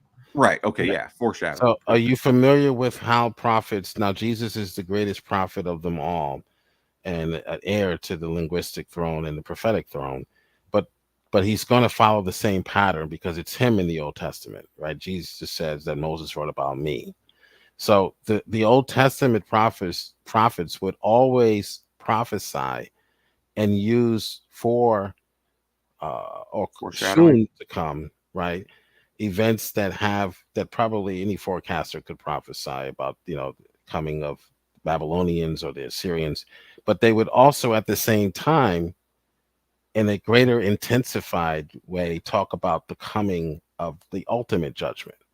So Jesus is doing the same. So when you read prophecy, you have to keep that in mind. It's a candy cane. It's not Okay. two So stripes. explain to me, what did stripes Jesus that are mean intertwined. when he said that he was going to go sit at the right That, hand of that God? means that. Well, I just explained that. At Well, the no, same you said. time- hold on. Listen, yeah, sir. explain it. If Explain you it. take the time to listen, you'll understand. The prophecy is intertwined. He is prophesying at the same time. He is prophesying about what is soon to happen in the near future and also in the fore future. That is after the same tradition of the Old Testament. Okay. The Old Testament prophets will prophesy about an impending judgment, and then they will also mention the ultimate judgment. That's okay, all so that's when he going says, I'm going to go sit at the right hand of God until he puts my enemies at my feet. So you're saying he came back once to talk to Paul, and then there's going to be a second coming sometime in the future. That's his resurrection, sir. No, I'm talking about after Not his his second ascension. coming. So yes, he was resurrected, So and then when he we say second coming, we mean coming in glory. We don't mean him resurrecting. I know. So that's did still part of his Jesus first coming. ascend to heaven before the road to Damascus? Okay, Yes. you're missing the point. No, that's a question. It's a yes or no. Missing the point. Did Jesus ascend to sit at the right hand of God before the road to Damascus? What does that have to do with? Because if he said, I'm going to go sit at the right hand of God until the second coming of Christ, and then he came back and talked to Paul, well, then that's got to be a third coming of Christ. Okay, no, that's that. Like I explained to you, prophecy is twofold. Yeah, you said that. So you're saying that there's going to be a second coming of Christ. He did it once with Paul on the road to Damascus, but then there's going to be a second coming. But it's also there's a greater intensification. I think there's a book you can. So there's read two second comings of Christ. That's what you're saying. It's There's immediate one prophecy coming. and There's his resurrection and appearances. Oh, okay. It's Okay. not his coming. So his when second coming will be in the far future. Okay, so when did he ascend to heaven to sit at the right hand of God? When did that happen? That's not going to happen until after his second coming. No, ascend, not descend. I said, when did he ascend to heaven? Go It's not up happening into heaven. until after his second coming, where he'll restore So all Jesus things. has not gone up to heaven yet. Not in the sense where he's making his enemies his footstool. No. Okay, so in the book of Acts, when Stephen is stoned to death and he looks up into the heaven and says, I see Jesus sitting at the right hand of God. Yes, he's sitting at the right hand, but you added to that making his enemies his footstool, which is part of not him just sitting. That's his authority. Okay, His authority has right. always been- Okay, yeah. I get what you're saying. So coming in he judgment he is went to part of the prophecy that's in the fourth. So when did he go to heaven to sit at the right hand of God? He's God. The right hand of God just Well, simply let's means not he has devolve into a Trinity argument. Just answer. When did he go to heaven to sit at the guess right what, hand genius? of God? Guess what, genius? Stephen believed in the Yeah, Trinity. you That's want why to he- change the subject to the Trinity because you No, can't no. answer. Brought up Stephen, sir. Stephen is talking about God sitting at the right hand of God. Yes. There's no one sitting at the right hand of God but God. Okay, fine. He's So Jesus is talking God. about- he's Whatever. teaching the Trinity, and you didn't even realize. Okay, it. the Trinity is sitting at the right hand of God. So God is when sitting at the did right hand of Stephen God, get right. stoned? When did he get stoned? When did he get stoned? What Yeah. the Was heck? it before or after the road to Damascus? Okay, so you do know what typological prophecy is, okay? Yes. Okay. Micah 5:2, that is straightforward. But typology, you have a person, you have an event that happens in real history, but it prefigures a greater history, a greater reality How at does the that same time. relate to what we're talking about? Well, no. You need to reflect on your blunders before you try to jump to another one. Yeah, I'm This is the I'm second just blunder. simply asking, when This did is the Jesus second go blunder to heaven? you had to deal with in the past 40 minutes, and you want to jump to a third one now. No, I'm the whole question the whole time has been, when did Jesus go to heaven? So you want to jump to a third debate. Did Jesus go to heaven before or So after let me give you the another road to example. Damascus? No, I'm a teacher. I can't let you just move on to algebra and you haven't mastered. You can't even answer a simple yes or no You haven't question. mastered integers. Okay, you can't do algebra without integers. Is the okay? sky blue, Jill? Right? You can't do Is the algebra sky blue? Yes or no? without integers. Well, that depends upon whether you mean the exegetical or eisegetical blue.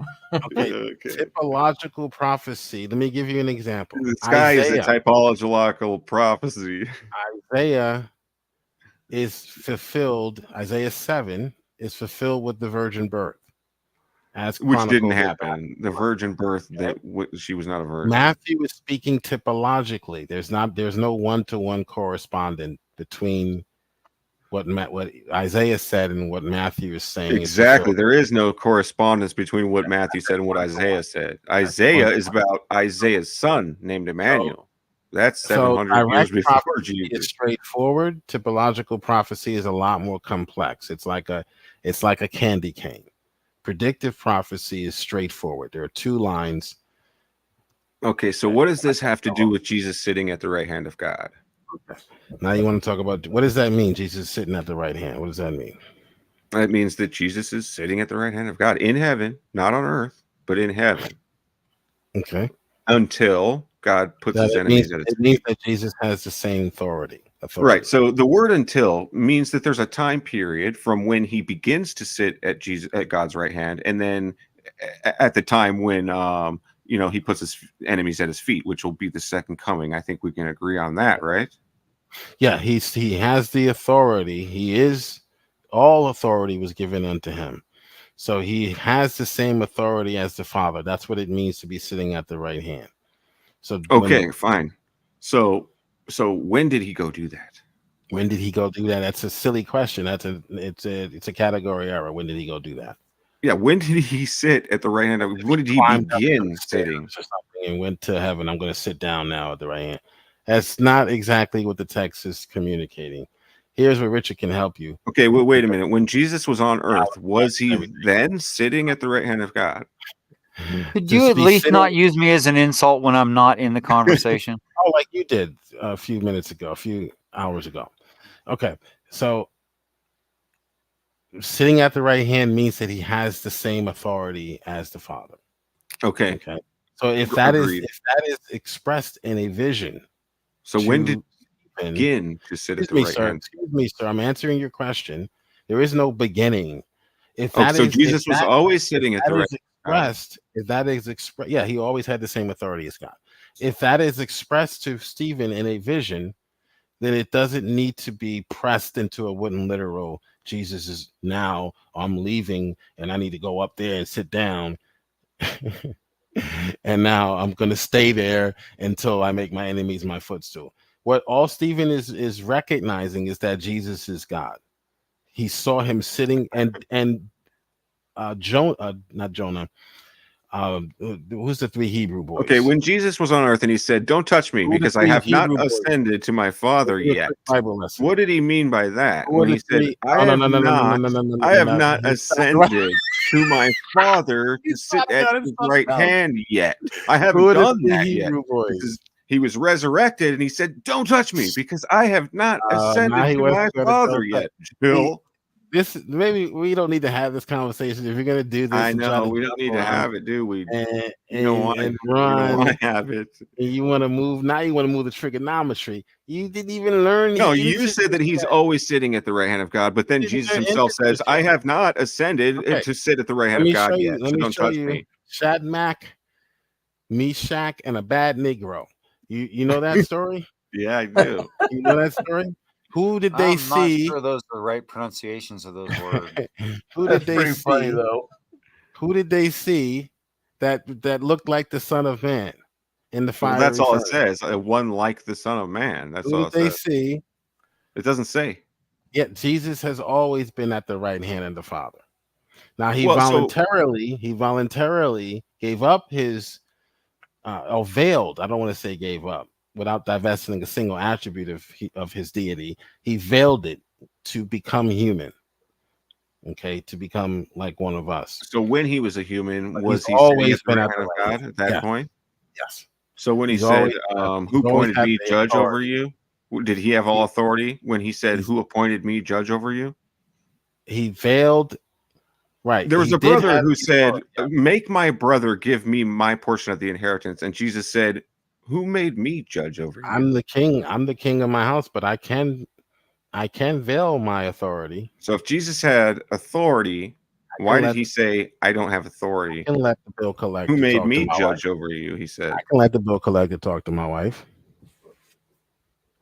So you're saying when Abednego and Meshach and those guys were in the fire, that Jesus was sitting at the right hand of God?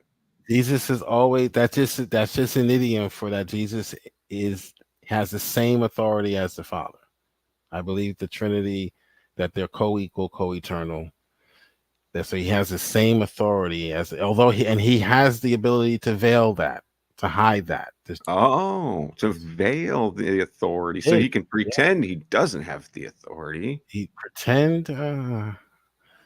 Yeah, You like would, when you would let the bill collector talk to your wife, wouldn't you? Am I losing my authority? No. Yeah, if he said, "Who made me judge and arbiter between you?" He's pretty much saying, "No, I still have I don't that have the authority." Even Not though your the bill authority, collector is just your talking to my manhood. wife, I still have the authority. Just not the manhood. You're not losing your authority. You're just losing your Okay. manhood. That doesn't happen, by the way, because we don't have bills. Uh-huh. But Yeah. if there were a bill collector that called, Yeah. You have You don't friends have that have bills? bills. just because she's Yeah. talking to the bill collector does not mean I don't have the authority. You How do have you get your friends that have. electricity? Do you have friends that have bills? I'm sure, yeah. Okay. I pay What some do of you my make of the verse that says, "I'm not a human"? Hosea 11:9, and then it says, "I do not change." Micah 3:6. Why? What do I you don't make even of know that? why Wildheart is putting up with this. Is God a human? I certainly You went to wouldn't. sleep half an hour ago. Is God a human, Jill? Let's go back to the riddles. Does God change? Yeah, no, to be fair, I don't know why I'm putting up with this either. You know, Dirty Varmint, it's actually worse than you suspect, because if Jesus is Yahweh, which I've heard people profess, and Jesus truly dies on the cross and is dead, then for that time Yahweh is dead. I know, man. It's so nuts. To me, it's nuts. Jill, you typed that Yahweh is earlier in the dead. stream, didn't you? That Jesus is Yahweh. Yes, Jesus is Yahweh, sure. So when Yahweh says, "I'm not a human and I do not change," what does that mean to you, Jill? I am not a human and I don't change. Yeah, that's a verse from the Bible. Oh, is That's it? what Yahweh says in the Bible before Jesus even ever came. Yeah, right. I What does am that not mean? I am not a man that I should lie. I am not a man that I should change. Yeah, those are statements in the Bible in the Old Testament. Yeah. So Well, I'm when talking you- about Hosea 11:9, where he says, "I'm not a human," and then Micah 3:6, where he says, "I did not change." But Well, I think Richard's verse is even better because it has it both in the same sentence. I'm not a Right, man that I right, should change. yeah. What So- about on the cross when he says, "My Father, my Father"? Like, is he talking to himself? Jesus is not the Father. Yeah, The why have you doctrine of the forsaken Trinity me? He says. doesn't So teach you're that saying Jesus that he forsook himself? Exactly. He's not going to let me answer that, so I'll let Richard answer. No, actually, no, he does. He can't answer because he's not a Christian. He's not a Trinitarian, so he can't answer. Oh God! So what do you make of it, Jill? I'm not a human, and I do not change. But you're saying he changed into a human. Okay, he's not going to let me answer. All right, so listen to Oh, yourself. go ahead, then. go ahead. You got the floor. So the Bible teaches that Jesus is not the Father, Dirty. Okay, Oh, doubting who Thomas. is the Father? If Yahweh is not the Father, So who the is? doctrine of the Trinity does not teach Jesus is the Father. It Okay, teaches but- that they are both co-eternal, co-equal. They're Am I both crazy, Yahweh. or didn't he just say Jesus was Yahweh a couple minutes Yeah. ago? Or did Sure, I he just said hear that. that? And I'm still saying that. Yeah, sure. Okay, so Jill, is So Yahweh what- the so Father? what- So what Dirty and of course Richard, who got called out for this earlier in this same stream, what they're failing to do is define these terms and what they mean, what they think That's they not mean. the failure. What, That's the was that failure. another victory? Was that another So, victory for you, what does Jill? it mean? That was definitely another victory. That was a Okay. victory, certainly, yeah. So what does it mean when it says that But if it's Jesus the same victory twice, is it another victory? That's what I'm getting well, it's at. the same blunder twice, it's the same dishonest Okay. behavior twice, but a different Okay. scenario. So is Yahweh the Father? Yes or no? Of course. Oh, but Yahweh is Jesus, and Jesus is not the Father. But You know the Yahweh is argument the from Father. Indexicals? That's the Trinity, The- yeah. Jill, do you know the argument from Indexicals? What's that? What's that fancy word mean? That's a no, right? What is that fancy word? Define your terms, sir. We're not impressed. Define your terms. This is I'm coming- more impressed with that than typological prophecy. I explained what typological prophecy is. That's what we're asking Richard to do. Go ahead, Richard.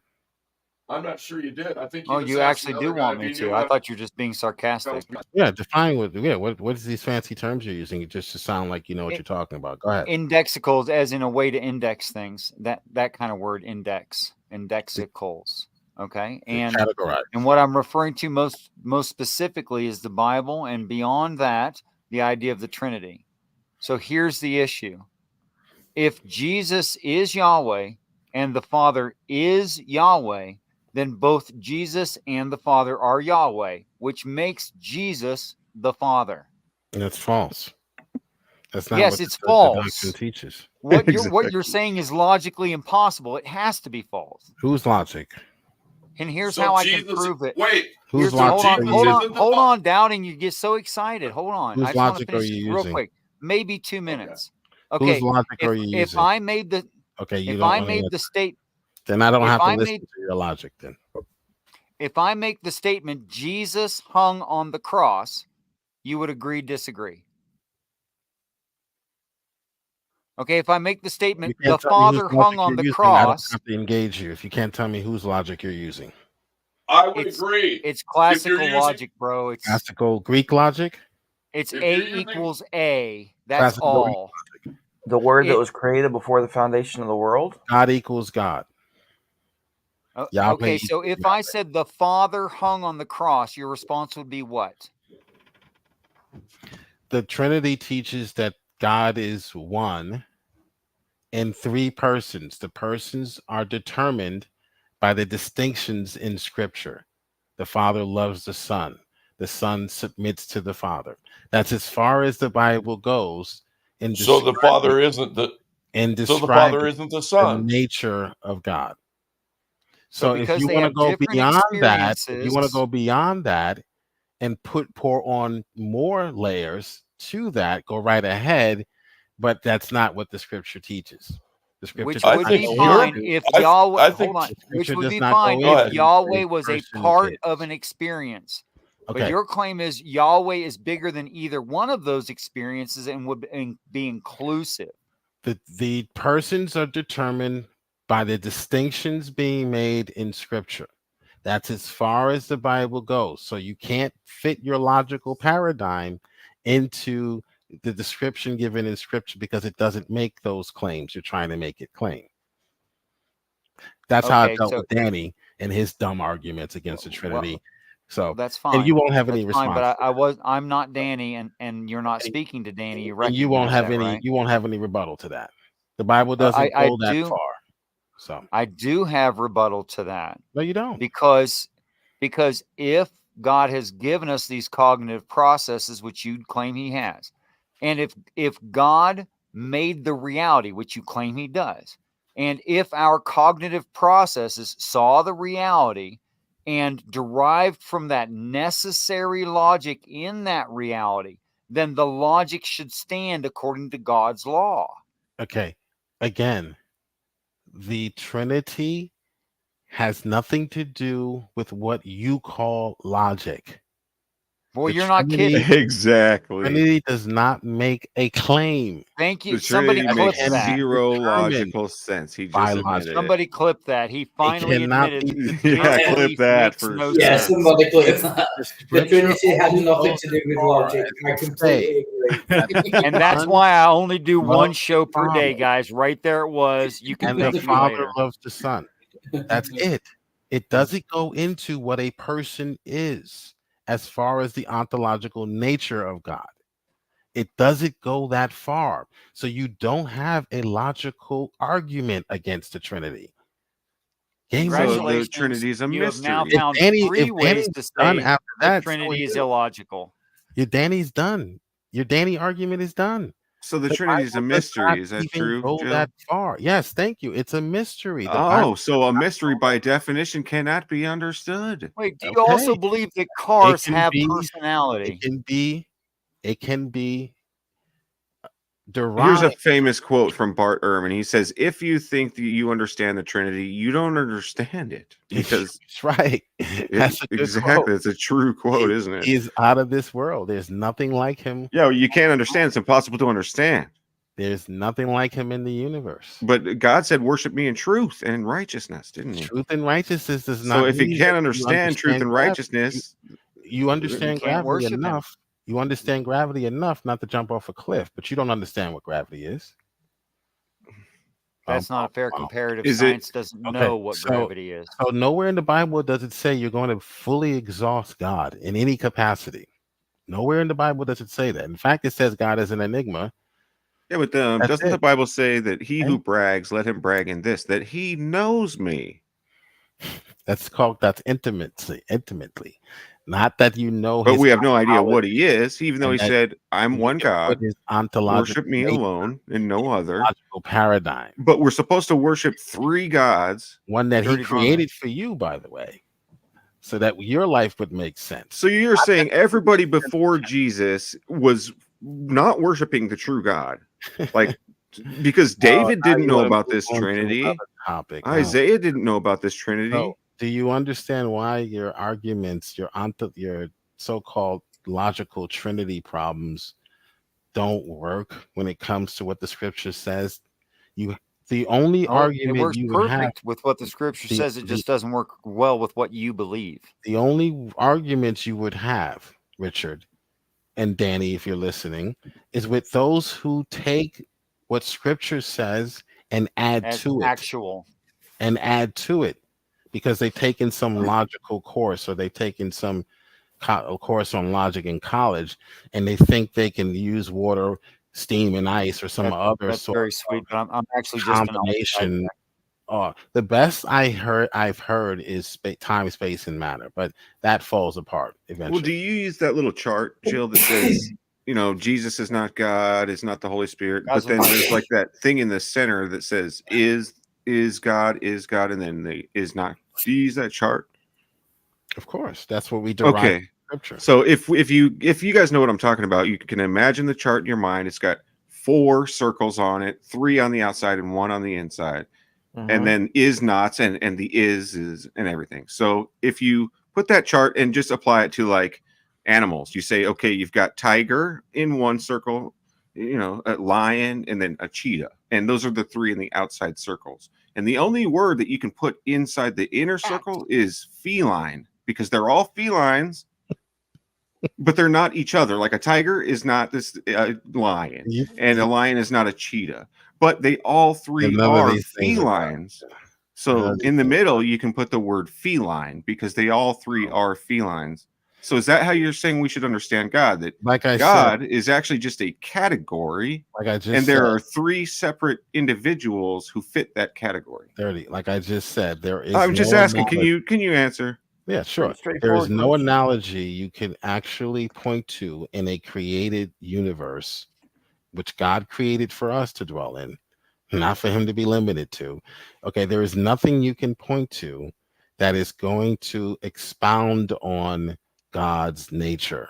Okay, but I'm just asking about this feline chart. Like he's got the chart right on the screen. It doesn't matter what. If you put a lion, tiger, and a cheetah on the outside, and if I put feline in the middle, will that be a valid chart? I already answered this, and Danny doesn't have an argument. That's why he doesn't let me on this dumb show. There is nothing on the planet that you could use to logically exhaust the God of the Bible or scientifically. Okay, I'm not trying to logically exhaust the God There's of the Bible. nothing I'm you just trying to can do. understand this chart that This you is- use. okay, You the say this Bible- chart is valid, Again, and I'm trying the to understand Bible it. Only goes as far as to make distinctions within the Godhead. It's called persons, but that's the best word we can come up with to describe what we. Okay, fine. But like if I put a lion, tiger, and a cheetah on the lion, outside tiger, circles. bears, oh my. A lion, a tiger, and a cheetah, and then I put feline in the center. Would that be a valid chart? Feline is just someone's taxonomy. It's just a title, right? It's just a category of animal, right? Right. That's not what So we're you're saying that in the saying, middle, God is not just a a title. category of person. Sorry, sir. It doesn't work. God is not a category or a title. That's what that you're we saying. gave to someone because of how they because of But the if Jesus distinction. is You not don't the have Holy a Ghost, but the Holy Ghost is God, don't and have a Jesus description. is God, then that means God is just a What category. is It God's is not nature? a person. What is God's nature? Are there 4 people on the chart or 3? You're making the same mistake. The word person. You've got the Father, the Holy Okay. Ghost, and the Son on the chart. The Is the word one in the person. middle a person or not? Yes or The no? word person. Define person. Let's say you define. How many That is people the are on the problem. chart? 3 or Dirty Define varmint. person. 4? Dirty varmint, you're right. They're putting personage on Yahweh where the text makes no such claim. The text only uses the word. The text does not use the word person. Person was coined later to We can play describe that the game, sure. indescribable. Yeah, the word is Oh, you want to people. play that you're- game? In you're English, the word is failing. people, not You're persons. failing miserably. The personage is not what the Bible is teaching. So you're taking a human concept, which was only coined Do you borrowed know what from personage means? from humanity. You don't know what English is a personage new means. language. Yes, I do. You don't know what The personage means. English language is a fairly new Because language. If that's your point, I'll there is agree with you. nothing you However, can the describe. word personage has carried meaning That is not what the way Bible past, means by person. way That is not before what the we English mean by language was made. person. I've already explained this. So, do you The know what personage person is? in Scripture is simply the distinctions that we see in Scripture. The Father No, that's loves the identity. Son. The Son loves the Father. That's not personage. That's That's it. identity. Can I That's step it. in just real quick or The no? I mean, you guys distinctions are having a that good we time. Go So. right ahead, man. distinction. Yeah, you're being way more Not charitable, Dirty, than I personage. did. Like, When this you is bring like 20 minutes or so philosophy about ago. what a person Jill, shush. into the conversation, you've Jill, already shush. went beyond Jill, the scriptures. Jill, shush. Yeah, 12 Shush. minutes ago, I made the law of identity issue. I said A equals D, B equals D, C equals D, but A does not equal B, B does not equal C, and C does not equal A. Right. And so these are the laws of identity violated, and it must be God to defy logic, logic being God's word. Of course, that makes perfect sense. It's just God defeating himself. That's all.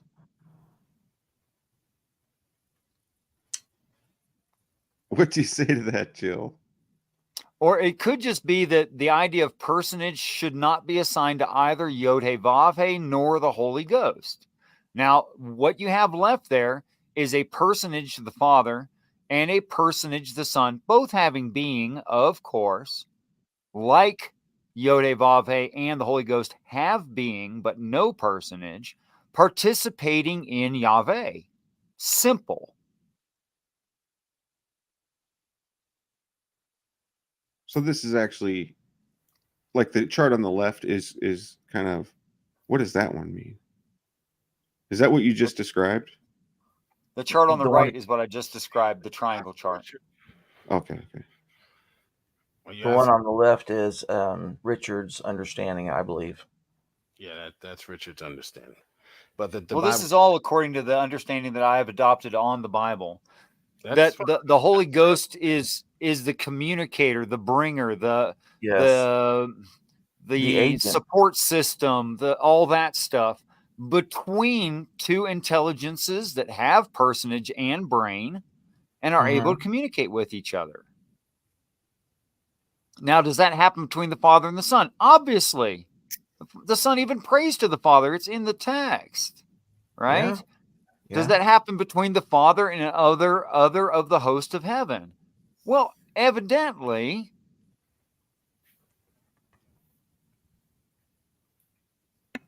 So Jill, are you still there? Yeah. Is it possible? Precisely why. I'm listening, but when I have a chance to speak, then I'll When you have a chance to speak, go ahead. you've gone on nonsensically repeating yourself, defeating yourself about every 3 paragraphs for more than an hour. The Trinity, like the incarnation, when I get a chance to speak, found in Scripture. So what theologians have done is they coined the word person, but they understand and they preference the use of the word with the notion that this is not to be extended to what we mean by personage.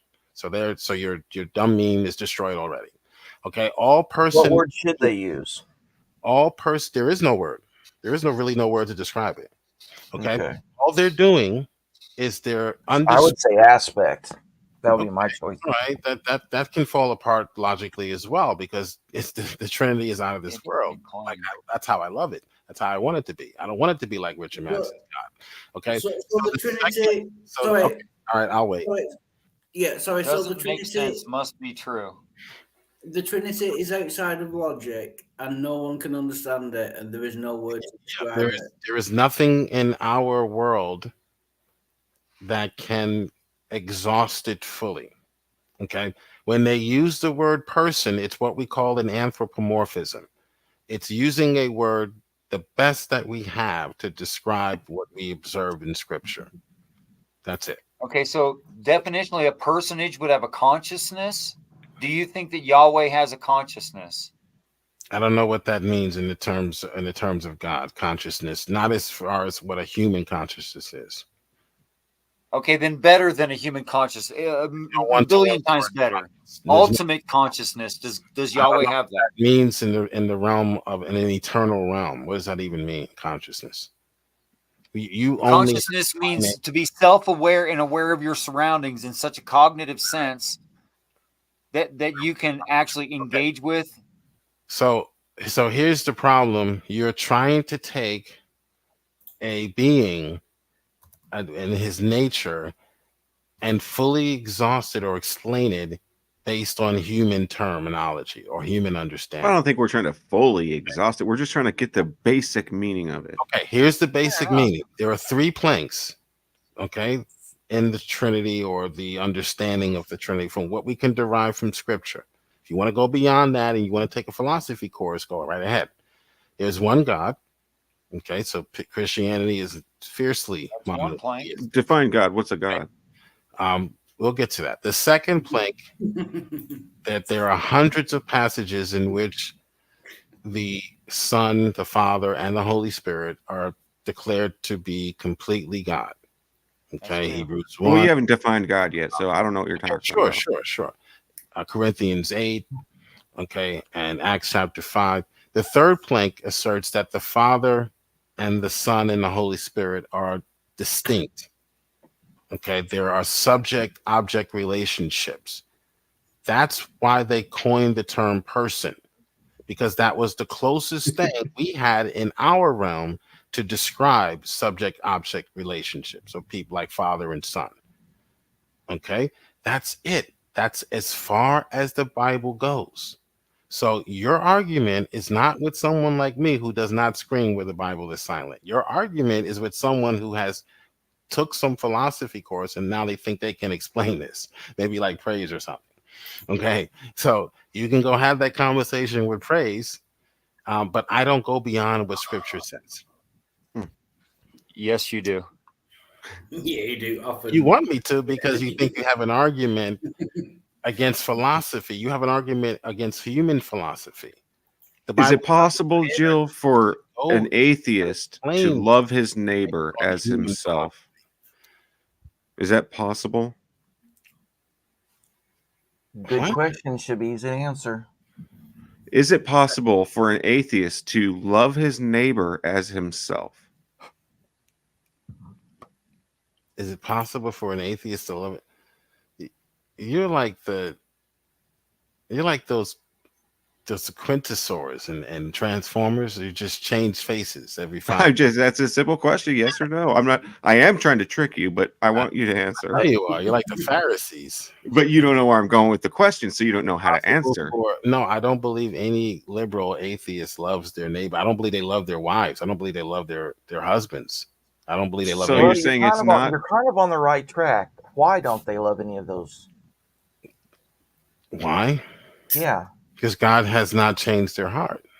Because they don't have God's love, and so they can't love any of the others. Right. That's why I don't think any young lady Christian should marry an atheist or be marry someone the Bible says. So you don't think it's possible for an atheist to love his neighbor as himself?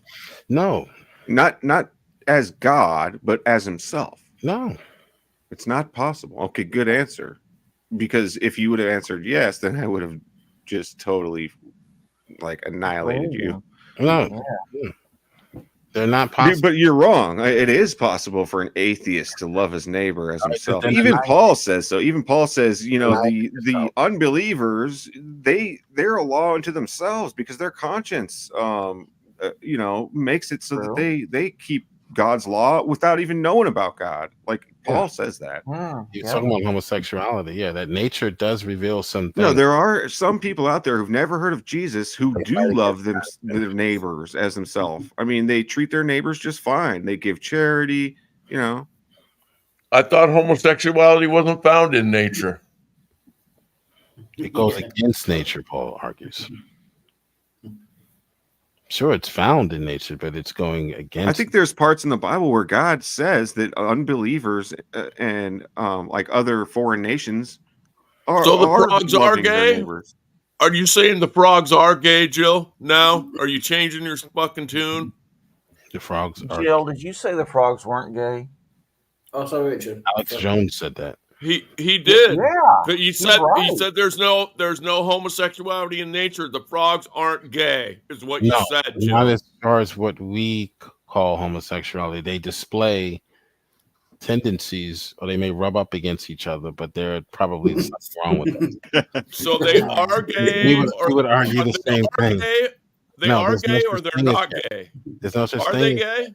There's no such thing as gay. There's no such thing as gay. So the gays There rub is up no against such each thing other. as gay. In There's this no such jail thing was as a homosexual. lie. It was made up. So It was a lie. There's no homosexuals, such thing as so gay. homosexual men aren't gay. Is that what you're saying? No, Wait. I just they're figured out how he confused. claims he's straight. they're confused. Awesome. I Yeah, get it. there Yeah, I is get it no now too, gay. Richard. They might even be mentally ill. I would say, and as far as up to 1973, they were mentally ill, according to Well, psychology. the frogs are Yeah, mentally. when he penetrates other men, he just denies it and says this can't happen. It doesn't happen in nature. It's not gay. Thing is It would gay. have to be a supernatural Something- act, really. Something else when you is think going about it. on. Some chemical imbalance. Something is going on. Yep. There's no such thing as gay. Well, when the endorphins hit, yeah, you might think you're having a godly experience. Yeah. You keep telling yourself that, Jill. Yeah. I got another question. That's one way to get around it. Hey, Jill, I'm is not it gay, I'm possible just to? Americans Yeah, you keep telling Psychology yourself. Association agrees with me. That's how he Jill, reaches around this. Is It's it not possible gay. to It's is not it possible gay. to It's fulfill the not 10 gay. Commandments by just loving your neighbor alone? Is it possible to fulfill the 10 Commandments? By simply loving your neighbor alone. You have to do the whole question. Is it possible to fulfill the 10 Commandments by simply loving your neighbor alone? Love As thy yourself. God with all thy heart. Right. Love God with all thy heart. So you said, Love that out. like, if I were to say this statement, the entire law is fulfilled in one decree, namely, you shall love your neighbor as yourself. Is that a true You shall love statement? the Lord thy God with all thy heart and love your neighbor as Oh, so so a correct statement would be to say that the entire law is fulfilled in these two decrees. One, to love God. It's second is to love your neighbor, right? Okay, where are you on the Kinsey scale? So I just debunked Paul, dude. Jill just debunked the you Apostle Paul You're sick. entirely. Is there You a just gay thing? you just agreed that Apostle Paul's a false apostle, and you don't even realize it. Oh my goodness. He's a false apostle. Galatians 5:7, I believe it says the entire law is fulfilled in one decree: you shall love your neighbor as yourself. Oh wow.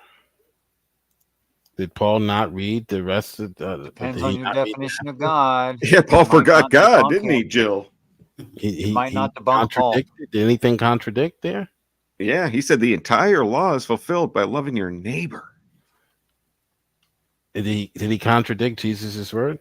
Yeah, Jesus said the first and greatest commandment is to love God with your whole heart and your whole strength and your whole soul. And the second, like it, is to love your neighbor as yourself. On these two commandments depend all the law and the prophets. So is 2 equal to 1, Jill? Yes Yeah. or no? So you're saying that Paul contradicted himself by not including the No, he didn't contradict himself. He contradicted Jesus when he said the entire law is fulfilled in one decree, namely, Have you you read shall love all your of neighbor as Galatians? yourself. Have you read all of Bertie Galatians? Harmon, I feel compelled to point out that you just asked a man if 1 + 1 = 1, where he believes that 1 + 1 + 1 = 1. 1 times 1 times 1 equals 1. Did you read all of Galatians 5? Oh yeah, I've read it all. Trust me. No, you haven't, sir. I've got it also in Romans 13:9. You haven't You read. So I've got people 2 a liar verses. when you weren't with You them haven't read it 24/7 either. their whole life. Why'd But- you just call him a liar? He said he read it. He is a liar. I've read it. Haven't read Yeah, he is a liar. I haven't Oh, read it. shit. That's how I can quote the verse, but I haven't read it, even though I know Yeah, the you verse. haven't read Matthew it. verses. Yeah, Romans 13:9 clarifies, and it says, "You shall not murder, you shall not commit adultery, you shall not steal, and if there be any other commandments, they are fulfilled in this one decree, that you shall love your neighbor as yourself." Okay. So he's saying all 10 commandments can be fulfilled by keeping, like, loving your neighbor. You don't have to love God in order to keep all the 10 commandments. Are you familiar with how scriptures were taught, or how the Bible? But you yourself, Jill, said that no, you have to love God. That's the first one, and the second one is that you have to love your neighbor. And so on these 2 commandments depend all the law. So You'll 2 get is not your equal to answer 1. when So you're you ready. just prove Paul's a false apostle. You'll get your answer when you're ready to listen. Okay. Okay, go ahead. Okay. Are you familiar with how Christians communicate even today? When they cite scripture? Yeah, on YouTube. Yeah. Are you familiar with how the ancient Jews cited scripture? Did they always read the whole scripture if they were citing the Isaiah scroll? No. Jesus read like one verse and stopped and said, "No, you're supposed to know the rest of the verse." So the Jews would tie only parts of the text on their foreheads. Okay. And you're supposed to say, "Hey, that's Psalms 23," and you're supposed to know the whole thing. So it's not so Paul doesn't have to say everything verbatim that Jesus said. Okay, but when was the book of Matthew written? Before or That's why after the text Paul's is- letters? Because Paul didn't have a copy of Matthew, so he wouldn't have known that Jesus said that on these 2 commandments depend Okay. all the law. So how could he be what Paul is quoting doing here? Jesus What if Paul he is didn't even he phylacteries wasn't around are- Jesus during his life? And Are transparent. Phylacteries are not transparent. That's not true. What Paul is doing here is he's lauding them because they are devouring one another. So he quotes part of the passage because that's the passage. no, Paul doesn't quote anything. Matthew wasn't even written until after Paul wrote this letter. Not in the letter. Paul is not quoting Jesus. Paul So is he's saying not, right. He's not quoting Jesus. You're right, because the Matthew wasn't written until after Paul wrote Right, this he's not letter quoting to the Galatians. Right. So he's not quoting Jesus. So when he says the entire law is fulfilled in one decree, is that a true or false statement? I mean, I could admit that he made an honest mistake. Could you at least admit that? Yeah. Sure. Okay, thank you. Thank you. Yeah, I appreciate that. He I made a appreciate mistake, right? Yeah. Paul, Hebrew of the Hebrews made a mistake, right? So you're just being sarcastic, or I can't tell. You're not right now, right? Okay. No, dude, you're not understanding. What's my response to that? Were you listening? Paul said the entire law is fulfilled in one decree, loving your neighbor. Is that true or false? Can I That is keep true. all 10 commandments by loving my neighbor? And you already said no. You That told is Richard true. no. Because Paul is teaching here. He is only speaking about one aspect of this law. He said the entire law. Okay. Entire law. Define the word entire, please. As a Hebrew, you would know the entire saying. In fact, you would Please know define the word entire when you use it. You would have memorized the entire chapter. What does the entire? Is it 100% or 99% I'm or saying 50%? How much percent is entire, Jill? If I'm saying to someone, "Hey, it's raining," All the grapes in the fridge, Jill. Go with the grapes in the fridge. all the grapes in the fridge, you like that one, right? Grapes analogies, I always do it. So you don't have to quote the entire verse. Okay, he could have just said, "Remember what Jesus said." Okay, you but He give didn't know what context with Jesus two- said. Can you give context with 2 verses? can you give context with 2 verses? Sure, you can. Okay. Sometimes. Yeah, So- it depends on the situation. Well, I asked you Jill. that question about a half an hour ago, and you said no. So. Not in that circumstance. I know Jill always changes his Okay. answers. Not in that circumstance. So it depends It on doesn't the take long, Dirty. Usually, Like you guys heard him say that, yes, you usually can't fulfill all 10 commandments by loving your neighbor. He said that, didn't he? I've got it figured. It's right around 3 minutes. If you give him 3 minutes, he'll contradict himself. Right, Jill, you said that you can't understand- keep all 10 commandments by loving your neighbor. You said, well, you got to love God. Remember? That's the first commandment. So you can keep 9 maybe, but you can't keep all 10 by loving your So do you neighbor. understand how the Jews and how Christians communicated even today? Yes, I understand. All right, so you don't need to quote. They the quote whole scriptures and they said stuff. verse. They said words out loud and then they heard the words. That's how they communicated. Okay, so they would have understood the entire context or the entire verse, but in the context in what Paul is using here, Is the letter to the Galatians written to the Jews? he's actually teaching them that Who's it actually written to? they're violating. Who's the letter to the Romans written to? Who's the letter to the Romans written to? Yeah. That's an excellent question. Christians. Okay, but what kind of Christians? What kind of Christians? There's only Yeah, one kind of Jews or Gentiles? That's the question. There's only one kind of Christian. There's no Jew or Gentile in Okay, Christian. but he's talking to Christians and he's saying the whole entire law is fulfilled in loving your neighbor. Again, quoting part of the verse is still quoting the whole verse. If I quote What? part of the verse, from my- I'm not misquoting. The verse is still quoting the whole verse. He did not have to write all of the verse. What was the verse that he was quoting? Know what the law was. He's not quoting any verse. He's just making a statement saying that the whole law is fulfilled in loving your neighbor. That he's making a statement. Right. He doesn't have to quote the context whole now. statement. He's out not of quoting less than a anything. whole He verse? is quoting it. Look at Galatians 5 again. It's in quotation, sir.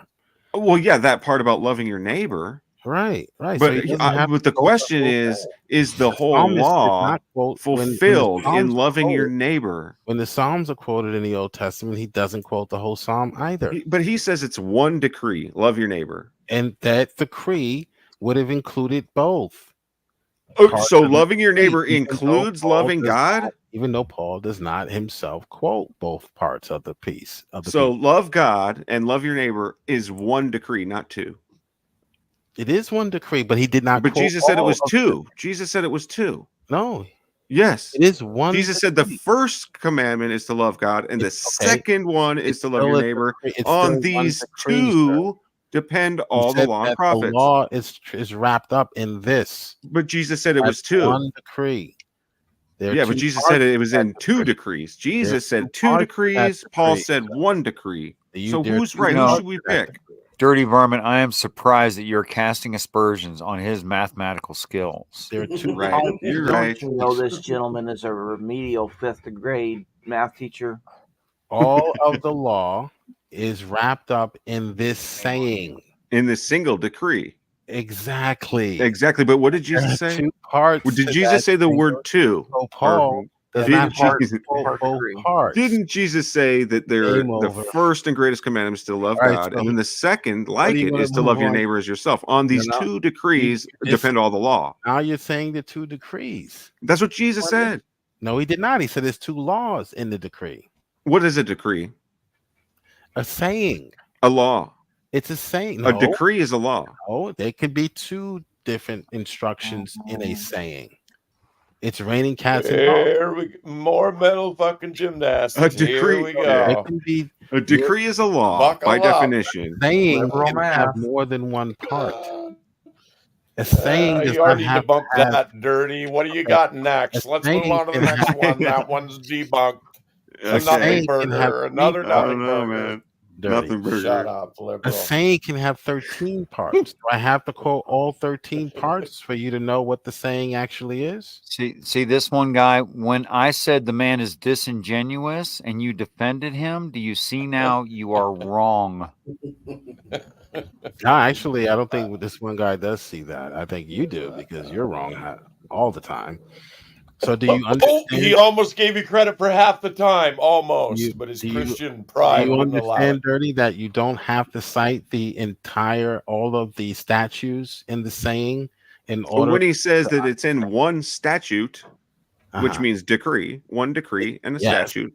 So it is love God and then love your neighbor. Is that one statute or two statutes? All of the law is wrapped up in this saying, not in To these. love your neighbor as yourself. If you went to the It's wrapped fridge and up. ate all the grapes, come back and say you ate all the grapes, does that mean you ate all the grapes in Southern California? Of course not. Okay. Okay, when you're reading the text, it's Am I good the to only one that sees cross-reference we're first. wasting our time here? No, No, Un- you're not. unless I think Dirty's unless enjoying it though. Well, Dirty's unless wasting you're, his time. I'm really trying here, Jill. I mean, I'm come on. Do you I'm even actually fear God at all? Like you're trying to say that I'm pretty 2 is equal to entertained. 1 and 1 decree is 2 decrees and you're showing partiality. You want Paul to be Dirty an apostle, varmint. so you're just As long making stuff up. as long as I The don't quote entire Paul, law right?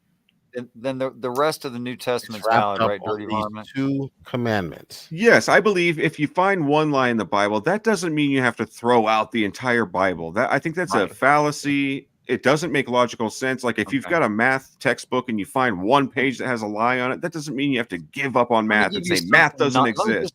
Let me just remind you of something not Paul then. None are so blind as those who refuse to see. Yep. So you're wasting your time. Yeah, but we like Jill. We like Jill. Come on, Jill. Get with the program. Yeah. He's, That he's don't have smart to enough. I He's think good he's enough, afraid. and doggone it, people like him. He's afraid if there's one lie in the Bible, then his whole faith is going to fall apart because his faith Well, is based on the a lie. This is not a contradiction, sir. I know, but You your need to faith is find a based on the contradiction. foundation that the entire Bible is true. Not So Paul if just you find only one saying lie, that means your whole entire foundation crumbles, Okay, and then your find one foundation then. was Find built on sand rather than rock. one then. Find one. Let's do it. Find one. This isn't a contradiction. No, but I'm not trying to destroy your faith. That's no, the no, point.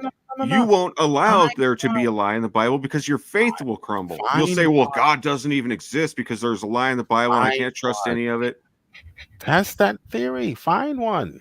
So what's a your composition foundation then? fallacy, isn't it? You need to have a strong foundation because indicate- I'm going to break your foundation. You're going to lose your Need to faith. negate P, not just find where Matthew only cites, as he does with the Psalms, part of the Psalm, just like the ancient Hebrews did, just like we do today. We don't cite all of the Psalm when we sing a psalm. We're not misquoting the psalmist. That's just Okay. ridiculous. But just imagine, if you will, Trash. that there It's was one lie in the inspiration. Bible, and tell me, would you lose Find your an faith? actual contradiction and you win. Just that simple. No, because then you lose your faith.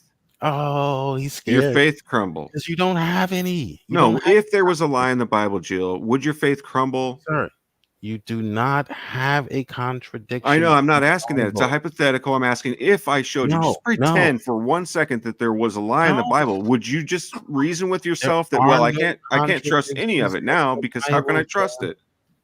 There are no contradictions in the Bible. Find But one. if there were, Don't give me a hypothetical.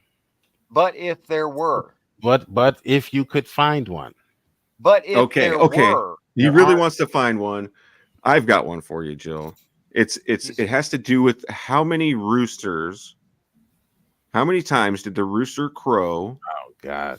Before Peter denied Jesus 3 times. I've already answered. I've did a How many? video on Tell this me how many. already. 1, 2, It's 3. not How a many? once, Do you have an once or answer? 3 times. This is not a contradiction. I know, but just answer how many times did the rooster crow, Jill? I'd just have to thinks look people up are what my answer inaccurate. was. Look it up, Jill. That's an old one. I did my first video when I started my new channel was on contradictions, and I went over that one. That's it. You don't have anything other than that. Anything that's Oh, I'm 20 just years asking old? you. You asked for a contradiction. I just want you to. Let me look that one up, and I'll get you the answer to that Okay, one. I'll Wait, look you it don't up too. remember what your answer was? Yeah, that was 7 years ago when I went over. I don't even think like You don't remember I your don't answer keep from that in my only head. 7 years ago. Yeah, no, I don't. I don't keep that Dude, in my I head. can I tell got you life. what I can I tell have you a what life. my teacher's belt looked like when I was in 6th grade. Well, you have a life. You don't have a life. I do. So let Okay, me. so Let I me look found that. the passage. It's I in just don't think Luke, you have a very good memory. You Luke don't verse have a life. That's the 13:38. And Luke verse 13:38 says, truly, truly, I tell you, before the rooster crows, you will times. deny me 3 times. So the Yeah. question is, Jill, how many times will All right, this Peter is deny Jesus before the rooster crows? all you had to do was look this up and just type, use Google. Google is your friend. No, here. I'm reading the Bible. I don't care what Google says. Google is your friend. Okay, I Googled it, and I Oh my found God. this article from Apologetics Press. What is funny enough. Oh, yeah, that's weird. And this has been answered Apologetics several times Press. over. Okay, I'm trying to look It's for a not short biased. It's an honest source. It sounds liberal to me. Yes, Apologetics. yeah, sounds legit. Yeah. Okay, so here's Sounds the like answer liberal that they give scholarship. here. Same as And creation.com. this sounds like the answer that I gave in my video. You want to read somebody else's answer, Jill? I want your answer. I want Same you to answer. answer. Let me Same read the verse, and then you just give me your answer. Again, and I'll give you the answer. Wait, Go if ahead. he agrees Okay, the with the verse answer, that's the says- same thing. It's okay to It's just in agree Lu- with an answer.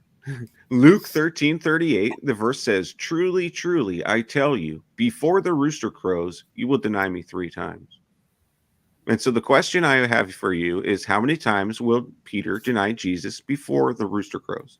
The answer is found in Matthew, Mark, Luke, and John. I just asked you the question, and I read you the verse. It says, truly, truly, I tell you, before the rooster crows, you will deny me 3 times. So the question is, how many times will Peter deny Jesus before the rooster crows? Well, Peter denied Jesus before you deny. How many times did he deny him? It's killing time. According to- It's killing me.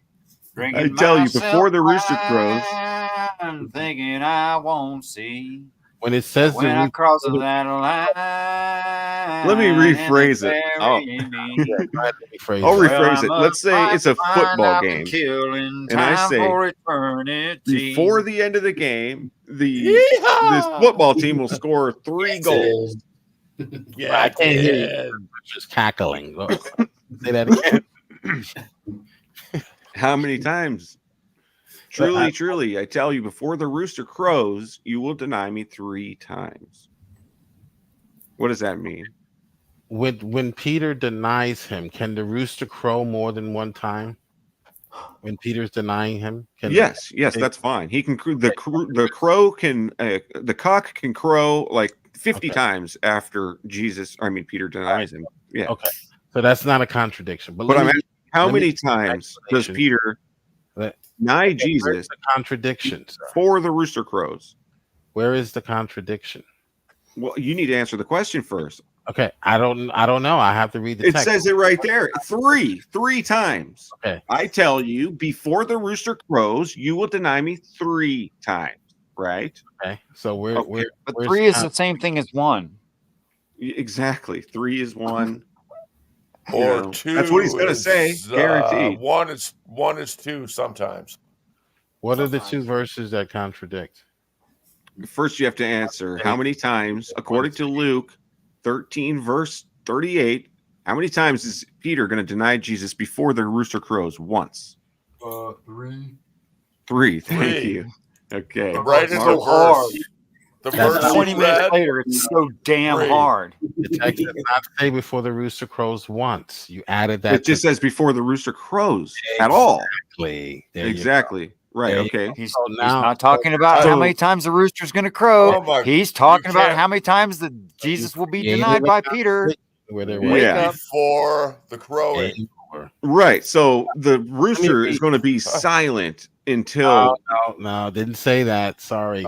It says the rooster will not crow.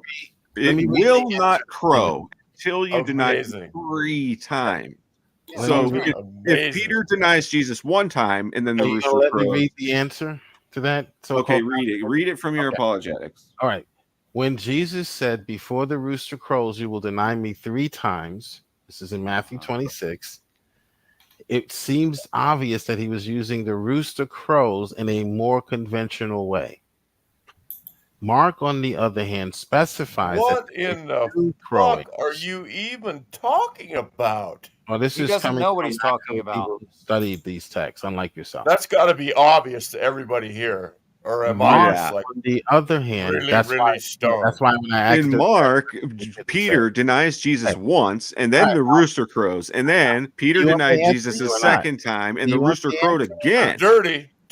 Do you want the He's answer or not not? even there yet. I know He's not even there. Do you want the answer or not? It's Jill, not in the the verse answer. you- It's answering the wrong Jill, question. Do you want the I answer have- or not? Jill, in the verse you just read, I'll wait. how many times is Peter going to deny Jesus before the cock crows? In the verse you just read. 3. It's real Jill. tough. I'll In help the you. verse I'll give you a you hint. just It's 3, read. Jill. Here, let me do sign language while I say it. In the verse that you just read. Freaking idiot. All right, you ready to hear the answer? Now I'll start again. The answer that I gave on my stream. It's not a conventional this cock is when crowing. you're- It's when you're a reading- it's a figurative cock. When you're reading the text, What's you it have called? to understand that the Bible writers have the freedom to describe the same event in the way they want to describe it. If I want to be general, I can be general. If I want to be detailed, I can be detailed. Okay, that's proving that they were not in collusion with each other. Mark, so it seems obvious to us, at least, maybe not to you, that he was using the rooster crows. That's why you couldn't tell me how many times, because he just said the rooster crows in a more conventional way. Mark, on the other hand, So 3? specified that there were two Is the answer crowing 3? in the same way that a husband gives his wife more detailed instructions concerning a football game. Mark Is used Peter greater going to do that 3 times? recording this event. It might be that Mark quoted the exact words of Jesus, while the other 2 writers saw fit to employ the less definite style to indicate the same time of night. That's according to an actual scholar. His name is McGarvey. Okay. And you can look him up on the internet. An actual scholar who has studied these things beyond what you have read on the internet. Darren, Okay. Can I? So Can I? can you wait, can I identify the ask one- problem, Jill? Wait, can I ask one quick question? Go Jill, ahead. if you said to your wife, "I'm going to bring you a glass of milk 3 times before you fall asleep," how many times are you saying you're going to bring your wife a glass of milk before she falls asleep? I can also say, bring me a glass of milk and be saying the same thing. Excellent. Thank you. That's a great answer. According to I McGarvey. love you. I love you. I love you. That's according to a scholar. If You're you, not if you say, bring me a glass of milk, how many glasses are you expecting? Okay, let me read the answer again. No, I already When heard that. Jesus We're said, asking a "Before the different rooster question. crows, you will deny me 3 times," he was using the rooster crows in a more conventional way. What does that even mean? More conventional than More crowing? conventional, huh? Mark is specifying, so he's being more What does that detailed. have to do? How many He's times not Peter saying- was going to deny him Okay, before that so- happened? so What does Mark- it have to do Matthew- with that? Yeah, in Mark, Peter denies Jesus once, and then the rooster crows, and then he denied him a second time, and the rooster crows again. So it contradicts in Luke, where Luke says, "You will deny me 3 times before the rooster crows." At all. So there's the problem, Jill, and your little conventional doesn't answer it. Yes, it does. Nothing You- burger. If you don't want to Nothing accept the burger. answer, then that's fine. Go get your PhD, like McGarvey, and then you can make commentaries on the Bibles yourself. That's a genetic fallacy. The rooster crows in a more conventional way. It doesn't have to. It doesn't mean that the rooster's only crowing once. No, it doesn't. No one I'm said not that. saying like it just crowed No once. Like one's it could saying crow you only 50 said it times, but in Now, order for it to crow, you he for needs to it to- deny Jesus 3 times before it can crow. So after it starts It- crowing, the it can first crow all crow at is once. the only one Mark that the text Matthew does cares not about. specify. He What does if not. there's two fucking roosters, Jill? Jill, just If you want a just say, better what if there's two understanding, roosters? you would go to Mark, because the rest of the Gospels do not give the details. All they say is before the rooster crows. That's Hey, why I Jill, asked you, do you Gene, know that what there's a did Matthew footnote mean by in that? Mark where it says You couldn't that this answer is not because he was in the being original intentional. manuscripts? Did you know that, Jill? Because he was Did you know that in Mark that where it says the rooster, it says Someone in Mark, it says, truly I tell you, this very night before the rooster crows twice, you will deny me 3 times. So That's what it someone says in Mark. asked But what in convinced- Mark, there's a footnote that says the word twice is not actually in the original Right. manuscript. That's another explanation. All right. So another way conventional is things that are normal or ordinary. So it's not detailed. It's just a normal way of saying things. The rooster crows. Before the rooster crows, you'll deny me. It didn't say before the rooster crows twice or the rooster crows Yeah, once. all that they care about is the very first time that the rooster crows. That's all that matters. Right, but he's using it in a Exactly. conventional way before the rooster crows instead of being detailed before the rooster crows. Yeah, we're twice. trying to find out how many times.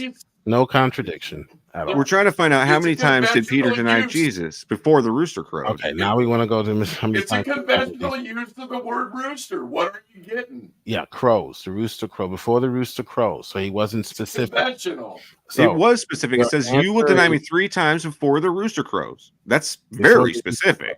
Yeah. Before But the it's rooster crows. But then conventionally- in Mark, it says that Conventionally- that Peter denied him once and the rooster crowed. So it breaks the prophecy. Yeah. Peter denied him once and the rooster And then the rooster crowed. So he didn't deny him 3 times and then the rooster crowed. He denied him once and then the rooster crowed. What if there were two different roosters? Let me Should you're be. confusing yourself. Let me keep reading what McGarvey says here. Keep reading what McGarvey says instead of thinking for yourself and just looking at the verse. Well, It's actually, very I did a simple. video on this 7 years ago. Like you're bringing up, Yeah, so it should be fresh in your bringing up mind. Two like It was Google Plus conventional use of argument. the rooster. and the same Conventional. way.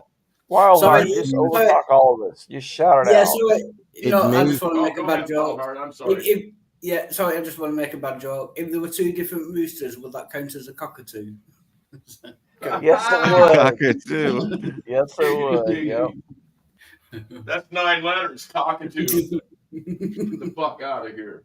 After Peter declared that he would never deny the Lord, Jesus could have repeated his first statement and added another detail saying, even this night before the rooster crows twice, you will deny me 3 times.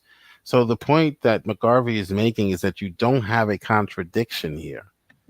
A contradiction that means was that you never would Dirty's negate. point. You have a difference Dirty in never cared about in any of that. accounts is not a contradiction. Yeah, the way Mark puts it is it's just weird because like he denies him once and then the rooster crows and then he denies him again and then the rooster crows again. And it's like he takes so long to figure out, oh yeah, whoops, I forgot. Jesus told me the rooster's going to crow before I denied you 3 times. Why didn't, it just makes Mark look like such an idiot. Whereas Okay. in the other gospels, he denies him 3 full times and then the rooster crows. And then he realizes, oh my God, as soon as the rooster crows, he realizes, oh my God. And he goes out and cries and he's super sorry about it. He's like, oh yeah, Jesus told me I was going to do that. And it takes 3 times. But in Mark, it's just like, oh, the first time he denies, then the rooster crows, and he doesn't even realize it, But Dirty, in fairness, Mark was the first one that was written, and the other 2 were borrowing from him. So they Well, had to that's true. grandize it a little bit, adding each time. Right, but like in Mark, like I said, where it says twice, and it says there's a footnote that says that this word twice isn't even in there. So Right. so I think that harmonize it. I think that some authors added the twice part. I don't know why. But I don't know because we know that They they're wanted to meddling. harmonize it. They knew that people were going to point out Right. there's the inconsistency here, so they said, "Hey, let's just Yeah, right, this out a little bit." exactly. Actually, that's not how manuscript traditions or the art of textual criticism is done. Hillary, You would sound smart. You would sound smarter, Jill, if if you said it was a literalistically conventional rooster. The reason that would why, sound smarter. The reason why that's the case is because there are ancient manuscript traditions that don't include it. So that's why they can say that there's some manuscript traditions that have it, others that don't. So could you And say the it was early ones didn't have it. It was a later edition. Probably. no, that's not used by necessarily later. the case. That's not necessarily. Could you Right. say it was a typologically prophetic rooster? Definitely. In the most conventional sense. Maximally conventional. Excellent. Thank you, sir. Jill, are you a presuppositionalist? Of course, yeah, all Christians are. I'd say He tries, but he's really yeah. bad at I'll it. put another article. This one is from actually Answers in Genesis. Bonson. Oh, Answers in Genesis. They're credible. Yeah, we're moving on. No fucking liberals on their staff, buddy. article for you. None. They will not hire liberals. Not one drop of liberalness allowed in the organization. From apologetics.com to Answers in Genesis. Fuck me. I got another one for you, Jill, if you want. Ken Ham. Since he totally demolished me on the last one. Do you have Bodie's email, Jill? I got one last try for you, Jill. You have So Bodie's we've got email address, Matthew. Jill? We got Matthew 27:9, and it says this. It says, "Then what was spoken through Jeremiah the prophet was fulfilled. They took 30 pieces of silver, the price set on him by the people of Israel, and they gave them Eggs and ham. for the potter's field as the Lord commanded me." So Giggity. So Matthew 27:9 says that this is a quote of Jeremiah, and then he quotes Zechariah. So how do you explain that, Jill? Well, keep in mind, and the Answers in Genesis is even smart enough to know this. Keep in mind that a contradiction is A and not A. So Okay? did the prophet Jeremiah say Excuse that me, they took sir. 30 Can I pieces of silver? respond to you before you start asking the same question? Go ahead, go ahead. A contradiction must have a negation of Q or P. They must contradict. So just simply citing two passages that are rendering the same event in a different manner is not a contradiction. That's what. Okay, fine. That's fine. Right. So you're doing the same thing here. The same thing here with A the legitimate Jeremiah thing. contradiction would be claim. Yeah, no, I'm not saying this is a contradiction. I'm and just the saying. writer said that the rooster did not crow. Oh, At we're the still talking same about the time, rooster, not okay. In this situation, that would be a contradiction. Okay. Okay, Even now we're Genesis- past the rooster, Jill. We're talking about something else. Okay. So the same thing would apply here. Okay, so you won the rooster argument. Okay, so let's talk about something else. So Matthew says that this is a quote from Jeremiah. He Not says they another took nothing 30 person. pieces of silver. So is 30 pieces of silver a quote from Jeremiah, Jill? Is 30 pieces of silver a quote from Jeremiah? They might not have even had the same monetary system in Jeremiah. Well, okay, Matthew 27:9. If you want to look up the verse, it Matthew's in says the Old Testament under Greek rule. Okay, The okay. Old Testament is not under Greek rule. Right. So Matthew 27:9 says, "This was spoken by Jeremiah." It says, then what was spoken through Jeremiah the prophet was fulfilled, that they took 30 pieces of silver and set the price on Jesus. Jesus' price was Judas betrayed him for 30 pieces of silver, right? And that was to fulfill what was said in Jeremiah the prophet, that they would take 30 pieces of silver, the price set on him by the people of Israel. Are you following me, Joe? I'm not sure where's the contradiction. It's not really a contradiction, but the problem is that is not a Why are quote you from bringing it up? Jeremiah. Why are you telling me Because- there's a contradiction? Look, Matthew is saying that this is a quote from the book of Jeremiah, but it's not a quote from the book of Jeremiah. It's a quote from the book of Zechariah. Okay, so why? So you're saying that Matthew got it wrong? You tell me, Jill. I'm not sure what passage you're referring to. I just quoted it. It's Matthew 27, verse 9 and 10. And it says, then what was spoken through Jeremiah the prophet was fulfilled, that they took, and then he quotes Jeremiah, well, Zechariah, but he says it's Jeremiah, and he quotes it, and he says they took 30 pieces of silver, the price set on him from the people of Israel. And we find that quote in Zechariah 11:10. It's not in Jeremiah, but All right. Matthew says that this is a quote from Jeremiah. Okay, no, that is from, I think that is from Zechariah 10. Thank you. Yeah. Okay. So Matthew's wrong when he says that this is a quote from Jeremiah, right? Okay, when you're reading the Bible, understand that the Bible, the way it is set up today, is not the same as it was when they were reading it. Remember the first sermon that Jesus gave. So if you read some more of your Bible, you wouldn't have this issue.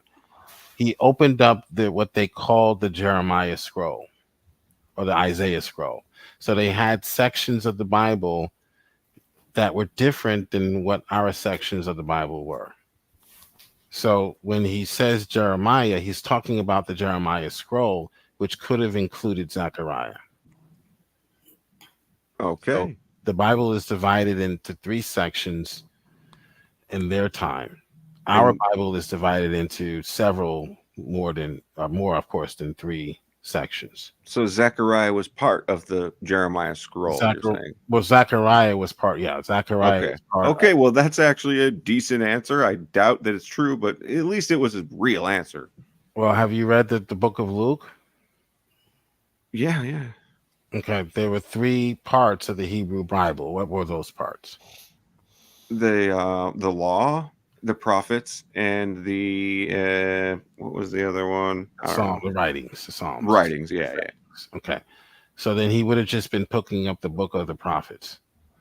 But he says it's the book of Jeremiah. What? I mean, your answer was decent. I admit that was a decent answer. I don't think it's correct, but it at least was a decent answer. I mean, the prophets began with Jeremiah. It doesn't say the scroll. It says it was spoken through the prophet Jeremiah. As if Jeremiah himself spoke these words. Right. The books were sometimes named after. Yeah, I know, but it says spoken. It doesn't say written. It would have been the Jeremiah scroll, just like the Isaiah scroll. It would begin with Isaiah, and then it would be maybe what we call the major prophets or the minor prophets, some of the minor prophets. So they didn't have the same books and chapters that we have today. Right. Okay. I mean, to me, it seems like he just made an honest mistake. He accidentally said, well, this was the prophet Jeremiah, when actually it was the prophet Zechariah. It's an honest mistake. Well, again, just like in the no big deal, but just like in the case with the first blunder, you miss it when you say Paul misquoted. They did not have to cite the entire verse in order for the people there to understand that there were 2 parts to that law. Yeah, but when you say that Jeremiah spoke this prophecy, and then it wasn't Jeremiah who spoke the prophecy, but it was Zechariah. Everyone there would have known what he was referring to. You may be confused today because you have. He made an honest mistake. And you have 30. How many books in the Old Testament? Jill wins. I have a question. I have a question for Jill. What are the 3 parts of the evil ages? There's the medieval. And what are the other 2? The Democrats and then Marxism. The early evil and the late evil. Yeah, medieval. Democratic Party, which leads to Marxism and fascism. You're seeing that already where Biden is arresting his political opponents, arresting reporters who report on him and his son in Burisma. So he locked so up much more. He locked up 2 whistleblowers already who are coming out and saying he is corrupt. So we're seeing fascism right now in our midst. I love you. Trump 24. You are an amazing man. Trump 2024. Dirty. There are no contradictions in the Bible. There could be misunderstandings, maybe, or the way that the Bible is written and the way they communicated back then is not the way we communicate today. But that's Do you know how Jesus was betrayed, Jill? Here's what you need to know. Instead of looking up these contradictions, here's what I've got about 100 of them. If you, I could do this all night. they've all The been rooster debunked. didn't need to crow 3 times. That's not what he said. They've all been debunked. They're not actually contradictions. Okay, you're Did doing what Jesus betray?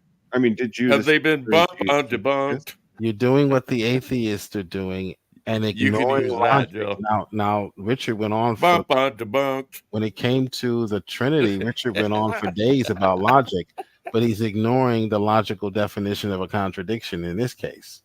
That Richard, you can't take him anywhere. My I enemy, mean, I'm an example, Jill. I can When it comes admit that there when are it comes to contradictions in the Bible and still believe in Jesus, Jill. when I it mean, comes to it Christianity, the enemy is my friend. Well, you can don't have to believe be something, but afraid, one thing to Jill. prove it.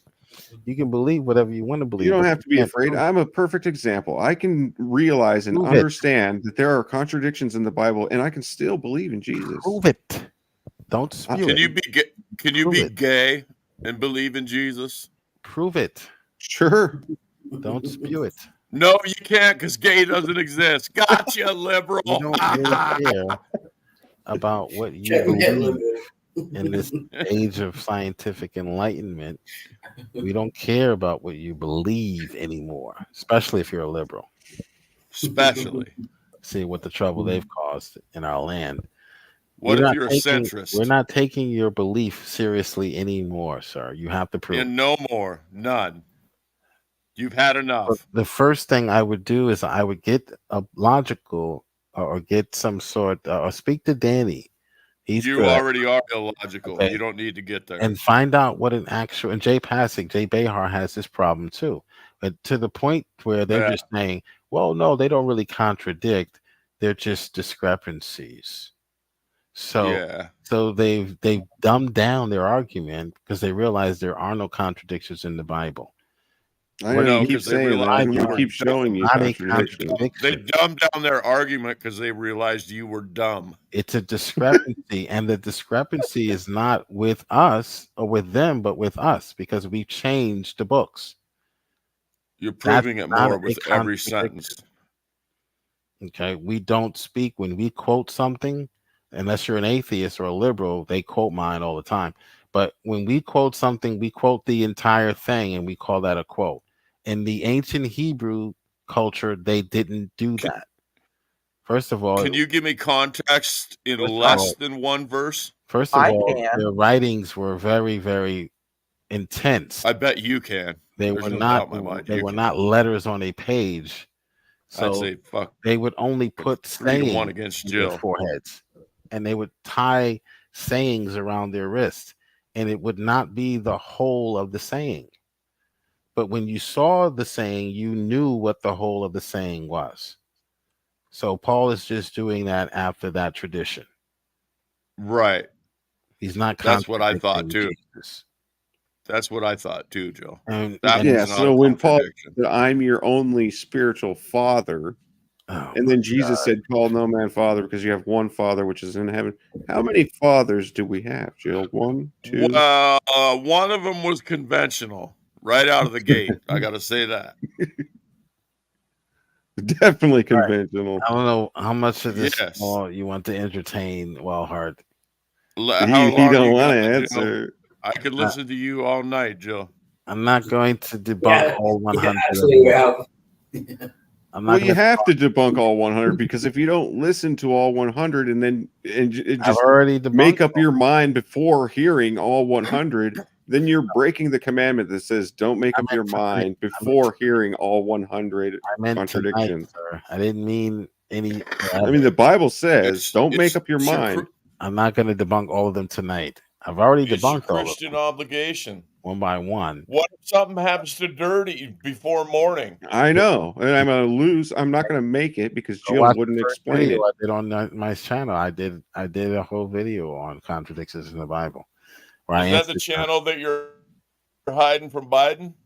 that I answered most of these so-called contradictions. They're not contradictions, by the way. They're just different renderings.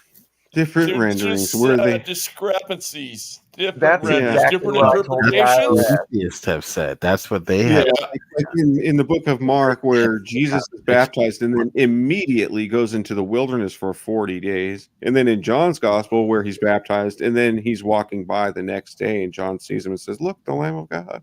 Yeah, that's another problem. So the atheists have That's another downgraded. nothing burger. The Don't bring atheists the have atheist into it. Dirty's not an downgraded atheist. their Why do you keep bringing the fucking argument atheist to into Dirty's Yeah, we put argument? atheists That's out a of this. dirty Yucky. fucking pull. So Yeah. they've already lost this fight. They've downgraded it from Of contradiction. course, because you said we lost, Jill. Yeah, Why are yeah. you Like, even I hate to be here? rude, but I have to go to sleep. I'm an old guy and I made promises for tomorrow, but I want to thank you all for adding to my experience. And just real quickly, Dirty Varmint, just because there's similarities in stories doesn't mean they're the same stories. And multiple Earths by the same angels, by the same God, with the same kind of human on them, explains all of these discrepancies. well, that's Work a on that 12 ball better answer problem, than Richard. Jill, I'll have to say. And it's easy to understand. Yeah. 12 You balls. guys have a great night. Good to 12 see balls. you, Figure it Richard. out. Cheers, Richard. Thanks a lot. You and Walhart in the same religion. Two peas in a pod. Two peas. Yeah, I would say Wildheart's more of a Yeah. Christian than you, Jill. Peas No, in Wildheart Yeah, and believes he in doesn't. He's not even a Christian. Haven't you heard? Wildheart believes in aliens come down to stole the body out of the tomb.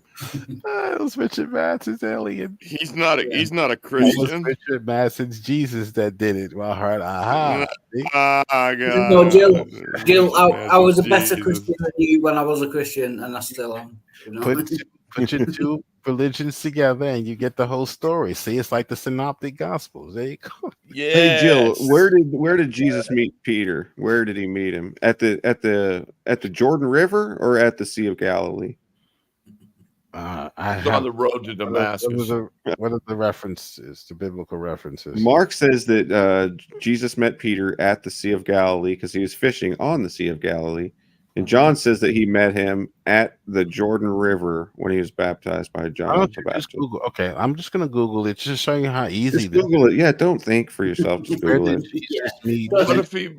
What if he met Paul two different times? That's what he's going to say. He's going to say, "Oh, well, he first met him at the Jordan, and then 2 weeks later he saw him at the Sea of Galilee." Yeah. No. What if he met Paul at two different times at the same time? That will be his argument. Oh man, let me share this. This is from Matt Slick. That would be unconventional. Oh my God. For sure. Matt Slick. It's pretty good. I hate that God, guy, Matt man. Slick. Oh, I Matt watched Slick is Matt Slick on MDD, and Alright, he let's share debunked his own. He actually lost to Look, Scary I mean- Terry, the 7-day guy. Apologetics.com. Easy. Oh my Genesis God. to Matt Slick.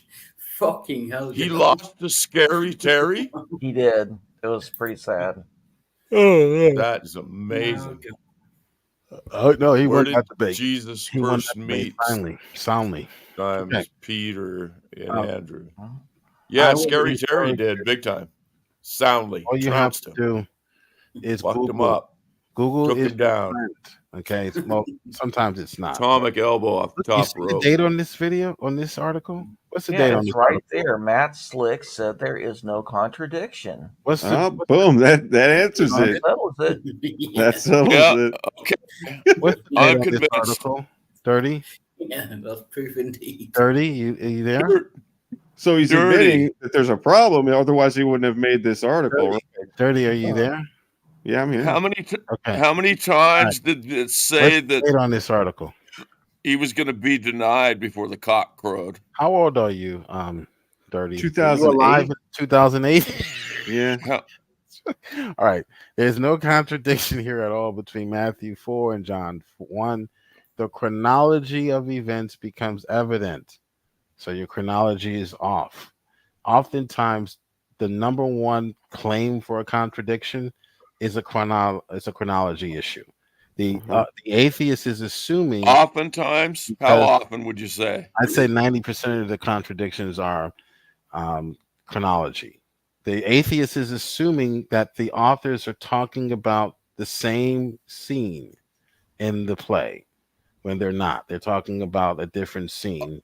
Oh, two different scenes. So he did meet Paul two different times. There's no contradiction here. You got it. Well, no, Awesome. they're talking about They're talking about a different scene in the same act.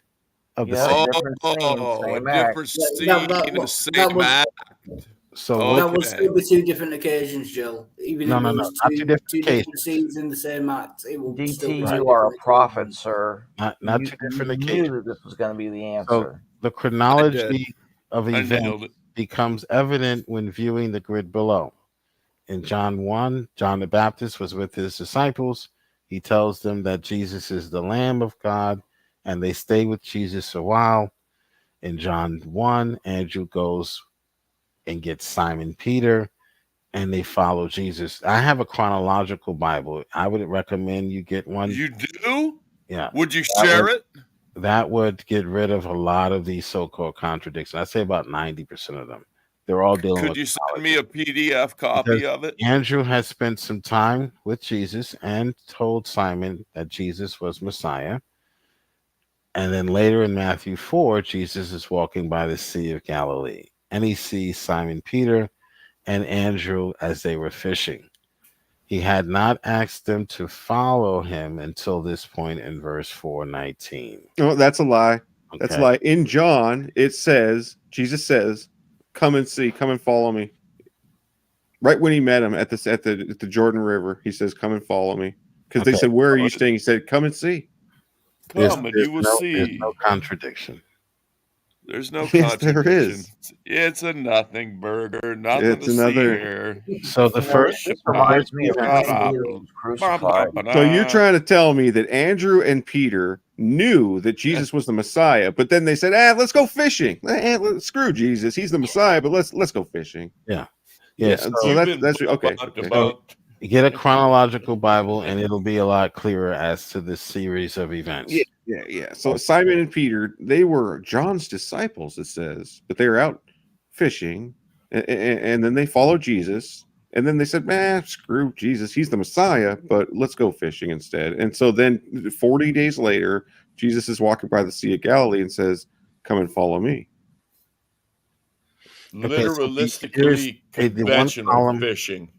One column has the event and then the scripture reference. Now, obviously, if it's blank, that means Matthew doesn't report. He just leaves Matthew blank. Screw it. Matthew doesn't Obviously, report. if it was blank, Matthew said something that we didn't like, and we're not going to put it in. So the synoptic gospels don't Nothing always. to see in Matthew. Don't look at Matthew, whatever you do. So the synoptic gospels don't always give you each event in the story.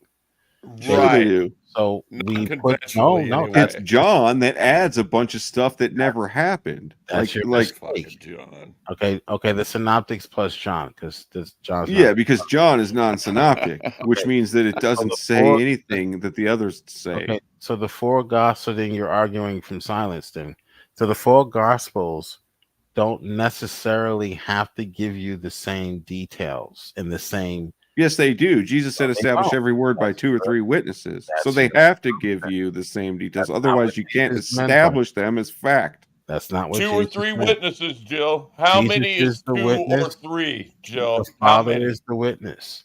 Are those The two Father is the conventional witness. Yeah, we or, can use that in conventional court. That's We what can go Jesus into meant. court and say, Okay. the Father's the witness. I don't need a witness. So yeah, the Father's. I don't need to establish First facts think- by 2 or 3 witnesses. I can just think say you the can Father. see where your error is just looking at the chronology here. 3 if the Holy So Spirit is we can present. move on, I guess, to another one. I don't even have to finish. Yeah, You don't even another have to nothing finish. burger. Right. So Come on.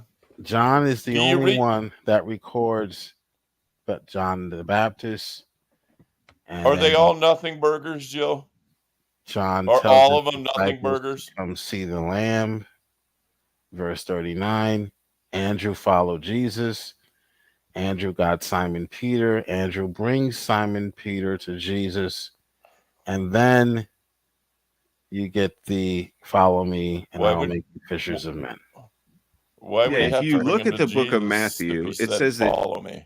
Jesus was baptized, and then immediately he goes into the wilderness for 40 days. And then it says After John went to prison, Jesus came out of the wilderness, and that's when he met Simon and Pete and Andrew. But the book of John says that John wasn't in prison when he met Simon Peter. John was at the river Jordan. Yeah. Duncan. I bet, Dirty, it's the same was- issue with chronology that you It was had. 2 different days. So you can't. Yeah, read yeah. the Bible. It's not like the Bible has time. If Jesus was out in the wilderness for 40 days, how could he be walking by the next day? Okay. Well, that the next day was the only conventional day out of the 40, so he picked the right one. Okay, the Bible Yeah, so does did not have time. John introduce Simon Peter to Jesus while he was in prison?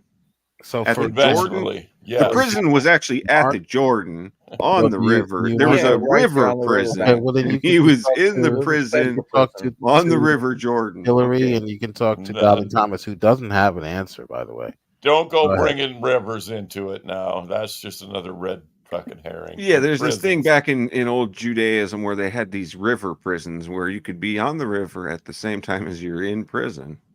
And that solves it. I You just agree. got to know your history. Yeah. Jill obviously doesn't. Game over. Yeah. Game over. So what you're trying to say, Jill, is that Jesus I didn't know. was baptized, and then showed you. he went. I mean, I don't get it, because when did he meet Simon? Before or after his baptism? I showed Or you the like- chronology. You can go back and play the video. Yeah. to get the Okay. chronology. Yeah. So the Bible doesn't have timestamps. So Do you're you assuming, fear God, Jill? you're assuming timestamps. Are you afraid of God at There are all, some Jill? timestamps. You're not. You're not afraid of God.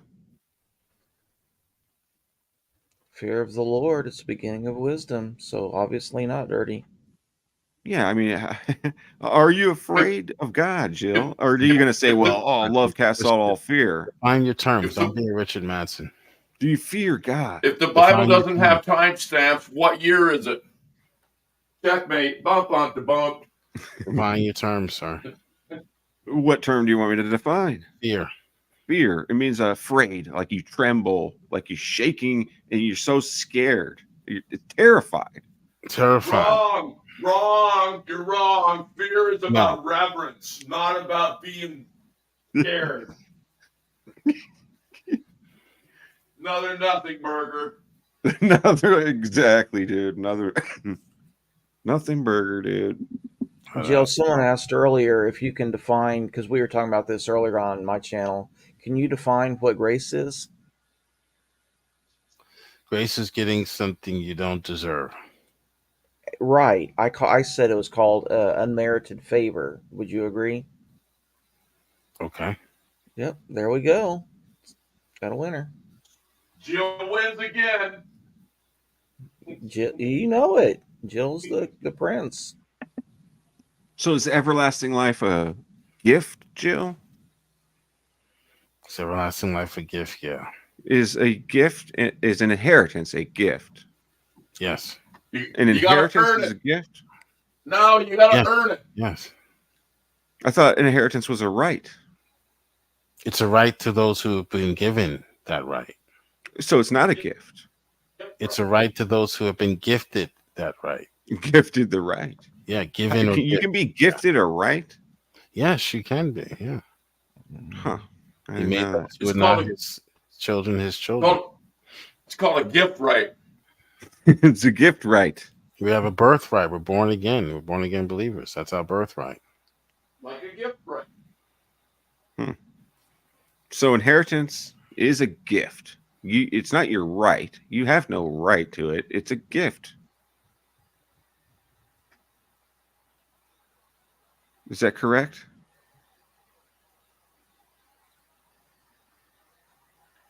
I mean, because Paul said Paul said eternal you have life to do- is a gift, and Jesus said it's an inheritance. And to me, it seems like there's a difference between an inheritance and a right. Like one, you're entitled Are to. works- Are works required to get the gift?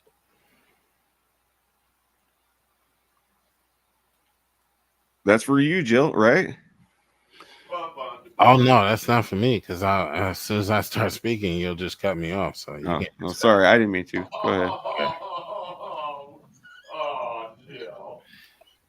Bring the free willers in here. Praise his channel. Praise is live. Why don't you go ask your questions there? Oh, did you see that Praise did bunch a of cowards debunking Calvinism to an atmosphere stream? where you're not the majority? Why are you trying to drive away people from Wild Art Channel? What the fuck is Yeah. wrong with you? Beta. Would you check out my channel, Jill? I'm on your channel all the time. You are? Yeah. Okay, cool. Nonsense. I appreciate that. I wish you'd open up the room so I can come and destroy you like I did here. Not until Biden's out of Just office. destroy me in the comments, man. Yeah, but on that note, I am going to have to bring this to an end. We've been going 9.5 hours. It's 6 o'clock in the morning. Yeah, I need some. Good freaking stream, dude. Thank you. There's no contradictions in the Bible. Yeah. Thanks everyone. Thanks everyone for being here. Thanks everyone for watching. I'm gonna go and sleep. Cheers, everyone. Cool. Cheers, man.